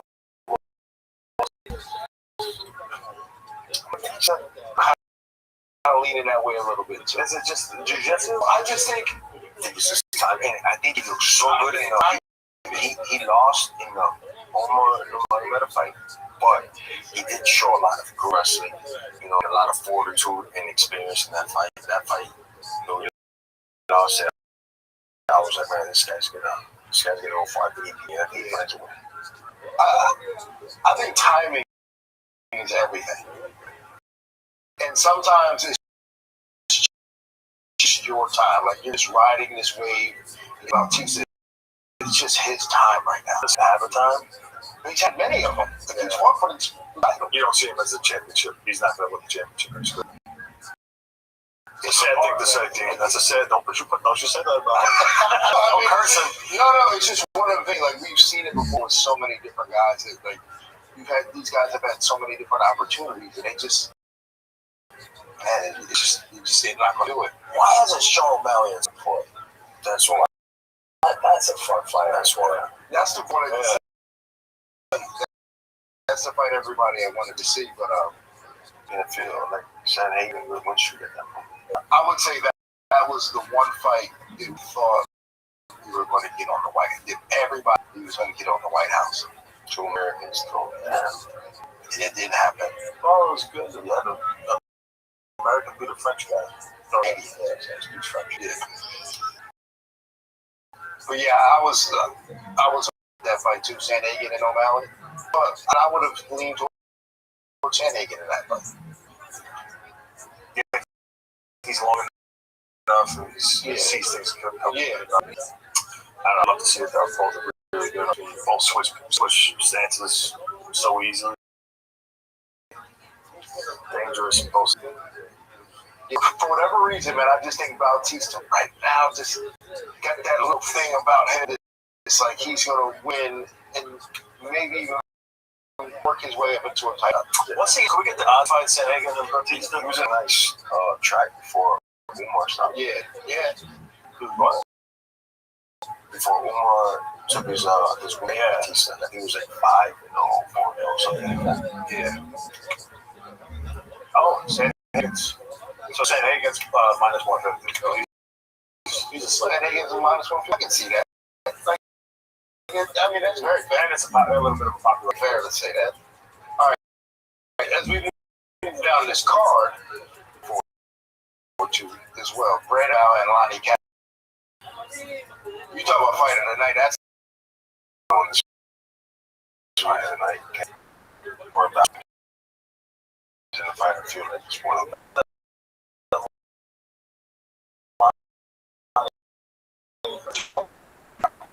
Yeah, that's the biggest lights he's ever been out there. HQ, you got a job. Brandon Moreno. Yeah. He handled Brandon Moreno. Yeah, but outside of that, it's been kind of lower competition. For that HQ style, I think might be. But yeah, Brandon Moreno, like he handled him, like he was all over him. Yeah, but Brandon Moreno isn't prime Brandon Moreno anymore. True, unfortunately. At least he hasn't been. I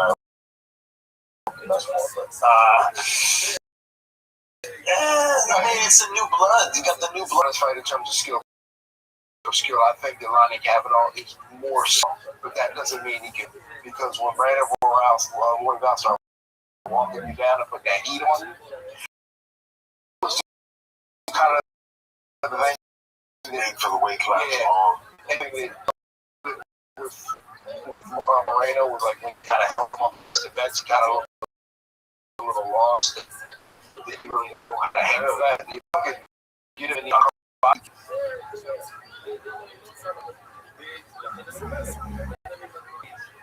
when it's other than that, I think Lonnie's minus 220. Yeah, that's crazy. But that big favorite of Brandon Rothschild, who's fought for the title. And I mean, Lonnie's good. I guess he's that good. Jeez, that's a big favorite for a guy who's relatively still unknown. Brandon Rothschild. I mean, what's his last fight against Josh Fay? One more after that. Yeah, he got Manel Cop knocked him out. Oh, that's why Manel Cop's scary. But a lot of get hang with those guys. And Lonnie's good at that. I got an hour in my research on predictions. I haven't seen him fight enough. Yeah, I go do my homework. What is fight actually? Our prediction. Listen, I need to nugget right now. That's his coach, though. Yeah, Brad Pickett is coach. But still, you know what I'm saying? You coach some people. Everybody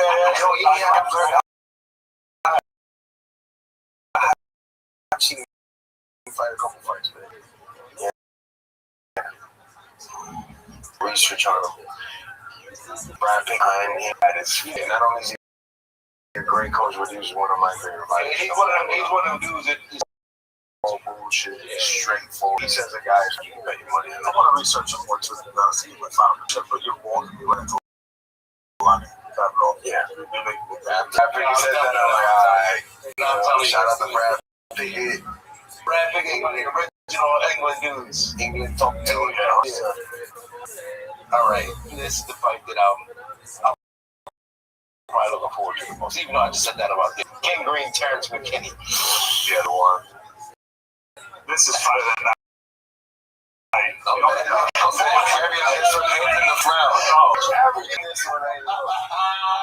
Every single one of those fights had the car crash. And Green's just gonna come out with a hand down, talking shit. And he's on 3 Foot Street. I know. Capitated by what's his name? Chris Stankin. Terrible loss. Yeah. Then we'll go with the OG. I love King Green, but McKinney's boy, man. I think he's finished obviously a Green, and I think Green can handle these moments a little bit better maybe than Terrence. It's gonna be profile wise, maybe not skill wise, but profile name ID.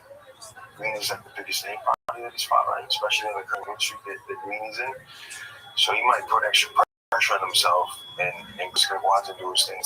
Especially if he gets out of the first round, it's gonna be heavy towards Green. I don't know why. I think Kenny might pull it off, man. You think so? I'm gonna take the underdog in this and go with my boy McKinney, bro. I'm going. I love Green, man. I'm going King Green. I think he gets it done. I think you said I was with the whole way up until your prediction. I think he's been in these type of big moments before. Terrence McKinney. I mean, he makes a lot of mistakes, a lot of mistakes. King Green does fight with his hands down, but he just picked apart Jeremy's teeth. He still sees it all. Jeremy's there around age, but he also Mexican kid. Bigger than him, younger than him. So Hoover, 26, 27 hours over Green. Yeah, and I was going to decide about that dude. Yeah, I know that he's got power. And Green made him look like a white dude. So I think Green is in right now. But you're still going with McKinney? I don't know. So it looks like you're talking home. Everybody watching back home, you don't got to take my bet. I know everybody likes to email me after the fucking fight. Say, I lost $500. Don't listen. I'm betting on my boy McKinney. I just see something there. We can get the odds on this fight, yeah, okay? Green is minus. Green is plus 125. Okay, plus 125. Green is a great one. Green is the underdog against McKinney. That's crazy. Those are the AI motherfucking statistics. I hope that doesn't mean he has an injury or something. So, when they told me that, I couldn't even say it. That's hard to believe. For sure, King was his favorite. He is the underdog? That's weird. Terrence McKinney? There must be some inside information on this one. That's crazy.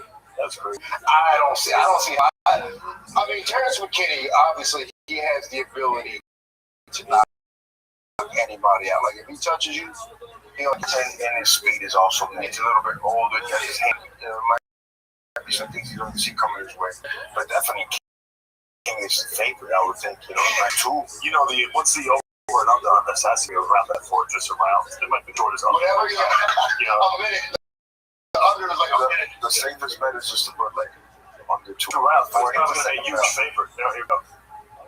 Holy shit! Minus 1.5. Under 1.5 rounds. Minus 4. That's crazy. So hit it. Yeah, I believe. I was going to cash out right now. Yeah, I like King Green in this though. I think he's gonna use pretty good at like keeping distance here, and I think he's gonna keep the distance. Yeah, keep the distance enough. McKinney, he don't have no defense. Kind of charges in, chin up a little bit, right? It almost looks like a Derek Brunson. Maybe not. That was bad with you. How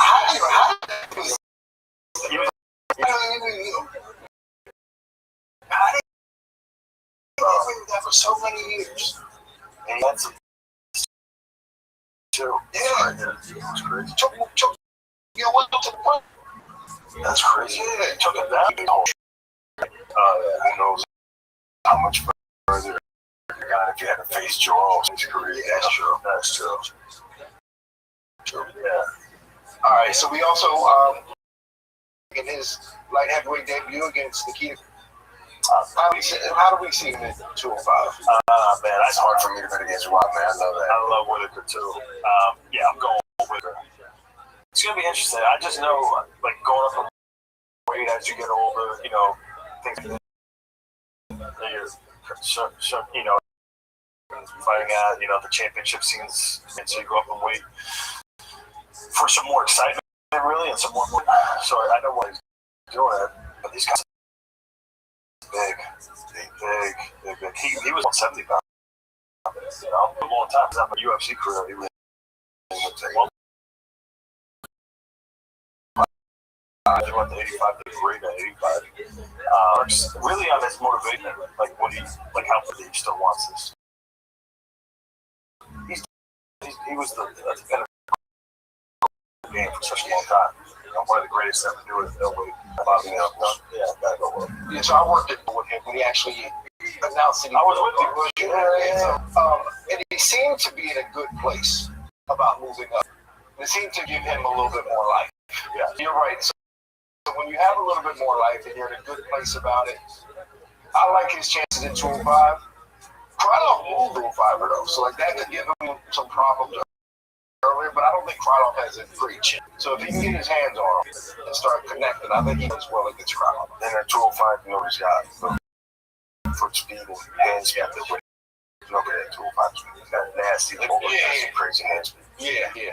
Robert is really out there with the foot and the hand speed. Yeah, even at this age, I think he'll be a couple notches above speed, bro.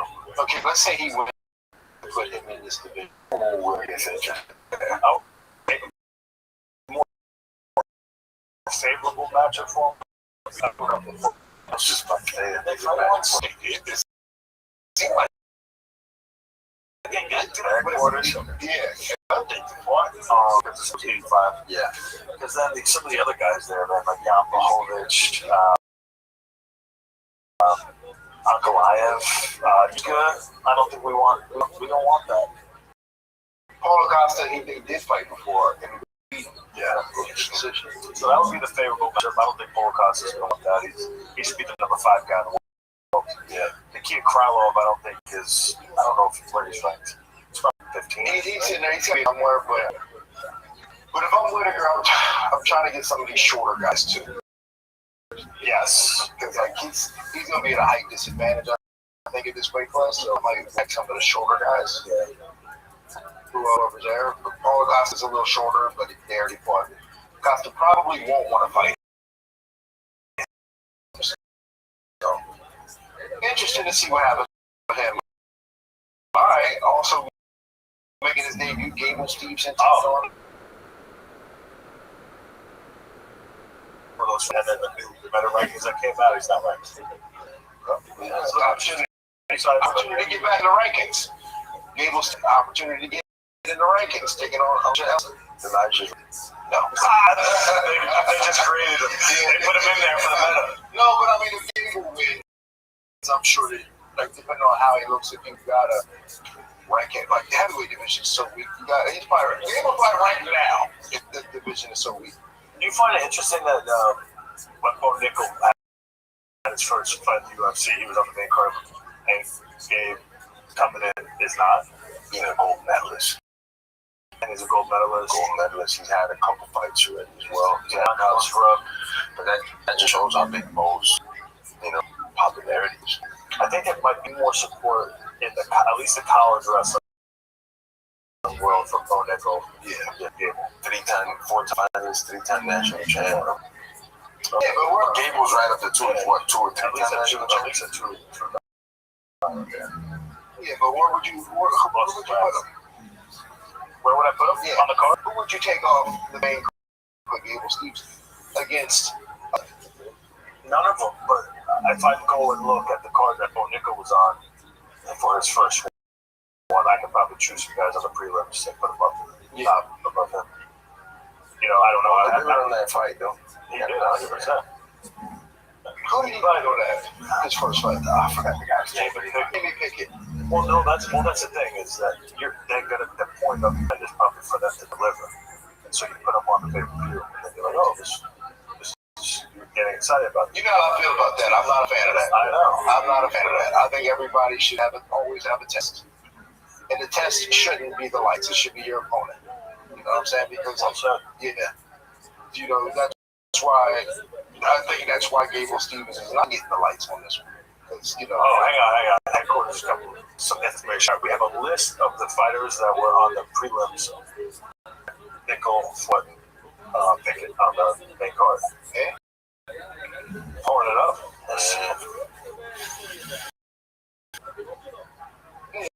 Okay, wait, which way are we going here? I got Brand on the prelims. Trick is Derek Brunson on the prelims. Yeah, I get Jamie Pickett, very athletic, very good fighter, but Jamie Pickett was cut from the UFC, and they brought him back to that movement. All right. I'm not even going to say it, but that's my point. Yeah. So I get my Bo was on the main card. Like, who else? Like, where else would he fit? What do you mean? Well, I mean, You got Trickett was in Trickett wasn't at the top of those guys you put up there. in the main card. Yeah. You could put Trickett at the time. Well, what do you like time machine? Yeah, at the time, Trickett wasn't the guy. At that time, Driggins wasn't a guy. He wasn't the guy until he sucked forever. Until when he beat Whitaker. Yeah, people like, what the hell? This guy's actually. He was coming off the Darren Till submission, and he wasn't really that guy at the time. Yeah. I'm just glad that he will in the heavyweight division. We needed new blood. Yeah, we got guys like Hogan now. But I heard something from like that, but he was willing to go down on weight. Gable was thinking about going down on weight? Oh, okay. Would go down on weight. That's a fight. That's a fight that I was just like 2 years from now. It's like about a future. So, a lot of guys that we've seen in a while heavyweight. So, he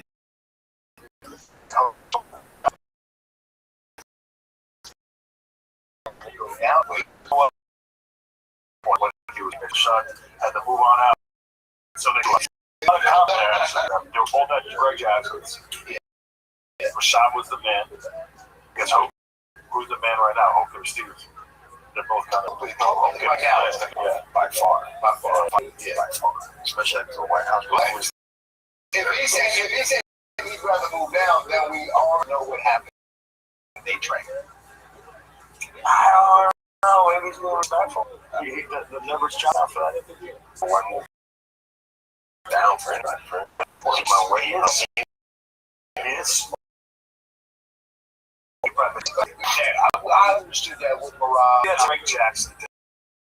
Talking to him. Yeah. You know, that might, maybe they don't know the trade together. Yeah. Maybe Greg Jackson's just like, I don't want to. That's fine. You weigh 215. He weighs 215. You know, you're just going to have to 205 for the situation. I don't like that one. You know, it's like you have a basketball player and this amazing point guard and whatever other position, and one guy leaves Miami and goes to Toronto. I'm gonna play against my ex-teammate, coach, because I need him back. Good bond or whatever it is like that.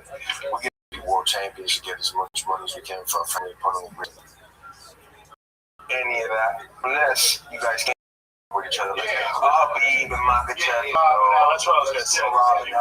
There's times where no money, no nothing to break that bond. But these guys, boy, they just met. You know, well, you have a different perspective. You get more like running tight.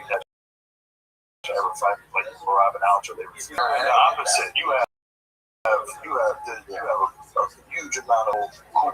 Greg Jackson's a massive. It's like Greg Jackson. Yeah, so you gotta. Yeah, I agree. It's kind of the truth. I want the best, always find the best. You know? Yeah. Between the best and the world. Yeah, that's a big fucking debate. So they got. So if I'm them, I'm starting to think about that now. Like, how are we gonna handle this division? How are we gonna handle this? There's like kind of like Amanda Gala, right? It kind of starts going different directions in the gym. Before you know, you got a fight coming up. That's what one sees about you. Yeah. And I mean, at the end of the day, that's what you get in this for. Yeah. Like you get in. I'm sure that happens a lot of every top team, right? Like you guys, you see two guys out that might be on the same path. We've had a lot of guys fight each other. A lot of guys come to mind. All right. So the rest of the card, I'll go over to some of the other compelling fights. Cody Garbrandt, Adrian Yanez, Luke Riley, Kai Kamaka III. He's not on this. Farad Basharat versus John. He's really good. He's from Patty Pepper's gym. Nasty strong. Right? Yeah. Good everywhere. Yeah, he's good everywhere. He's going against Kai Kamaka. Why not, too? Yeah. He's been around for one of the Hawaii guys that found his way to Eric Nixon get extreme. Oh, is he? Yes. He takes good care of those guys. Whatever happened, coach? What happened? The Nixon got punched out. Because I've been punched or something. That's a little woman. Yeah, he has all the. He got the inside. Come on. Don't take the water. Gossip out. We need 10 minutes to gossips. Yeah, let's get some more. Let's talk gossip. Nah, man, I don't know. I wasn't there, so like, I don't know. Just rumor going on. You got boots on the ground everywhere, dude. You know, Ali and Nixon had a little, little scuffle over. That's what I heard. Yeah. Shout out to Ali. Yeah, shout out. Yeah. Listen, man, that's all we. It was a piece of art, man. Like, I'm saying this because like I don't want to watch swinging on me. You know what I'm saying? So like, I want piece of art. I was swinging on you next week. So I guess it's something. So anyway, I don't know about you.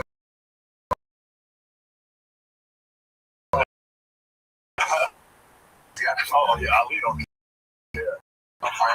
So it's time to unleash the beast fueled by Monster Energy. Who you got on UFC? Who you think? I'll start with you. Who is going to the beast?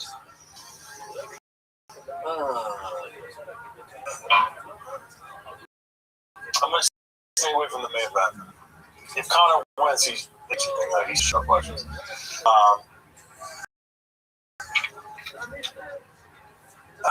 I'm going to go green. I think green. King Green? Just a bad spell. I could win that whole fight, but I like King Green. How about you? Who's going to unleash the beast? Yeah. I say Max, boy. Max. Easy. Max. I'm put the house on Max. Steal the whole show. Point to the ground. This fucking whole thing, All right. I go because I've been talking about I'm on show Lonnie Kavanaugh. I think Lonnie Kavanaugh world who is this fight. I think for Tony forgot Lonnie Kavanaugh. It's like in the words he's there to be hit. And Lonnie Kavanaugh is really good about sticking and moving and just like he's so like Josh Van. Lonnie versus Josh Van. I would prefer them. Josh Van is more fundamental. You know, Josh Van, he doesn't do a lot, but like he box your ears off, but he's not going to do a lot. Great power. Yeah, great power. You know where the jab is. Yeah. But again, fundamental basics. Lonnie Kavanaugh is more dynamic. Like he moves more, switches stances, great boxing, can wrestle. He's going to do it all. So, very different in terms of that. And it would be interesting to see them fight. I mean, out of just boxing, like Joshua Bench probably win that, but like Lonnie's good to hang anybody. So I'm gonna go with him to unleash the beast. All right. You know what else is going up this week? Coming up on Thursday, the Hall of Fame, and we got some. And I'm gonna get to this last because I want to get to some of these first. I want to give you your flowers. But Dominic Cruz going into the Hall of Fame. Yeah, shout out to Dominic Cruz. How long did you do that? Yeah. We have some videos of these guys. Do we have any of that? Dominic is still one of the greatest ever to step. One of the biggest faces in WEC. Oh, for sure. FC. And then the two-division champion?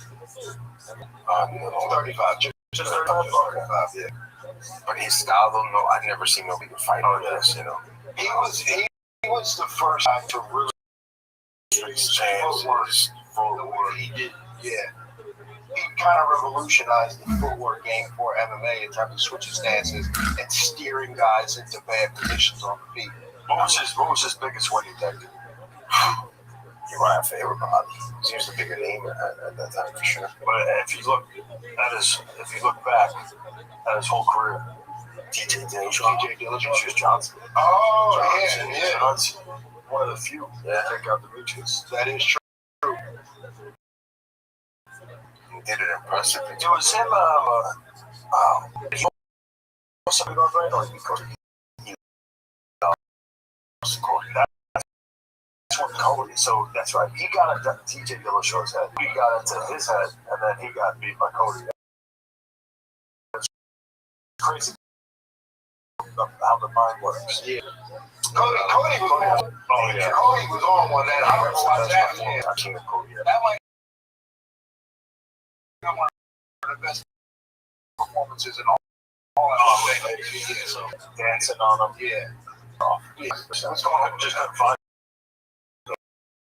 What's going on tonight? Yeah. So Dominic's career was obviously on this line of event. Yeah. He's really. Well, I think he's still in the UFC. Yeah. I don't know. No, is he what?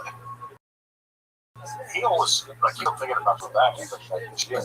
No, he's a lot of injuries, man. He's really backed up. The amount of times he came back from 20 years is crazy. Yeah. Oh look, yeah, he was scheduled to. Who was he scheduled to fight? Rob Font in 2025. Still like teetering, thinking about fighting. That's with him a bunch of times now. He's a great dude. And, he's got to be accountable for that. Like his energy that he gives off the ball. And well, I think he understands himself so that he gives off, and what he doesn't. What people don't know is why he's like that. Like the things that he's got through in his life, and why he is the way he is. Like he hasn't really figured out. Like he basically had to take care of his whole family growing up. His dad, he had to take care of his siblings, and just very responsible on top of everybody. So he's like, you know, he's got that type A personality where you can see he's like a little stressed out and want to make sure everything's done the right way. But he's a good dude, man. He deserves to be in the Hall of Fame. He's very happy when he's got his little dog around. Like that. Yeah, that's a little weird. Like when he's got his little dog around, like he's a very happy. He's so California. Yeah, just walking around with his dog in a stroller. So we mentioned him, Demetrius Johnson. Demetrius Johnson to me is complete martial that I think we've ever seen. Around, but in terms of skill for skill, boxing, where fights should look like there's no one on the planet cardio. Yeah, there's no one. And stats. 11 title defenses? For sure. Yeah. Is that the most title defenses ever, right? I think so. What did Anderson have? 9 or something. Yeah, jeez. My favorite fight of his is when he picked that dude up. I forget, was it Boars? Yeah, right when he picked that dude up, they jumped into the bar. That was world champion black belt. Was that? Yeah, he said I think that was in the Mundial champion. Really? For sure, he was a black belt in Germany. BJJ black belt. Who's Hominick, the dude from Canada? How many fight him? No, 145. Oh, that 145. There goes right there. Oh, Aldo fought him. That's right. Yeah, Aldo fought him. Yeah. Oh, this year's Johnson got robbed against the Henry Soto. The second one? Oh, I remember being on that one. Yeah, it was close. But I'm at the first one. Olympic champion comes out, just drops and finishes. Finished him, right? Yeah. About it. Yeah, I remember watching that fight with I was with Tyron Woodley when he lost his belt. Tyron, we were at the arena. Tyron came back. We started training right there. He was like, "Yo, this dude just lost belt," and it like freaked bad, and he wanted to train right there, right in the arena. I love. Just started training. Unfortunately, motivation is his career. But he started off strong. But it's all right. It's all the same motivation of a champ. But that's it, man. Like when you watch somebody lose something, like if you get motivated by that, like let them make a mistake. I'll be motivated by your mistake. Yeah, or motivated by your. Well, it's smart. You should learn. You got to learn from other people. We're the copycat league. Yeah. People flying knees. You know, you never do it. You see Masvidal. Jalen opens up with a flying knee. Everyone starts practicing. Yeah. I didn't do that before. The fight that I remember watching and wanting to try to be like this dude was when TJ Dillashaw beat up Adam Brown. Oh yeah. That was the first time I've ever seen somebody switch stances so flawlessly, dangerous from both the last and a punch kick. And he made the fight and then went for the finish over people getting less for running. It was the man. He was like the man. He was the man out there. Not only dominated, but finished him. I was like, what the fuck? And bro, it was like a mini. Yeah. Sniper. It was so good. All right, we got one more Hall of Fame inductee. Our very own.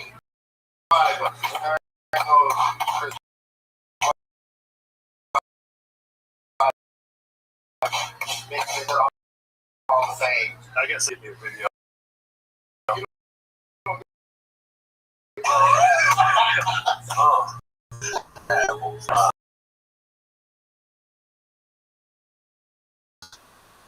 My whole career, I just felt like flow state from the first round. Did you plan that elbow, or was it just always throw elbows? But what happened in that is he kept going. I dominated him in the first round. I took him down twice and like almost submitted him a bunch of different times.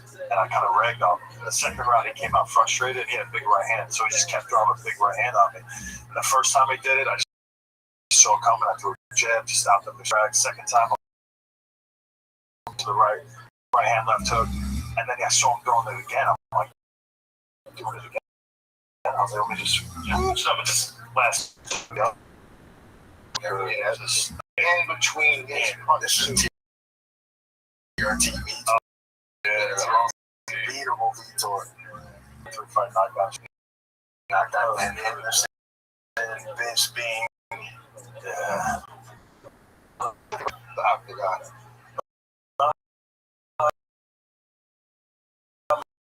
Favorite? Probably yeah, but yeah, this one. I don't know if I was going to beat him. I thought I submit him. I'd really finish him. Thought about it one time, but nothing about it. I gotta ask you, like, what made, like, no one, like, to be honest, like, no one thought you were going to win. How did you recognize you were from Cerro Longo? Anybody who, like, trained with me, GSP had trained me, so he was talking about Frankie Edgar, those guys. That's, I didn't see him. So fight. I remember, I'm like, he has ways to win because he could wrestling could get him to run, and then we saw Chad do a lot. It was a winning path for Chris, but and it's insane. Well, everything like, you know, like Anderson, I'm like, this guy don't like it. Yeah. No, I saw. I'm a big fan of Anderson, so I love watching his fights. His whole speed. I'm patting myself. I'm going to become world champion, and I'm going to do everything I can possibly do to make it happen. And he was already champion when I started training, so like every time I fought somebody, I was still preparing for Anderson. And then when the time came, I got so much on the highlights that everybody saw. I focused on, like, I saw the Chael Sonnen fight. Chael Sonnen, he was a great wrestler, but I thought I was younger. I was a better. And jiu-jitsu wise, I'm not getting submitted. You know, so I just thought and I was long, more athletic. I just was like, I'd be a meat. Never funny about a meat before. And yeah, Are you nervous? no. Not really. Who's injured? Longo. Yeah, Longo is good. He did Mets. He did Mets. Yeah, he's so on top of it. Oh, he loves it. He loves giving speeches. Yeah. Dialed in. So tell me about your speech. How did you write your speech? Did you call RJ Clifford like? I'll tell you, they give you ghostwriters. It's the first time I've ever had anybody, write a speech for me. I've done tons of speeches. Usually I just do things and I kind of like people talk up, but they literally give you a speech for. So I'm like, I'm not gonna say no. So yeah, RJ calls me. He asks me a million questions. I talk, and then all of a sudden he puts it out. He's like ChatGPT, essay, and then I just go back and just check. I just probably is. And I just tell him, hey, change this, change that, take that out. And so I guess together we kind of make, How long is it? It's like 6 pages, so 7 pages. That's fine. I don't know. I haven't even practiced entrance exam. Yeah, it's a spam. I was born on a cold rain. I ain't gonna shout out to you. First off, I just want to say, shout us out, man. Shout us out. I got you guys. Let's go. Deep Borders. Yeah, it should be exciting. I got tons of family coming. Yeah, it's crazy. It's crazy. It's been a long ride. Cool, you UFC decided to put me in the whole thing. Was there ever a time in your, like, when you guys, did you ever think this was a reality to be a UFC Hall of Famer? I just never thought about it. I mean, when I got UFC, I was just happy to be a UFC fighter. I got free UFC gear. I'm so proud to be in the UFC. Just have a son. I'm still repping. Chill the fuck out. That's a 2015. Yes. The game in the blue bags. We got free stuff. I love seeing you so much. I mean, like, what come with all these extras or something like that? Like, I love it. That's why the BMF. The underwear's too much. Oh, yeah. I slip my underwears. Yeah, I love them. Yeah. They don't fit me, but I gotta watch them. Good support. All right, on this very important day, all of us had a part in something that happened on this. I'll be first because mine is a little less significant than you guys. On this day, Amanda Nunes KO'd Holly Holm. Yeah. The reason why I had a part in it because I helped train them. Right after she beat Ronda Rousey. She defended a couple times, didn't she? Just win a world championship right now. Well, she did. I think she got it. I heard she got screwed. I heard she got screwed. Yeah, just scorecards. Yeah, it's crazy, man. Yeah. And it's beautiful to watch. Probably the most athletic chick I've seen. Then Kayla Harris? Yeah. In her own right, yeah. Coordination, the speed, the timing, the power, and then her ability to just go from 0 to 100. It's like, look at this. It was nasty. Boom. You could see she even like it was set up just in the moment. And Holly Holm was like a world, and she was head kicking boxing. She was man. Just Holly Holm. I think the first thing was kickboxing, and she wanted to do boxing, right? So really good boxing. What a win. Yeah, she won her belt by a head kick and then lost her belt to a head kick. Amazing. It's true. All right, so yeah. next up, something we just talked about it. Knocked out Anderson Silva. Yeah. This day. That was nice. That was a great day. Yeah, great day. 4th of July weekend, baby. 4th of July week. International Fight Week. 2013. So, dang, Yeah. was that long ago? That's kind of feel like a dream. Kind of weird. Was Silva strong when you were not strong when I grabbed his legs, strong in the clinch though. Was trying to take him down. Why? Yeah, big here. Right here. I would just keep my arms out where on them. And then I was blown away how strong he was there. It's a showman. Yeah, always, man. The whole goal was to stay composed, not let the trash hands up out of you. And then, of course, he just did it one more time. I had enough. That little right backhand, threw him right off. In my head, I'm like, bro, I'm hitting you, you're not hitting me. The only thing he hit me was the leg kicks. He paid it. I was like, fuck you, motherfucker. Go back. Short to the left foot. After her kicked him.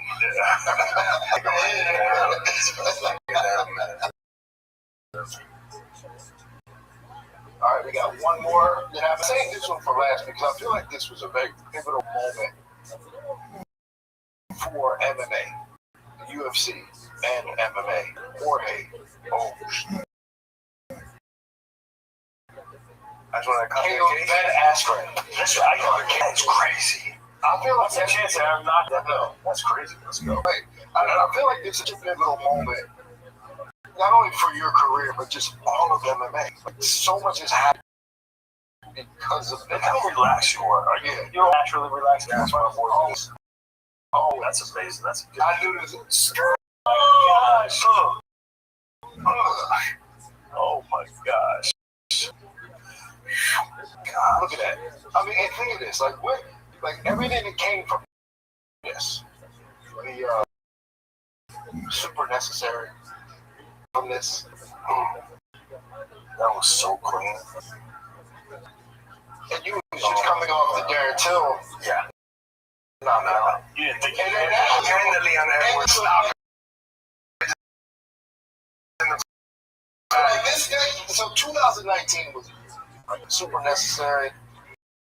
This Nate Diaz. I mean, that was the one too. Nate Diaz. Yeah. Right after this one. Wow. That was in November. Yeah. So you got some couple months of international. And that was the BMF. Started the BMF. And for not just for myself in the sport, but also for American Top Team, because Thiago Santos fought John Jones in the main event and lost a split decision. Yeah, right. Who would have done the other way? Imagine American Top Team. We can forget about that. I remember because I actually did this film study for that fight. So it was close. He was in that fight. He stopped his knee. Yeah, like 20. I don't like the knee stomp. That's one thing I'd rather get. I'd take that out. Let's protect the back of the head. Let's get rid of the knee stomps. I just think it's stupid. It's a year off. It doesn't take too much skill to do it. Wasn't it illegal? And then I thought go in and fights, and the refs will be like, "You're targeting them." All right, and then it just like the back of the head, pulling the head, just became legal, and I never got the memo. Yeah. All right, we're gonna get into the in just a moment, but before we get into that, it's time to get into the Action 29 with our new UFC Pick'em game. Pick your fights and compete to win $5,000. Play now on the CBS Sports app. Picks close this Saturday at 7 p.m. Eastern. So we're going on five bands, baby. We can always Alright, if we got any questions in the event, told you guys if the show started, please give us something into the events. What do you guys got for us today? Alright, from here, my family and I are on vacation in PCB, Florida. Well, I don't know what that is. And I'm going to be listening to the boys. This is the life. Well, thank you very much, Justin. We appreciate you. Vacation, listen, that's awesome. PCB, that's Palm Beach. Oh, that's what you mean by that, maybe. I don't know Florida good enough. Panama City Beach. Panama City. Panama, which is up there. Great capital. Yeah, I got it. Yeah, we've been with that. That's right. What? Yeah, so how's your vacation? Oh, it was good. It was just long. 17 days. It was beautiful. We started in Italy, did Rome, Tuscany, Positano, Costa, and then we took a cruise for 7 days. Went to Greece, and Turkey.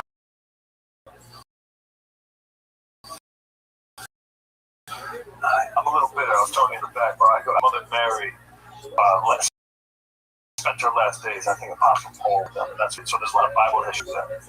And we have a private tour guide that's bringing us around and showing us all this stuff. And then we went to this nice restaurant for authentic Turkish. Turkish beautiful. And then we walk out. And she's like, I want to bring you guys to the Turkish carpet store, like a rug store. And they're doing it for takes a couple of years for each one of them. They never go bad. I'm like, that's cool. And they have like a couple old ladies working on them, and it takes 2 to 3 years to make. I'm like, wow, this is amazing. Next thing I know, I'm in a room with like 6 Jews throwing out carpets. Like, it's just a big room for me and my family. Throwing out carpets and twisting them. The colors are changing every time they twist. Like, I'm like, this is crazy. I'm like, all right, man, we need a rug. $15,000 for this one rug. I'm like, oh, hell, I'm like, that's crazy. Next thing I know, I'm like, do you have anything smaller? So I ended up getting a rug. And thinking it's handmade and everything, and I don't know if it really is or not, but I ended up spending $3,000 on this carpet. It takes 8 weeks to get to my house, and I'm thinking it's like a one-of-one. I'm headed now back to the boat. I feel sick about it. I don't just spend money. Walking back to the cruise ship, I'm walking past all these other carpet stores. They just happen to rent me there. And I see my carpet in every single one of the stores. Probably it's a machine, man. I get a Turkish person. Tell me if I got screwed.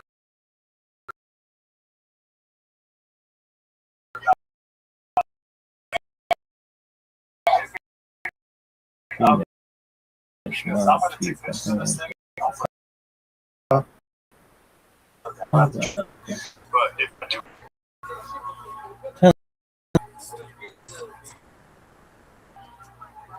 You happy? Yeah. All right. Bye. Hello.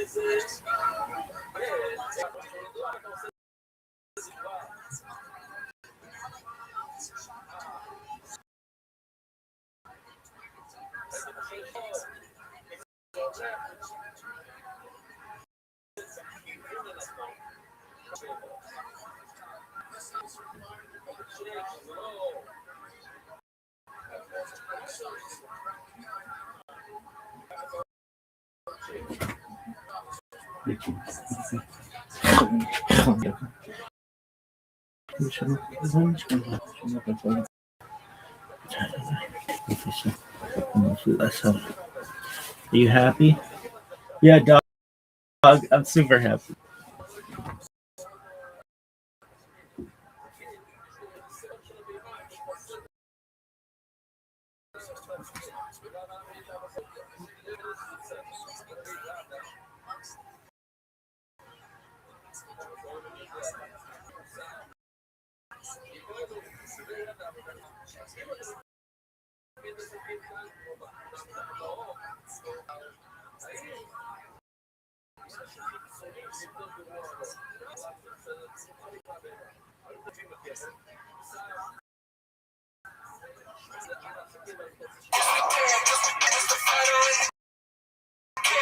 This is really good.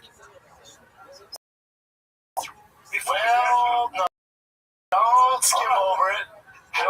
Fuck you, bro. Fuck you, bro. Bro, come on. Why are you side-eyeing me? You're like, why are you eyeing me? Sides of travel again, and this fool. Usually the pipes they're going to do noon, 3 a.m. I gotta be there 1:30. Well, at 3 a.m. he goes, fellas. The fly back the day of the pop. He goes, fellas. You got to do 1:30. I'm like, I'll do a big breakdown early, and sure, I'll go home, come back at 1:30. 1 o'clock. Fellas.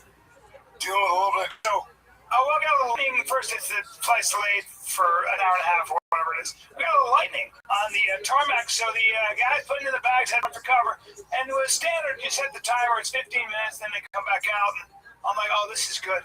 And then I don't have Wi-Fi for the first hour and a half. It's got to be 10,000 feet in the... No, we just didn't have Wi-Fi. It was like they had to reboot it. Like, hey, guys, sorry. You've been doing this too long to fly back day of, though, yeah? Day of, and here's the problem. When you got dinner, Sunday, church, I'm trying to do everything. I'm trying to get everybody happy. Fly back on Sunday. Gotta fly back Sunday. Or we just do it. If that is the case, just be like, hey, fellas, do it Tuesday. Just so you're not stressed. Yeah, I know, but it's all good. Yeah. But you have your thing on Tuesday, so I didn't want to. Like your Big Brown Breakdown is 11 a.m. I'm a news anchor. I record Monday, Tuesday, and show on Sunday. But I shoot it Friday. Wow. Live streaming. Yeah. It's a lot of work, though. There can be a better time. Yeah. There can be a better time. Yeah. Right on. Yeah. But how was your fourth, pal? It was It was a Jersey 4th. The cool thing about And fireworks? the thing about the 4th that's pretty cool is that you're on the Jersey Shore, where we were in Long Beach Island. Everybody takes their boats to the sandbar about 100 yards away on the water. And now you have all these boats anchored, they're partying. Now, it's tough to get out of there. Now, you're probably going to ask how much time did I spend? The answer would be none, sir. I'll say none. But I like looking at it. They do the same here at Lake Travis because the guy, he owns some mattress company. He puts on the biggest fireworks show. Everyone's like, oh, well, tell me how it works. They go, well, you gotta get there by 5 p.m. Get to the front. I'm like, what happens if you don't? Like, and Kid Oat's the only way you can watch it because he lives on a giant island, right? Like, so if you get to the middle, and then everyone ties their boat, and there's hundreds of boats. Yeah, by the way, you're stuck there. Well, not only that, in Jersey, you get there at, I don't know, 10 in the morning. They can circle you in there until everybody goes home. Not for me. But I didn't tell you, I don't know if you read about it or saw it, but we were on the water. I've never experienced a hurricane, sort of a storm that blows up that quickly. Was there a storm on the East Coast? It lasted 4 hours, but we were out there and there was this giant roaring cloud. It said, hey, there's an extreme thunderstorm warning, and then it started to blow so crazy that I was in the water trying to button down the sailboat that I don't know how to do that. So my dad's doing it. I don't know how to do You're not a sailboat guy. Sailboat guy. Really good sailboat. Salted dog, you know. Oh my God. The ropes and knots. He's like, Todd, I don't know. Fucking securing it. I'm like, I don't do any of this shit. I was as useless. He as well had a fucking cow in the water. That's how helpful I sailboat for us. Us. I did take the boat exam, and when you get sailboats, no. Just get no. With the jib sheet and the tacking and the whip and the shit. I'm sorry, did I grow up on the sea? I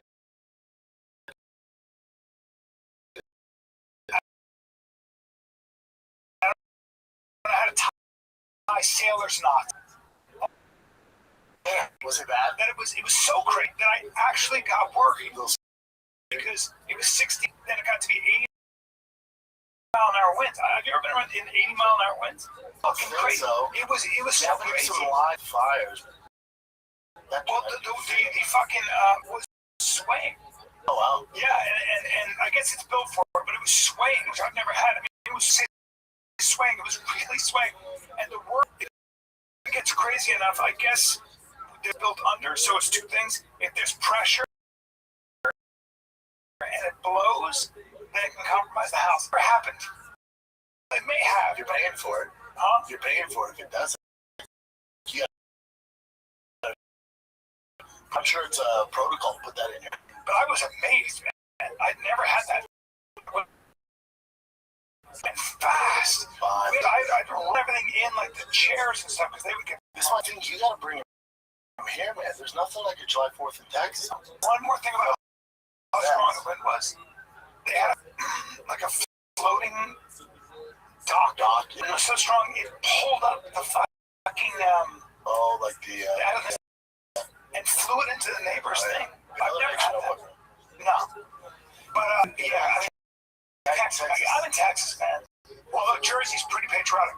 A lot of American flags. But it's no July 4th on Texas. I think it's the best holiday here. Is it really? Man, it's a good time. So you had a good time. Yeah, it's like the Sandlot. I'm the orchestrator. All the pressure's on me. And that's the dope thing about Texas. It is bombs.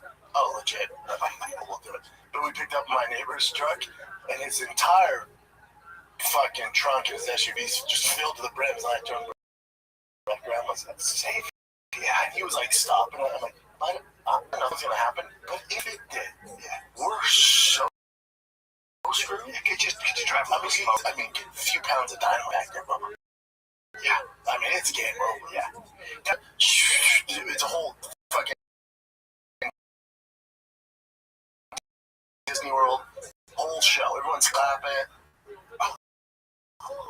turn around, what? What'd you say? I go, what do you mean, man? He goes, that'd be longer. Buddy, I was 4 minutes of furious. No, I know. Oh man, peace. My 2-year-old, you'll like this story. We're in a 3-story house that goes up. And, well, on my left, I left at 5 this morning, so that was fun. Go to Philly Airport. Wait, is the family all still back there? Oh, yeah. Now, my wife is sleeping with the babies, and a man's in the house. Hello? The fuck? What the fuck? Came for the gangbang. Came for the gangbang. That'd be nice. Came down, 2-year-old, got up and decided to go downstairs and go down outside and take a walk. Sleepwalking? In his diaper with his blankie, just dragging it along, and was 4 houses down because I left the door open, and not open, but I left it unlocked. As I left, because it's 5 in the morning. Oh, gotcha. Yeah, I mean, I'm there. Close doors. Yeah. I could put it out. Take a walk. Good for him. And the guy goes, he was interviewing me. Your son was interviewing me, and then led me right back to the house. And said, all right, that's my time. And he knocked on the door. He goes, you're not knocking on the door. Well, he betrayed it too. Gangster. Oh, so good way to get kidnapped. Jesus Christ. Now, was it the Gigolo murderer? Serial killer was out there, yeah? He was out there. I see Long Island? Long Island. I think it was Long Island. It was Jersey Shore. I think it was Long Island. Is there no serial killers on Jersey Shore? I'm sure. Jersey Shore, first food truck diary ever was Frank Yeager in Jersey Shore. Wow, I never remember that. First one ever. When you're a young man out there and you would have had a good time. You got the muscles tattooed. The ladies. I was my hair like them. Wife beaters. Yeah, got those chalices, those Italian girls. Oh boy. Yeah. Long Island. Yeah, July 4th is it's probably the best. What is in that? In this Diet Pepsi. Slush. Yeah, it's doing something crazy. This shit was a fucking secret slushy. Slush. Oh man, it's a big old. And you've been watching the World Cup. Sorry about Mexico. Your household must have been. I'm half British, though, Mama. British. Quietly rude for You're half British. I forgot. Your mom is 100% Brit. Nobody knows that about you. Your mom is not American. No, I'm born an American. So I'm going for England. I'm going for, and then I'll tell you what. They were doing everything they could to fuck over Mets. They're doing everything they could. They were. They weren't called. We're only give you 10 players. Yeah. The penalty kick. Oh my God, this is getting ridiculous. And time 11 minutes. So they're doing whatever they could to keep England piece of shit. And I was all night. They made their food, and then I go, well, you know, probably a thing. And my mother-in-law goes, what? Soccer's not a thing. I go, she goes, what do you mean? I go, well, Mexico, you guys focus on soccer. Or as you call it, football. But you're like it's all you guys focus on. You don't have the athletic ability to know that.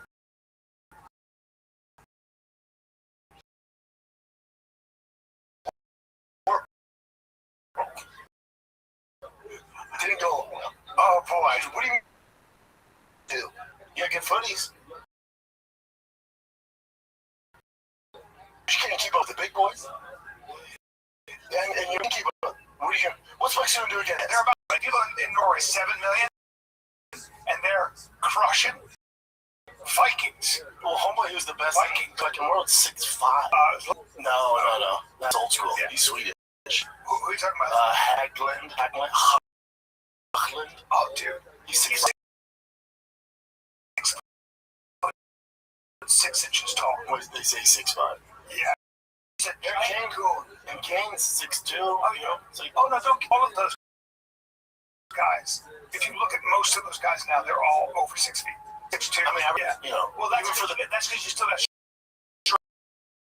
even for the big team in a lot of the countries. But athletic freaks. Like there are two sports: is soccer and boxing.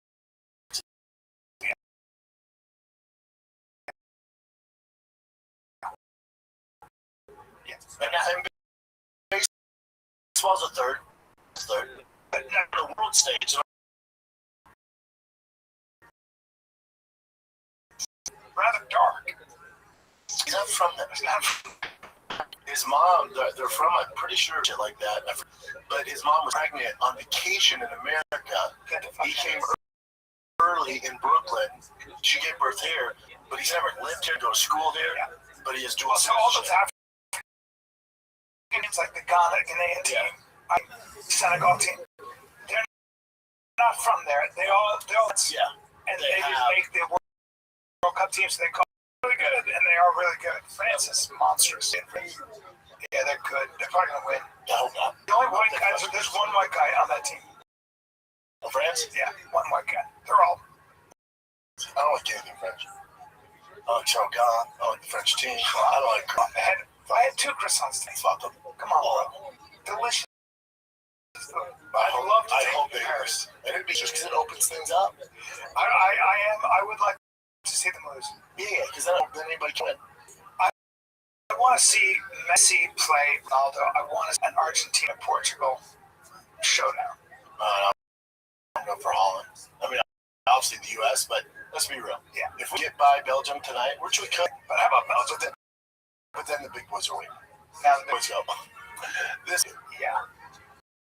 Then you get Norway. Who else? Who's waiting in the wings? Spain, Portugal plays today. Belgium, France, Morocco, right? I think Morocco. Argentina, Egypt. Egypt is good though. That ain't shit. Mexico, England, Switzerland, Colombia. Oh, Colombia? Switzerland's no punk either though. No. Brazil lost Norway, England's next Saturday. I'm pretty sure there's Norway, England is a dogfight. That's gonna be a hell of a fight. Pretty sure England's ranked. I think England's ranked 4th. Yes. Very. Well, listen, guys. Quick. They cut out the middleman. You're not gonna find better quality. It's exceptional quality. It's as good as you get. Really 50 to 8% less than similar brand or a t-shirt. That's gonna last you forever. Like you $600, you're like, I can't do that. Obviously, it's crazy. Gotcha, man. They got you. You literally can have European linen pants that's starting at $34. And you can wear them for the summer. Texas heat, it helps that. I don't get tired of them. They're soft, easy. I like their cashmere sweaters. Yeah, they're wool. I have a wool long sleeve shirt. I gotta get more of those. Your summer wardrobe easier. Go to quince.com/fighter for free shipping on your order. 365-day returns now available in Canada. Ooh, Canada. QNCE.com/fighter for free. .com/fighter. Here we go. I mean, they got some great players. Look, go back to that, Jim, because if USA wins, you got to play the winner of Portugal, Spain. Yeah. Well, they reversed the red card, which people are outraged by. You said Trump did. Yeah, Trump called him up. It's also lame to give a red card. I thought that red card was lame. All of it's gay. He didn't mean to do that. He literally stepped in. All of it's gay. When they kicked the guy out from the England team, it was all gay. I didn't see that. I watched the game. It was the one part I missed. You want to hear him talk about it real quick? You know, it's like me talking about soccer. Sure. Really well. And that wasn't a foul. It wasn't an infraction. There was 2 guys running full speed that happened to crash into each other. Okay? I agree. These were 2 athletes that got tangled up, and this referee, who was a little bit suspect.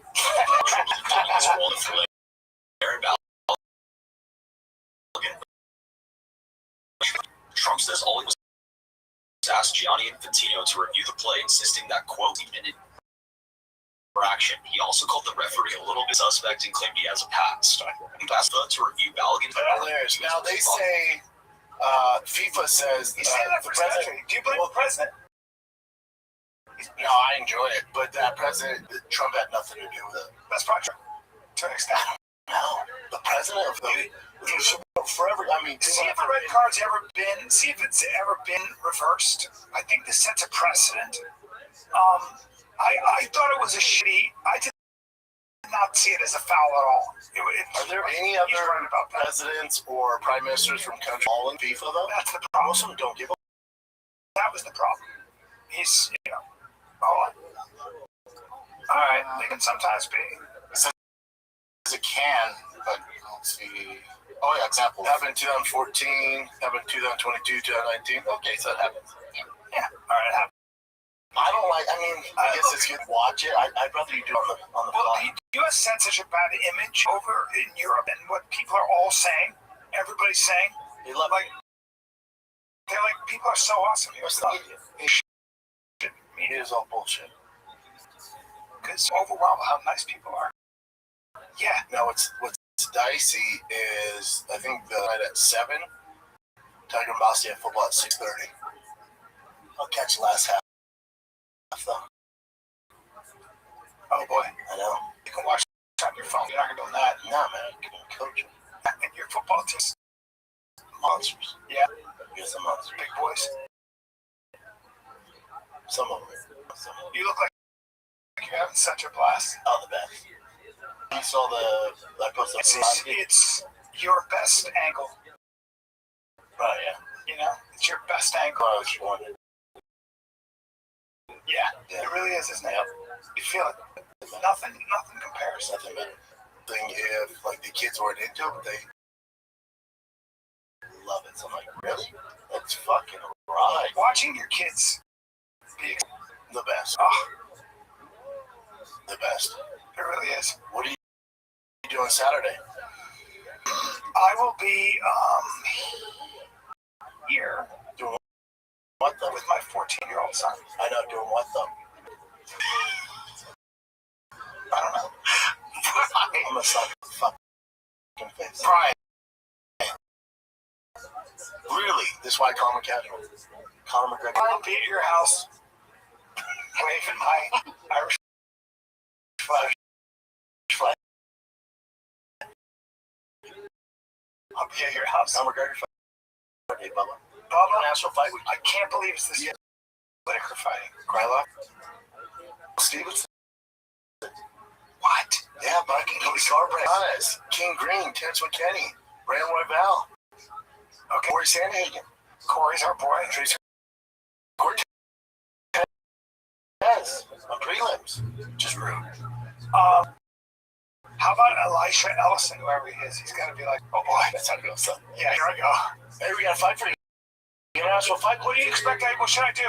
Watch out for his double leg. No, I bet the call goes like this. Hey, man, we got one for you. Oh, yeah? Yeah, you're in the International Fight Week. Wow. It's a Conor card. Oh, man, that's awesome. Dude, I really appreciate it. No doubt. No doubt. Here's the catch. So July 11th, and what? Well, what do you think I should have? I just don't want any tough wrestler. God damn it. Yeah, tough wrestler.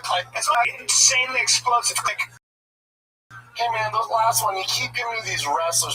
He's not a world-class athlete at 260 pounds out, but he can't do a standing backflip right at just 60. I'll take it, man. Just don't give me a Gable click.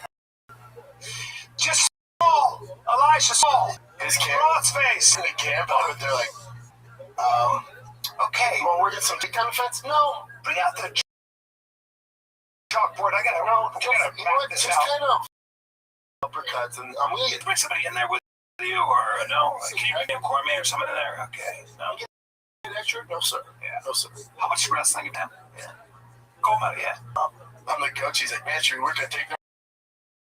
No. How many weeks out are we? 6. No. You should have started when you're 6 years old. So the thing is, that's right. Yeah. Why don't we just work on haymakers and pray for the best? I can't believe Conor. Coach, why are we doing cardio? Doesn't matter. Doesn't matter. You gotta land that first punch or we're gonna lose. Uppercut. He's gonna go low. Try to uppercut. How's your up on your uppercut? Knee uppercut. He will grab the knee though. He'll eat your knee and grab your knee. And so here's camp. The mitt. I want you to throw as hard as you can, and then I'll just that's it. That's it. Great. Work angles. Work angles. And keep him at bay with your jab. Watch me on, Pete. What are you expecting? Dude, give him a chance to win this fight.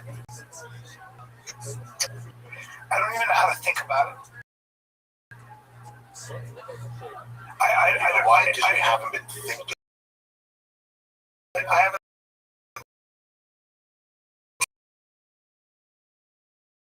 I never took it seriously.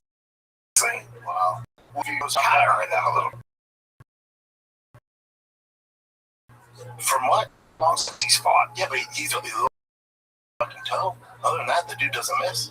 But he's not a Khabib, or he's not one of these guys that keeps fucking missing weight and falling out. That's not his MO. They're fighting the 70, right? 70, which I think is a huge advantage for Conor. You think it's just because he's bigger, stronger? He's had long off and was in the. Got himself out of the testing prototype way. Conor's a big cat. Dustin Poirier, Max Holloway probably walks around at 172 max. He was heavier than that. 172, 173. Maybe 174. He'll have to cut maybe. He's not ideal for Max. It's ideal for him though. Because there's this misconception, like in Rogan's, you guys haven't fought. So when they go, well, it'd be better if he fought at Max, if he fought at his true weight 170. That doesn't, just because he walks around at 170 doesn't mean that's his ideal weight. Yeah. It's like because he may not be in shape, right? Or his timing, or he's not as fast, or there's a number of things. He gets up to 190, and they say, he's big. His frame is not a 190 frame, though. I promise you, he's not 190. Is this Google shot? He's not. His frame is not. So he probably is a 175. He's not. So here you go. So permanently a lightweight today, like he enters camp 180. Yeah.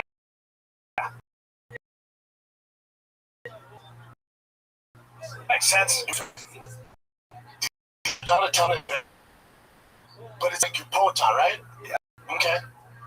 Go fight ahead. Yeah. Weird. He's not as fast, not as explosive. Yeah. Doesn't have very many advantages there. When he's younger, 185 work. 205, 20 pounds. Means he's at fighting weight. Fighting weight. Fighting weight is optimal fighting weight. Everyone, cutting weight so dangerous. Shut the fuck up. Fighting weight is when your body is in good shape as you possibly can be. You're in your prime, exactly where you need to be. So, and for Conor, I think 170 now, it's at 170. There's a reason why he's at 55. Can't make 55 anymore. Wow. Yeah, too big. But he's known for how long he's gonna fight at 70? So fight, but it's at 70. He's done it before. Yeah, well, yeah, that's different. He had to. So that's not the problem. Is if you go, well, his power didn't translate when he fought NATO. That was a shorter camp, and also he just tried to not cut weight and just walked around at 70. This is pairing and putting the weight on the right way. I mean, he's jacked, dude. So you're optimistic about his chances. Big time. You are. Oh yeah. Me some Max weight, but what makes he's older. Max is 34. He's landed the most strikes, significant strikes ever in UFC history. He's also eaten the most significant strikes. That's big. So listen, we all love Max. He's one of my favorite fighters. Max got dog walked by Charles Oliveira last fight. Well, but he knows how to wrestle. Yeah. So has he taken a turn? Like it's not like the best days are ahead of him. Well, it's going to be a boxing match until it's not until Connor shoots. I think it's a max game, and I think he shoots. And you think Connor's been wrestling a lot? He has been and why he's not showing any footage. High fight IQ. He's also the kind of guy that. But the issue with Connor is, so we're adding shooting and shit like that in wrestling. He's cardio. Especially at 7. That's always been a thing. It's that racehorse. Yeah. Yeah. And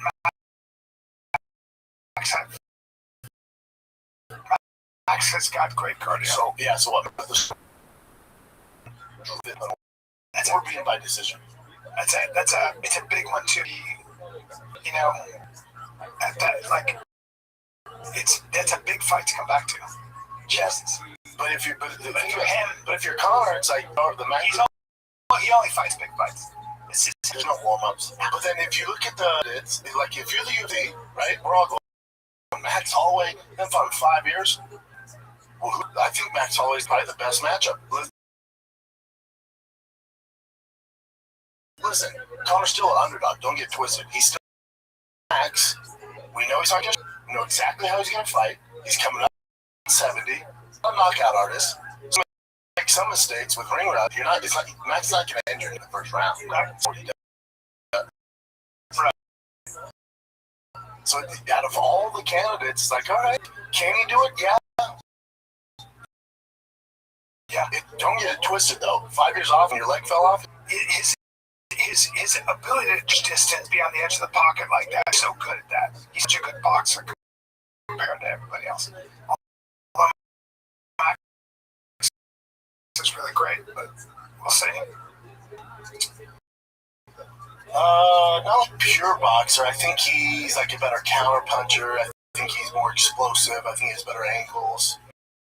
You know, that can be a real comeback. No. Oh, dude, Momentous, you want the best creatine on the planet? You want to know that it's completely pure? Momentous. It's creatine, your boy, 20 grams a day. Damn, I take 10. I take 20 grams a day. I have to build up to that.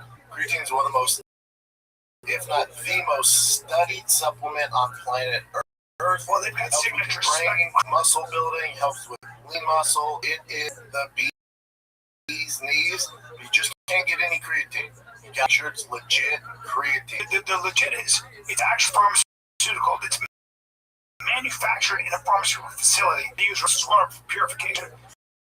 And it's verified to an expanded stage testing process with. Yep, so if you're going to take creatine every day like I do, 20 to signature spec creatine. I take it every single morning. I give it to my kids. So if you want to try Momentus signature spec creatine, head to livemomentus.com. Use the code for up to 35% off your entire first order. That's livemomentus.com, promo code FATK for 35% off. And creatine's the only supplement I've ever talked about. Any scientist, everybody believes that. It's the most studied. Everybody know that. Live Momentous, promo code FATK. LiveMomentus.com, FOMENTOUS.com, promo code FATK. Fat K. I wonder if it's psychological or physical. Right, both. Right. And then BSD, Patty, who's benefit more besides just engaging in that fight. It's like, Patty looks sloppy, blah, blah, blah. Now you look what Justin did to him, like, that for 5 fucking rounds. Oh, yeah. He ate all the shots. Big boy. That motherfucker's tough. Shit. Tough as a shit. Good point, by the way. That's a good point. Everyone wrote him off. Yeah. He's a little better than we thought. Yeah. Okay. He's a hell of a fucking athlete. Weight class. Big. Way bigger. My thing with Patty was I just, in terms of in terms of his ability to strike with the highest level guys, it's not there. It will never be there. St. Denis is not a high-level striker. He hits hard forms here, yeah, and he throws those hands like, similar fighting style, actually. Yeah, the more I like it for Patty, Me too. But Me too. I hate like it. I mean, if Patty wins that, I don't see why. It depends what they're going to do with Connor's contract. I don't see why Connor at 70. Ben wants him with staff. That's the rumor now. So that's what they're seeing in pictures. Ooh, in your. And he had staff before, remember? He blamed that on his loss. For one Fighters have staff all the time. I mean, it's not the end of the world. They have it all the time. They do, huh? All the time. Okay. Now, if it's weak up and you have to take antibiotics, that's a different story. I love it last night. I don't know if you read, Henry is on there. Forget who else they have on there, the coach for the World Cup.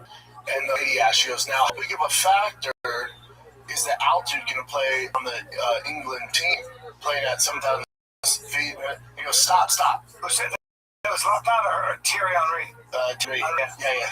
He goes, stop. She goes, well, because it's going to be a factor. And it's going to be, no, it's not the professionals. It's not a thing. It won't affect them. She goes, well, because altitude, they played it out, dude. These guys have been playing. It's not a thing. It's a thing for you guys. It's not a thing. I promise you, they won't get winded.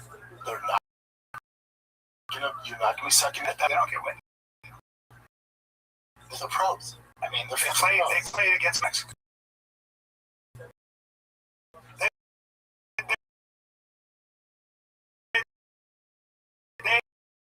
They're a racehorse. Okay, terrible commentator. I fucking agree. Right? I don't think he's good. He never synergy. I'm like, hey, smile. Dude, zero energy. Yeah. Super anymore. Just talk shit. It just talks down to it. Just shits on. Like, hey, I need a smile. You know what it is? French. Full circle. It's like, dude, you are. I would be willing to bet there's no Ruggles. And the guy with the ponytail for Sweden. Zlatan, he's awesome. They're both. Dude. Not an ounce of energy. Because they're all talking this way. You know? And at the end of the day, did you hear what he said about Sweden? I think it's going to be. You have to always make sure. Oh, no. And then Terry's like, yes, and also, it's tough. It's tough. Because it's tough for them. This is what we do, but. And if I was out there, I'd have a goal. And he's frowning. There's no humor. No, I don't think so. Hey, you guys, fucking wake up. There's hate energy. There's zero energy. Hey. And all he was poo-poo on every team because they're legends. And the Swedish guy goes, not joking, goes, you know why you know we're sweet? Because of me. Of course. And Henry goes, yeah, it's true. Like, well, do you know what Zlatan did when he moved to me? You know what? He took out a toothpaste of it and said, you're welcome, Jose. There's a lot about the guy I fucking love. I like that. He's hilarious. Well, listen, I like But I've seen the guy who's played American soccer and not anywhere near those guys. It was supposed to, a lot of people call the French arrogant. We can talk about that. And Zlatan goes, ignorant people would call it arrogance. Intelligent people call it confidence. Yeah, sure.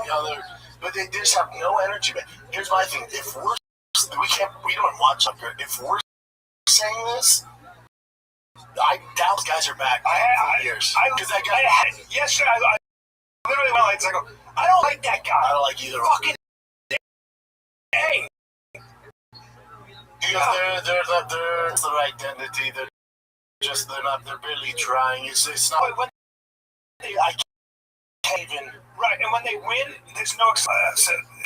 They were meant today. They were the Lions, and but they're That's not even positive. I know. Even the wins to go, not their best. Not their best. It's like, you know what I'm saying?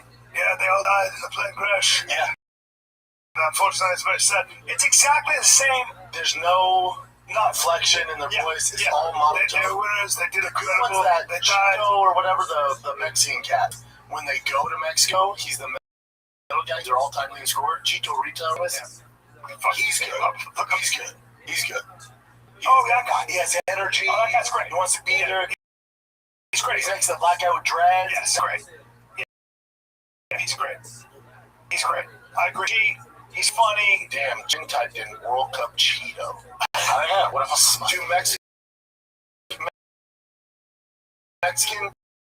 Dude, Mexican World Cup all-time leading scorer. It's fine. I'll take it out.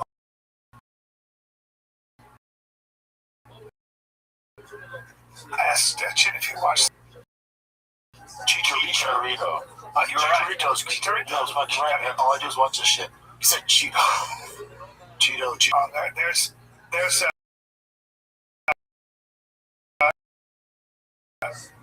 Julian. Must have been tough. But he's from them. Oh, that's hilarious. Look it up. Oh, switched to Mexico at age 26. After representing Colombia. Oh, I love it. Hilarious. Well, he's a bad motherfucker. Chicharito's the man, though. He should be doing the main desk job. Not the. I know those two fucks are legends, but they're terrible. They're terrible. I agree. You gotta get rid of them. There's nothing to them.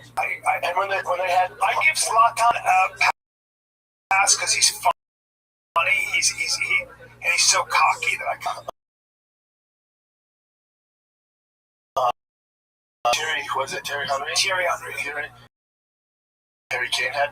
You can see it. He knows what he's doing. He backs up. Who gave him the job?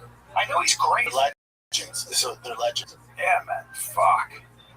Hey, I hope he listens to it. Does. Terry, you gotta have more energy. You got more. You gotta communicate. That's my thing. Just because you play soccer, you're a legend. Doesn't mean a thing. That's not for you. No. Fair, man. Listen, you put in your toothpaste, fluoride, LS, like glycerin, foaming agents, a chemical cocktail you put twice a day. Toothpaste has been selling you the same toxic formula for decades. How's it going? You got cavities. That's why weed riding's changing. What their miracle tooth powder does for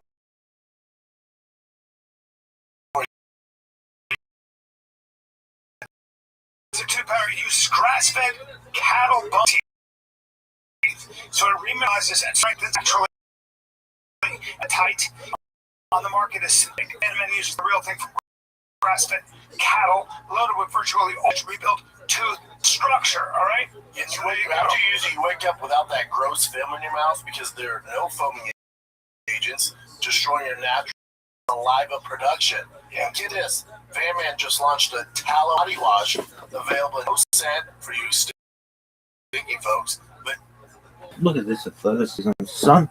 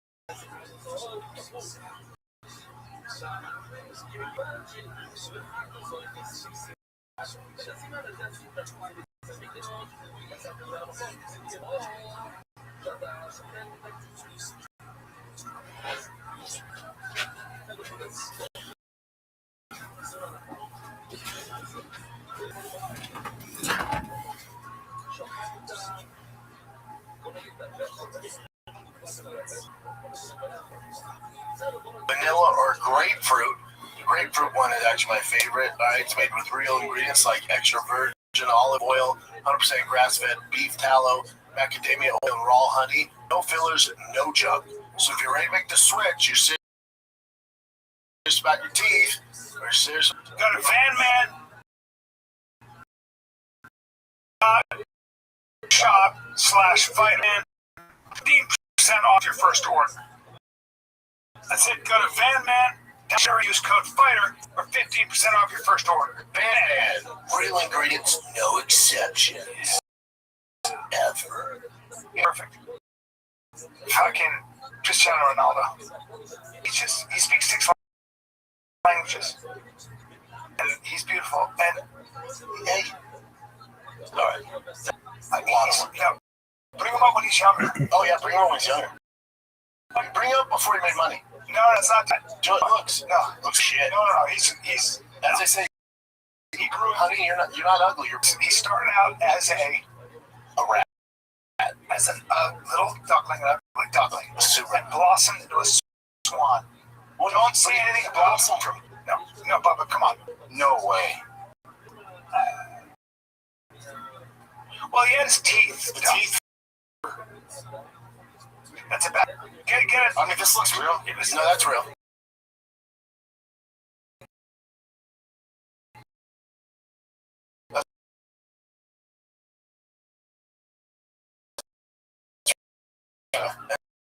There's nothing wrong with it. You have the wonky eye. All good. You do that. Inside, one side.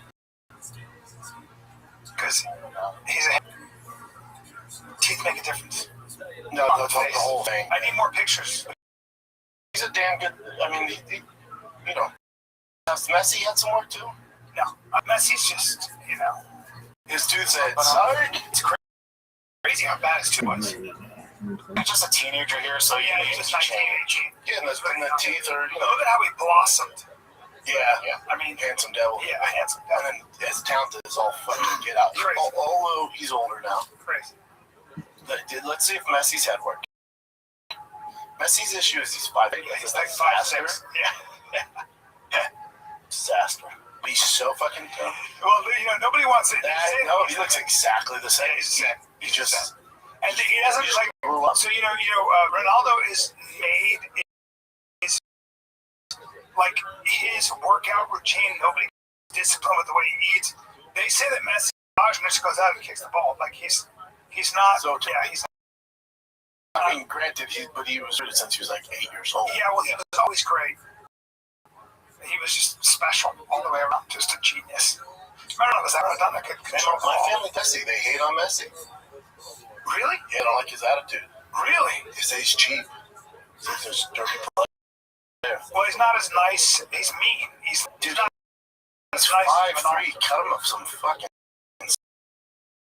slack. Yeah, don't say that. I think he's 5'6". You gotta give him those 3 inches. You gotta give him those 3 inches. A terrible one. He's a schnoz. It wouldn't matter. You're 5. Soccer player in the world, and maybe ever. He's listed at 5'7", but I don't know. Yeah, he's not 5'7". He had growth hormone deficiency as a child. 5'2". Yeah, he had growth hormone. And then became the best of all time. That's crazy. Yeah. Let me know what growth he was using. So I'm not gonna take it. Now, Maradona was tight. Maradona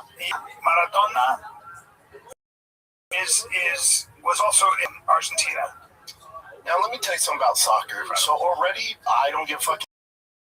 The fans don't give a fuck. But when you bring up guys from the streets, well, he's the greatest of all time. Yeah, I know, but when I say we don't care about the fans, got killed and then died at 50 from cocaine. At least he had that sweet cherry girl. Oh, he's incredible. Like he was just incredible. Like what he could do to a ball was nobody's ever been able to do it. It's crazy. And then he tried to coach. And his hair was sweet. I hope US wins. Like this monster's waiting for us. Not the team we've ever had.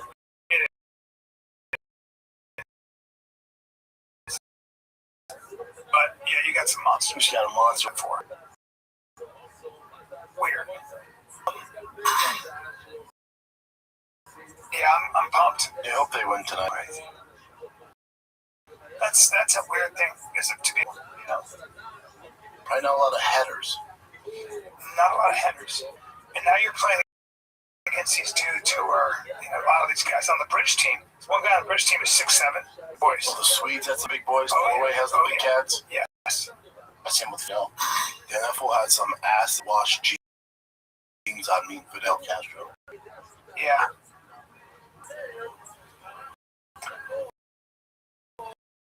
Yeah, Castro was known to have ladies. And they'd say a bucket of rice and 2 chickens a sitting.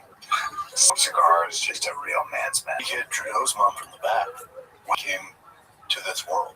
Well, listen. These are facts. If you look at the young man, if you look at young Castro, good looking guy. 8 to 28 scoops of ice cream in a single sitting. I love it. In the CIA assassination plot, they tried fucking with his milkshake. God. A traditional Cuban soup, pork sausage, bacon, beans. He just loved ice cream. I get it. I love ice cream myself. I do too. I want it now. Come on. I mean, that's news to I mean, that's why. That's definitely true right here. Yeah, that's fine. It's not hard to believe. Bro, his mom was with Fidel Castro for years. This is a fact. But they just would visit. Yeah, Fidel was just chatting with the lady. He's getting his nuts. I mean, come on, look at that. That kind of starts to end when They do look Katy Perry are married now, yeah? I think they're dating.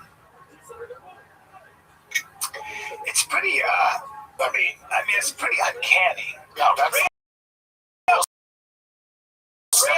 There's no Pierre Trudeau. Pierre, see what he looks like. The dad? Yeah. Pierre Trudeau must real cut. Oh, buddy. There's no way. Oh, I'm sorry. Is that the blue guy from Spawn? Bring up the blue guy from Spawn. Stand it, but get that picture of Dad and bring up the blue guy from Spawn. That's a little too much. That you. Same nose. Tim, go back. Very good. You're very good at that. You're the best. It's very funny. Nothing like his dad. I mean, that is the blue guy from Spawn right there. Yeah, it is. You see him with his dad? Go back. But, I mean, that's not your son. That's fine. It's you.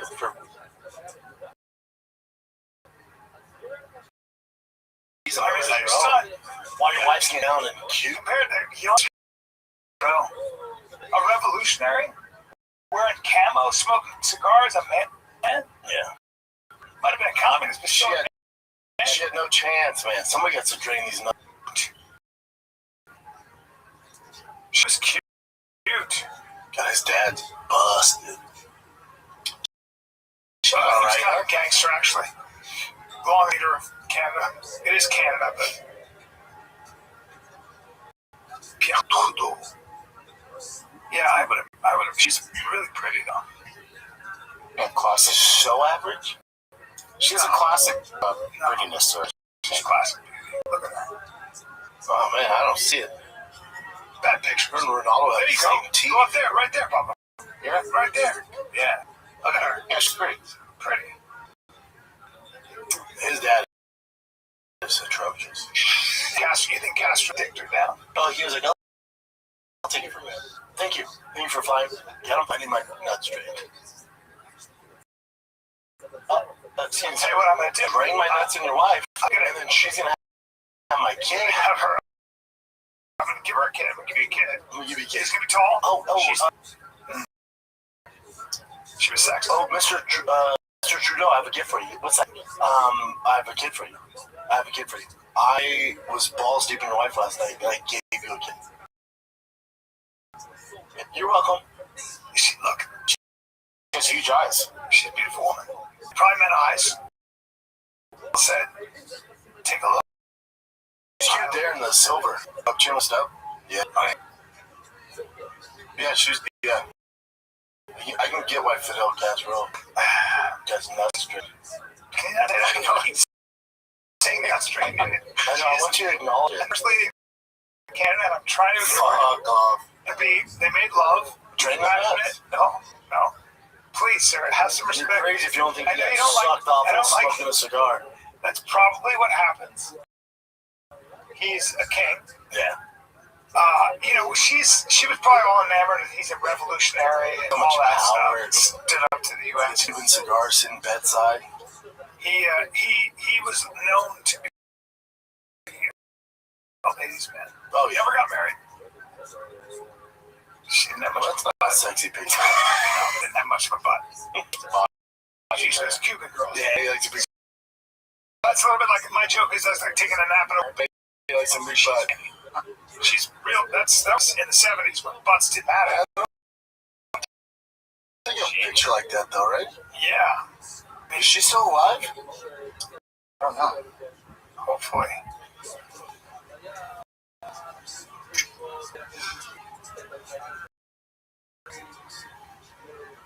Whoa. She is. She doesn't want to answer questions?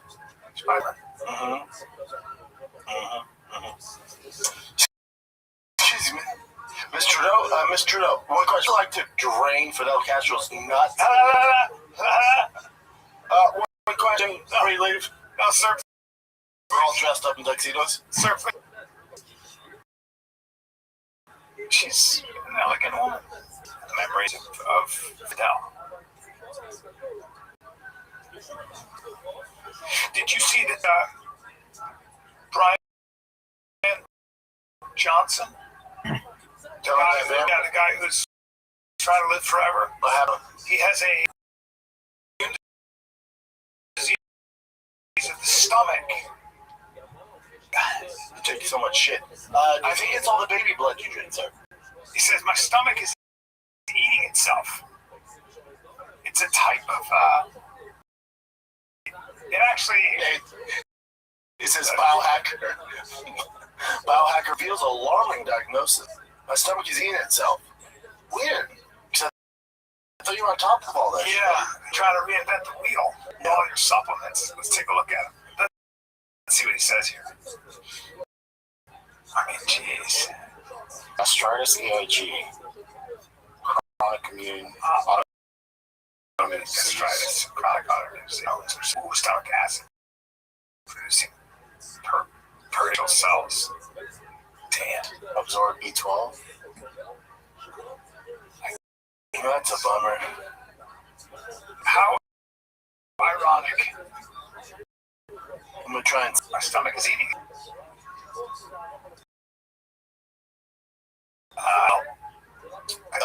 You get that crazy. Here's my thing. I don't know if I believe him, because I bet you in 2 months, and for $9.99 you can fly the. Wow. So he must have had the disease before this?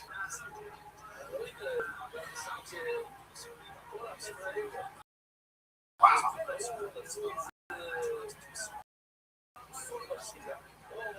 So he's playing trial with you? Yeah, we all did that. Eat sugar soda. Yeah, we all did that. Hey, life is, you go through some shit. AIG. There's something, yeah. I see somebody trying to biohack the body. I'm always scared to look like that. Yeah.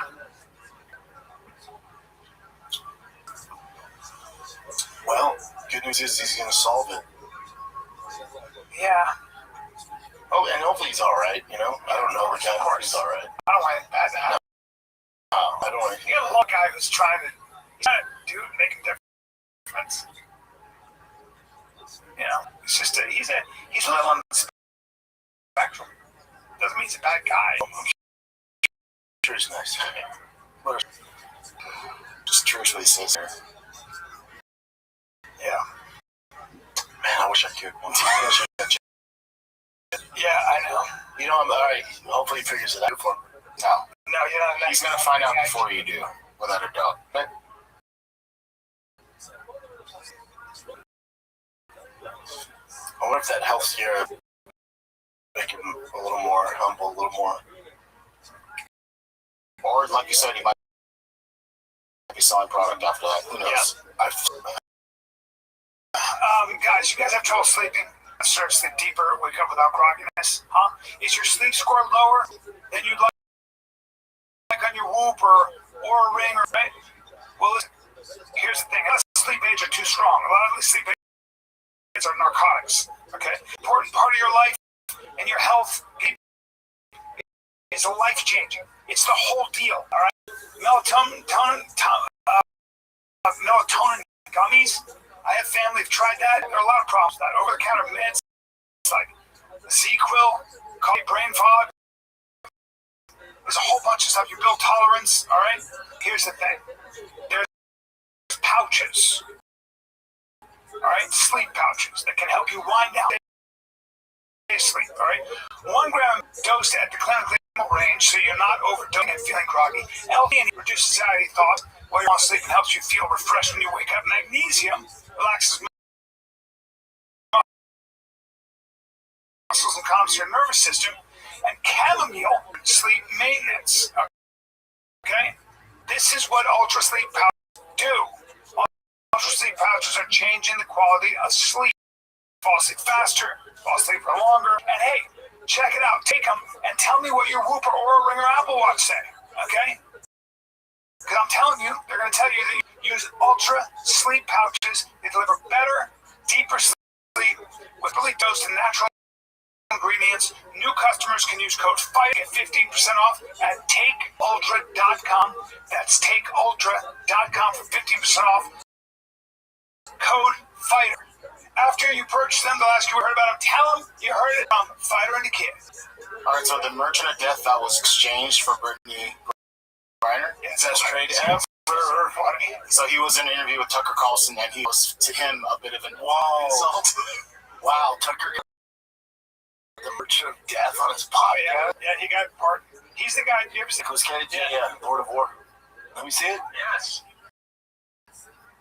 Well, by one thing for me, this was a guy in jail for a long time. At least they put the shit. Well, hold Victor about is. But on the Biden administration time, this maybe was only choice. This is why she was a black. She was a lesbian.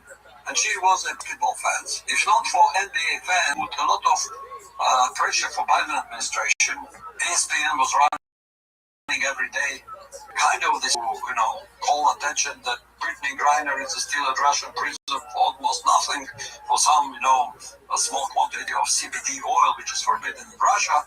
So they put a lot of pressure. So Biden administration, because they are succumbed to the LGBT agenda, they need to bring, them in front of center of their, attention policy was forced.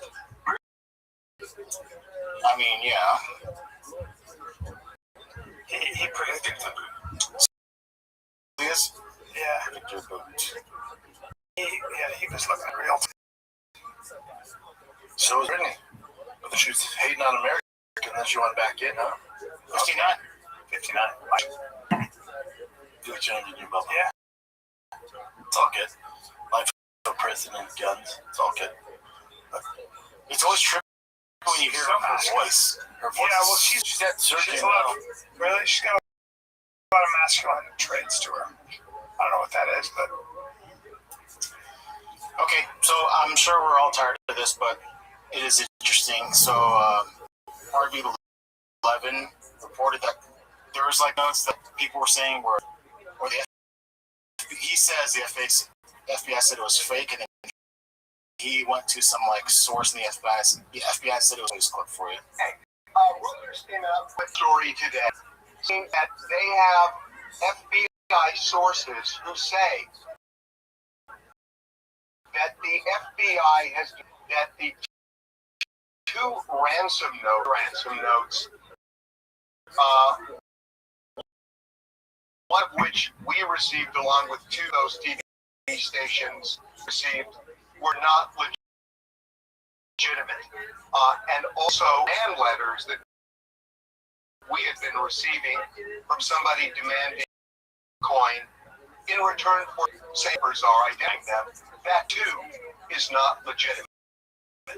So we decided that pursue this and see if in fact this is real, that they've discounted. It's not what we had heard, but it was possible. So I am going to tell you that I spoke with two people in the FBI, one of whom is in the investigation, one of whom is an official. And the official, the FBI, who asked, I don't even, said this, it is more likely than not that the two ransom notes, further in that conversation, this person said, they are myth than not. That's a quote. Now, they haven't determined it is sure real, but they definitely have, it is for sure fake. And as for the demand letters that we've been getting, where somebody is at point, they say it is less likely that those letters are, they have not discounted that either. Then why would So I say it's fake? I don't know. Sometimes they have reason. Do we believe TMZ or the FBI? I believe Harvey's. So yeah, so they eventually some California dude admitted that he sent in at least one of the ransom notes saying fake. It's a Bitcoin. He wanted the Bitcoin. Okay. So he's arrested now. I was right. He's arrested now, but this is what surprised me too. It says California man facing up to 2 years. Well, that's the but there may be. There's more, yeah. So I looked into it because I thought there was like two main ransom. There's multiple ones, but it just seemed it was really, as soon as Harvey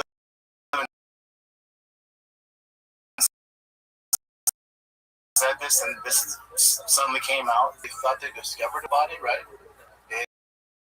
In Mexico. I look it up. I'm pretty sure they found it. Yeah, something's fishy. I don't know what's going on there. Something's fishy. Yeah. Body found.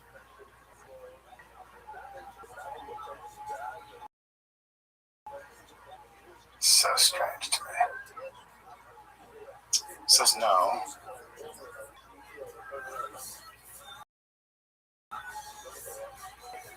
So a note did not provide a location for one thing that Nancy had died shortly after the abduction and expressed. However, the note did not provide a location for the body. Most recently, the FBI has said that some of the widely ransom notes were fake extortion attempts. They go, so at this point, nobody's been found. There's been no official confirmation.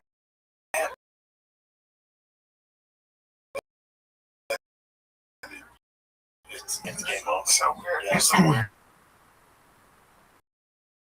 On this, there's not much other than it just seems like a Mexican roofing just comes out. They got to fight on the roof. On the roof. This guy throws a dude off the roof. These guys both fall off the roof and. Dude, these guys are going at. Hey!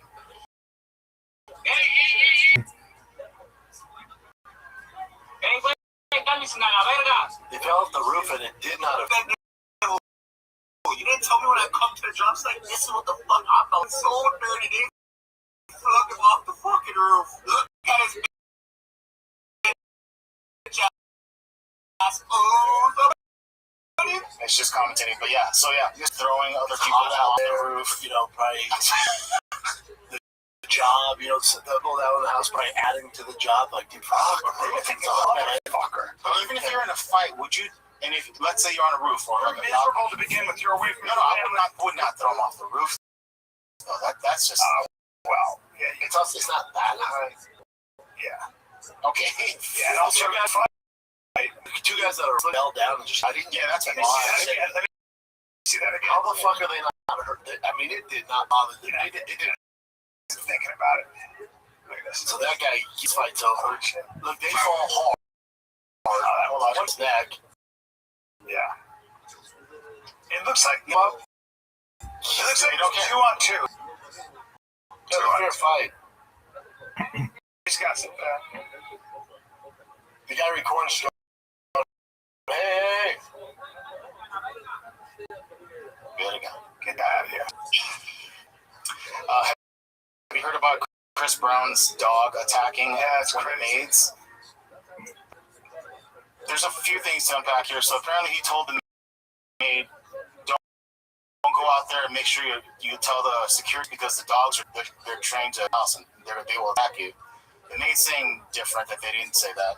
And Chris Brown also took time to call 911. He didn't want to call 911 right away. He was afraid of it.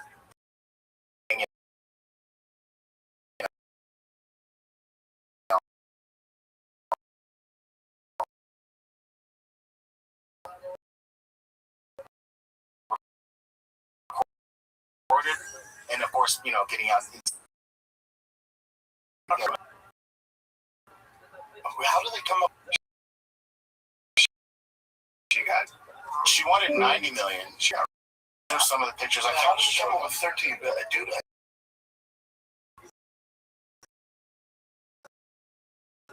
Fucking tack. Well, tack.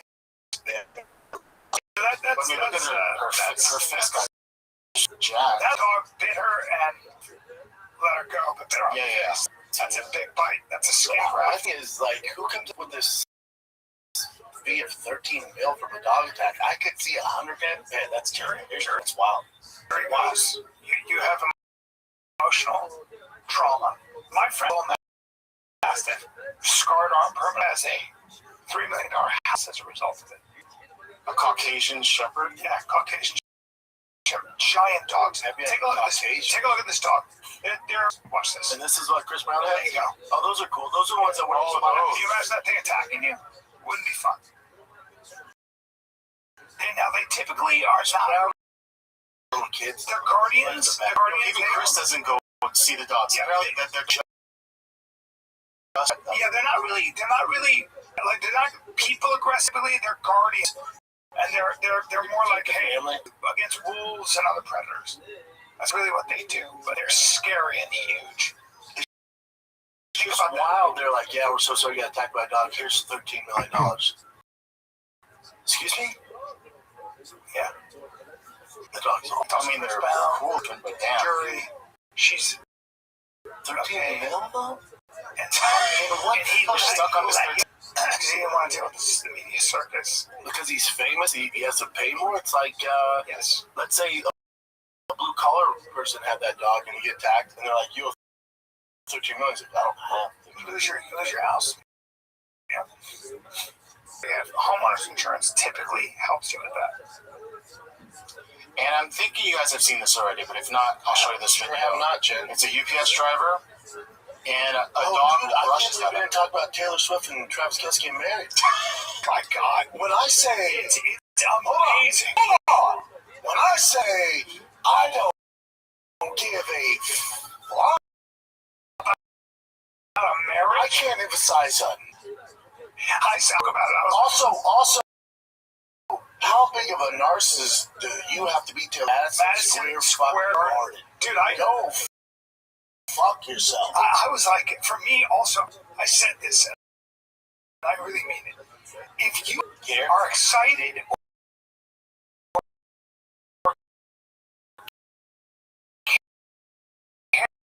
or want to know what they were wearing and all that stuff, a serious person, or else. Yeah.